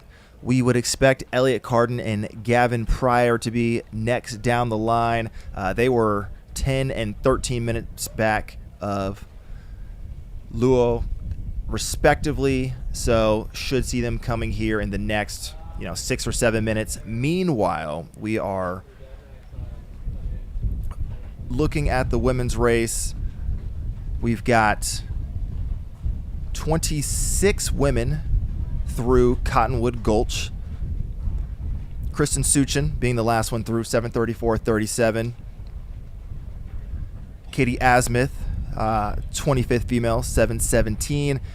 And scrolling back up, there are definitely moves being made. Women in that 10 to 20 range are sliding up the ranks, but we're still got eyes on Table Mesa to see which will come next. Heather Jackson theoretically is next on course, but we haven't really seen much in the way of response about how she's going out there, if she is still out there. So we'll try to get some intel on that. Meanwhile, 13 women are through Table Mesa. Jessie George, Sarah Gage, and Lauren Peretz being the last 3 through. So that's where and we won't get images of the women until we get drone footage of them coming into the finish line, because there's no service out at Doe Spring. So we may get splits from Doe Spring at minimum, and then we will see them as they run kind of in that final kilometer to a mile out from headquarters. So that is what we are waiting on right now. We know that they are speedily running their way towards the finish line. We anticipate that Riley could take as much as 30 minutes off of Keely Henninger's time from 2023, which is wildly impressive. Currently sitting at 7:41:35 elapsed. I do believe that course record is 8:45. So we anticipate that Riley Brady, being pursued by Tara Dower, are likely to finish 8:15-ish, 8:20-ish. Who knows? Yeah, so we would anticipate Riley getting to Doe Spring. We said somewhere around 75 minutes after Table Mesa, so that'd be about 7:55, 7:56, and then from there you got about half an hour to the finish. So 8:20 something, unless they want to absolutely rip it, which they have been this entire time. So I will stop betting against Riley. Meanwhile, Tara's still crushing it. Absolutely crushing it. Was only 5 minutes back of Riley at Table Mesa. 6:46 through that split is still an all-timer. As we mentioned, only 2 women had ever gone through Table Mesa in under 7 hours. One did so by 20 seconds, the other by 11 seconds. So the fact that we had 3 do it, one by 19 minutes, one by 14 minutes, and one by 2 minutes. Like, MK, if she just maintains, could still be running the 3rd fastest time ever at Black Canyon. Nasty. Just and nasty. It would be 3rd place today. Yeah. So. And MK said, getting the golden ticket wasn't as much of the goal as going for the win, and so putting themselves out there today, they've done that. They needed redemption here on this course. She did not have a good race here last year. She rolled her ankle and had to pull out before performing really well at Canyons. So excited to see MK back on this course, really trying to throw down and make good on what could have been last year, and take a golden ticket this time around.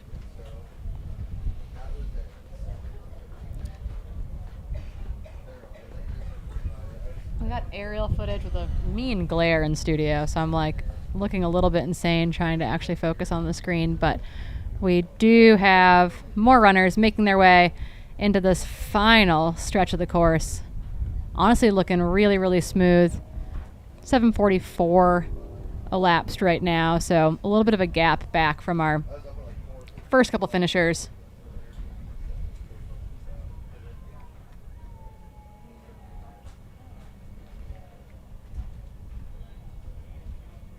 Again, at Doe Spring, it was a 10-minute gap between Luke Canhow and then Elliot Carden and Gavin Pryor.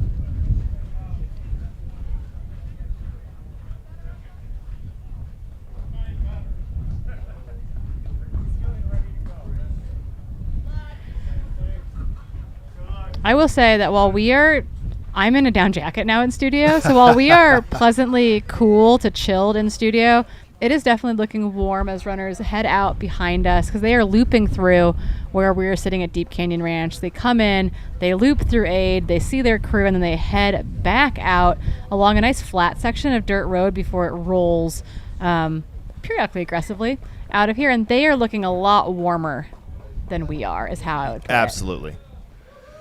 Yeah, the wind is blowing seemingly to the north. So as the runners are heading towards the finish line, they're pretty much running into the wind. Like, it's essentially a headwind for all intents and purposes. So great for evaporative cooling if you need to take advantage of such things.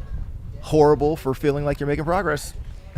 Yeah, the headwind leaving here would be a little bit of a bummer, because it is directly in your face on a dirt road as you leave Deep Canyon. But we've got runners coming through, and again, the live broadcast, while you and I get to clock out just after dinner time, the live broadcast is going through until 4 a.m. so that we can welcome every single runner into the finish line before going live again at 6:30 tomorrow morning for the 50K. I'm a little bit jealous that you're running it. I will be sitting here again, welcoming you into the finish line, though, which will be very, very cool. Oh, don't worry. I'll come make a sweaty mess on the couch when I finish.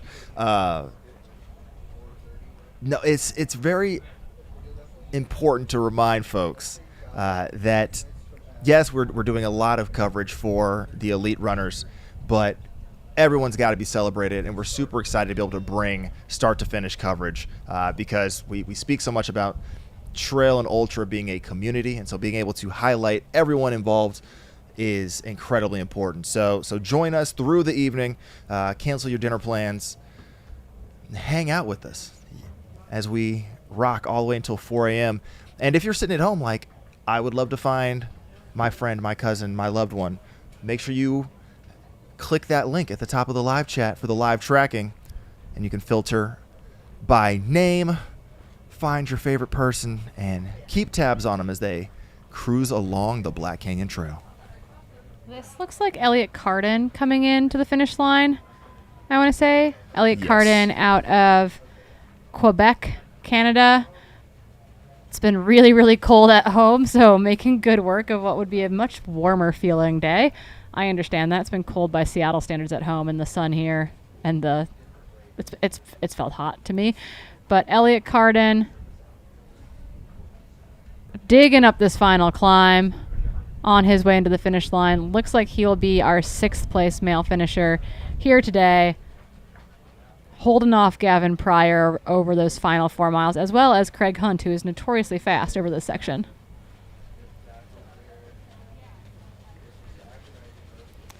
This is a strong performance for our Canadian Elliott Carden. Had a great race at Gorge last year. He's kind of finished near these spots previously where you're like, you're almost there. Yeah. But he put together a really, really strong day. Didn't quite have it in the final 20K to make a move that he needed as those front guys continued to surge forward.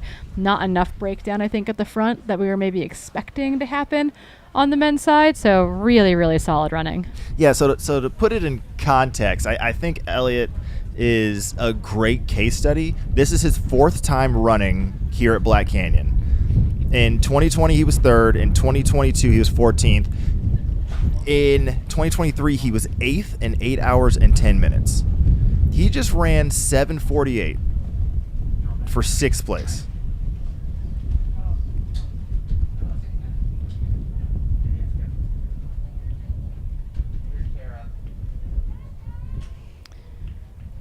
Cool. So now we've got some video out on the trail of Tara Dower with her pacer.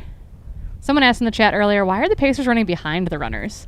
And it's super individual, I find. Sometimes you need to be able to just look at their feet and zone out, but sometimes they're really there more for emotional support, in my mind.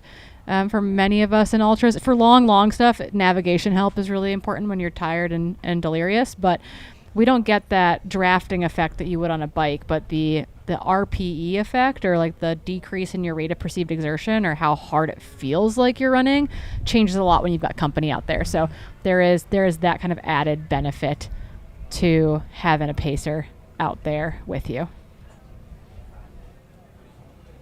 And when we saw Tara there, that doesn't mean that Riley isn't still in the lead. That just, we happen to have clear camera footage of Tara at that moment, so that is what we're showing you. We do still believe that Riley Brady is leading the women's race, followed by Tara Dower in second. They left Table Mesa with about a 5-minute lead over Tara, so we imagine that is probably hanging true. And Riley did leave with a pacer, I believe, from the finish, or from the Table Mesa, right?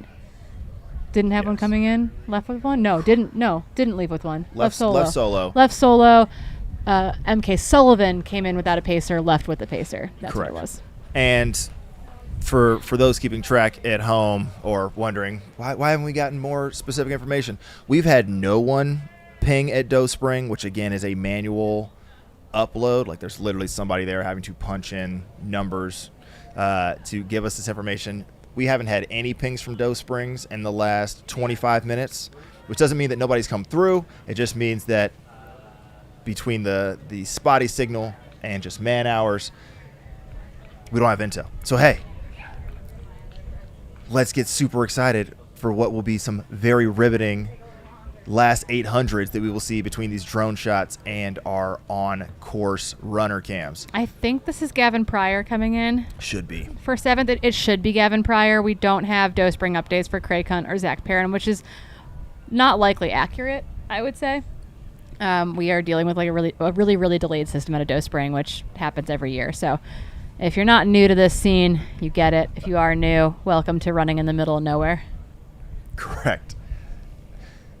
Yeah, Doe Spring is closer to a shooting range than it is a cell tower. So yeah, someone said patience, folks. You got to send a pigeon from Doe Spring to the finish. It takes a while. Yeah, legitimately. But Gavin Pryor getting it done last couple hundred meters on this hill through the gate and securing an M7 position.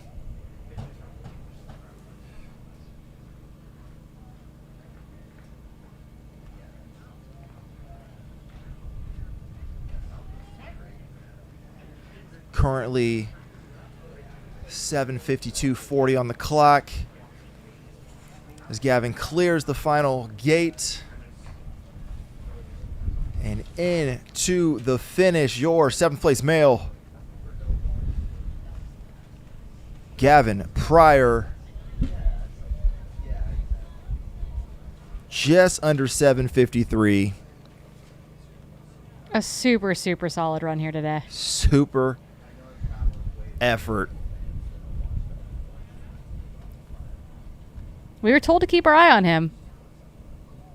We did, but that was quite the run. Yeah, the youngin' out of North Carolina ran 5:31 at Tunnel Hill 50. Oof. Won Grindstone last year. That's Blake Slatengren. Yeah, it is. That dude can close. He's looked kind of rough today, but if this is in fact him coming in towards the finish, that's wild. That is a strong And here's my question. finish. Is he being paced by someone or is he chasing someone? If somebody's wearing a hoodie in this race, No, I don't know what they're wearing. They've gone to their arms, though. I mean, they've gone to their arms in a big on. way. Is that a pacer? It has to be a pacer. Tell me it's a pacer. It's not a pacer. is that Craig? Craig? No, it's not Craig. Dude, Blake just closed so hard.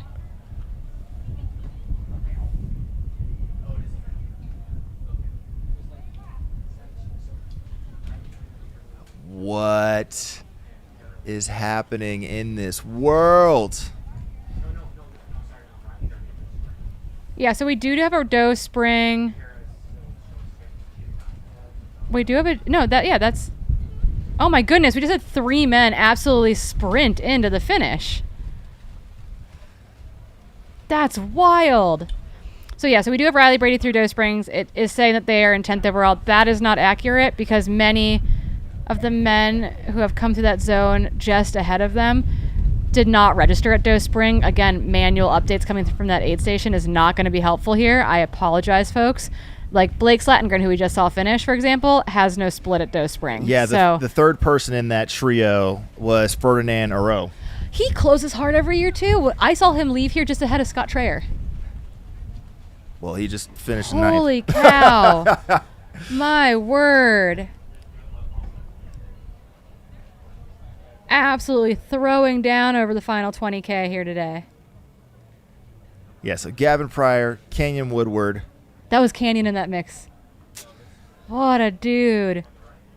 Duking it out with Blake Slatengren. That was a great finish. Everything is wild right now. We are having a hard time comprehending this in studio. Running an A6, it looks like, coming across the line here.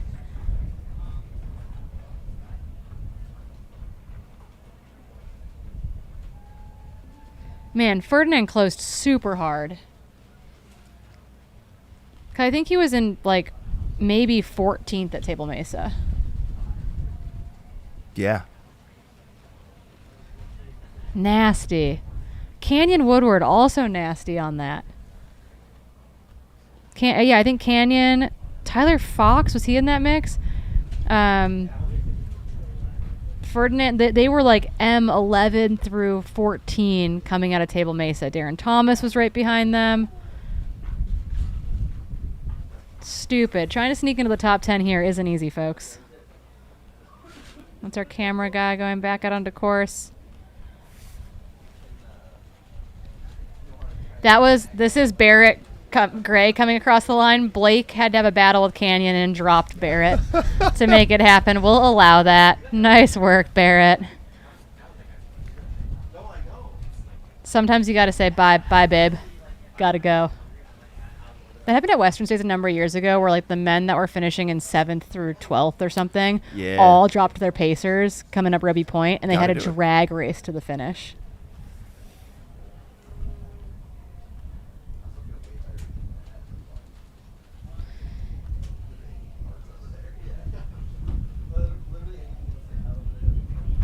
All right, so it has officially been updated between Canyon and Ferdinand was 11 seconds for 8th, 9th, and 10th.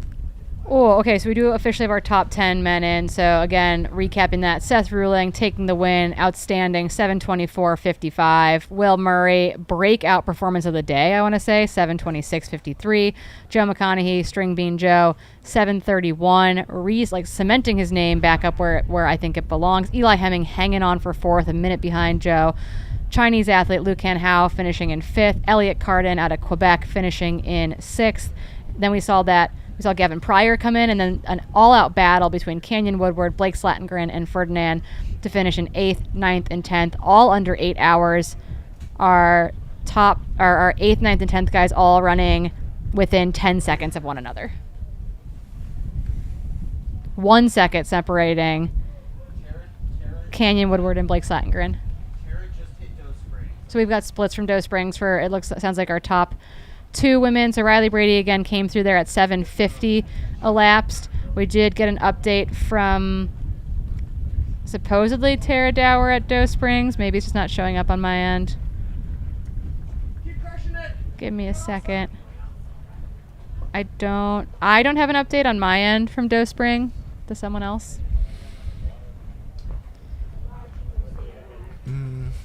No, Riley. Yeah, 7:50 for Riley, not Tara yet. Yeah, I don't have a Riley. All right, so that allows us to do the back of the napkin math. Again, we expected a 75-minute run approximately from Table Mesa to Doe Spring for Riley, and then another half an hour from there. 7:50 means that was a... We're having problems doing public math in No. studio. That's what I created the spreadsheet to do that for me. Yeah, that's Tara Dower on our screen. That's a 69-minute stretch. Okay, it's just not coming up on the live tracker, so... And Doe Spring, sorry, we're like talking in studio, and Doe Spring is a manual upload, so that's what's hard. Yep, so getting splits out of Doe Springs is really hard and very, very delayed, but on your screen right now, that is Tara Dower with her pacer, so she also has come through Doe Spring. We're assuming probably 6-ish minutes, maybe 7 minutes behind Riley, because she probably left Doe Springs 2 minutes ago. Yep. So coming through under 8 hours at Doe Springs, we believe the gap between Riley Brady in the lead, coming through at 7:50 flat, is probably about 7 or so minutes between Riley Brady and Tara Dower in second.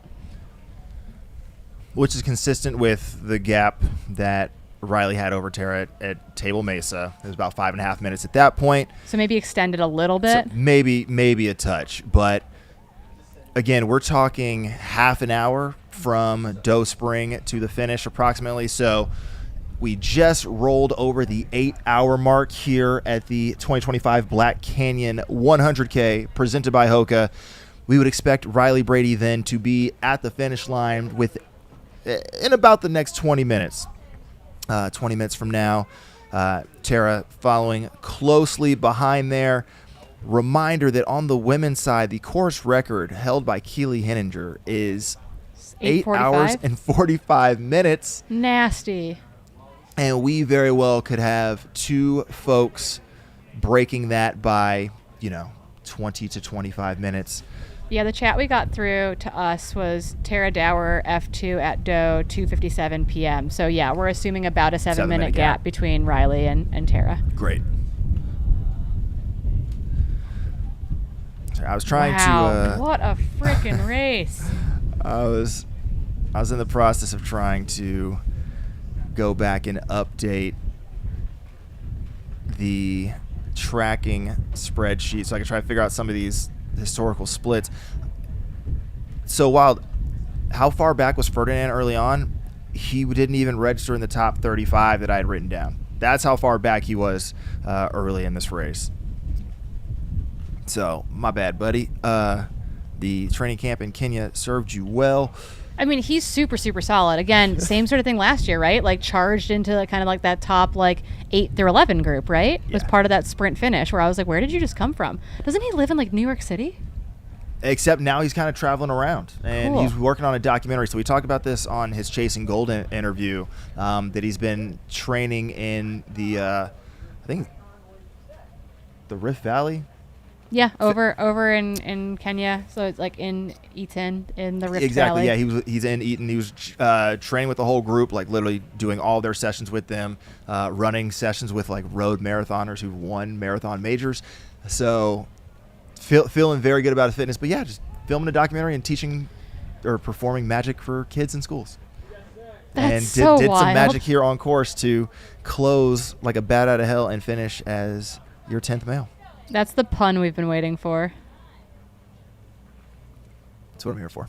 Oh my goodness. Yeah, so again, if you are refreshing the live tracker like we are here in studio, Doe Spring is a manual upload with no service, so it will be very delayed if at all happening. So we do know though that Riley Brady leading the women's race has come through about 13 minutes ago or so. Tara Dower in second, we have heard, is about 7 minutes behind them. So that is what we're keeping our eyes on. They did open up a sizable gap, though, over MK Sullivan, who at Table Mesa was 12 minutes back. I'm expecting that is probably pretty similar. If anything, maybe it's opened up a little bit. MK it can be a closer, though. We saw MK close really, really well at Canyons Endurance Runs by UTMB last April to snag a golden ticket that she then turned down. So she's decided that that's not going to happen to her today. Yeah. But again, the race that then we've got to really watch for, besides that top podium spot, is that, again, Riley Brady's already into Western States. Tara Dower wants a ticket. MK Sullivan wants a ticket. And then there's an epic battle between Lynn Chen, Erin Clark, Jenna Bensko, Abby Hall, who are all in F4 to F8 position. Shea Aquilano sitting in F5, already into Western States via the lottery this year. So just, the field is stupid good, and it's all I can do to like keep it together in here. Ferdinand broke the spreadsheet. He broke your spreadsheet? I was trying to figure out. I was like, what is up with this cell? Why is it not working? I think Ferdinand might be the first person to negative split Black Canyon. Nasty. We got another runner coming in here, charging hard to the finish. In a button down. And a button down with some curls, some flow. Again, we are just finishing. We are just outside the men's top 10 now. We expect Riley probably to come in somewhere between 15th and 18th in the overall, based on Table Mesa splits. Correct. The Doe Spring splits, again, not accurate currently, so don't spend too much time worrying about it. But that is what we're currently looking at. Again, 8:05 elapsed. Women's course record is 8:45. That is going to go down big today. Who is on our screen?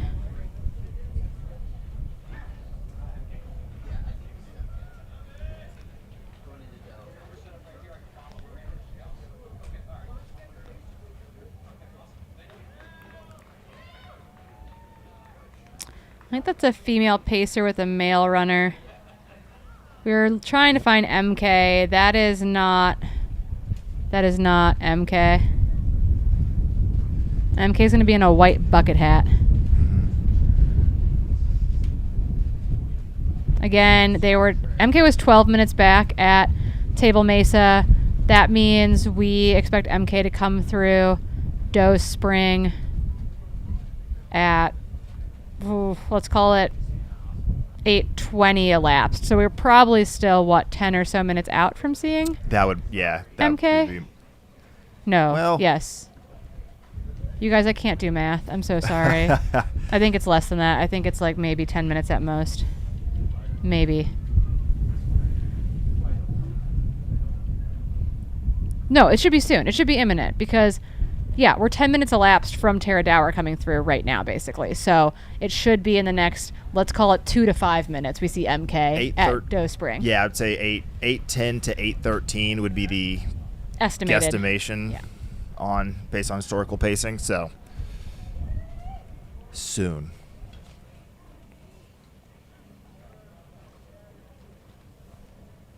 Oh, good to know. So Elliot ran so fast that the guy that we just saw finish wasn't a runner, or it wasn't a racer. It was Elliot's pacer who had gotten dropped.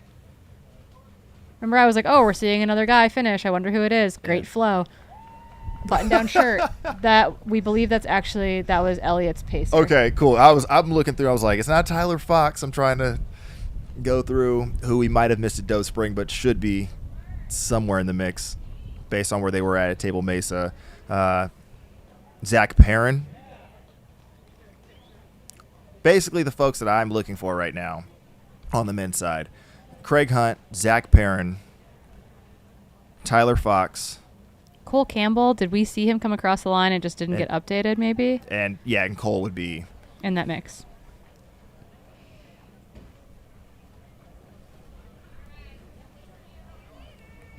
We're kind of flying blind, just like you all, too. FYI. Who is that? The glare on our TV is like in the least opportune spot in the studio. Is that Riley Brady?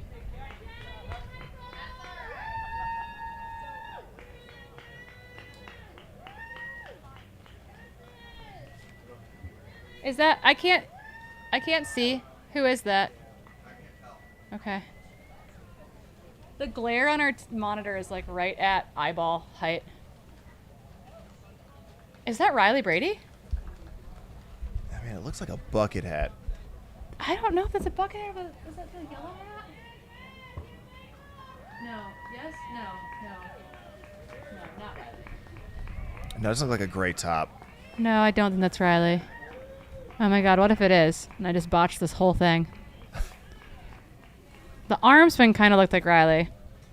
But I think it's a bucket hat.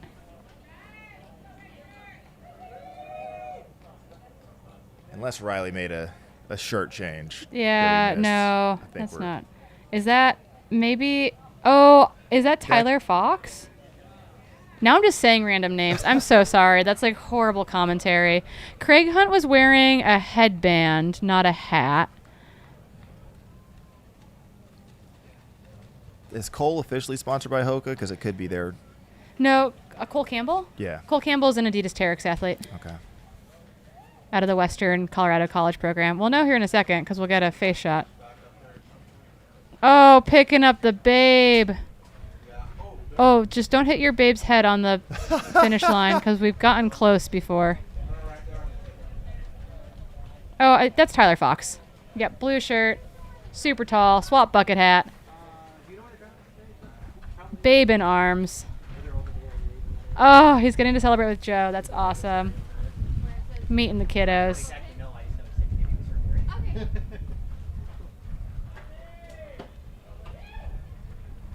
Yeah, people in the chat are just throwing out completely random names as well. Thank you. Like people who are not racing, so it's extra helpful.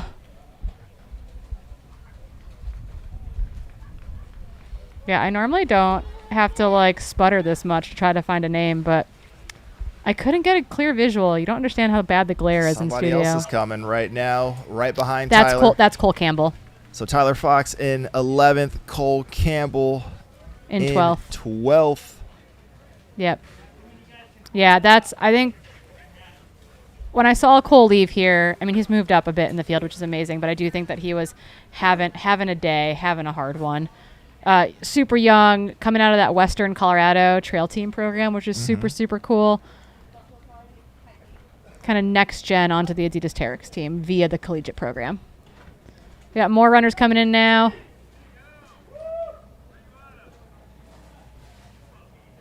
Darren Thomas, finish it up. Nice work, Darren. Darren paced Trace and Knopp to an absolutely stellar performance here last year. Seemed like he needed to get in on the action this year. Really cool to see Darren. Have a great day finishing that's M13? Correct. Cool. Yeah, this is kind of like the preview show where I just decided to name all the names I could think of that were in the race. So welcome to my brain. So this is where it starts getting fun. So yeah, someone said 8. It's kind of crazy that 8:10's having a rough day. It is though. Sorry, continue. No, that sets us up for the conversation to be had. So we've got Tony Rodriguez still on course, Zach Perrin still on course, and then through Doe Spring, the next individual would be Riley Brady. Yeah, did we lose Craig Hunt? Is he just gone? He split Doe Spring behind 12 minutes ago. Tara Dower and Riley Brady. Oh, Craig, I'm sorry. He and Ryan Raft just both having really hard days today. Scott Trayer should be one of our next guys through Doe Spring. MK Sullivan should be through Doe Spring here shortly. Imminently, actually. Yep. But yeah, Riley Brady with a 7-minute lead. That is Riley Brady on your screen right now. 8:12:23 on the clock. Again, remember Keely Henninger's phenomenal course record on this time that Rachel Drake couldn't quite get under last year is 8:45. Here they come, Riley Brady. We decided that the last person to win back-to-back golden ticket races was Chris Mocco. Was the word from earlier today. And maybe that was like 2019 Chris Mocco. And it was something crazy like Bandier to Black Canyon or something silly, extra silly. But that was the word on the street, was Chris Mocco was the last back-to-back golden ticket winner. Again, Riley Brady got their ticket into Western States at the Javelina 100, running wire to wire, ostensibly to win that race at the end of October, not far from where we sit here, actually outside of Phoenix. They are making good on that promise once again. They are going to be well under the course record, winning their second golden ticket race in as many months. Just putting together a world-class performance here. Took over the lead, leaving Gloriana Mine, overtaking Mary Denholm, and has not looked back. Pacerless. Their mom and dad, Ann and Bill, are out crewing them, hoping to make it to the finish line in time. I mean, we're going to be 30 minutes almost. We're going to be 8:15 and change, effectively.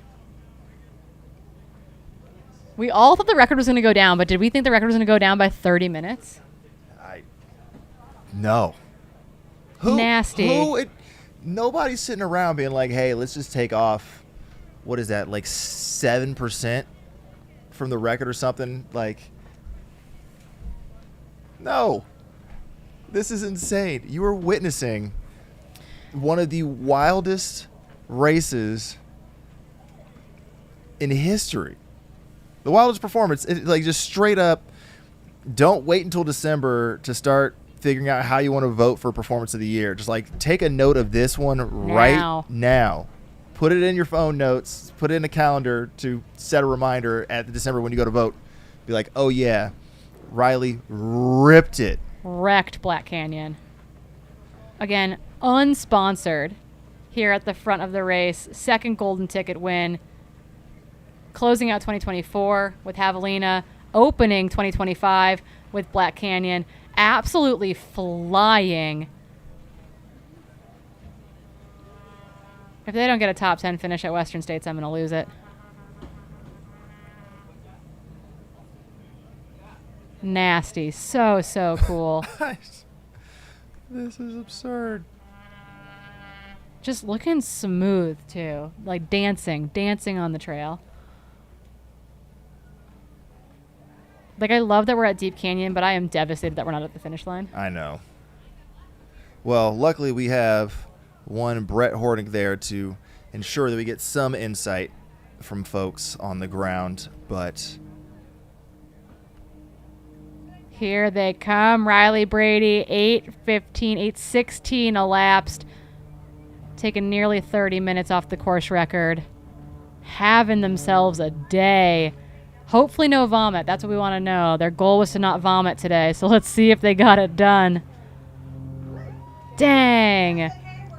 And here Riley Brady, your women's winner. They put together one heck of a performance.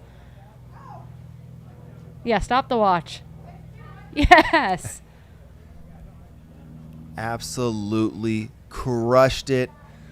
8:16. 18 unofficially, shaving 28 minutes off of the previous course record.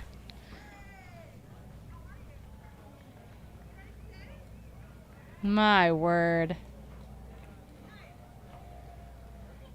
Not too busy bike mechanicking to win a couple of races here and there. It's just rude. Right, came into the halfway point, basically 4 hours flat. Runs the back half in 4:16. I hope Ann and Bill made it. Do we get a hug, Ann and Bill? They also are getting whisked into anti-doping, so that might be a little bit about what's going on here.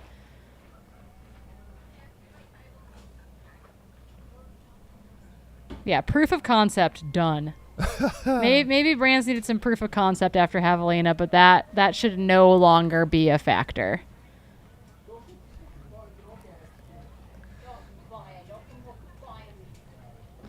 Sponsorships are a lot like college applications. Sometimes there's no rhyme or reason for why things work or don't work for you. There's a lot of right time, right place, unfortunately.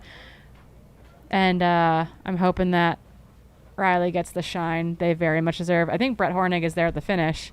Yep. Do we have audio from Brett?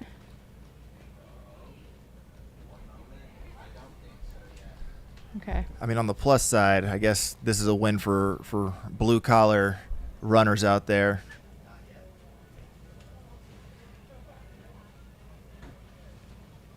Yeah, Riley's going to be doing a few podcast interviews after this. We had Riley Brady on the Trail Society podcast the last time they got a golden ticket into Western States off of a javelina performance. So, yeah, they're phenomenal. Really excited to see this happen. Yeah, both 2 course records going down today. That seems sensational. Sensationalized. I'm too excited about it. Yeah. Meanwhile, not to be lost in the mix, we had Tara Dower only 7 minutes back at Doe Springs some 4 miles ago. So we've already had 3 minutes pass since her word Riley of the came day is, quote, comatose. Like, she's ready to go to the well. That is her team, like her team word. The mantra for today was like really about sending it. So Tara Dower, she's covered in glitter, I think, from head to toe at this point. It's up and down both arms. It's across her face. She's having some fun out there, but she is also throwing down a mean time. Again, Riley came in at 8:16 elapsed about 3 or so minutes ago. Almost 4 minutes ago now. So we do expect that we'll start to see Tara Dower on this long shot here outside of the aid station. So literally any moment. Any moment we should be. We got a runner coming into frame, but they appear to be solo. So unless Tara dropped another pacer, which is possible. Wholly possible. This might not be her, but we should be expecting Tara Dower to be one of our next runners coming in.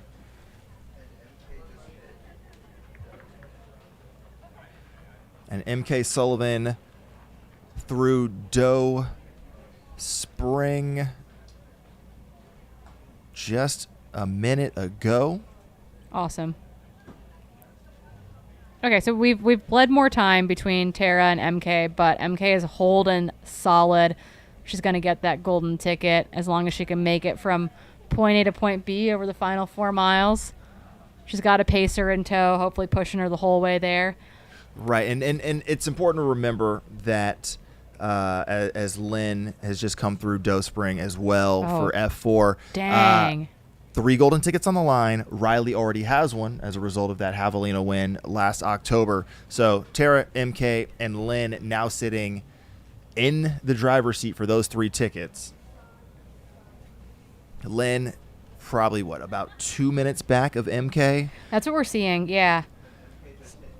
Yeah, And MK hit Doe 3 minutes ago. I think Lynn hit Doe 2 minutes after her. So we've got 3 and 4 both through Doe. That's a drag race for 3 and 4. We're gonna have a big gap between Tara Dower in second and MK and or Lynn Chen in third and fourth. So that's what we're gonna be keeping our eyes on as well. But all 3 of those women behind Riley will be walking into golden ticket places because there are 3 golden tickets on the line. Earlier today, I was like, man, it might roll down to 6 because we had Heather Jackson in the top 10. We had in the top 6. We had Shea Aquilano in the top 6.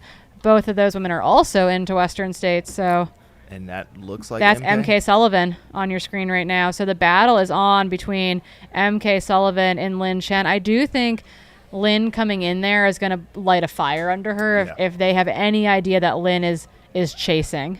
And let's not lose sight of the folks that are just behind those ladies. Shea Aquilano, Erin Clark, Jenna Bensko, Abby Hall were all within basically 6 minutes. At Table Mesa, 3 of those women were in there together. They were all getting like a sponge bath at the same time. So right. So we talked about they might be able to play off of each other and allow that to bridge the gap up to Shea, Lynn, and MK. So we'll see in short order if that chase pack was able to close the gap and if we're going to have some drama here for the 3rd and final golden ticket.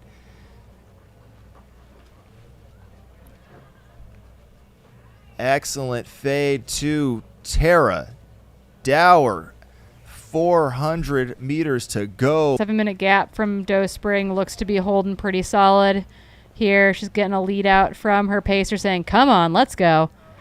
She is very much in a safe position. There is gobs and gobs of daylight between her and third. But again, her word of the day is comatose. She is going to the well here. So they just got to get her in to the finish line. Pacer kind of moving out of the way saying, hey, this is all you. I'll see you on the other side. Let's get this done. And again, also under the previous course record by 20-ish minutes. Yeah, I mean, let's just say she's going to finish in about 8:25. Yep. That would have been like the 6th fastest split to Doe Spring ever, let alone the finish. Literally miles ahead of where we used to be.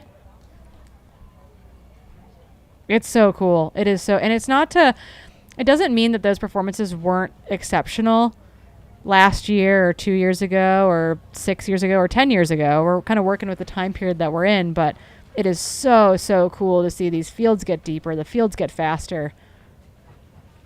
Yeah, I'm obsessed. Yeah, I mean, and you see it happening right before our eyes. The competition is forcing folks to level up. Nobody can just sneak away off the front anymore and solo and have that comfort.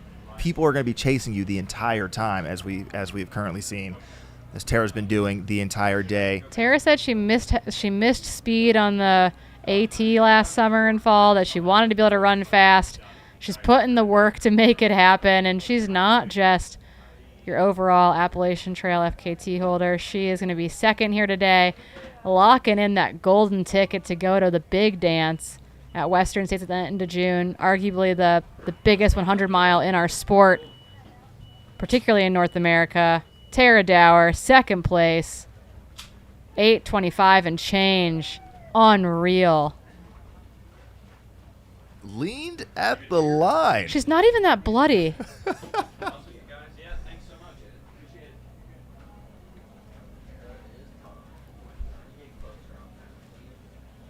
Yeah, went to the wall. Went to the wall. Went to the wall, too, maybe.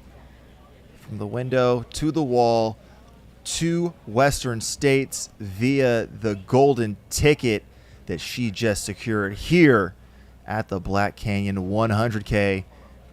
Tara Dower, 8:25.08. 20 minutes under the previous course record. Unreal. And 40 days shorter than she ran on the AT. Showing the absolute range of a gamer. Yeah, again, finishing second here today in the women's race. An outstanding performance. Wants that ice bandana off. She's done being choked by it. Yeah, get the pack off, too. Come on. It's been a long 8+ hours in the saddle. Again, remember, we got the Hard Rock to Appalachian Trail FKT to Black Canyon Triple. It's pretty wild range. Yeah, and then once you get a Western, of course you took a tumble. Oh, yeah. The gals, we said that she was going to be the bloodiest at the end of this thing. Her or Katie Asmuth are the ones that generally come home the bloodiest. So, there's JP. Not his day, but there to support his ultra teammate. So cool.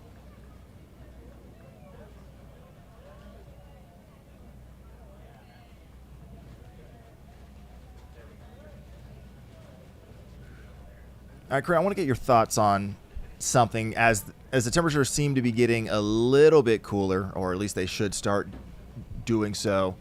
The pack versus handheld situation between like the cooling, the ability to sort of like get sweat off the back. Now that we've seen a good amount of the race play out, obviously we're through the top 15 on the men's side. Do you think it behooved people to go handhelds overpack? What do you think would be what would you recommend to your athletes in these types of conditions? Honestly, the issue here for a lot of these athletes is particularly as they go higher carb, you need a lot of fluids because of osmolality to bring that carbohydrate across the small intestine. So the water demands, honestly, she is covered in blood. My word. The water demands, the hydration demands of these races generally oftentimes start to go beyond a handheld or two handhelds. And so going to a pack, some of them are carrying a third bottle in a waist belt. But I do think that is a big consideration for many of these athletes. Also, being able to put a bunch of ice down the back of that pack feels pretty good. So you might see them start with handhelds and a waist belt, go to a pack midday so that they can make sure that they're getting more ice on their body. Being able to carry that nutrition too. There's a 20-mile section of this course where you don't get to see your crew as well. And unless you're really, really familiar and happy with the nutrition out on course, being able to carry your personal nutrition for that duration is really important. All right, so for all of us thinking about our 50Ks tomorrow and all of you at home now stoked to come run the Black Canyon Ultras, put those tips to use and get training because registration will open soon and you can be a part of the fun out here with us for the 2026 edition, but there's still a lot of the 2025 100K to go. We expect MK Sullivan and Lin Chen to be battling it out for that third spot on the podium. But they're both sitting in golden ticket spots, which is really, really important. But yeah, Candy Mama getting it done. We love that. Earlier on the course, too, there's a lot of just like overhanging kind of bramble. There's just like all the vegetation here is kind of pokey. So it's very possible that you just get ripped and snagged a bit. I ran 2.5 miles, 3 miles out north on the trail this morning. And yeah, there's just a lot of pokey things sticking out that weren't even cacti per se. So lots of ways to get cut up out there.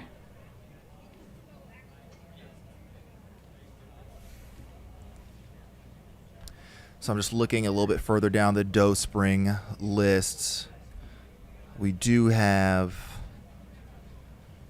at least 6 women through.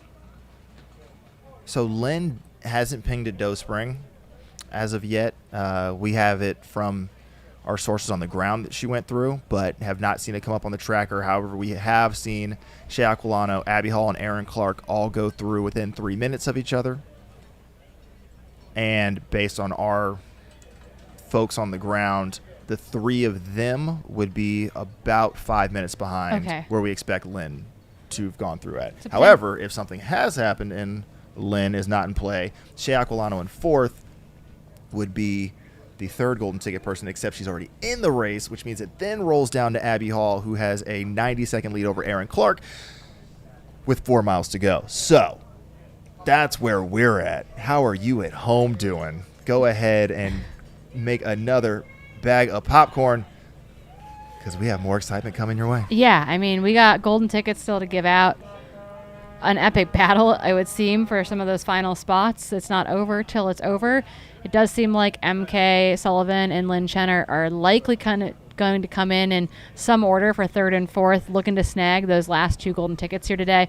But again, that golden ticket can roll down as deep as 6. So you've got people like Aaron Clark in the mix, kind of chasing behind Shea Aquilano, who's already into the race. Abby Hall, as you just mentioned.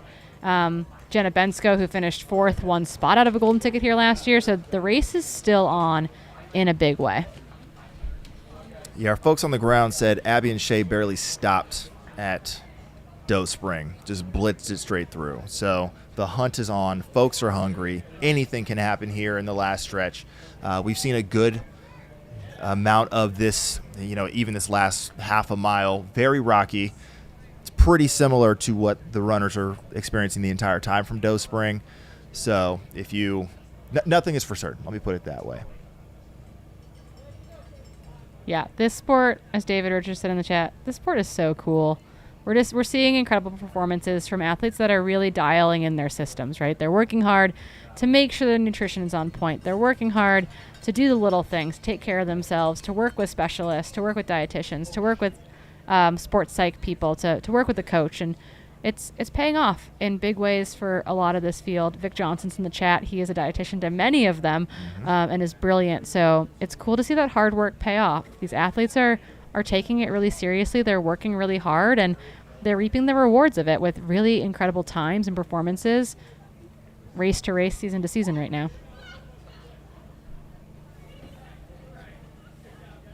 And the beauty of this race specifically, obviously, the contours of the course pretty similar to Western States in terms of the early downhill miles, then having to climb later. You're going through some hotter sections. But from a timing in the calendar perspective, you have from now until the end of June, that is a full training cycle. It's not a situation like at Javelina even, where you're like, I'm 7 months away from having to race, 8 months away from having to race. It's hard to wrap my head around that. Or it's not like a Canyons situation where you have 2 months. I feel like someone's smoking something near us. We are at an ultra, I guess. But yeah, I'm inspired, and also I know I'm inspired. I want to go for a run right now, but I also know that I'll feel like garbage after sitting in a chair having 16 ounces of fluid today. Yeah. How you feeling about your 50K tomorrow? Oh, it's going to be great, because after Javelina, the next day I could barely walk because I sat so poorly in the seat. So I'm trying to move around as we sit here, and I might do a lap around this little quarter-mile track that we have for the runners here. Just do some laps, get some pacing in. Couple quick strides, Just a few here and there. I'd love to see it. Speaking of going for a run, our early host Chris Warden looks like he just went out for a run. Was it good? Your pre-race shakeout? Nice. Going up that hill is tough. Yeah, it's a steep hill that they come down into the Deep Canyon Ranch aid station at the halfway mark. It's steep and rocky. Yeah, I believe it's going to be a pretty important conversation topic for the 50K tomorrow. That finish is brutal. You're just like, I've blitzed this whole thing, and now I have to be on the most technical terrain of the entire course in the last 800 meters. Yeah, and it's not easy footing on your way in here. We're watching this next male runner come in with his pacer, and it's rocky. It is not easy. You've got to keep it together all the way through to the finish line. Is this Jean-Philippe 994? Thibodeau, I believe. So...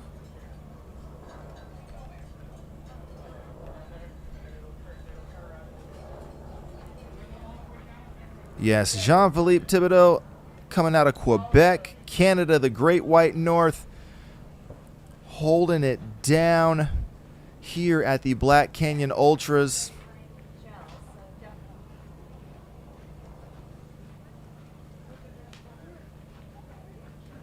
Previous winner at the 50K at Quebec Mega Trail. Has really just done some very cool things. Was on the Canadian Worlds team, actually, back in 2023. I love the people in the chat are like, I will also feel like garbage going for a run after sitting here and watching you guys talk all day. Yeah, we're in it together, really, is what you're saying. So we are anticipating, again, if you're on the live timing, Lin Chen is missing from that group. So we do know that it's MK Sullivan in third, Lin Chen in 4, Shea Aquilano in 5, Abby Hall in 6, Aaron Clark in 7. But that group is really, really tight. There is about a 8-minute gap from MK back to that chase pack. But then that chase pack of Shea, Abby, and Aaron all super tight together. And the question will be between MK Sullivan and Lin Chen, who does make it in here first? And Lynn's no slouch. She is a fast runner. MK Sullivan obviously has track chops, has good road chops. She won the New York City Open marathon race this year, running 2:36 at the New York City Marathon. So also able to turn it over those final 4 miles, but she's going to have to dig deep. And we do know that she's came in with a little bit of a niggle, but putting together a really strong day. Yeah, but Lynn has been in the valley for a couple of weeks now. Has certainly, I'm assuming, made it a point to see at least this part of the course, in addition to the training runs that she had done further up. So knowing what's ahead of you right now is to your benefit. So we'd anticipate them coming in anywhere in the next 8 to 10 minutes if their pace holds with historical trends. So that is where we're at in the women's race to round out the podium and to secure the second golden ticket. Whoever's fourth will get third. Whoever is in fourth place will get that third golden ticket, because Riley Brady, your champion, already into the big dance. So yeah, and they're estimating MK's finish time of 8:59:58, so maybe 20 minutes at most. They left Doe Springs 20 minutes ago, so that would be a 10-minute mile for the final 4. So I'm wagering that MK might be able to make it under that projected ETA. You say ETA, I say time to beat. I think MK is probably in that mindset right now too. Fair. One of those, if I run faster, it'll be over sooner moments.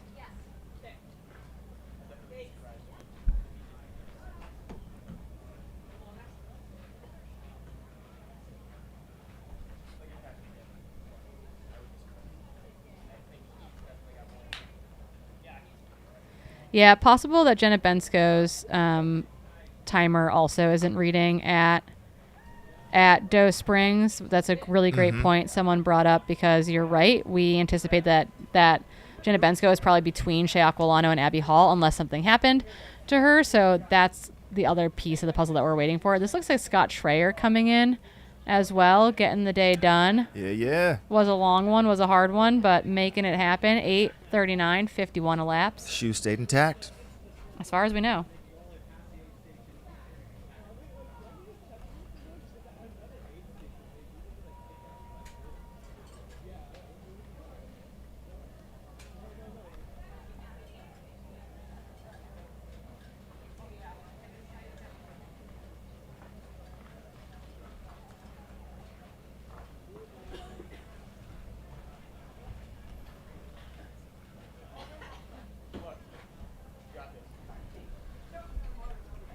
So this shot, for those of you at home, is looking out from the finish line, where we anticipate runners will be running at us, hit that Hoka beacon with approximately a quarter mile to go. And then at that point, it's just one lap on the track up to the finish line to round out your Black Canyon 100K experience.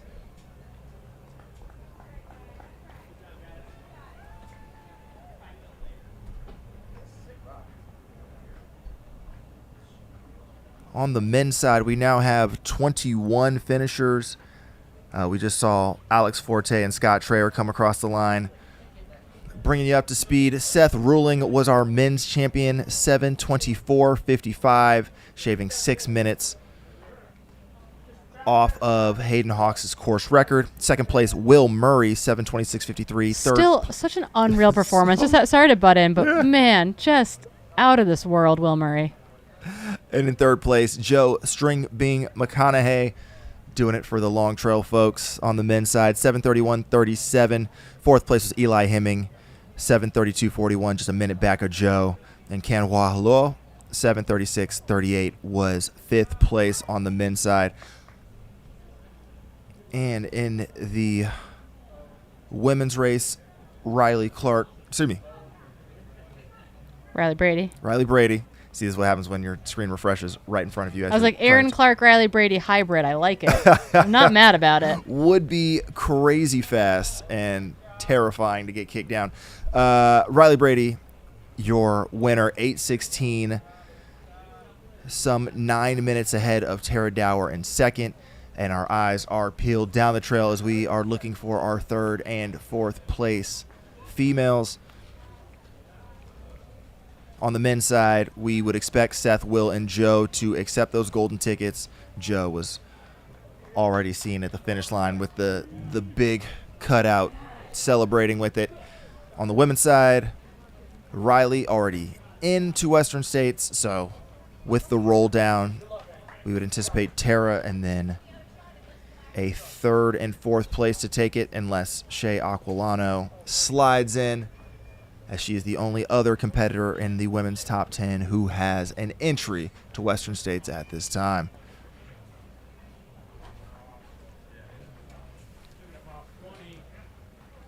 Yeah, more and more runners filtering in now to the finish line. Not all that far from where we sit. I'll drive by it when we leave here eventually. It would be nice to stop to go for a little jog maybe, but they won't let me do that. That's fine.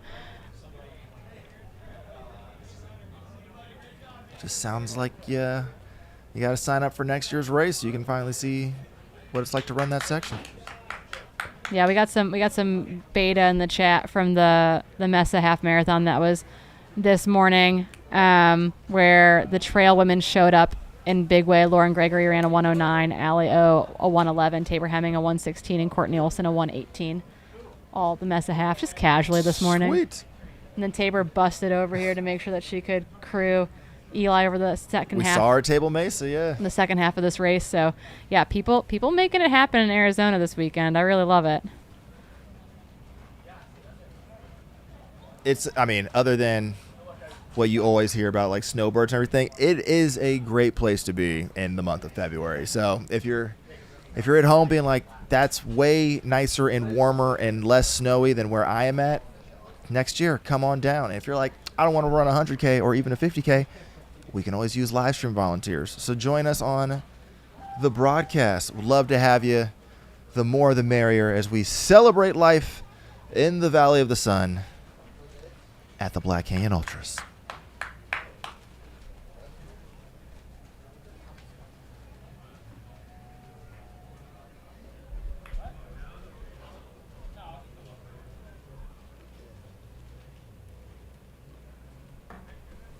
Yeah. You should just come out in person next year, you know? Rage. I mean, you can sit at home and watch for sure, but maybe you come out and watch the 100K and then you're on the 50K. That'd be pretty dope. Bring your friends and your family. Some people can race one day. Some people can race the other day. Deep Canyon Ranch is a great place to hang out.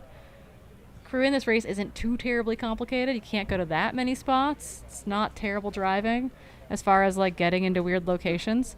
So you're right off of the 17 corridor the whole time.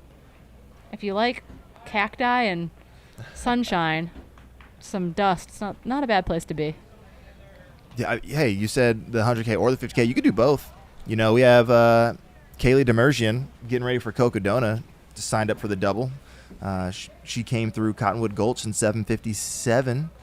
So she's out there having herself a day, then get a little nap in and run it back again tomorrow. Yeah, I love it. I love it. I love it. Keeping our eyes open here. Again, the predictor for MK Sullivan had her finishing in just under 9 hours, but we're kind of wondering with those road chops if she can pull something special together. So we're keeping our eyes peeled for the bucket hat to make her way into the finish line.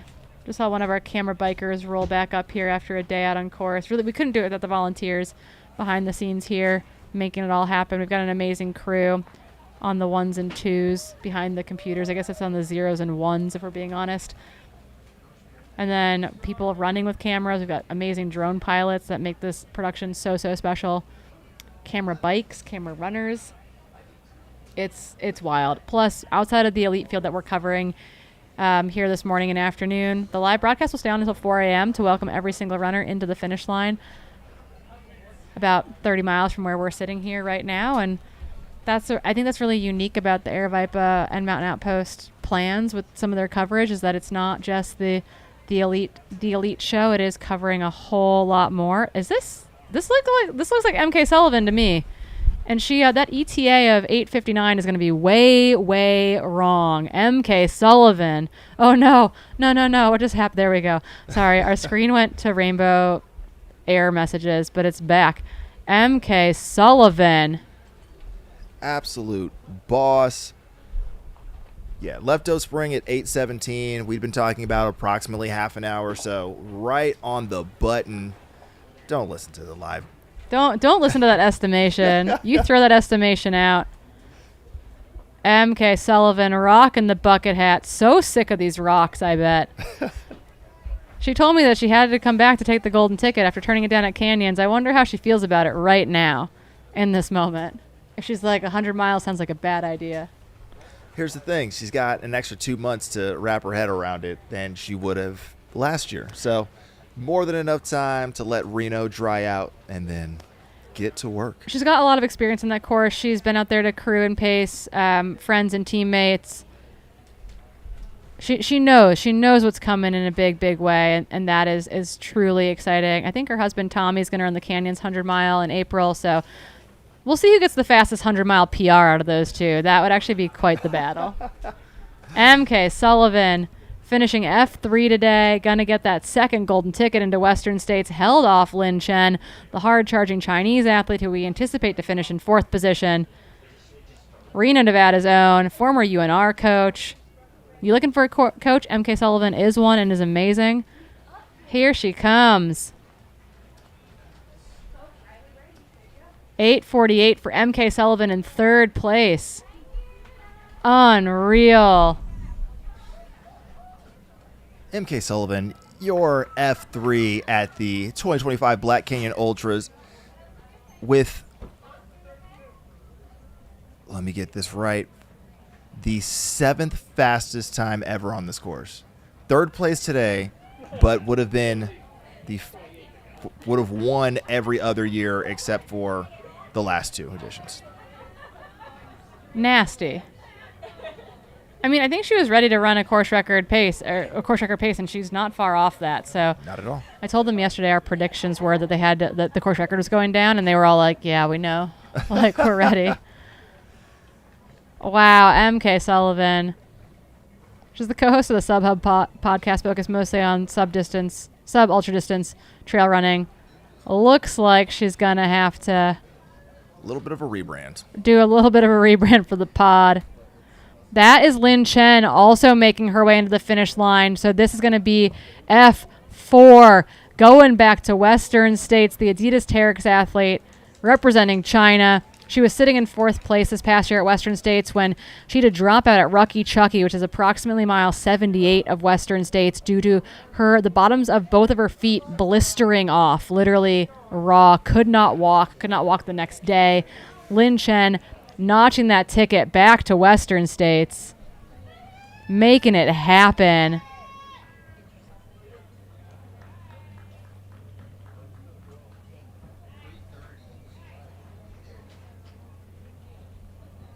I know I've used the word nasty a lot today, but let's face it, these performances are nasty.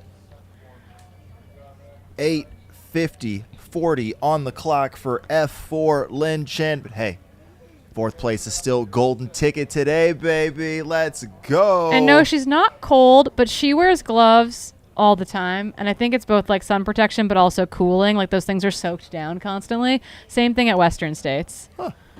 Wow, Lin Chen, phenomenal performance. Going back to Western States in June.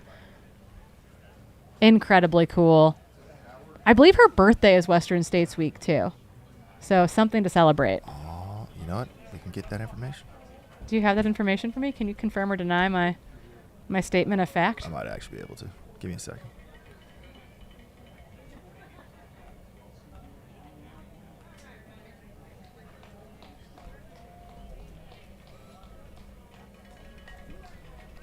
Yeah, sounds like MK really rallied to make that happen. Absolutely phenomenal performance by those 2 women, finishing in 3rd and 4th, securing golden tickets. Again, Riley Brady already into Western States. So in the women's race, you got Riley Brady into Western States already, sitting in 1st. Is this Abby Hall? Abby Hall. Oh, my goodness. Abby Hall is going to finish just off of golden ticket in 5th place today. Abby Hall, again, coming back after breaking her leg basically 18 months ago at this point, having to have surgery, from Flagstaff, Arizona, another Adidas Terex athlete finishing in 5th. Does this mean she dropped Cordis? Probably had to in this. I think she dropped her husband to make this thing happen. Abby Hall bringing it home in 5th. What's our split back? Like what? She missed the golden ticket by 2 minutes? 1 minute, 55 seconds. Oh my goodness, Abby Hall. I know that's going to be bittersweet. Love, I know it's going to be bittersweet, but you fought for this thing.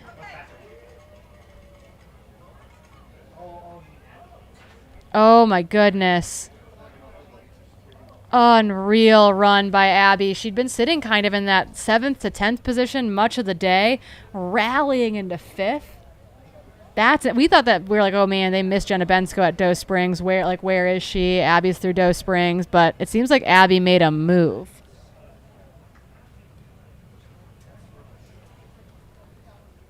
Holy cow. And you know we're about to have somebody else out there somewhere. Cordis is like laying on the trail somewhere. Cordis is about to pace whoever F6 is at this point.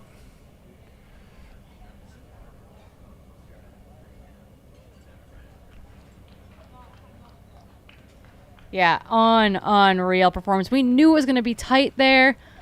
Who is this?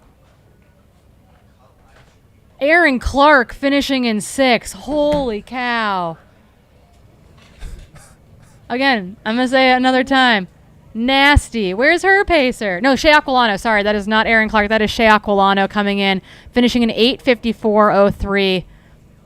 One of her best runs here to date. Shea is already into Western States, having finished, gotten into the lottery back in December, actually, which is amazing, but has come up pretty close to golden tickets several times. Oh, no. There's more. Oh, no. I mean, it's a pacer parade, but... This is one of our guys bringing it home. Nice work. Okay. But we do still expect Aaron Clark to be here in short order. Because she was only 90 seconds back of Abby Hall at Doe Spring.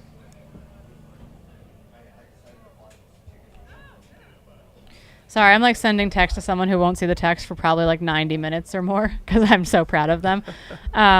Yeah, just, I mean, phenomenal stories all around, right? You've got Riley Brady, unsponsored, winning Javelina and now Black Canyon. You've got Tara Dower going from the Appalachian Trail overall FKT to showing that she's still got speed, running an outstanding under the course record as well performance here to finish 2nd, get that golden ticket, first golden ticket into Western States for her. Surely will not be the last. You've got MK Sullivan charging after it sounds like having a hard middle part of the race, maybe hiking and walking some of those uphills, putting it together to hold off Lin Chen to finish 3rd. You've got Lin Chen, who had a devastating Western States last year, finished 4th at UTMB, representing China, finishing in that 4th position to grab a golden ticket. And then Abby Hall coming back from breaking her leg, having major surgery, rehabbing, fighting her way back, and finishing 1 minute and 55 seconds outside of a golden ticket in 5th place. And that is Craig Hunt, who battled through a pretty hard day. Finished the job. Got the job done. Wow. Insane. And then, just so you guys know, that was not Jenna or Aaron who finished right after Abby Hall. That was Shea Aquilano, the young runner, now living in Boulder, but is from Indiana. Spent a stint out in Seattle post-college, but Shea literally just graduated from college like less than 2 years ago. So young gun in the sport, but super, super experienced and has just been like chomping away at it.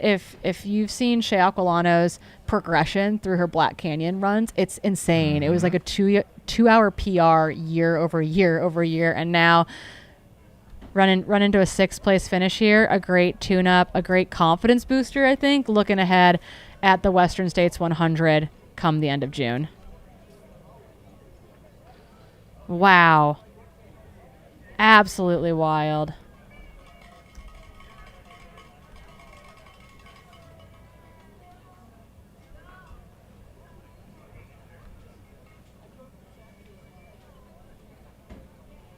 No, I can't run Western States to someone in the chat. I've got to do commentary for it, obviously.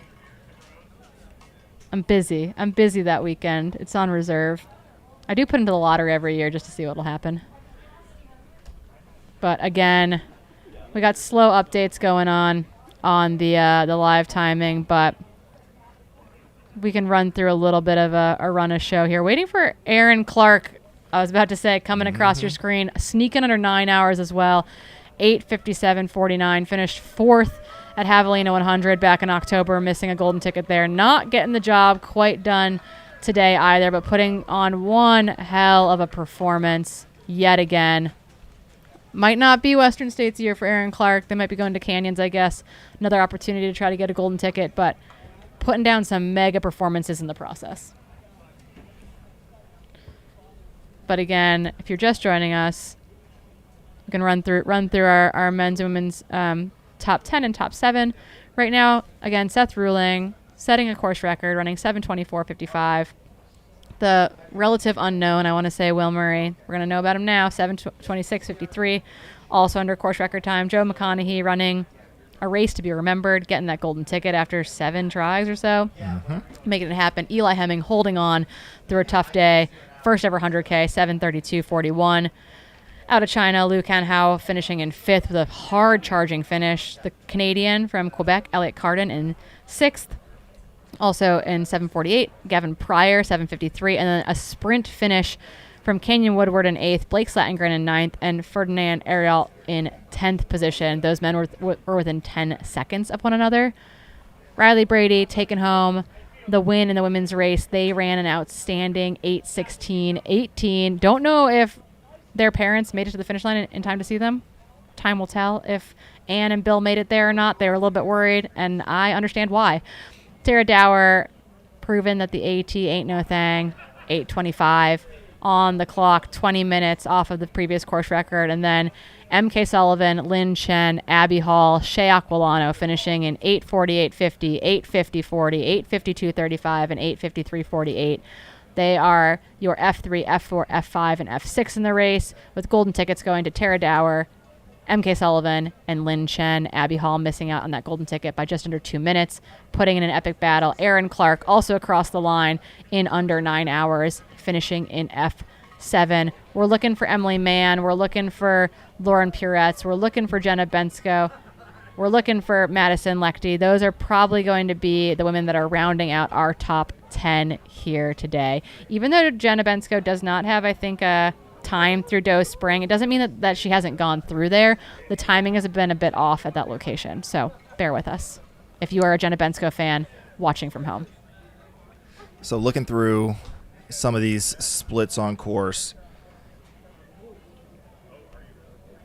MK from Deep Canyon Ranch, where we are currently sitting, to the finish, so the back 50K, ran that in 4:40.04.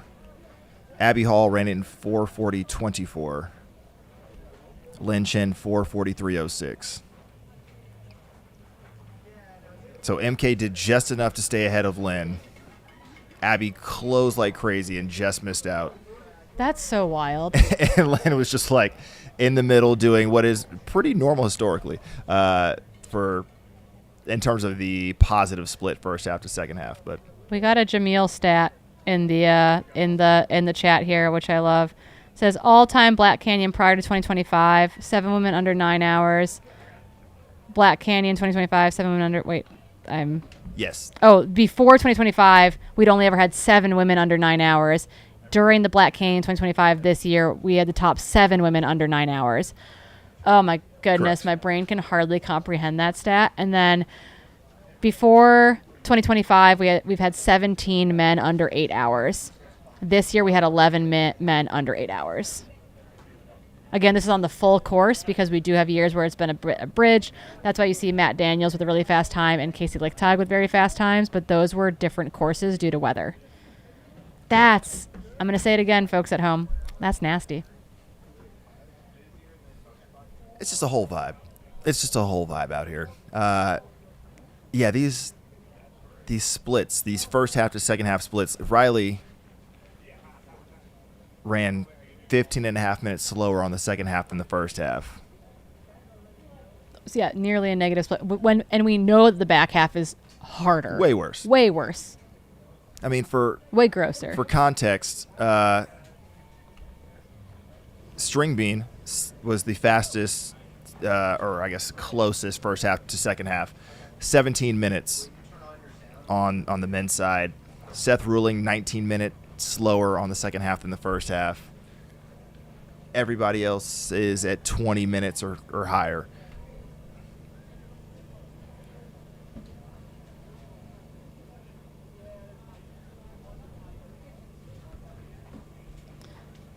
As Brett would say, and as Jamil is reminding us, the depth is deep, folks. Mm-hmm. Okay, I have us unmuted. Ooh, I heard a little audio in my ear for a second. It just means that we're not folks just aren't fading as much as they have in the past, and you can't, like we've been talking about this, but it's just been borne out yet again. You can't necessarily wait for a fade to be your race strategy. You can't wait for folks to come back to you. If you're not up near the front when this thing takes off, you are not going to be in position to get onto the podium or get a golden ticket. Oh, thanks, Deb. Sorry, Deborah. We're working to find Jenna Bensko. Yeah, we got parents watching from all over the place, trying to watch their kids get the job done. Yeah, that's the information that we currently are working with, but we should know soon because we should have our next chunk of ladies coming in here. Yeah, we had 3 women. Yeah, Lauren Puretz, Emily Mann. Within a minute of each other. That group should be here shortly. They're about 25 minutes out from Doe Springs, and they are historically closers. Emily Mann closed really hard at Run Rabbit Run back in the fall to take the win there, beating Leah Yingling. Lauren Puretz got a golden ticket here, finishing in 3rd. Ran a brilliant Javelina, finishing just outside the golden tickets in 3rd. Not having a day here to get that golden ticket, but phenomenal athlete, phenomenal person, as so many of these athletes are. So curious to see what that F8 through 11 looks like.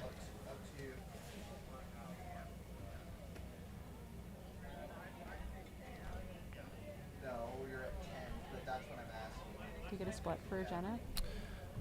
You click on it? No, it didn't pop up. Okay. Well, I think she's had to come through there with that group or ahead of that group. Yeah, I'm trying to game out. Sorry, we're trying to locate individuals statistically, which is not our strong suit. It might be Skylar's strong suit, actually. He's got a spreadsheet in here that's absolutely phenomenal. Well, I'm attempting to figure out who on the men's side was closest to Jenna to figure out if we have like a halo of other people who've pinged through and be like, okay, reasonably where we have expected her to then go through Doe Spring and then where we anticipate her coming to the finish.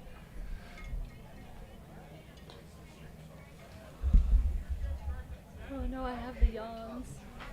Oh. I'm trying not to yawn directly into the mic. We're doing excellent.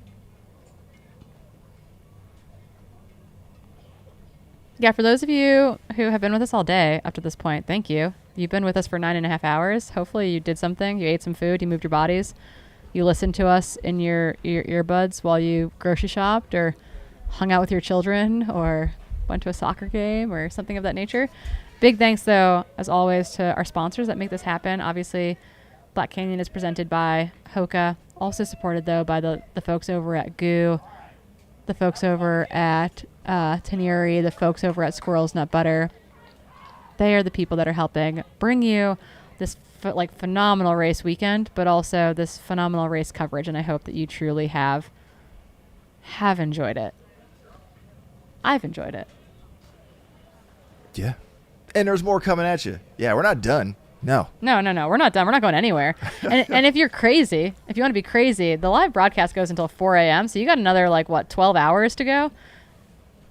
I feel bad for the guys on the 0s and 1s at the computers because that's a long, long day. And then we go back live again at 6:30 a.m. tomorrow. Hillary Yang and I will be in studio covering the 50K. I don't know who we have in the field. Maybe we're making Zach Marion go in the field. All of our field reporters are running, so it's actually really stressful for me because You're running. Skylar's running. I say you as if you can see us.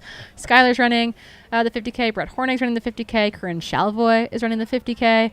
So there's a lot going on in which I have very limited control over. But I'll be sitting here at the finish line of the 50K, though, which I think is really fun because then I get to yell at you all when you eventually come to see me again.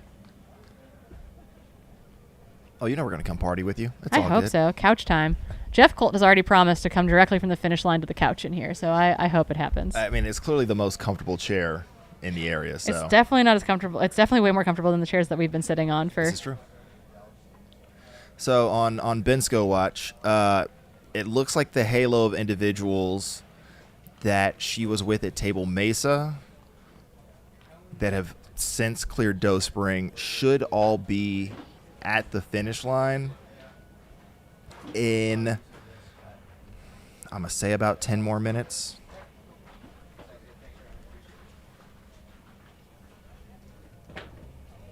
Say 7 to 10 more minutes. So that would be the expected Jenna Bensko arrival. If she continued to run around that same group. I mean, who's this?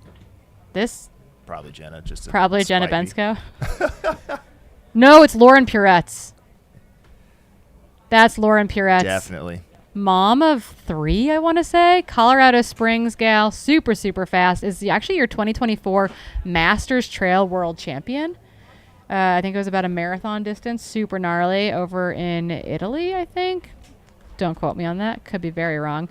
But she is. She's a mom of 3. She's an OB-GYN in Colorado Springs. She works a full-time job. Mm-hmm. She got into Javelina super late last year, I want to say. Arrived in town late because she was still doing procedures on Friday morning or something insane. So the woman is a worker and didn't quite get that golden ticket done today, but absolutely flying across the finish line, trying to get the absolute best out of herself. So congratulations, Lauren Puretz, on getting it done. Is that F8? That would be F8. Yep. Lauren Puretz. So that means, though, Emily Mann should be in the vicinity. They came through Doe Springs. We actually got second splits at Doe Springs. We had 8:40:14 and 8:40:25. Or 8:40:25 and 8:40:44. So we should be seeing Emily Mann. We're looking out for Jenna Bensko. And then, honestly, a minute behind her was Madison Lechte. So we might be running out our women's top 10 here very rapidly. Kick. Let's go. We were joking. Oh, wait. Nope. Oh, I can still joke. Okay. We're joking on the women's panel yesterday. I was like, what are you going to tell yourselves when things get hard out there? Because things are going to get hard. And MK Sullivan told the story about her college running coach who would stand up in the top of the bleachers and basically yell at her to, go harder every single lap, basically. And she's like, so I've got to be like, you can go harder, or you need to go type of thing. And I was like, man, my ski coach just yelled, stop holding hands and get going. So there's a little bit of that out there today. You got to stop holding hands and get going. We want to see our top 10 women come in through the finish line sprinting. Again, they've been out for 9 hours and 10 minutes. Reflecting on the insane stat again from Jamil, where before today, we'd only ever had 7 women under 9 hours.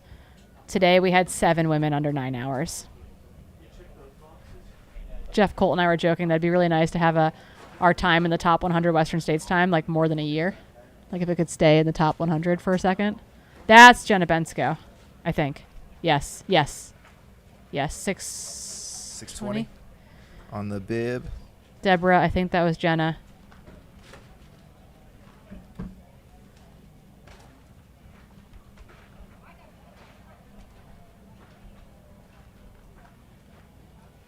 No, Madison. Oh, that was Madison Lechte? Yeah. Wow. I'm pretty sure Jenna Bensko is also in a white t-shirt. Oh, we got stats flying in left and right. Thank you, my friends. Thank you, Aid Station Fireball. Okay. From Aid Station Fireball, for those who don't know, Liam Tryon, our Canadian friend, who is a stats expert, very similar to Skylar Hall. Also in the 50K tomorrow? Add Skylar was correct to Ree Ferdinand, only person to ever negative split BC. The smallest positive split ever previously was probably Ferdinand last year, and with 2 minutes and 32 second positive split. The man knows how to run Black Canyon. Yes. That's insane. So from Aid Station Fireball, Riley Brady only second to Rachel Drake last year for the smallest positive split in race history. Riley also was the fastest split from Table Mesa to the finish in race history by almost 7 minutes. Emily Mann. Merrill coming across the line there. Georgia Porter was the next best split on that section from 2023 with a really strong close. But 7 minutes faster than anyone from Table Mesa to the finish.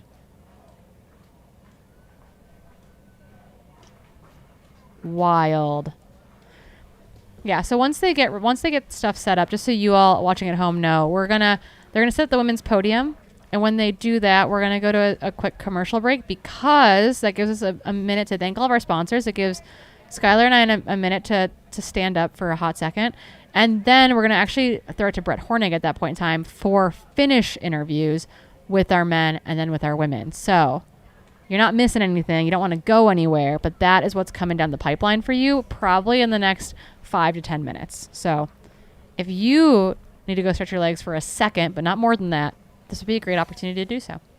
Yeah, but do so in listening distance. Expeditiously. As we continue to do so expeditiously. That does mean that we have our top 10 women through, though. Yeah, with Emily Mann coming through there, that does round it out. So in first, Riley Brady, 8:16. Tara Dower in second, 8 hours and 25 minutes, both of which are under the previous course record by a healthy dose. Keely Henninger's 8:45. MK Sullivan was in third at 8 hours and 48 minutes. 2 minutes back of her was Lynn Chin. 2 minutes back of Lynn was Abby.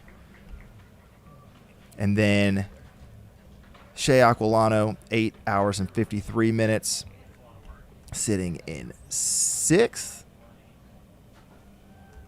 Aaron Clark, a minute back in seventh. Lauren Peretz was eighth, 9 hours and 8 minutes. Madison Lecty was ninth, 9 hours, 11 minutes, and just a minute back of her, Emily Mann, that you just saw come across the screen. And then Merrill Kitt rounding out your top 10 with a 9 hour and 12 minute performance here on the women's side of the Black Canyon 100K. Yeah, so the question is that we don't have Jenna Bensko with a split through Doe Spring, which seems odd to me. And we had assumed that it was just missed at Doe Spring. So that's kind of something that we're going to keep our eye on because that's a little bit, I think, unnerving for everyone at home and in studio. So we'll try to do some digging on our end to see if we can track down Jenna Bensko because she did not come across the line in that group. Behind those top 10 women, we're looking for Sarah Gage, Jessie George, Heather Jackson, Annie Hughes, Jenna Bensko. I mean, there's still a bunch. I mean, some incredibly talented women that are going to be finishing in the top 20. Sarah Albin, Arroyo, Lindsay Allison, Holly Benner, who had a great grindstone last year. Yeah, lots and lots of fast ladies fighting it out, making their way into the finish line here. I mean, running under 10 hours on this course is incredibly fast, even on the women's side, and we're 45 minutes away from that at this point.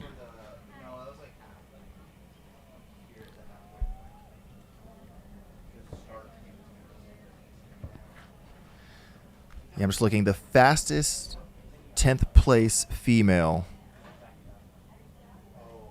coming into today, 9 hours and 41 minutes. So it's insane. The entire top 10 on the women's side. 30 minutes faster, basically. Pushed up.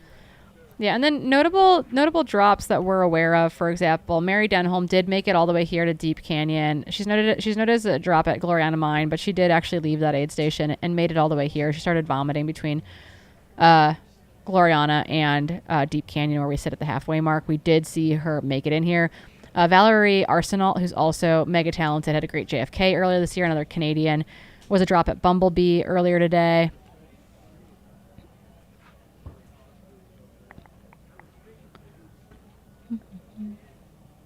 Sawyer Magnet was another person that we had kind of called out in our previews as a potential person to keep an eye on. Looks like their day ended early in the race, like hidden treasure area. So I wonder if a fall took place there. That does happen, and it's devastating when it does. Jane Moss as well, a drop at Cottonwood Gulch, someone that we expected to be a factor in the top 10. I think that's kind of it for what I'm seeing. So everyone else is still fighting it out there, making their way towards the finish line, trying to get the day done. Another person we were watching early on, Heather Jackson. She's still fighting. Still out there. Good. Sitting in like maybe 16th or something, just like fighting it out. So I think she's like with or very close to Annie Hughes. So that'll be something we'll keep our eye on. Yeah, just like following up there. We're keeping an eye on things that we're a little unsure of. So. And of course, if you are at home trying to find your runner, whether they're fighting for 10th place, 100th place, or further back, 1,000th place, because there will be likely a 1,000th place person. you can go ahead and check out the top of the chat, that live tracking link. Click that bad boy, and you can find any runner you're looking for on course. And follow along the action as we continue on until the wee hours of the morning. Any runner under 17 hours has the luxury of putting their name into the Western States Lottery. But all runners have 20 hours to finish the entire course.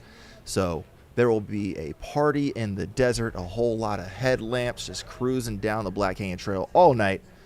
So stay tuned with us here on the Mountain Outpost channel.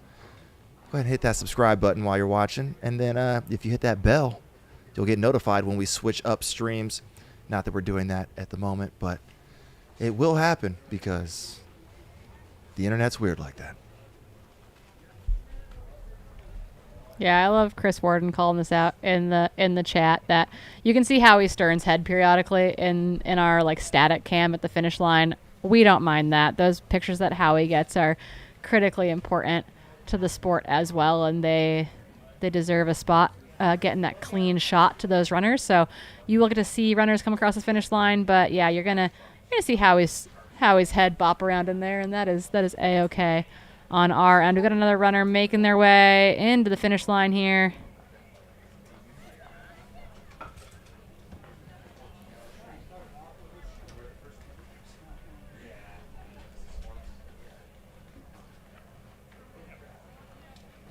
Getting it done. With the finish line timing updated fast enough, we could tell you every single person's name, but it's on a bit of a lag.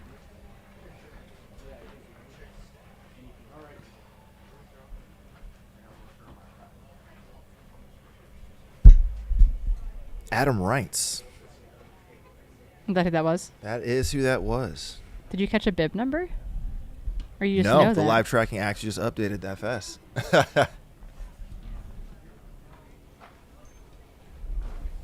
Oh, it did. I was like, no, it didn't. It definitely did. Yeah, finishing in 38th position, 28 in the men's race. Really, really exciting to watch what went down today. I was riveted. I was listening to it before I got here. Like, had it plugged in. Wasn't watching it. Was just listening to the poetic voices, the docile tones of AJW and Chris as they kicked us off for the first six plus hours of the stream before they finally relinquished the mics to us. It's actually, it's fun to hear AJW on the microphone because normally I just hear him from blocks and blocks away in outdoor settings. When I was with Jamil on the Chipotle segment last week, we were literally over a block away. I was like, that sounds like AJW, like behind us. And sure enough, it was AJW just blessing us with those dulcet sounds. So appreciate AJW and Warden on the call. Appreciate you all for joining us. Super excited to be able to bring you all of the action here at the 2025 edition of the Black Canyon Ultras presented by Hoka.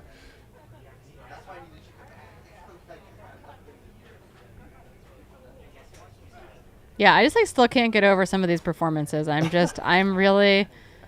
flabbergasted in a lot of ways. Oh, here we go. Do we have Brett's audio? We've got image up of Brett in the lounge area. They never did the women's podium, so.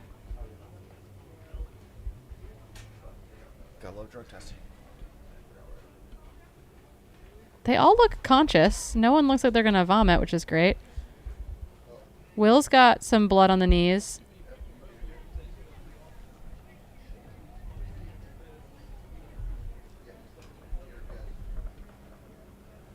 I can't hear him. Do we have his audio up? I mean, he's not talking into the mic, so I don't know.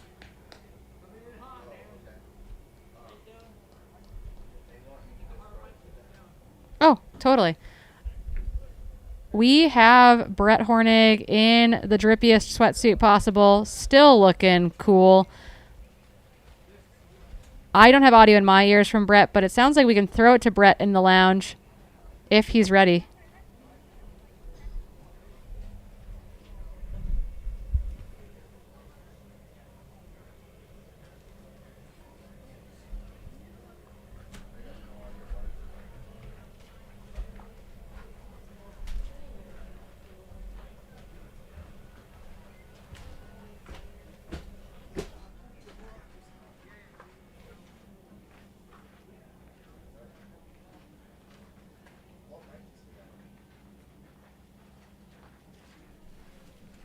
Yeah, give us a second, folks, while we just work on some audio issues, it seems like, from the field.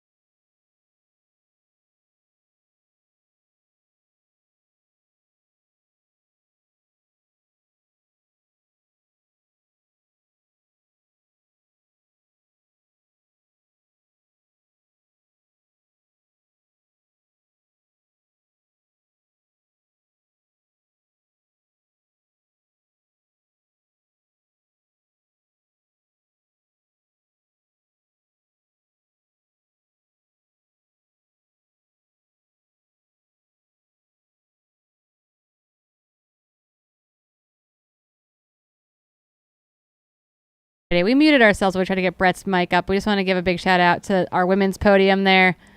Tara Dower just getting there. Golden ticket. You got Riley Brady on the top of the podium, looking fly in a robe. MK Sullivan hanging on for that third place position and getting that golden ticket to Western States. They're all standing upright. I love to see it.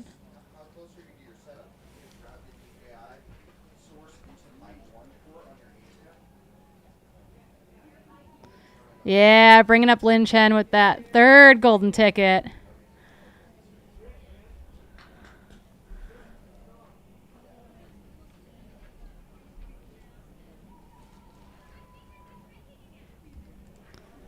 Yeah, what a phenomenal performance. Again, before today, 7 women had gone under 9 hours ever. Today, 7 women went under 9 hours. So the course record go down by almost 30 minutes. Tara Dower in second, also under the course record by 20 minutes. MK Sullivan just 3 minutes over the previous course record. Absolutely incredible performances. And they are moving as if they just set course record performances.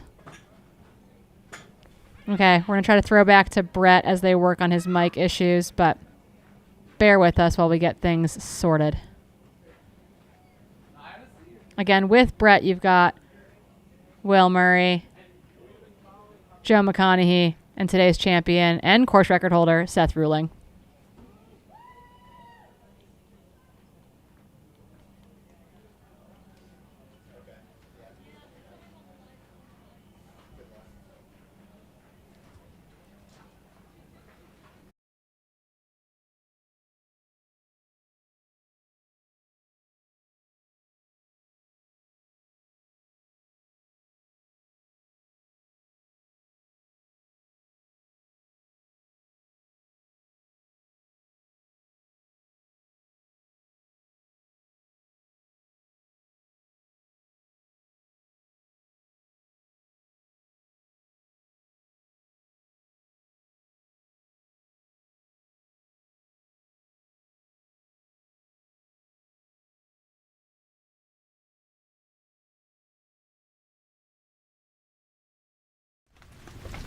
Not every runner runs in the rain. Not every runner runs in sub-freezing temperatures. Not every runner runs 100 miles at a time. Not every runner seeks out the most challenging environments in the world to test their athletic resolve. Not every runner finds joy in the struggle. But for those who do, we see you. We see you on those days when you could just take the day off or log a few miles on the treadmill instead of braving the gusting wind and snow. We see you, and we're here for it. That's why we create and test the absolute best technical running apparel in the world. Gear that keeps you dry, staves off the wind, keeps you warm. Gear that keeps you comfortable in the most uncomfortable conditions. So go ahead, step out the door, seek out those challenges, and just keep running. Or where, for whatever's ahead.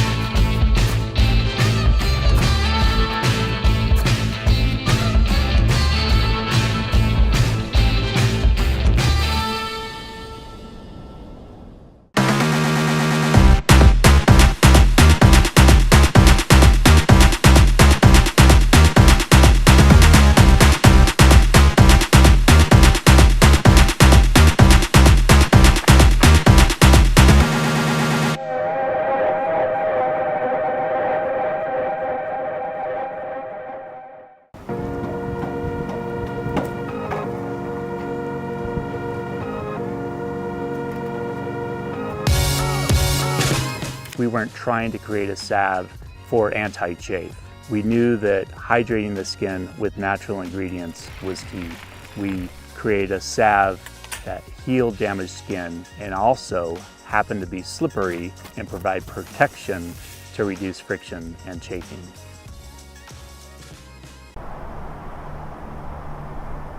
They call you crazy for the 4 a.m. starts, for the endless miles, for pushing your body to the brink. They might call you crazy, but that just spurs you on. Go further with Enduro 3, the ultra-performance GPS smartwatch from Garmin. Live in studio. That's always fun. Okay, so I'm just going to give you guys a quick update about what's happening out there. We are having some technical difficulties at the finish line. We've got Brett set up there. He's looking comfy. He's on the pallet couch. We got a couple guys who don't look like they're going to vomit, which is always great to see. Sitting on those pallet couches with him for some post-race interviews. But right now we're having issues getting that mic routed through the camera appropriately out in the field. So I've been told it's a them issue, not an us issue, which is great. But that being said, we are still working on that tirelessly. So if you are watching right now, you want to jump in the chat and let me know who you are cheering for out there today, who you are waiting to come in, because we're going to be here for a while. Okay. You've got Skylar and I in studio for something like the next 3 or 4 hours before the third team comes in to take you all the way through to 4 a.m. So if you are specifically watching and waiting for someone, let us know who that is. Behind me, where I'm sitting right now, is this shot that you're seeing aerially, and that is the Deep Canyon Ranch aid station. Again, Deep Canyon Ranch is 31.9 miles into the race. You've got runners still looping through this aid station, making their way back out onto course. It's going to be a long day. Again, 17 hours on this course gets you a Western States qualifier, but you do have 20 hours to complete the 100-kilometer distance, and we'll have people making that happen, which is really, really cool to see. And then obviously tomorrow we're back live at 6:30 a.m. as well for the 50K race. Yeah, thanks for giving those shout outs in the chat. We got lots of shout outs for Jesse, Jesse George, Daniel Metzger, Laura Hansen, Sam Delgado. We got cheers for folks like Katie Asmuth, Tim Tollefson. I don't think that they are listed as DNFs as of yet, but they're having hard days and they're making things happen out there. So keeping our eyes out there. Actually, Jesse George should be finishing probably in the next 5 to 10 minutes or so. She came through Doe Spring at 9:04 a lap. So for the Jesse George fans in the audience, that is who will be one of our next finishers. Heather Jackson, Annie Hughes, also in that mix. They've also come through Doe Spring, sitting in 13th and 14th as well. We've got what? Right now I've got probably 20 runners, maybe a little bit less, 15 or so runners at least that are between Doe Spring and the finish line. So we're going to have a lot of people finishing in the next little bit. Again, for those watching and keep an eye out for Jenna Bensko, I don't have a split for her coming through Doe Spring yet, and I don't know if that's an error, but I don't love it. So we're keeping our eyes on that as everyone tries to make their way to Doe Spring, which is just under 4 miles from the finish line. Pam Reed out there. Yep, Pam Reed getting it done. Super, super important. Been in the sport for a very long time. Someone that we'll definitely be keeping our eyes through as we make it into the evening hours. That's Brett. That's Brett Hornig in my ear. So I think we're going to be able to throw to him in just a sec. Ashley Powson's doing the double, maybe. At least she is signed up for both the 100K and the 50K.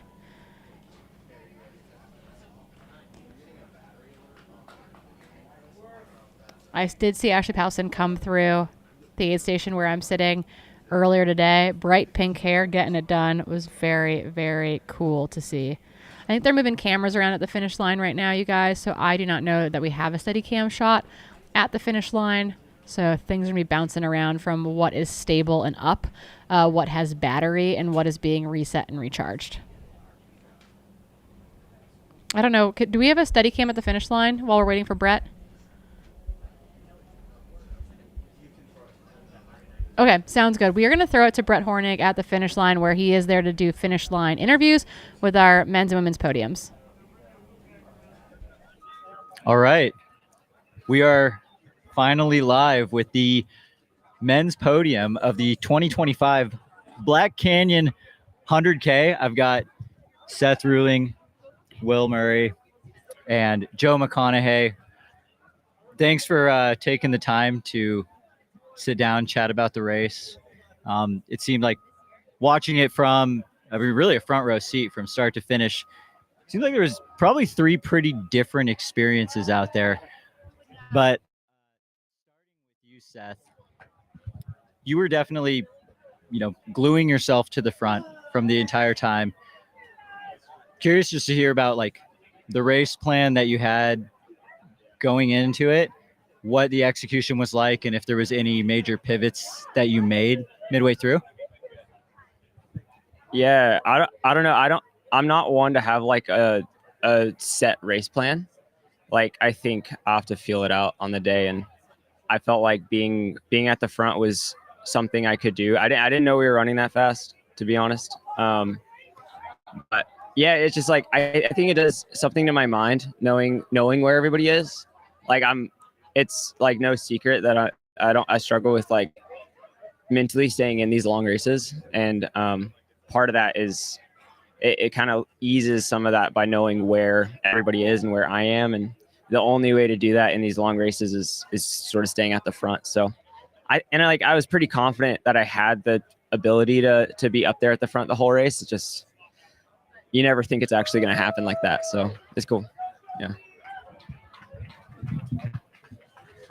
Will, you were probably perhaps the surprise of the day. I'm curious if it was a surprise at all to you, and at what point during the race did you feel like, I'm committed to this, like we're all in on this golden ticket chase, or did that start before the race even started? It wasn't a big surprise to me.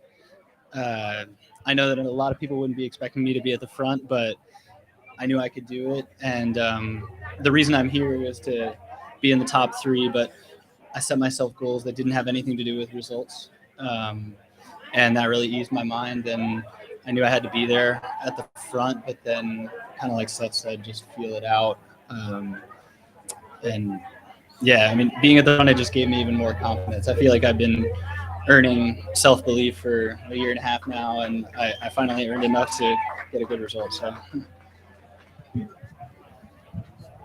Joe, you seem to come into this with a slightly different approach. I mean, one that I guess has been somewhat classic for you. When you finished, I heard you yell, "I'm 1 for 8." Talk to me more about the 1 for 8, and was that a mantra throughout the race? Like, I'm going to be 1 for 8 now. Like, take me through your day. Yeah, so I've done 8 golden ticket races now, and I started in 2017, and I've gotten 4th, 3rd, DNF, had really bad races, and this was kind of those things aren't working very well. I really kind of went into this not putting a lot of pressure on myself. It's like when you race that distance so many times, you start to like overthink things, and you start to think about how good you actually are, and like maybe you're really just like not as talented as you think you are. But I always believe in myself, always think I have the opportunity to do so. I like racing more from the back, kind of the opposite of Seth's approach, which usually means I get like 4th or 3rd and have a consistent great race, but then don't put myself out there. And it was just fun to have a day where, I kept, catching up. Every 5 miles I'd pass 2 people. So I was just kind of feeling the vibes the whole day, excited, stoked. And then when I got to the finish line, it was a weirdly like emotionless race. Like when I passed 3rd place, I was like, I'll just keep running. Like my pacer was like, "Oh, dude, 3rd place." And I was like, yeah. And then when we finished, it kind of all hit me. So it was a really, I don't know. I'm so hyped. I'm so stoked. And I'm also really honored to share the podium with these guys, because like, damn, that's hard to, take it out hot and then do your race or feel like people see you as an underdog and then deliver so well. Like that's a really awesome performance. So. Seth, you were talking about running from the front, trying to stay engaged. At a point during the day, though, you did make the decision or the choice, like, I'm going to win this race. When you made that move in the front, like a little bit past mile 40, was that like, at this point, I am not giving up the lead, or what was that moment like? Yeah. You're louder. I like, I don't know. I kind of thought earlier I was going to take, like before I made that pass, I was like, I'm pretty sure I got this one. But what I didn't realize is that these guys were so close behind me at certain points. I thought I was like blowing everybody out of the water. And then like, I look back at one point, I'm like, oh no. So, I don't know. I made the pass, and like I said, I thought that was the nail in the coffin, but honestly, like 2 or 3 minutes after I passed Eli, I actually like vomited a few times. And like, I'd never vomited in a race before. And I had a high school buddy who used to race cross, and he used to vomit. And he used to say, "Oh, you just feel so much better after you throw up." And like, this time I was like, yeah, he's right. Like I felt so good after each time I vomited. So, I guess there was like, I don't know. I think I like scared my crew and pacers a little bit there, but it actually was like a net positive. So I don't know. It just felt, it's cool. I kind of like Joe here, like a little bit of an emotionless race. Like in a way, like I think the desert and the sun zaps all the emotion you have. So Yeah, I guess it was kind of pent up till the end. So speaking of having like a second win during the race, well, we were talking a little bit about a little tumble that you took. You've got some good, I don't know, like mementos to take home. Could you take me through this fall a little bit, but then also how that ended up maybe kind of turning into a positive for the rest of the race? So I was up there with Seth and Eli, and coming into Deep Canyon Ranch aid station. I was just trying to take my bottles out of my pack so that I could do a quick transition at the aid station, and I took my eyes off the trail and tripped on a rock. Went totally headfirst slide, baseball style, down the rocky hill. But I just kept going. I figured, 8 things are going to go wrong with this race. Yesterday, my sister and I, who crewed for me, got stranded at Bumblebee Ranch for like 4 hours with a flat tire, and a lot of things go wrong, and you just work through it. And then as I was coming out of Deep Canyon Ranch aid station on the dirt road, I kind of got a second wind, and I don't know what it has to do with the fall, but my legs felt a lot better after that. So I figured I should make the most of it. Joe, you also took a little tumble. You want to take us through that? Mine was pretty short and sweet. I just kind of like ate shit, and then Where were you? I was maybe like mile 25, and I was vibing. I was like, I'm going fast, I'm passing people, and then you're like humbled, and you're like, okay, idiot, like you got to lift your feet off the ground. I have like a really lame gait where I like barely lift my feet off the ground, and so that's sometimes a problem for me.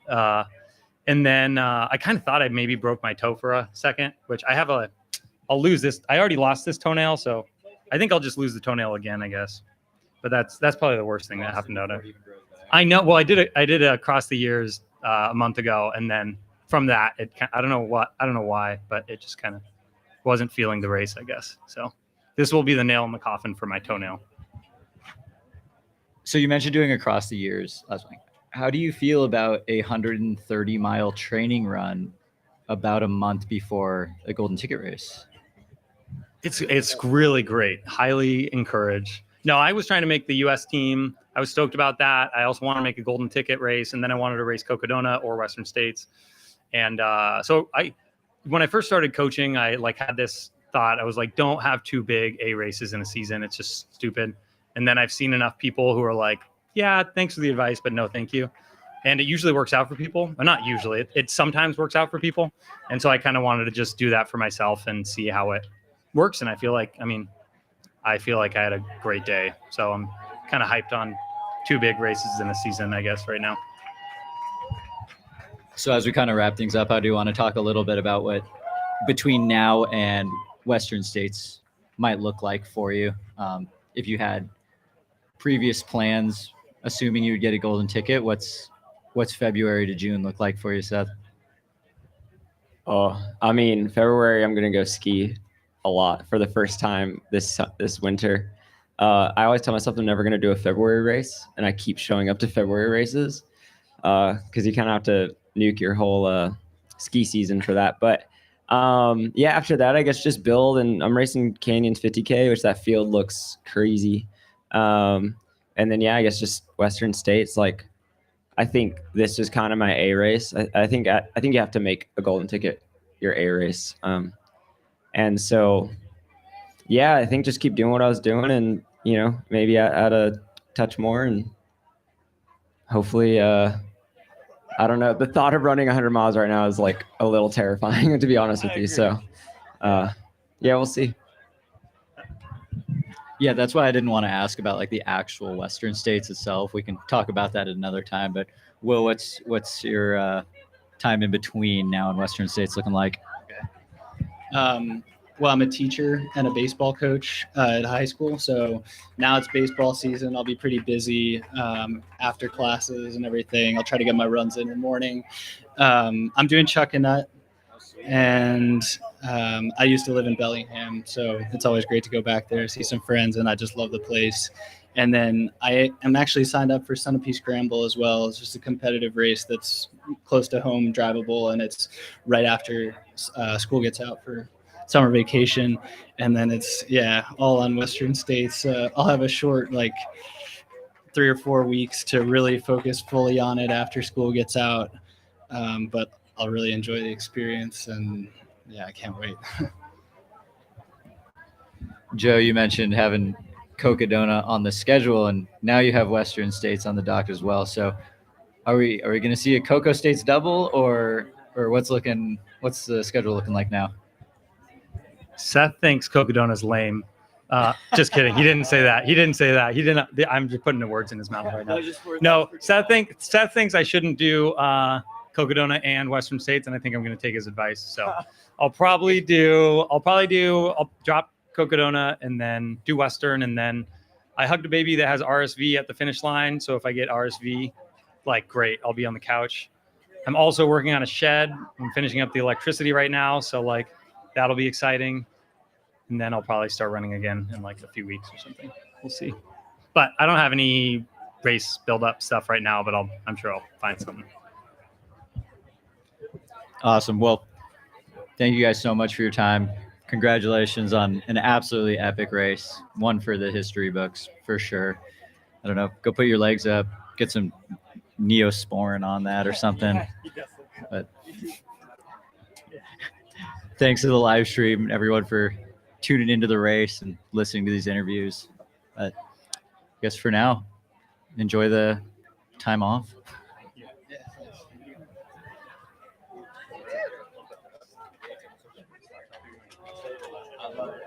Third place joke.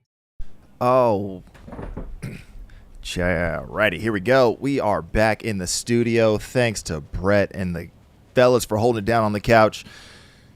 Your top 3 here at the 2025 Black Canyon Ultras presented by Hoka.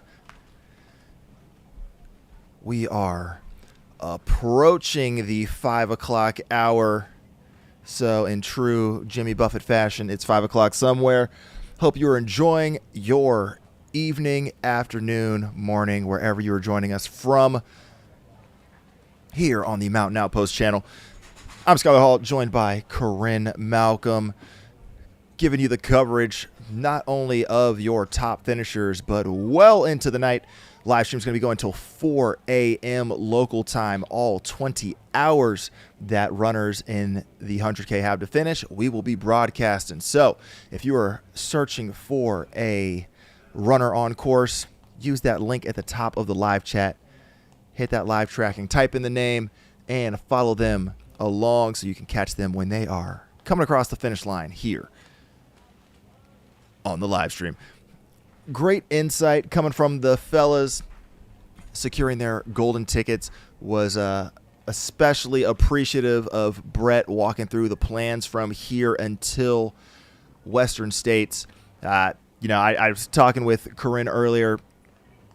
Black Canyon sets up pretty nicely, all things considered. You have 4 months, to really put together a whole training block, which is right in line with a lot of the conventional thinking these days. Get a couple down weeks after this race, and then 16 weeks to just get straight into it. Couple big efforts around training camp weekend, get to see the course, and really be just thriving on all cylinders come the end of June. So super excited to see the trend hold true of Black Canyon Golden Ticket winners overperforming at Western States. I have a hunch based on those 3 fellas and what we've seen on the women's side as well, that we're going to see great top 10 performances from these individuals. The view you have right now is the scene here at Deep Canyon Ranch. Not only is it the halfway mark for the 100K and the first place that folks can pick up pacers, it's also the finish line for tomorrow's 50K. That's right, we're doubling it back. Folks going to be coming down from Mayor High, right along that bluff that you see, and finishing along the left side of the screenshot in through the finish. So join us again tomorrow as we bring you a very spicy 50K with the likes of many athletes you've come to know and love, either from their media work or from their running exploits. Chris Myers, Jeff Colt, expected to be front running on the men's side, as well as Brett Hornig, our fast media guy who took third here last year in the 60K. And on the women's side, we got the likes of Corinne Chalvoy getting ready to tear it up alongside some elites. It's going to be a blast. So hope that you join us tomorrow for that coverage. Giving you a little insight as to what we're working on right now. As you just saw the podium interviews with Brett, we're working on getting that women's podium together, also down there at the finish line. So that'll be coming your way shortly. So let's talk about a recap of the race thus far. On the couch, you just saw our top three gentlemen: Seth Ruling, Will Murray, and Joe McConaughey, first, second, and third. Seth also setting the course record here on the Black Canyon course. On fourth place, we had Eli Hemming, early leader, really tearing it up. 7:32 for him, and Kanwal Luo was in fifth. Elliot Card in sixth. Gavin Pryor seventh. Kenyon Woodward 8th, Blake Slatengren in 9th, and Ferdinand Aro in 10th. So that's your top 10 on the men's side. In the other edition of the race on the women's side, we had Riley Brady taking it out for the win in a huge course record in 8 hours and 16 minutes. As we have Cal Neff on screen right now for you guys. Second place was Tara Dower, 8:25. Third place, MK Sullivan. Fourth place, Lynn Chen, followed by Abby Hall, Shay Aquilano, Aaron Clark, Lauren Peretz, Madison Lighty, and Emily Mann, rounding out your top 10. Just crazy all the way around.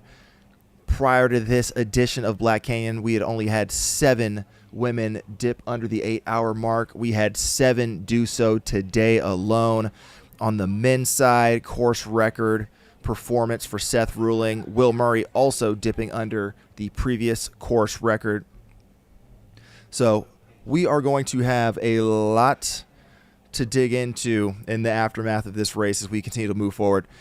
I'm actually looking at the women's all-time list. We have had 46 women ever break 10 hours. So as we currently stand, we've had 17 women finish the 2025 Black Canyon already. If we get any more, Sarah Alaban, Caitlin Schindel, or Becca Bramley, we're all in range. We could see that number grow drastically. So again, we're talking some just mind-blowing performances. Almost going to have, I think, doing snap math, it's like a 30% plus increase in the number of women who've gone sub 10 hours. So just lights out where the sport is going these days.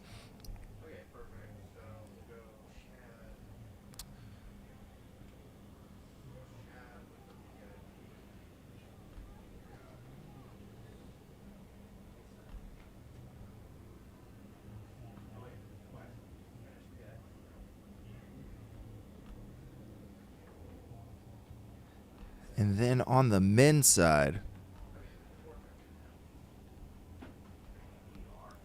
we talked about not just the overall course record performances, but just absolute closers in this race. We saw the first ever elite negative split at Black Canyon. Ferdinand Aro actually running the second more technical, more exposed half of the race, faster than the first half, where it has the very, very sweet long downhill section. So the sport is progressing, and we are excited to follow along on these live streams. All the more reason to make sure you hit that subscribe button, because not only are we covering Black Canyon 100K today and the 50K tomorrow, we're back next week with the Jackpot Ultras, including the USA Track and Field 100-mile road championships. So next week we're going to be doing this all again of just absolute absurdity. Folks out here have declared that they are going for American records. Both Dakota Jones and Rajpal Panu have stated that as their aim for next week. So don't think that we're going to leave you hanging. Hit that subscribe button. We'll be back in your ears starting next Friday.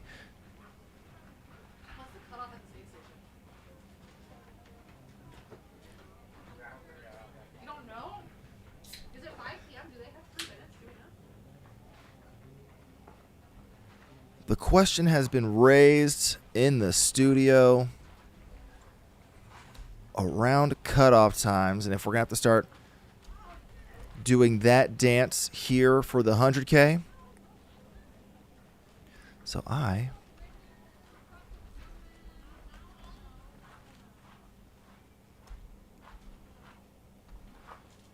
going to try to figure that out, because as the sun begins to set and our eyes begin to turn towards the mid and backpackers, cutoffs become the story of the evening.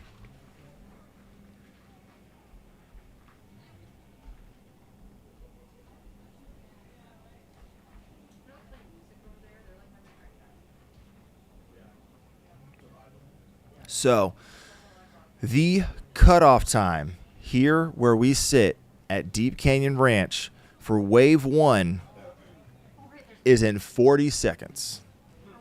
For Wave 1. And then Wave 2, the cutoff is at 5:30. And Wave 3 has 6 o'clock. So basically every 30 minutes. But where we sit right now, we should have runners rolling through for the next hour that will still be able to advance down the course. And then come 6 o'clock,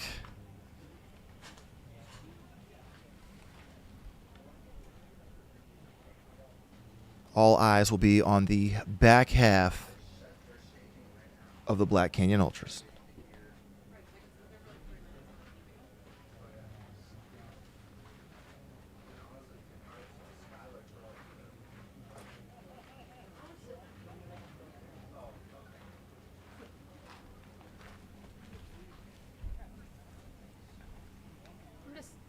Coming here to sit next to you and see. I went and got pizza. It's really good here. I'm so sorry for those of you not at Deep Canyon Ranch, but Freak Brothers Pizza is just cranking out oven fresh wood-fired pizza. We are getting ready for the women's podium interviews at the finish line. We don't quite have them set up yet, but they're getting them staged, and excited to hear how the race went from their own perspectives. No yawning, Skylar. I was going to say, there's been some construction on the highways around here that threw off my traditional coffee run to the finish line. So I'm a little under-caffeinated right now, but it's okay because I'm still riding the stoke of this race. Also, just going to say, if you happen to be in the Phoenix area and you can't make it to Deep Canyon Ranch, Freak Bros do have a brick and mortar in downtown Phoenix, so check them out. Just like you should be checking out all of our sponsors helping to bring this race to fruition. Hoka, Goo, Tannery, Squirrel's Nut Butter, Garmin, everybody behind the scenes helping to bring the action to you, even if you can't be here in person. Shout out to all of our sponsors. Make sure to show some love and support, because that's what good trail loving people do. I love watching all the high fives be given to friends and family at the finish line as they mill about, as they get their lives back together. They get those running shoes off and warm jackets on. It's good to see people are still making their way into Deep Canyon Ranch. We got some spry folks running in here.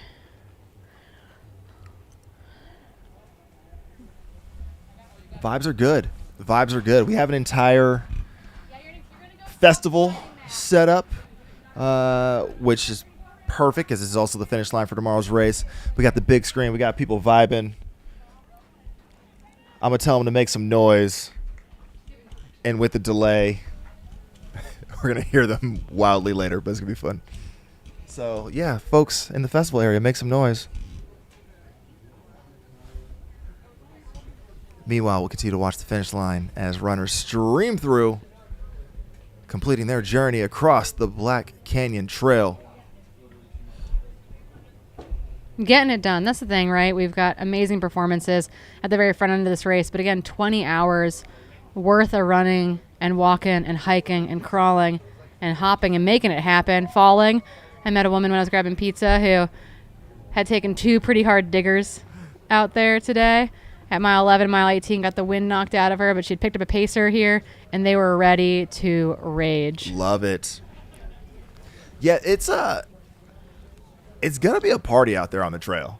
Like, there are a lot of people out here right now. It's gonna be a quite an easy task to make some new friends out there and just share some trail miles with a new buddy. So super excited for all these folks still making their way down.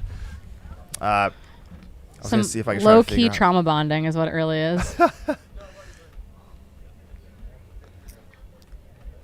Trying to think, we have 900. That can't be correct. I mean, there's almost 1,000 entrants in the race. Yeah, I was gonna say how many are still on course. 921 athletes are still in range and like moving along. 908 folks, I think, are where we're at. Still on course. We've had. I was getting a giggle earlier. The only filter you can apply to the race is DNF only or not. Yeah. Is that coming across the line? Yeah, I was just talking to Yuri from GOO. We were talking about Heather Jackson fighting her way out for a finish. It's crazy. Fighting her way out, a hard day. 9:45. That time would be well within the top 10 just a couple years ago. Easily, yep. Really, really impressive field growth, field change. Yeah, Lindsay Allison, 18th in the women's race, 9:53.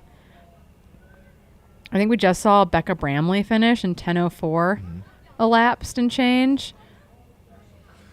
Yeah, when you were on the pizza run, we were talking about the number of women who'd ever run under 10 hours here. And just how that got doubled today. It's like increased by 50%. It's like a 30% increase. It was 46 women had ever done it before today. We had 20 do it today. 20 did it today. Nasty. Again, with the nasty. It does sound like we have Corinne Chalvoy at the finish line with our podium in the women's race. Are they ready to take it away? Awesome. Down to Corinne and our women's podium. Hey, Corinne Chalvoy here. I am on the couch at the finish line at Emory Henderson. And we are joined by 3 of our amazing finishers in the female race today. Riley Brady. We'll get into all of this, but Riley Brady. We have Tara Dower, and we have Shay Aquilano. Welcome to the couch, guys. All right, let's talk about the race a little bit. Holy freaking smokes, that was wild to follow. So coming to you first, Riley, I know that you in the past have not had the day you wanted at Black Canyon. Did this feel like the day you wanted? And tell us a little bit about just kind of how it felt throughout the day. Yeah. So this was definitely the day I wanted. It was actually beyond the day I wanted. I did not throw up at all, which is a huge win for me. And I was going for course record here today, and I did not, in my wildest imaginations, think it was going to be close to a 30-minute course record. Yeah, I had a blast out there running. It was definitely hard. I'm pretty destroyed. you're destroyed, but you're also very lucid. You're not in the med tent. It could be a lot worse. So you, Riley, ran the fastest time from, I don't know if you know this, but the fastest time from Table Mesa to the finish of anyone in this race by 7 minutes. For everyone at home, Table Mesa to the finish is about a 12-mile stretch, and she ran that faster than anybody has in this race by 7 minutes in a 12-mile stretch, which means that you closed incredibly hard. So congratulations on that. You talked a little bit about this with, not throwing up. Tell me a little bit about how you've dialed in that nutrition strategy and, I know that you're not a high carb athlete, but you've figured out what works for you. Tell us what that looked like, hydration, sodium, and just kind of what you figured out has worked for you. Well, first, I have to give Tara some credit because I heard she was 4 minutes behind me at Table Mesa, and I was like, "Oh no, she is not catching me." So I was really, I was running hard because of Tara in that section. And then onto the nutrition question, I'm not totally sure how many carbs per hour I was taking in. My bag of precision powder didn't have the scoop in it. So we had to improvise with a tablespoon instead. And I think it tasted a little weak.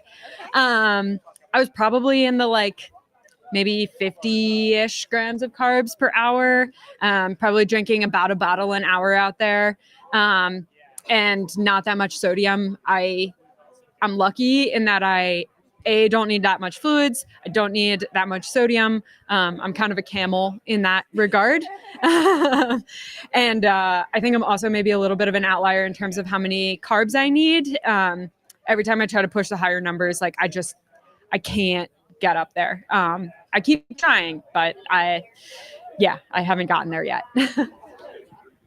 Well, it didn't slow you down at all. I think you had the appropriate amount for what you did. So setting a course record by virtually 30 minutes in this race, when the list of individuals who have competed in the women's race here have been, it is a who's who of ultra running. So huge props. We're so happy that you had the day you wanted here.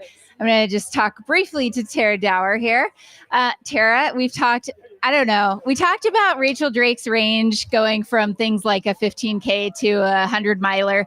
This is a different level of range, everybody. This is 2,000 miles down to 100K. So we're talking 40 days condensed into a also course record, under previous course record, by at least about 15 minutes.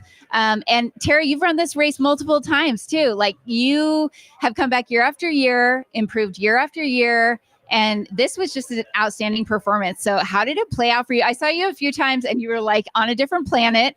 But we want to know what was going through your head all day. Was I on a different planet? Well, I was trying to, when I saw you, I was trying to be like, yeah, I'm fine. I'm actually kind of cold, honestly. And I want a sweater and it's okay. Everything's fine. I was trying to play it cool, but I was like, in my head, I was like, crap, this is hard as heck, which I knew it was going to be. Are you just asking about the day? I totally forgot what you were. How to play out? How was the day? Oh yeah, the day. Feel good? Did you have rough patches? What was the day like? Like, was it just perfect from start to finish, or did you have some lows you had to work through? Yeah, my left hamstring was tight the entire race.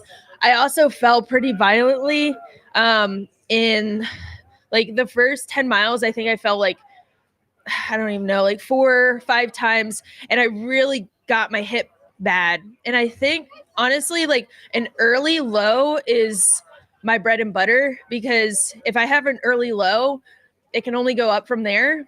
And I just kind of kept going and was like, it'll be fine.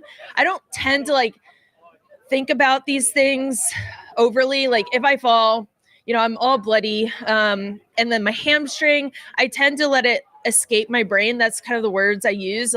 It's fine. It's fine. And I saw several people out there who fell also. And I was just like, hey, it's okay. We're going to do this together. And sometimes people would move with me. And that was pretty neat. But I just let it escape my brain and say, this is fine. It's just this is part of racing. You're going to fall and you're going to get bloody. I know I will get bloody.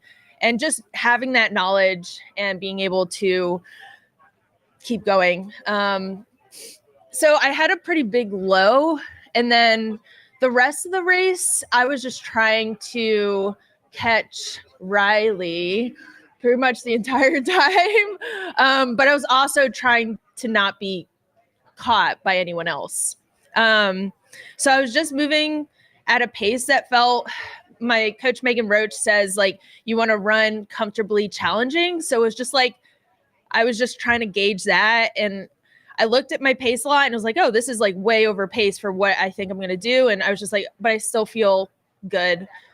Yeah. So that's how it went. That was a little long. Sorry. No, that's awesome. When did you know that you had moved into second at the middle? It was kind of the middle of the race that like you had moved up and basically surged and kind of passed 2 or 3 other women. Were you keeping track? Did you basically know from that point on? Yeah, I figured, somewhere in there, I was like, okay, I know I have Heather, I have Riley, and I have Mary. And so I think when I passed Heather and then Mary, I was like, okay, I think Riley's the only one in front of me.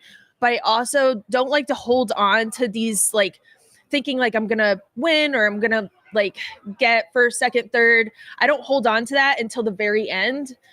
Because if I get to that point, I think like, oh, I'm going to get this. If it doesn't happen, it's going to be really disappointing. And that's what I did on the entire AT. I didn't realize I was, sorry to bring this to AT, but I didn't like let myself get there until like last three miles out of 2,000. So I just don't let myself get to that point.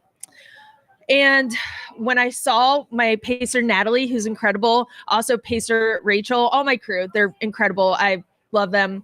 They're incredible crew members, and this is their win as much as my win, or my second place. Sorry, Riley.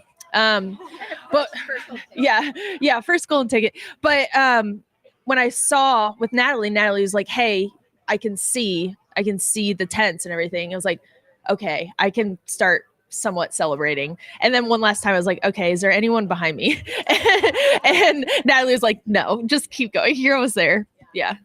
I'm going to come to you in one sec, Shay. Real quick. One question on you. Actually, 2 questions. We talked yesterday. I think it's yesterday. I'm losing track of the days about the shoe choice. And you told me you were wearing Vaporflies. Like, can you just educate us on your ankle strengthening routine? Because I don't know any people that could. How did they work? Did you love them? How were they on the rockiness? And obviously they worked well. Yeah, I do love those shoes. They work really well for my feet. I also have an excellent PT who's got me on the Mobo board. So I spend a lot of time on the Mobo board, and I think my ankles are happier for it. I did roll my ankle once out there, but it was I don't think there's any lasting damage. So we'll see. Okay. And talk a little bit about the choice not to have a pacer. So yeah, what goes into that? I mean, is that intentional? Do you, thinking ahead to Western, is that a race you're potentially going to run without pacer? Honestly, I forgot you were allowed to have pacers at this race. And then by the time I realized I could have a pacer, it was too late to get somebody to fly down and run with me. But I will definitely be having pacers at Western States. They're already lined up. I love that about ultra running. Like I like in the States, it's like much more of a team effort. Like I love getting to see the people I love out there. Yeah, so I'm excited. Shout out your parents because they were. Oh, yes. My parents were crewing me. We practiced some aid station transitions at the Airbnb yesterday. And I think that sort of paid off. I was a little slower than I was in practice. But yeah, my parents are super dialed as my crew. It's Ann and Bill. Ann and Bill were amazing. I saw them shout out Ann and Bill. I saw them at Table Mesa. They were so stressed out. They were like, we're so stressed out. We're so stressed out. But they did an amazing job. They were super efficient. You could tell you guys were comfortable with one another, and they were offering you gels. You're like, no tutti frutti. Okay, we're going to go with the strawberry. So I mean, it looked very smooth. They were worried they weren't going to make it to the finish. Did they make it to the finish? Yes. Okay. We thought they had plenty of time, but they were really worried they weren't going to make it to the finish. So I think I think that was because my mom looked at her chart wrong and thought it was the last aid station before the finish. And then I think once they figured that out, they were like, okay, we're good. We got time. Amazing. All right, Shay Aquilano, how are you? It's so good to see you. You had such a good race. Tell me a little bit about this. You came into this race knowing that you have Western on the calendar. You got in through the lottery. How many tickets did you have in the lottery? You lucky girl. 8 tickets. 8 tickets. So you knew. Why did you decide to run Black Canyon? And tell us a little bit about your day. Well, I already had Black Canyon on my schedule before knowing that I was into Western States. And this race is just so well put on. So I always love coming back. I have family in the area, and it seems like a very good race to practice learning how to compete with a lot of other crushers. So yeah, super, super psyched that I was able to get out here again for year 5. Yeah. How'd your day go? Oh, yeah. Well, the start went out crazy fast, as has been established. It was like all under course record pace through Bumblebee, at least. But yeah, just kind of was cruising for a lot of it and got a little warm before Deep Canyon Ranch. Started feeling like I was overheating a little bit, but was able to pick up my pacer and cool my body temp down a little after that. And yeah, just kind of smooth brained the rest of the way. Yeah. Great. No thoughts. No thoughts. All smooth. But yes. Not a lot of gray matter. Not a lot of gray matter there. Yep. Do you feel like you executed the race that you wanted to? Yeah, I was really happy with my race plan and how that went. Did get outkicked by Abby Hall coming into the finish, so got to work on my end speed. But yeah, couldn't have asked for a better time out with a lot of my trail friends and my crew. So it was a good day. All right, we're going to sum up here and give me your Black Canyon 2025 in one word if you had to describe it. Hard. All right, Tara, 2025 Black Canyon in one word. Comatose. Comatose. All right, Shay. Smooth. Well, congratulations, all of you. Incredible runs. Thank you for entertaining us all day long and making it super exciting. And we cannot wait to follow all of you at Western. It's going to be an amazing year. Thank you. Thank you. Okay. I would like to wrap it. Just back here. If you want to go behind here.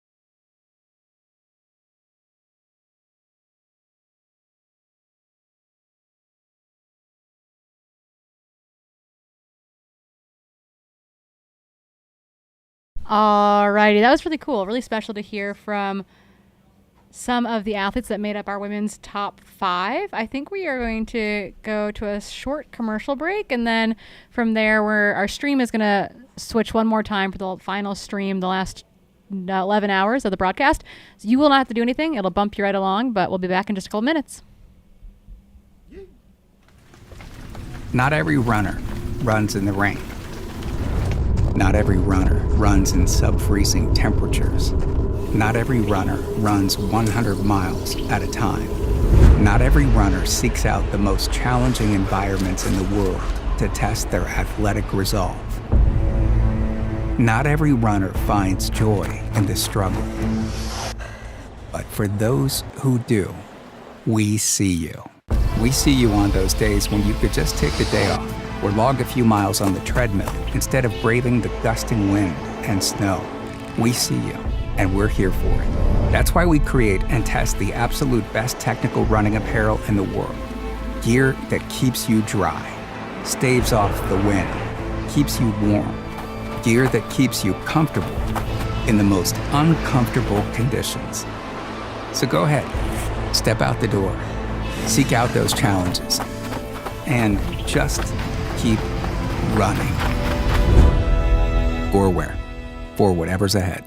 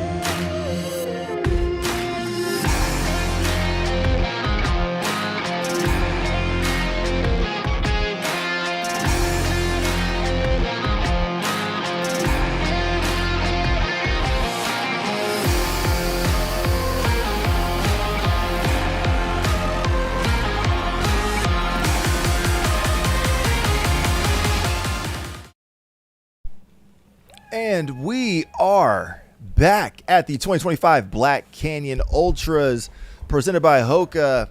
100K still cruising along. It is just about 5:30 p.m. local time, which means most all of our runners are more than halfway on course. We've got a cutoff here in 4 minutes at Deep Canyon Ranch for anyone who started in Wave 2. 6 o'clock cutoff for any Wave 3 folks. But right now, you got eyes on the finish line where they are all hoping to make it to.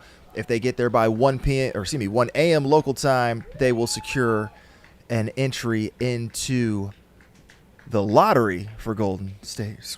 Western States. Something states. I was like, golden ticket? That's not it. No, they will have the chance to enter Golden the lottery hour.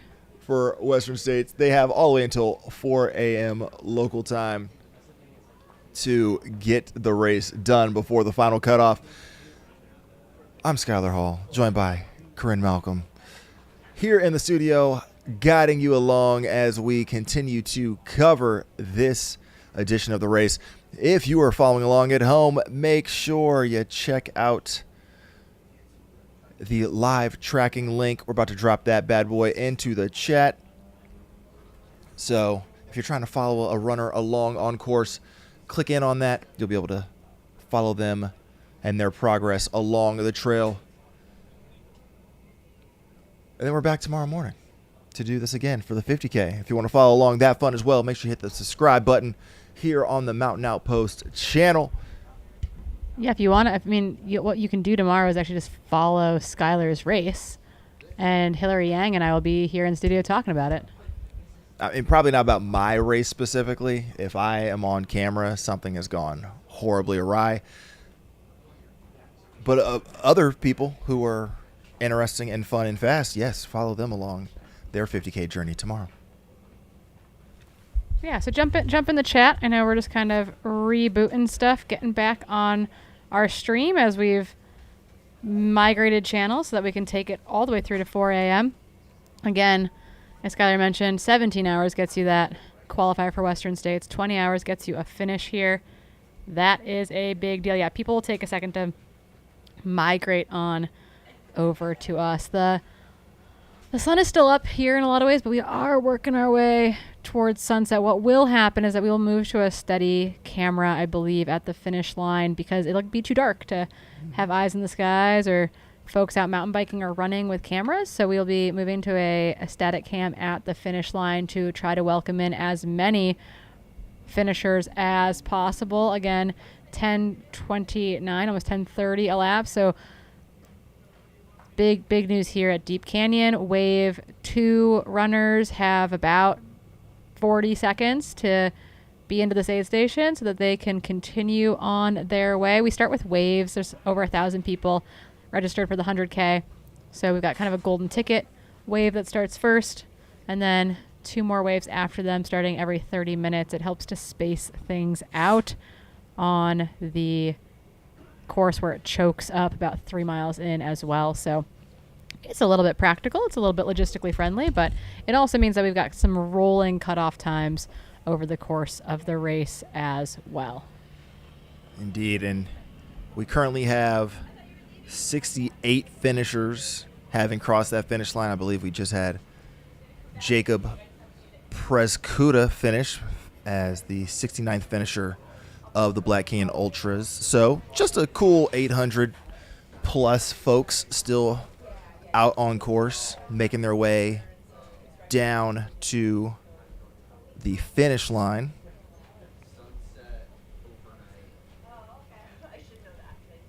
The story, or one of the stories of today, was about the warm temperatures. Highs topped out in the mid 70s. And as you can see, the wind continues to blow. It's been blowing for a good chunk of today.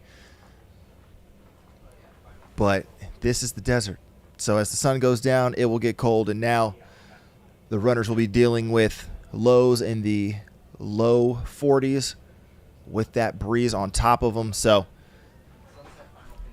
time to strategize and make sure that these runners take care of themselves as they head into the dark night. Yeah, we're watching runners kind of work with their crews to get out of this aid station here at Deep Canyon Ranch. That has meant making sure even at this time of day that they're leaving with an ice bandana on, for example, while the temperatures will cool off as the sun sets. It's warm, and it's warm in the sense too that these runners are all like metabolically warm for having covered 32 miles at this point. And so even as the temperatures drop, they feel really hot. And so continuing to cool themselves down will be important.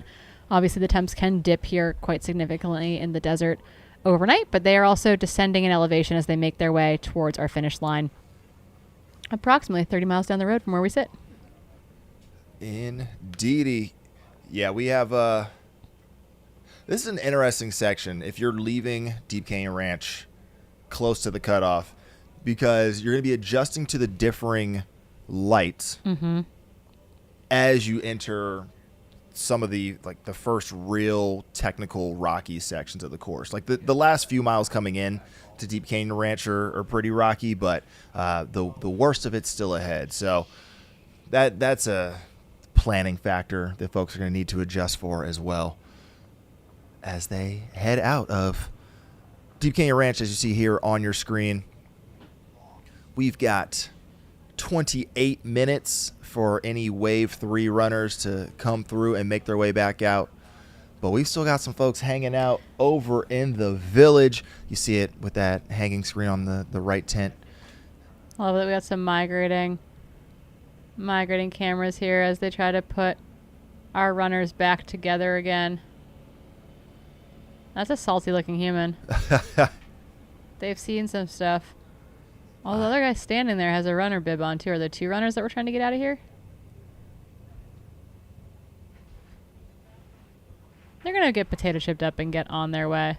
Yeah, is that Table Mesa? I believe it is. Cool. Okay, so these runners right now on your screen are about 20K from the finish. They have one more aid station about 7 or so miles down the road, and then it's just under 4 miles from there to the finish. Yeah, so it looks like this runner on the right, Todd Dill, actually was a drop over at Deep Canyon Ranch. So he came through.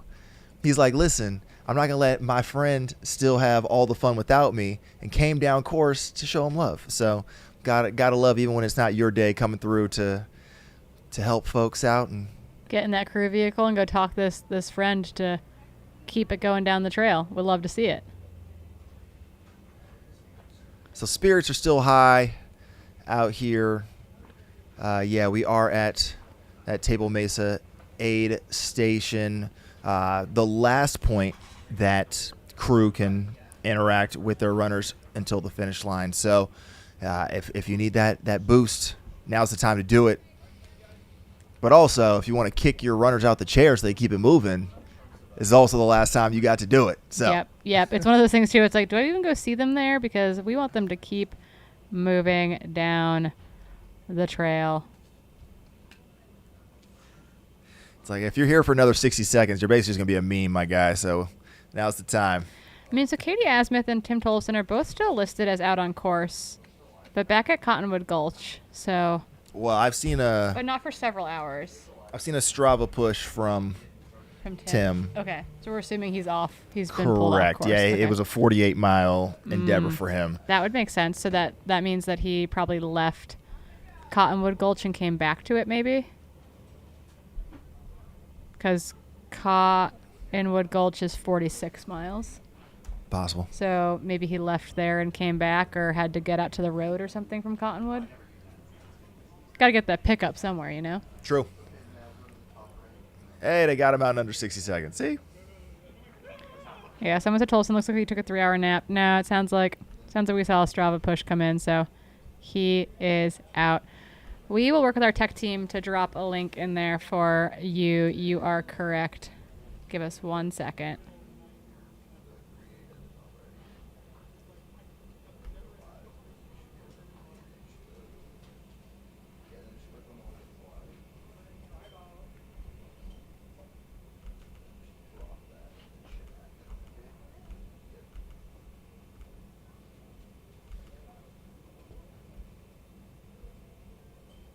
There they go. They're on it. So that comment that just came through from Mountain Outpost, that is the live timing link for this. We'll pin it in the chat as well so that it'll stay at the top and you can find it for forever. So when you're looking for your runner specifically, you can bop over there. You can search by name or by bib number, and it'll pull them up. Otherwise, it's a kind of an indefinite scroll factor that you got to work through.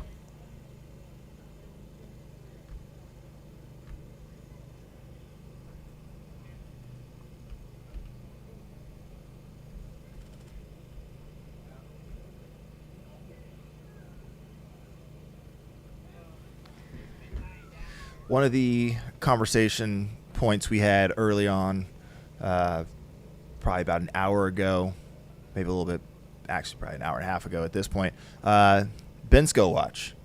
So Jenna Bensko did ping at Doe Spring. But like an hour ago. Correct. But that was already an hour behind anticipated arrival. Gotcha. So we've got a march on our hands. Could be a march. Not listed as a drop at Doe Spring. So yeah, we're still on Bensko watch, just she continues to make her way through the Black Canyon Ultras 100K, presented by Hoka. Yeah. Oh, the sun setting out at Table Mesa is a pretty sight.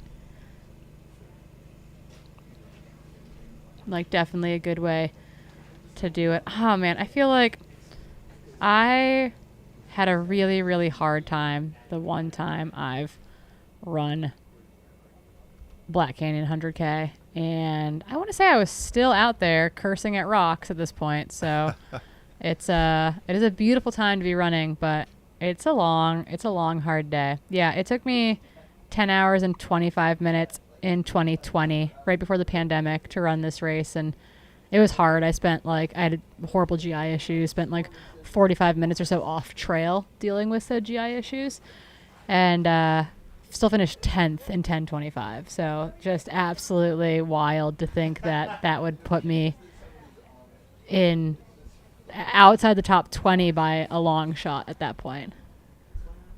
I mean, the sport is definitely leveled up in a way that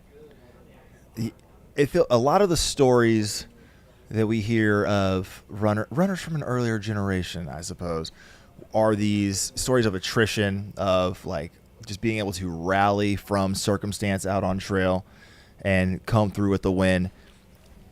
It sounds like nowadays, if you have like whether forced or accidental mistakes out there, it's just becoming more and more impossible to still come through with a victory, at least in these shorter distances. You do that in a 200-mile plus race, maybe you have a larger margin of error there, but in these short distances, even up to the 100-mile, if you're not on it that day, if anything goes awry, your chances of winning seem to be incredibly small now.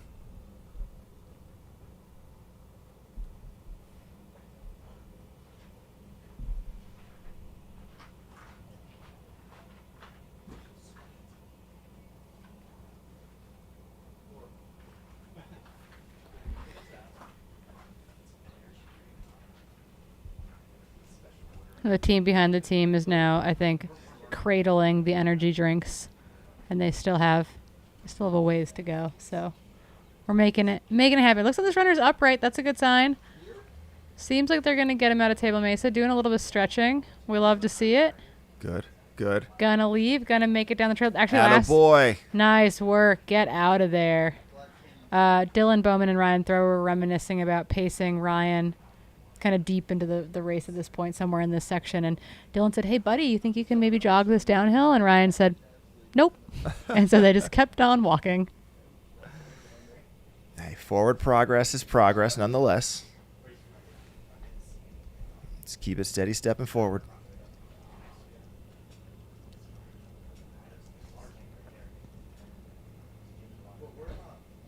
All right, we'll see you in 12 miles. Have fun. They're like, "Good job. See you at the finish. You have to keep going." Everybody having a blast at Table Mesa, approximately 51 miles into the Black Canyon 100K. Meanwhile, we got some runners heading out behind us here at the studio at Deep Canyon Ranch. They've got 19 more minutes here at Deep Canyon Ranch for any Wave 3 folks to come through and get out. And then they will be closing up shop down here, except for us. The lights will stay bright all the way until 4 a.m. local time. So order dinner in or cook yourself up something nice, get a comfortable spot on the couch, and enjoy watching your community suffer on the Black Canyon Trail.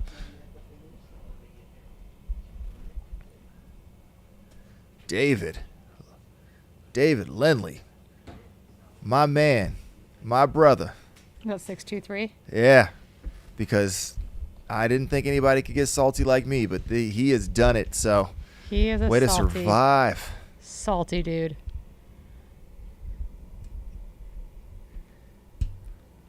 the last race I ran was in like 39-degree weather, and I still finished with salt on my face. So I will gladly support all of my brethren in the sodium game. Yeah, and again, we're going to be kind of bopping around. As it gets dark, we really can't be, our cameras really aren't going to be operational much out in the field, but you'll get more and more finish line kind of only camera shots at that point. But we are bopping around, right? Because there are loved ones out there all over the course. There are loved ones here at Deep Canyon Ranch where we sit.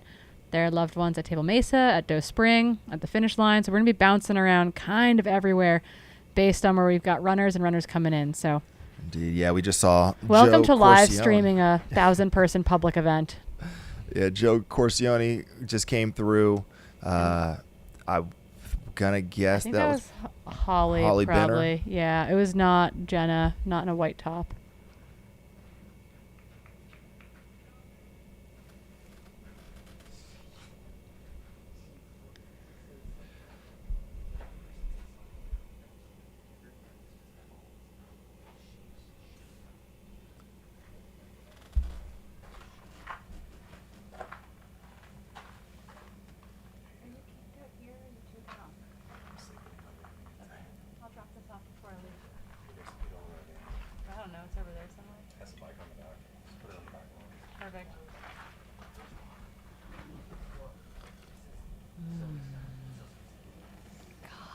As you can see, it's a whole village that helps bring a race together, that brings runners down the course, and honestly brings the best out of runners to even get to the start line. So super excited to see so many loved ones out there supporting at Table Mesa and at the finish. Just saw Maybe Miller or Brian Griffith. I believe 10:44 elapsed. So going back slightly, it was Aaron Kunst. Oh, that's finished. who made it through there. Number 468, or no, 587 made it through. I know we're measuring time down to the thousandth of a second. That's what I'm reading. That's great. Good job, Corinne. Yeah, so we're a little bit delayed on our finish line timing, Matt, getting out. But we did see Joe Corcione. We did see Aaron Kunst. That was the woman who jumped across the finish line, having way too much spring in her step still. And then, yeah, it looked like likely either Miller Groom or Brian Griffith coming across from there. They both left the aid station virtually together at Doe Spring. 10:02:18 elapsed for both of them. Expect both those guys into the finish line. Yeah, I think we're officially at the point of the race where like there's not a lot of glory in out kicking somebody. I mean, we're talking the next person across the line will be 80th place. So, just enjoy it. Not saying necessarily hold hands, but you can have fun out there, enjoy your new trail friends, have some conversations, and then don't feel like you gotta go into a crazy kick, but push through the line. See what more you can get out of yourself.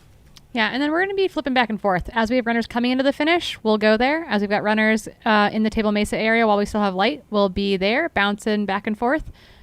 Remember that we could just have the static cam up at the finish line, but it's sometimes minutes between people. So we could just hold it on the finish line clock if you would like. But we're trying to bounce it around, give you guys as many good images as we can collect, because we do have people out in the field still working to capture that for you all. Indeed, yeah. So we had Brian Griffith and Samuel Denby come through. My guess is that last one was Miller. Couldn't quite snipe out that bib number.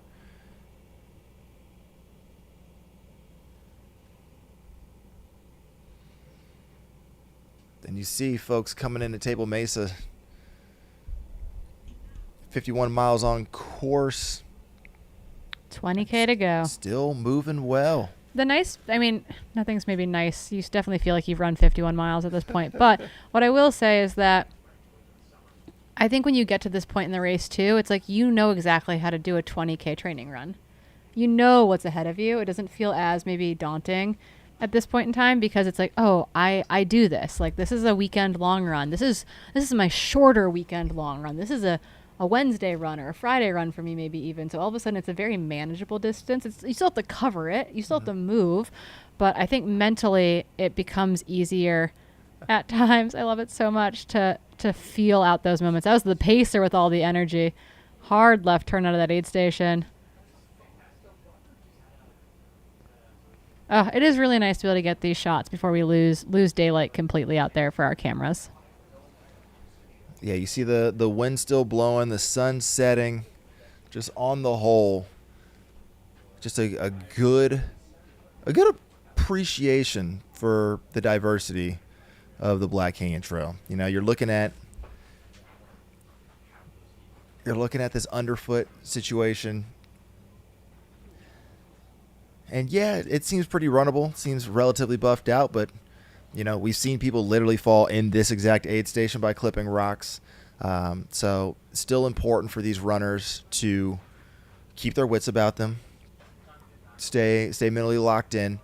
You don't want to get this far and then have a silly lapse in judgment or attention, end your race prematurely. But when you can, take a minute, look up and just appreciate the natural beauty of the Valley of the Sun. Yeah, it's really, honestly, running in the desert at sunrise and sunset, I mean, in part because it's too hot to run it when it's not at those times of day, but it is really, really special. It's different than the alpenglow that you get in the mountains. That, I think, is Brenner, if I am not mistaken, triathlete. That looked like she won Grindstone 100K. Holly Benner. I think that's who just came across the finish line. Nice. Bib 156 10:49 elapsed. We wrote a piece about her actually on Free Trail after her Grindstone performance. It's quite good. She's super interesting. Works a full-time job, has a strong triathlon background. Really, really nice. Probably was hoping for a little bit more today out there, but she definitely has wheels. So excited to see her continue to pursue trail and ultra running. Another runner just blitzing through. This might be Anna Schreiber or Paula McNally.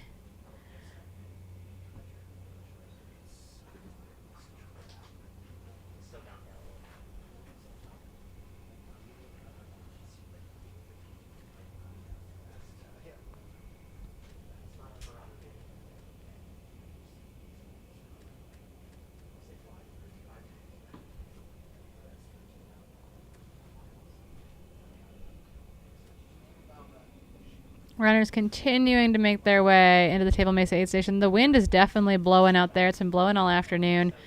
I think at some point in time it's going to start to feel cold for these runners as opposed to feeling refreshing during the day.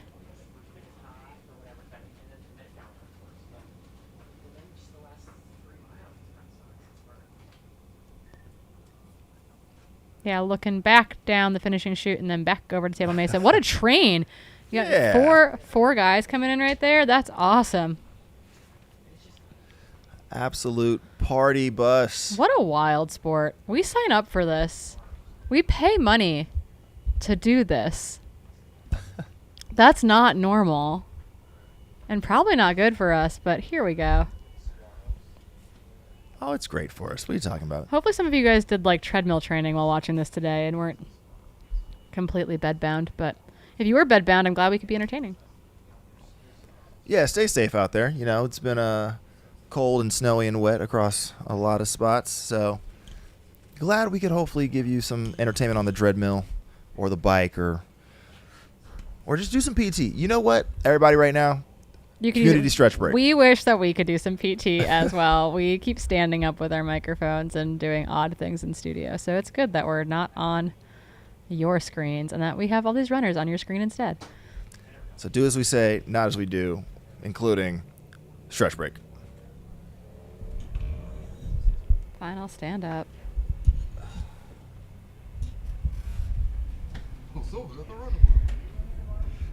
Oh yeah, we're upright. We're standing up in studio now. The hamstrings big do standing protest. energy. You can tell because our voices are both louder and Oh yeah, we got quad stretches going on in studio.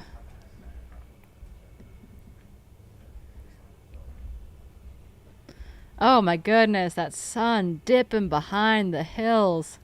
love to see it. We love it. Lots of poles you'll see in the kind of mid pack through the back of the pack. While this is a net downhill course, I think with the rocky kind of off camber nature of the trails, the looseness, the climbing that is in the back half, poles will be very beneficial for many of the runners who are looking to fight kind of through to that, like, I would say, 14 to 17 hour finish window. It's particularly useful. Why is Chris laughing at us? I don't understand. That runner looks way too spry.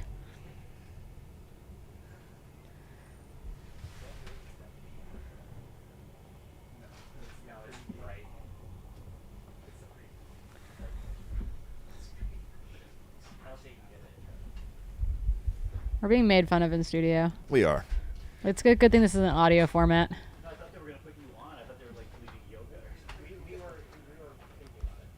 More runners flying through.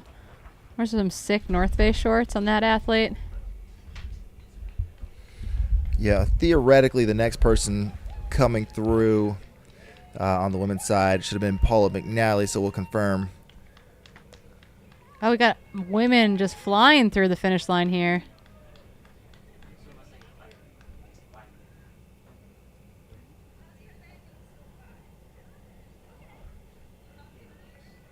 Whose computer can refresh first? Okay, it's not up to date yet. Could be Paula McNally. Let's go. Kristen Suchan also in that group. They both left Doe Spring maybe 36 minutes ago, so moving well. All right. Lauren Hansen and Rachel Doxey should also be coming through there.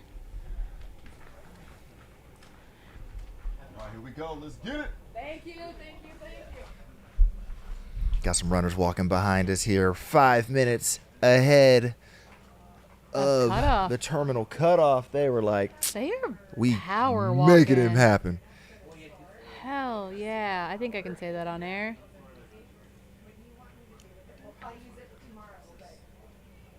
Yeah, so right now, 10:55 elapsed time. Runners have another 9 hours to finish.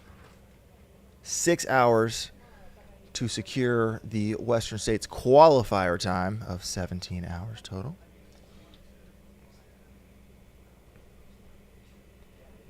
So a lot of dreams can still be realized here this evening. So thanks for being a part of it. Yeah, Joining in from home. Shout out, we got notified in the chat earlier that we had a little water mishap at one of the aid stations, and it has been rectified. So thanks for helping us double check things and make sure that things were running smoothly. I was helping with the UTCT broadcast a couple of years ago, and we actually performed a medical rescue of a runner via the live chat because they couldn't get through the emergency line. And so a runner found them down and used the live chat of the YouTube to notify Race Command that we had a problem. It was crazy. So, if you're out there, we do have a lot of service along the 17 corridor, so you can always bop in here and see what's up. I feel that's the best part of Cocodona, where we've got athletes that are on course, live chatting as they bop along.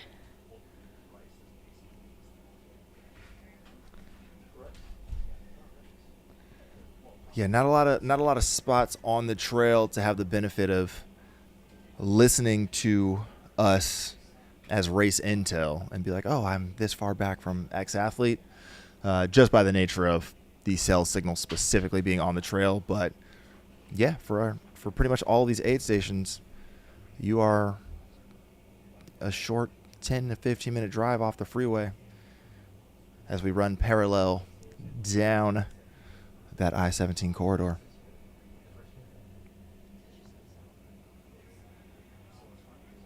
So next time you come to Arizona and you're like, what? These people keep talking about Flagstaff. Let me go see what's up with Flagstaff. Or you end up in Sedona and running on some arches. As you're driving up the 17, look left. all of the magic you were seeing on this live stream is right there.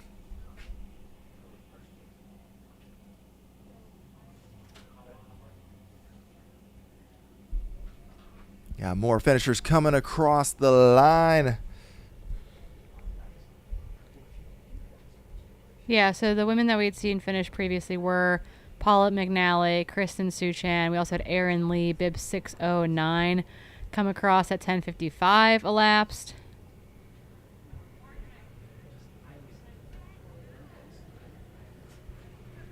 And this is an interesting time of the race, too, because you'll have runners who came through Doe Spring an hour ago, but they are walking it in, versus runners that came through there 35 minutes ago that are kind of in that running in that like 10 to 12 minute mile pace and getting it done. And that's the thing, too. Sometimes I tell myself when things get really hard in a race or a workout, I just say, when you're done, you get to sit down. And sometimes that's all I need to like push through the workout or push through the thing is like when I cross the finish line or when I'm done with this 6 by whatever minute blah blah blah, I get to like lay down after the last one, which is really weird to do in public, but I do think that it can be highly motivational. Just there's some comfortable spots on the ground where you're just like, hey, this nice patch of grass or whatever, that's all you need. The infield at Western States, for instance. Yeah, Laura Hansen just across the line. Hey, 10:57. SFRC, let's go. Yeah.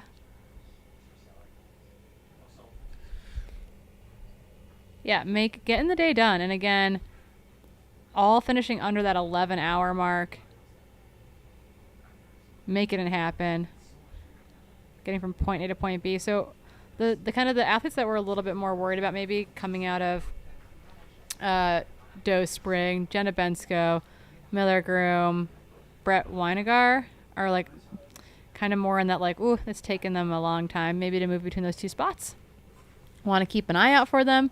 And then behind them we should have folks, or maybe ahead of them at this point, should have folks like Jesse Hario, Adam Doe, Michael Klein, Aaron Hendricks, Ross Kiewit, Rachel Doxey. Those are some of the next runners that should be coming through. They all left Doe Spring about anywhere from 35 to 30-ish minutes ago.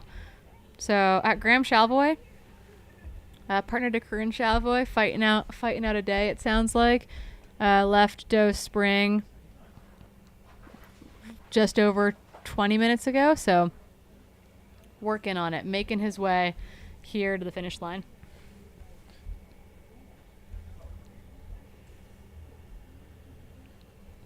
I'm actually curious of the two of them, who is the faster Black Canyon PR?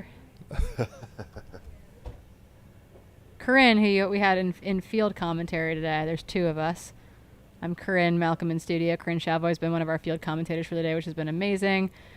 She ran the absolute most stellar Javelin 100 mile back in October. Really, really impressive run by Corinne Shalvoy. Graham is also a very good runner. So, yeah, I got to say, Graham, Corinne ran a 9:52 here last year. So, Corinne might be retaining the faster Black Canyon PR. Not what you want to see. It's going to be a great trip back home, just getting dunked on the entire time. Yeah. No, they're both wonderful humans and talented runners, but I don't know if Graham's run this before. He's definitely run Javelina, because I've seen him here. Yeah, this I think is his Black Canyon debut. So that would mean that Corinne holds the title of fastest Shalvoy at the Black Canyon 100K. Holding down that house record. Love it. Gotta have the house records, We love to see it. That's one of my favorite battles.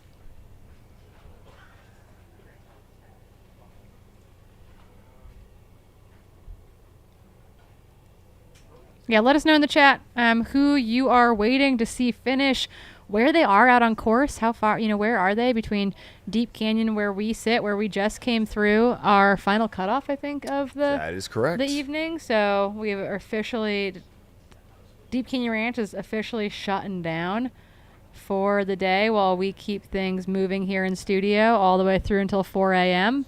But let us know who you're cheering for. Did they make it out of here? Are they on their way to Table Mesa? Are they on their way to Doe Spring? Are they on their way to the finish line? Shout out their name or their bib number in the chat. We would love to cheer them on with you, because that is what we are here for 11 hours into this thing. It's lit. I got to get a jacket. It's officially time. Skylar's cold, so he's going to abandon me for a little bit. We'll allow it. I'll hold down the fort. If it makes you feel any better, I'm also going to call my child and tell him good night. So. Oh, okay. We'll definitely allow it. I'm just like giving you a hard time and you're just being a good dad. What a sport. Okay, so we're looking for Rose, bib 268. Jessica Mossman, bib 730. Keeping our eyes out for those runners as they make their way to the finish line. Doesn't matter if it takes you 7 hours and 24 minutes like Seth Ruling, or 20 hours, 19 hours and 59 minutes and 59 seconds. You still had to make it 62 miles under your own power, your own volition, and that is a lot. Truly a lot. Most recent finishers, almost through our top 100 runners: Gregory Panozic, Millergram, Jesse Armillo, Ross Kiewit, and Adam Doe have made it into the finish line just under 11 hours and just over 11 hours. 11:01:38 for Adam Doe, coming across for 94th runner, 65th man in the race, as we still flip back and forth between the finish line and the Table Mesa aid station, because we got daylight to burn, folks, and that camera is going to disappear on us when we lose it.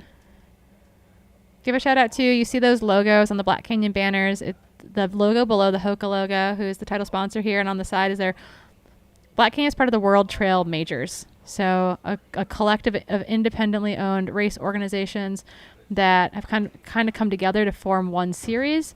It kicked off in Hong Kong in early January with the Hong Kong 100K, as well as a partnered kind of 55K event. They went to Vietnam as well. They're here at Black Canyon with both the 100K today and the 50K tomorrow, because there's a short course format as well. So anyone who finishes today will have officially finished finishes today and finishes tomorrow. Both in the 50K and the 100K will have an official World Trail Majors finish to their name. I think to complete the series, right now for every season, if you do 2 of them, you score in the series, which is cool to have an independent organization doing that.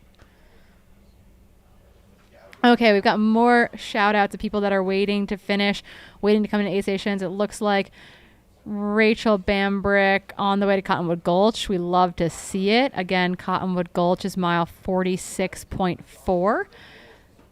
And then they'll have to make it another 5 miles or so to Table Mesa, where this camera is on your screen right now, before the final push to the finish line.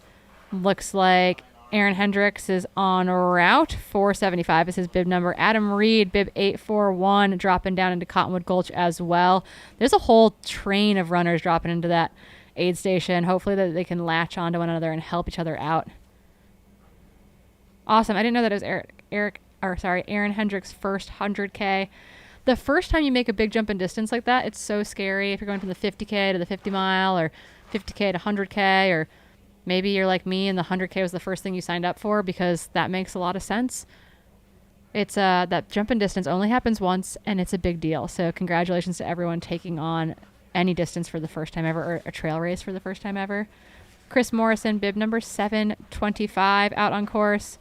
Big shout outs to friends from the St. John Trail Running in New Brunswick, Canada. We got a lot of Canadians out there. Kelsey Hogan, out on course. Brian Head, out on course. And Mark Gallant, out on course. Bibs 495, 471, and 382. Kelsey texted me yesterday because she was panicked that she wasn't going to get her bib picked up. I think we got it all squared away. Jenna Bensko made it to the finish. Oh, big sigh of release on the Bensko watch there. I know her mom has been watching from Connecticut, so big deal that we got Jenna Bensko across the finish line. That has been a thing we've been waiting to happen. So mega news on the Bensko watch. She's officially made it home after a really, really strong 40 miles and a really, really hard fought back 22, finishing in 11:04:14. Not the day she wanted. She was 4th here last year, 1 spot out of a golden ticket, but really, really impressed that she made it and got it done, because it's not easy. It is, particularly when things are going awry, it is extra, extra difficult. So really happy to see that Jenna Bensko made it in. Behind Jenna, rounding out our top 100 runners to the finish line, Michael Klein finished in 11:04:42. Will Callan finished in 11:05:54. Baker Heron finished in 11:05:54. So we got a handhold there, maybe. Two men coming in together, followed in quick succession by Jimmy LePage, also making it in. For those on the Aaron Hendricks watch, Aaron should be finishing here very shortly.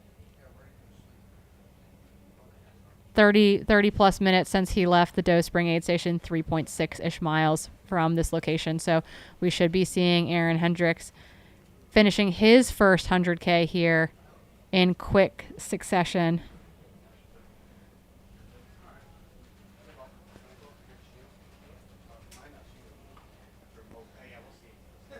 Travis Swambib, 1:1:23, almost to Doe Springs, his first 100K as well.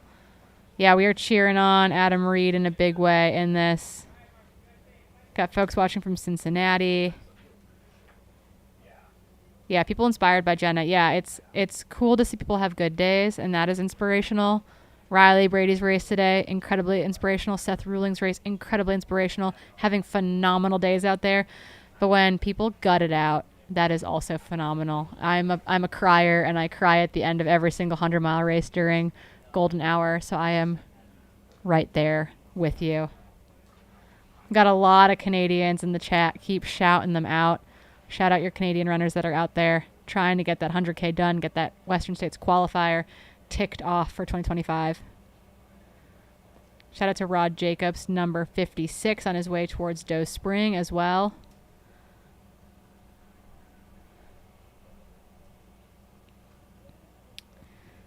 Looks like Rachel Doxey made it in.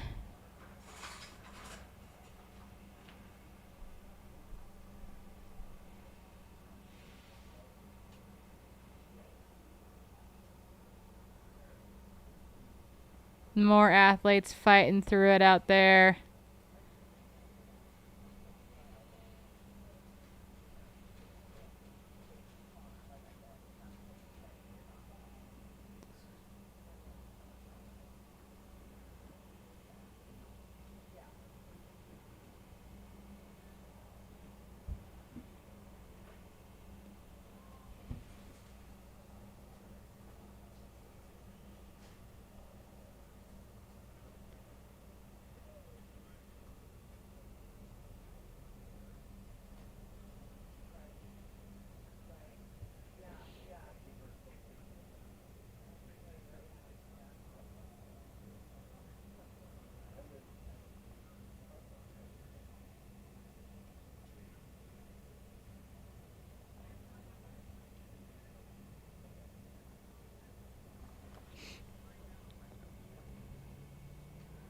Lots of runners fighting it out, coming in to Table Mesa. Again, 20K from here to the finish line. Getting reset before they head back out to fight their way to the finish.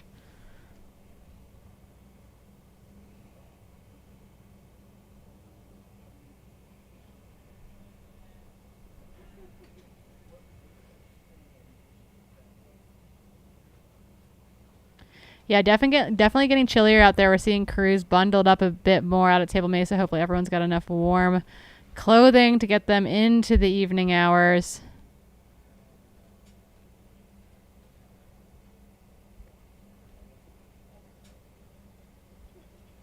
Runners making their way in, looking to get it done.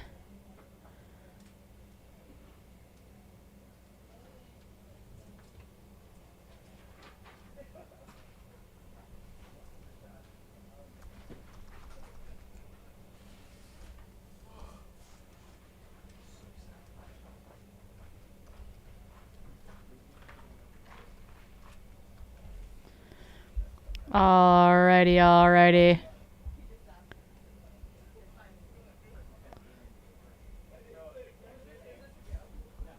We've got folks relayered, fueled up, getting things done.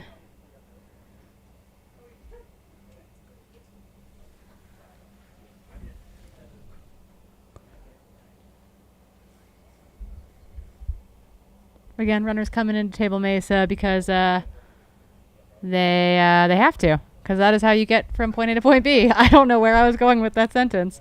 I don't know if that mic's hot or not. If Skylar talks, can you guys hear him? Let us know in the chat if you can hear Skylar, because we put him on a different mic because he's sitting on the couch. Be my ears, studio audience.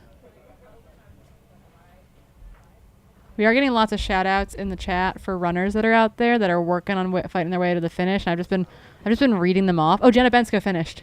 Nice. Yeah, Bensko Watch was live.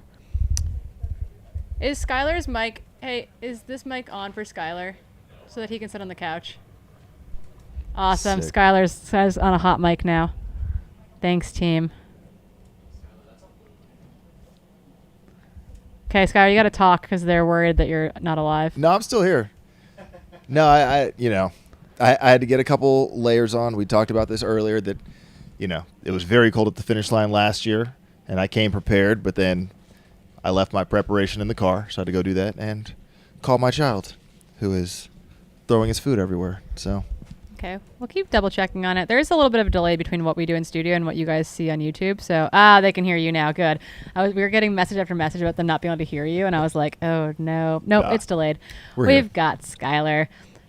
Yeah, so we've got lots of shout outs in the chat. Lots of Canadians. People are following John Adams and Matt Dermody from Newfoundland, Canada. We've got Kyle, whose last name I'm not going to pronounce right. Bib number 423 from Hamilton, Canada. We've got, oh my goodness, scroll please. Ryan Giolino. Oh yeah, they're also from Winnipeg. Yeah, we got a lot of Canadians in the chat right now, which we love to see. Kristen Johnson and Jeff Gamble from Ontario. Heck yeah, team. And again, we are going to keep flipping back and forth between here and the finish line. When things get dark here, as opposed to medium dark at Table Mesa, we're going to be reverted to just being at the finish line, basically. So we're going to get as much of this footage as we can, too, because some of you might be following these runners all the way through for the next several hours.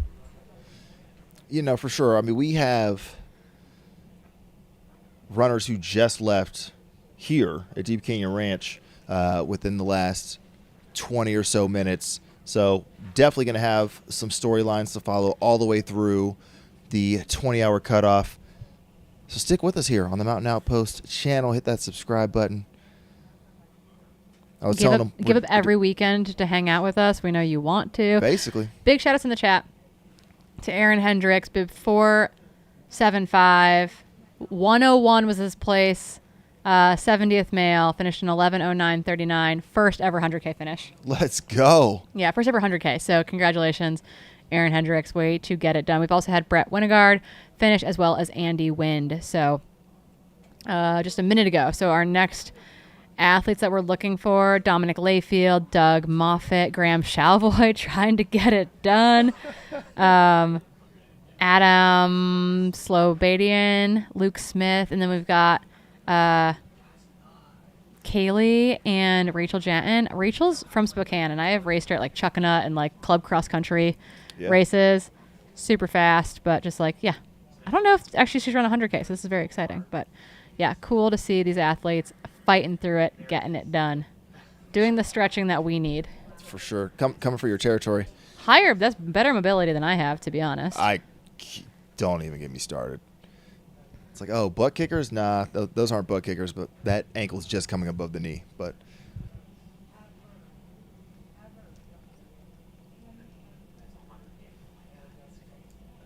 as we get into the night, it's also going to be worth checking in on folks that are doing the double.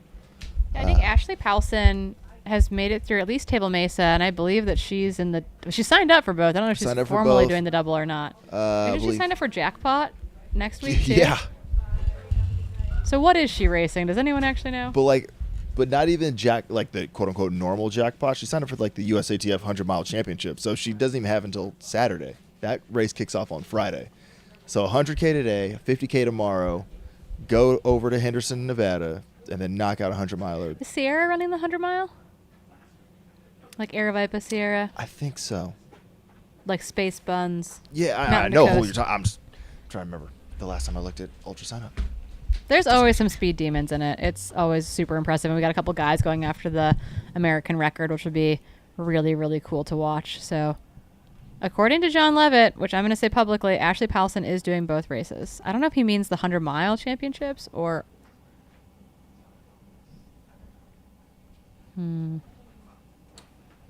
DeGraff is in, yes. Okay.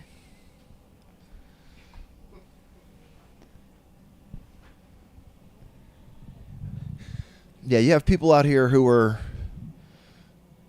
using this as a springboard for 200-mile training. You got folks out here who are... John feeding me erroneous information. She's doing the double this weekend, for sure. He cannot confirm if she's doing the 100-mile champs. Okay. So we do know that Ashley Powelson at minimum is running 150 kilometers over 2 days. Which seems like light work for her, to be honest. That's like just an average weekend. Yeah. Although this might be a little too easy for her because, like, she was just on a show where they were, like, navigating through the backcountry of, like, Australia or something and, like, a partner race. This is on Amazon, I want to say. Corey Woltering was, like, also on this show, but, like, not on her team. It was a whole thing. It's a whole thing. We should get into reality TV. I think that's the next line for us, obviously. Deborah Bensko in the chat thanking us for the updates on Jenna. We are so happy that Jenna made it to the finish, Deborah. I'm sure you are as well. I'm sure that she's going to have some interesting stories to tell from this experience. And I hope that she's given you a call soon to let you know that she is alive and well. But thank you for watching and following along with us today as we also followed your daughter as she crushed it from point A to point B. And got more than her money's worth, I'm sure. Yeah, she was also a fun interview for Chasing Gold. I hadn't really spoken to her before that, but yeah, she's a whole vibe. Very, very fun individual. So glad that we got to see her get to the finish line in one piece, and looking forward to what comes next for her.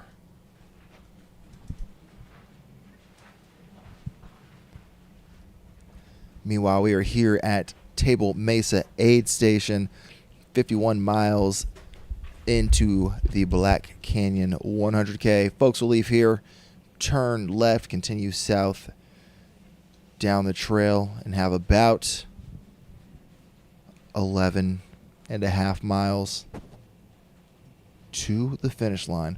One more aid station in between here and the finish, but it's not crewable, so this is the last time they'll see their crew, family, and friends, except for the ones that they make along the course down there.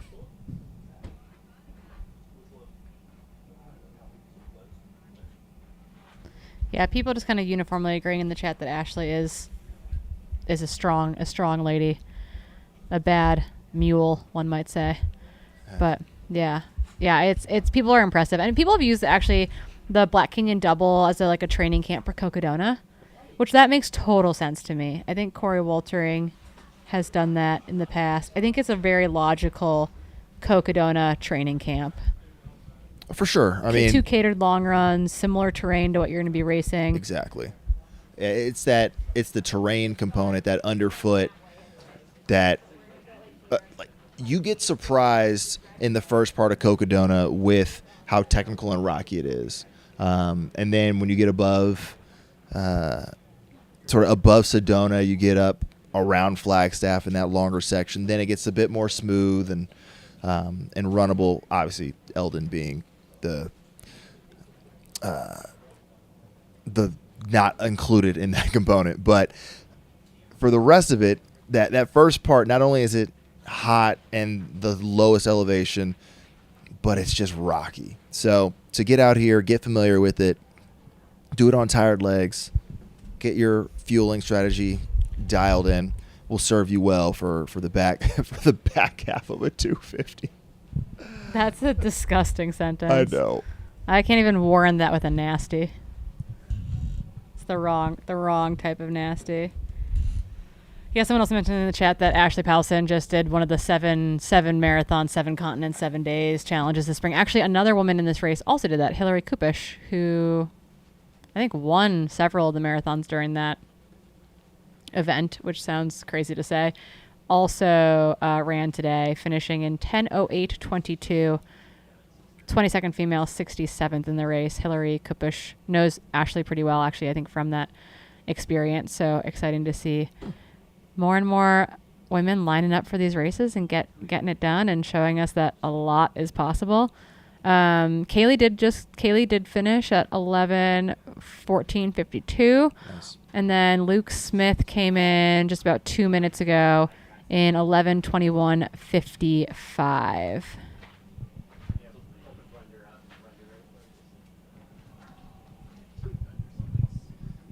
Yeah, Graham's still working his way there. It's all right, man. We believe in you. Yeah, so we got some runners getting fueled up here at Table Mesa.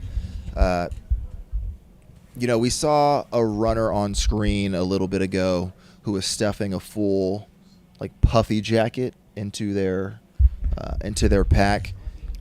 If you're worried about slowing down, I think it's honestly pretty smart. As the sun goes down here, temperatures dip pretty quickly. When you're running and you're staying warm, not a problem. Yeah. If you all of a sudden cannot run and you are walking or you are not moving quickly, that jacket could be the difference between finishing and dropping out. Not so much from a performance standpoint, but just like a functioning standpoint. Enlighten me as putting your coaching hat on, what fueling changes you would make for runners in this part of the course, or this part of the race. Literally, let's talk about this individual right there. What would be your recommendation, how he should be thinking about hydrating and eating? Yeah, I think the rest of the way they've got an opportunity to kind of really reset right now. They've been probably way too warm for a long time, and so I think actually taking a little bit of time right here at Table Mesa to reset, to make sure you're in shoes that feel good, even to change into a dry layer. So you're getting that sweaty shirt off and you're getting a dry shirt on, just because you're going to be sweating less now that it's cooling off. We got people still busting out of here, wondering if you got to check if you checked in on time, maybe took a moment here to reset. But yeah, I would say this is a reset moment before you do the final 20K push. So get what you need.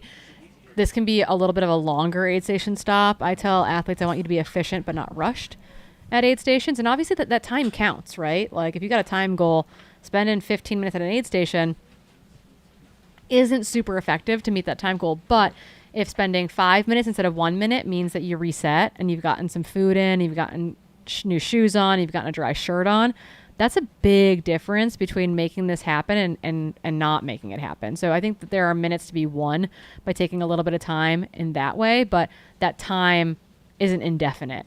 Taking 30 minutes might not be better than taking 15 minutes. So I think if they've had a hard time eating because it's been hot, getting in some real food right now, good idea.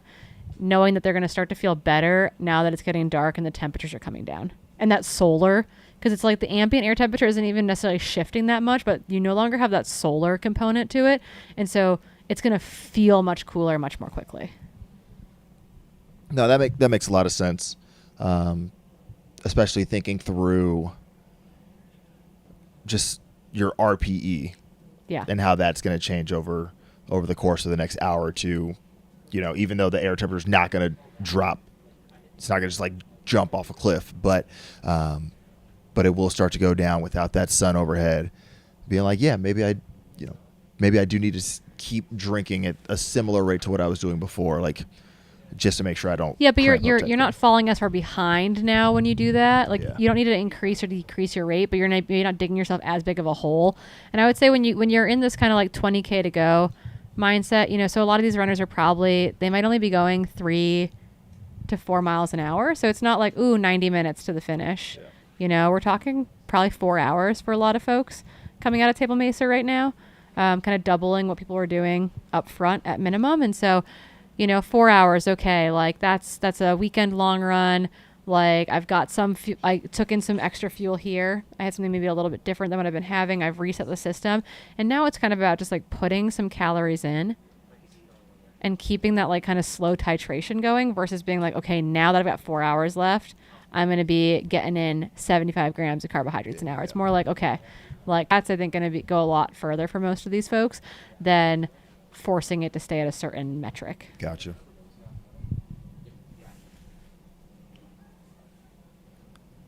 So for these runners, high carb is dead. I don't know that high carb is dead, but oh my God, I can hear now that I took my... I feel so loud now. I'm so sorry. Hope I'm not shouting. Yeah, it's not dead, but I do think that it's like you can almost move to... Vic Johnson, hopefully you're not listening to this anymore. Hopefully you've gone to bed. Dietitian to the stars. But you can kind of move to survival tactics in a lot of ways too. So it's like maybe gels aren't hitting the spot anymore, but you took in some extra food at Table Mesa, and now your goal is to like continue to just drip things into the system. You got liquid calories. Easy way to drip things into the system at this point, when like maybe your total fluid needs are going down a little bit. So you don't have to worry about maybe carrying a third bottle, for example, but it's going to allow you to get enough calories in to keep your brain thinking like, cool, there's glucose coming in, even if it's why you can survive the final 10 miles of 100 on like Coca-Cola. It's not ideal. It's not great, but you can definitely do it. Yeah. The human body is smart, but it's also kind of dumb, and you can talk it into doing things on very little. From personal experience. I didn't say that part. Here we go. Another runner coming in. I can figure this out.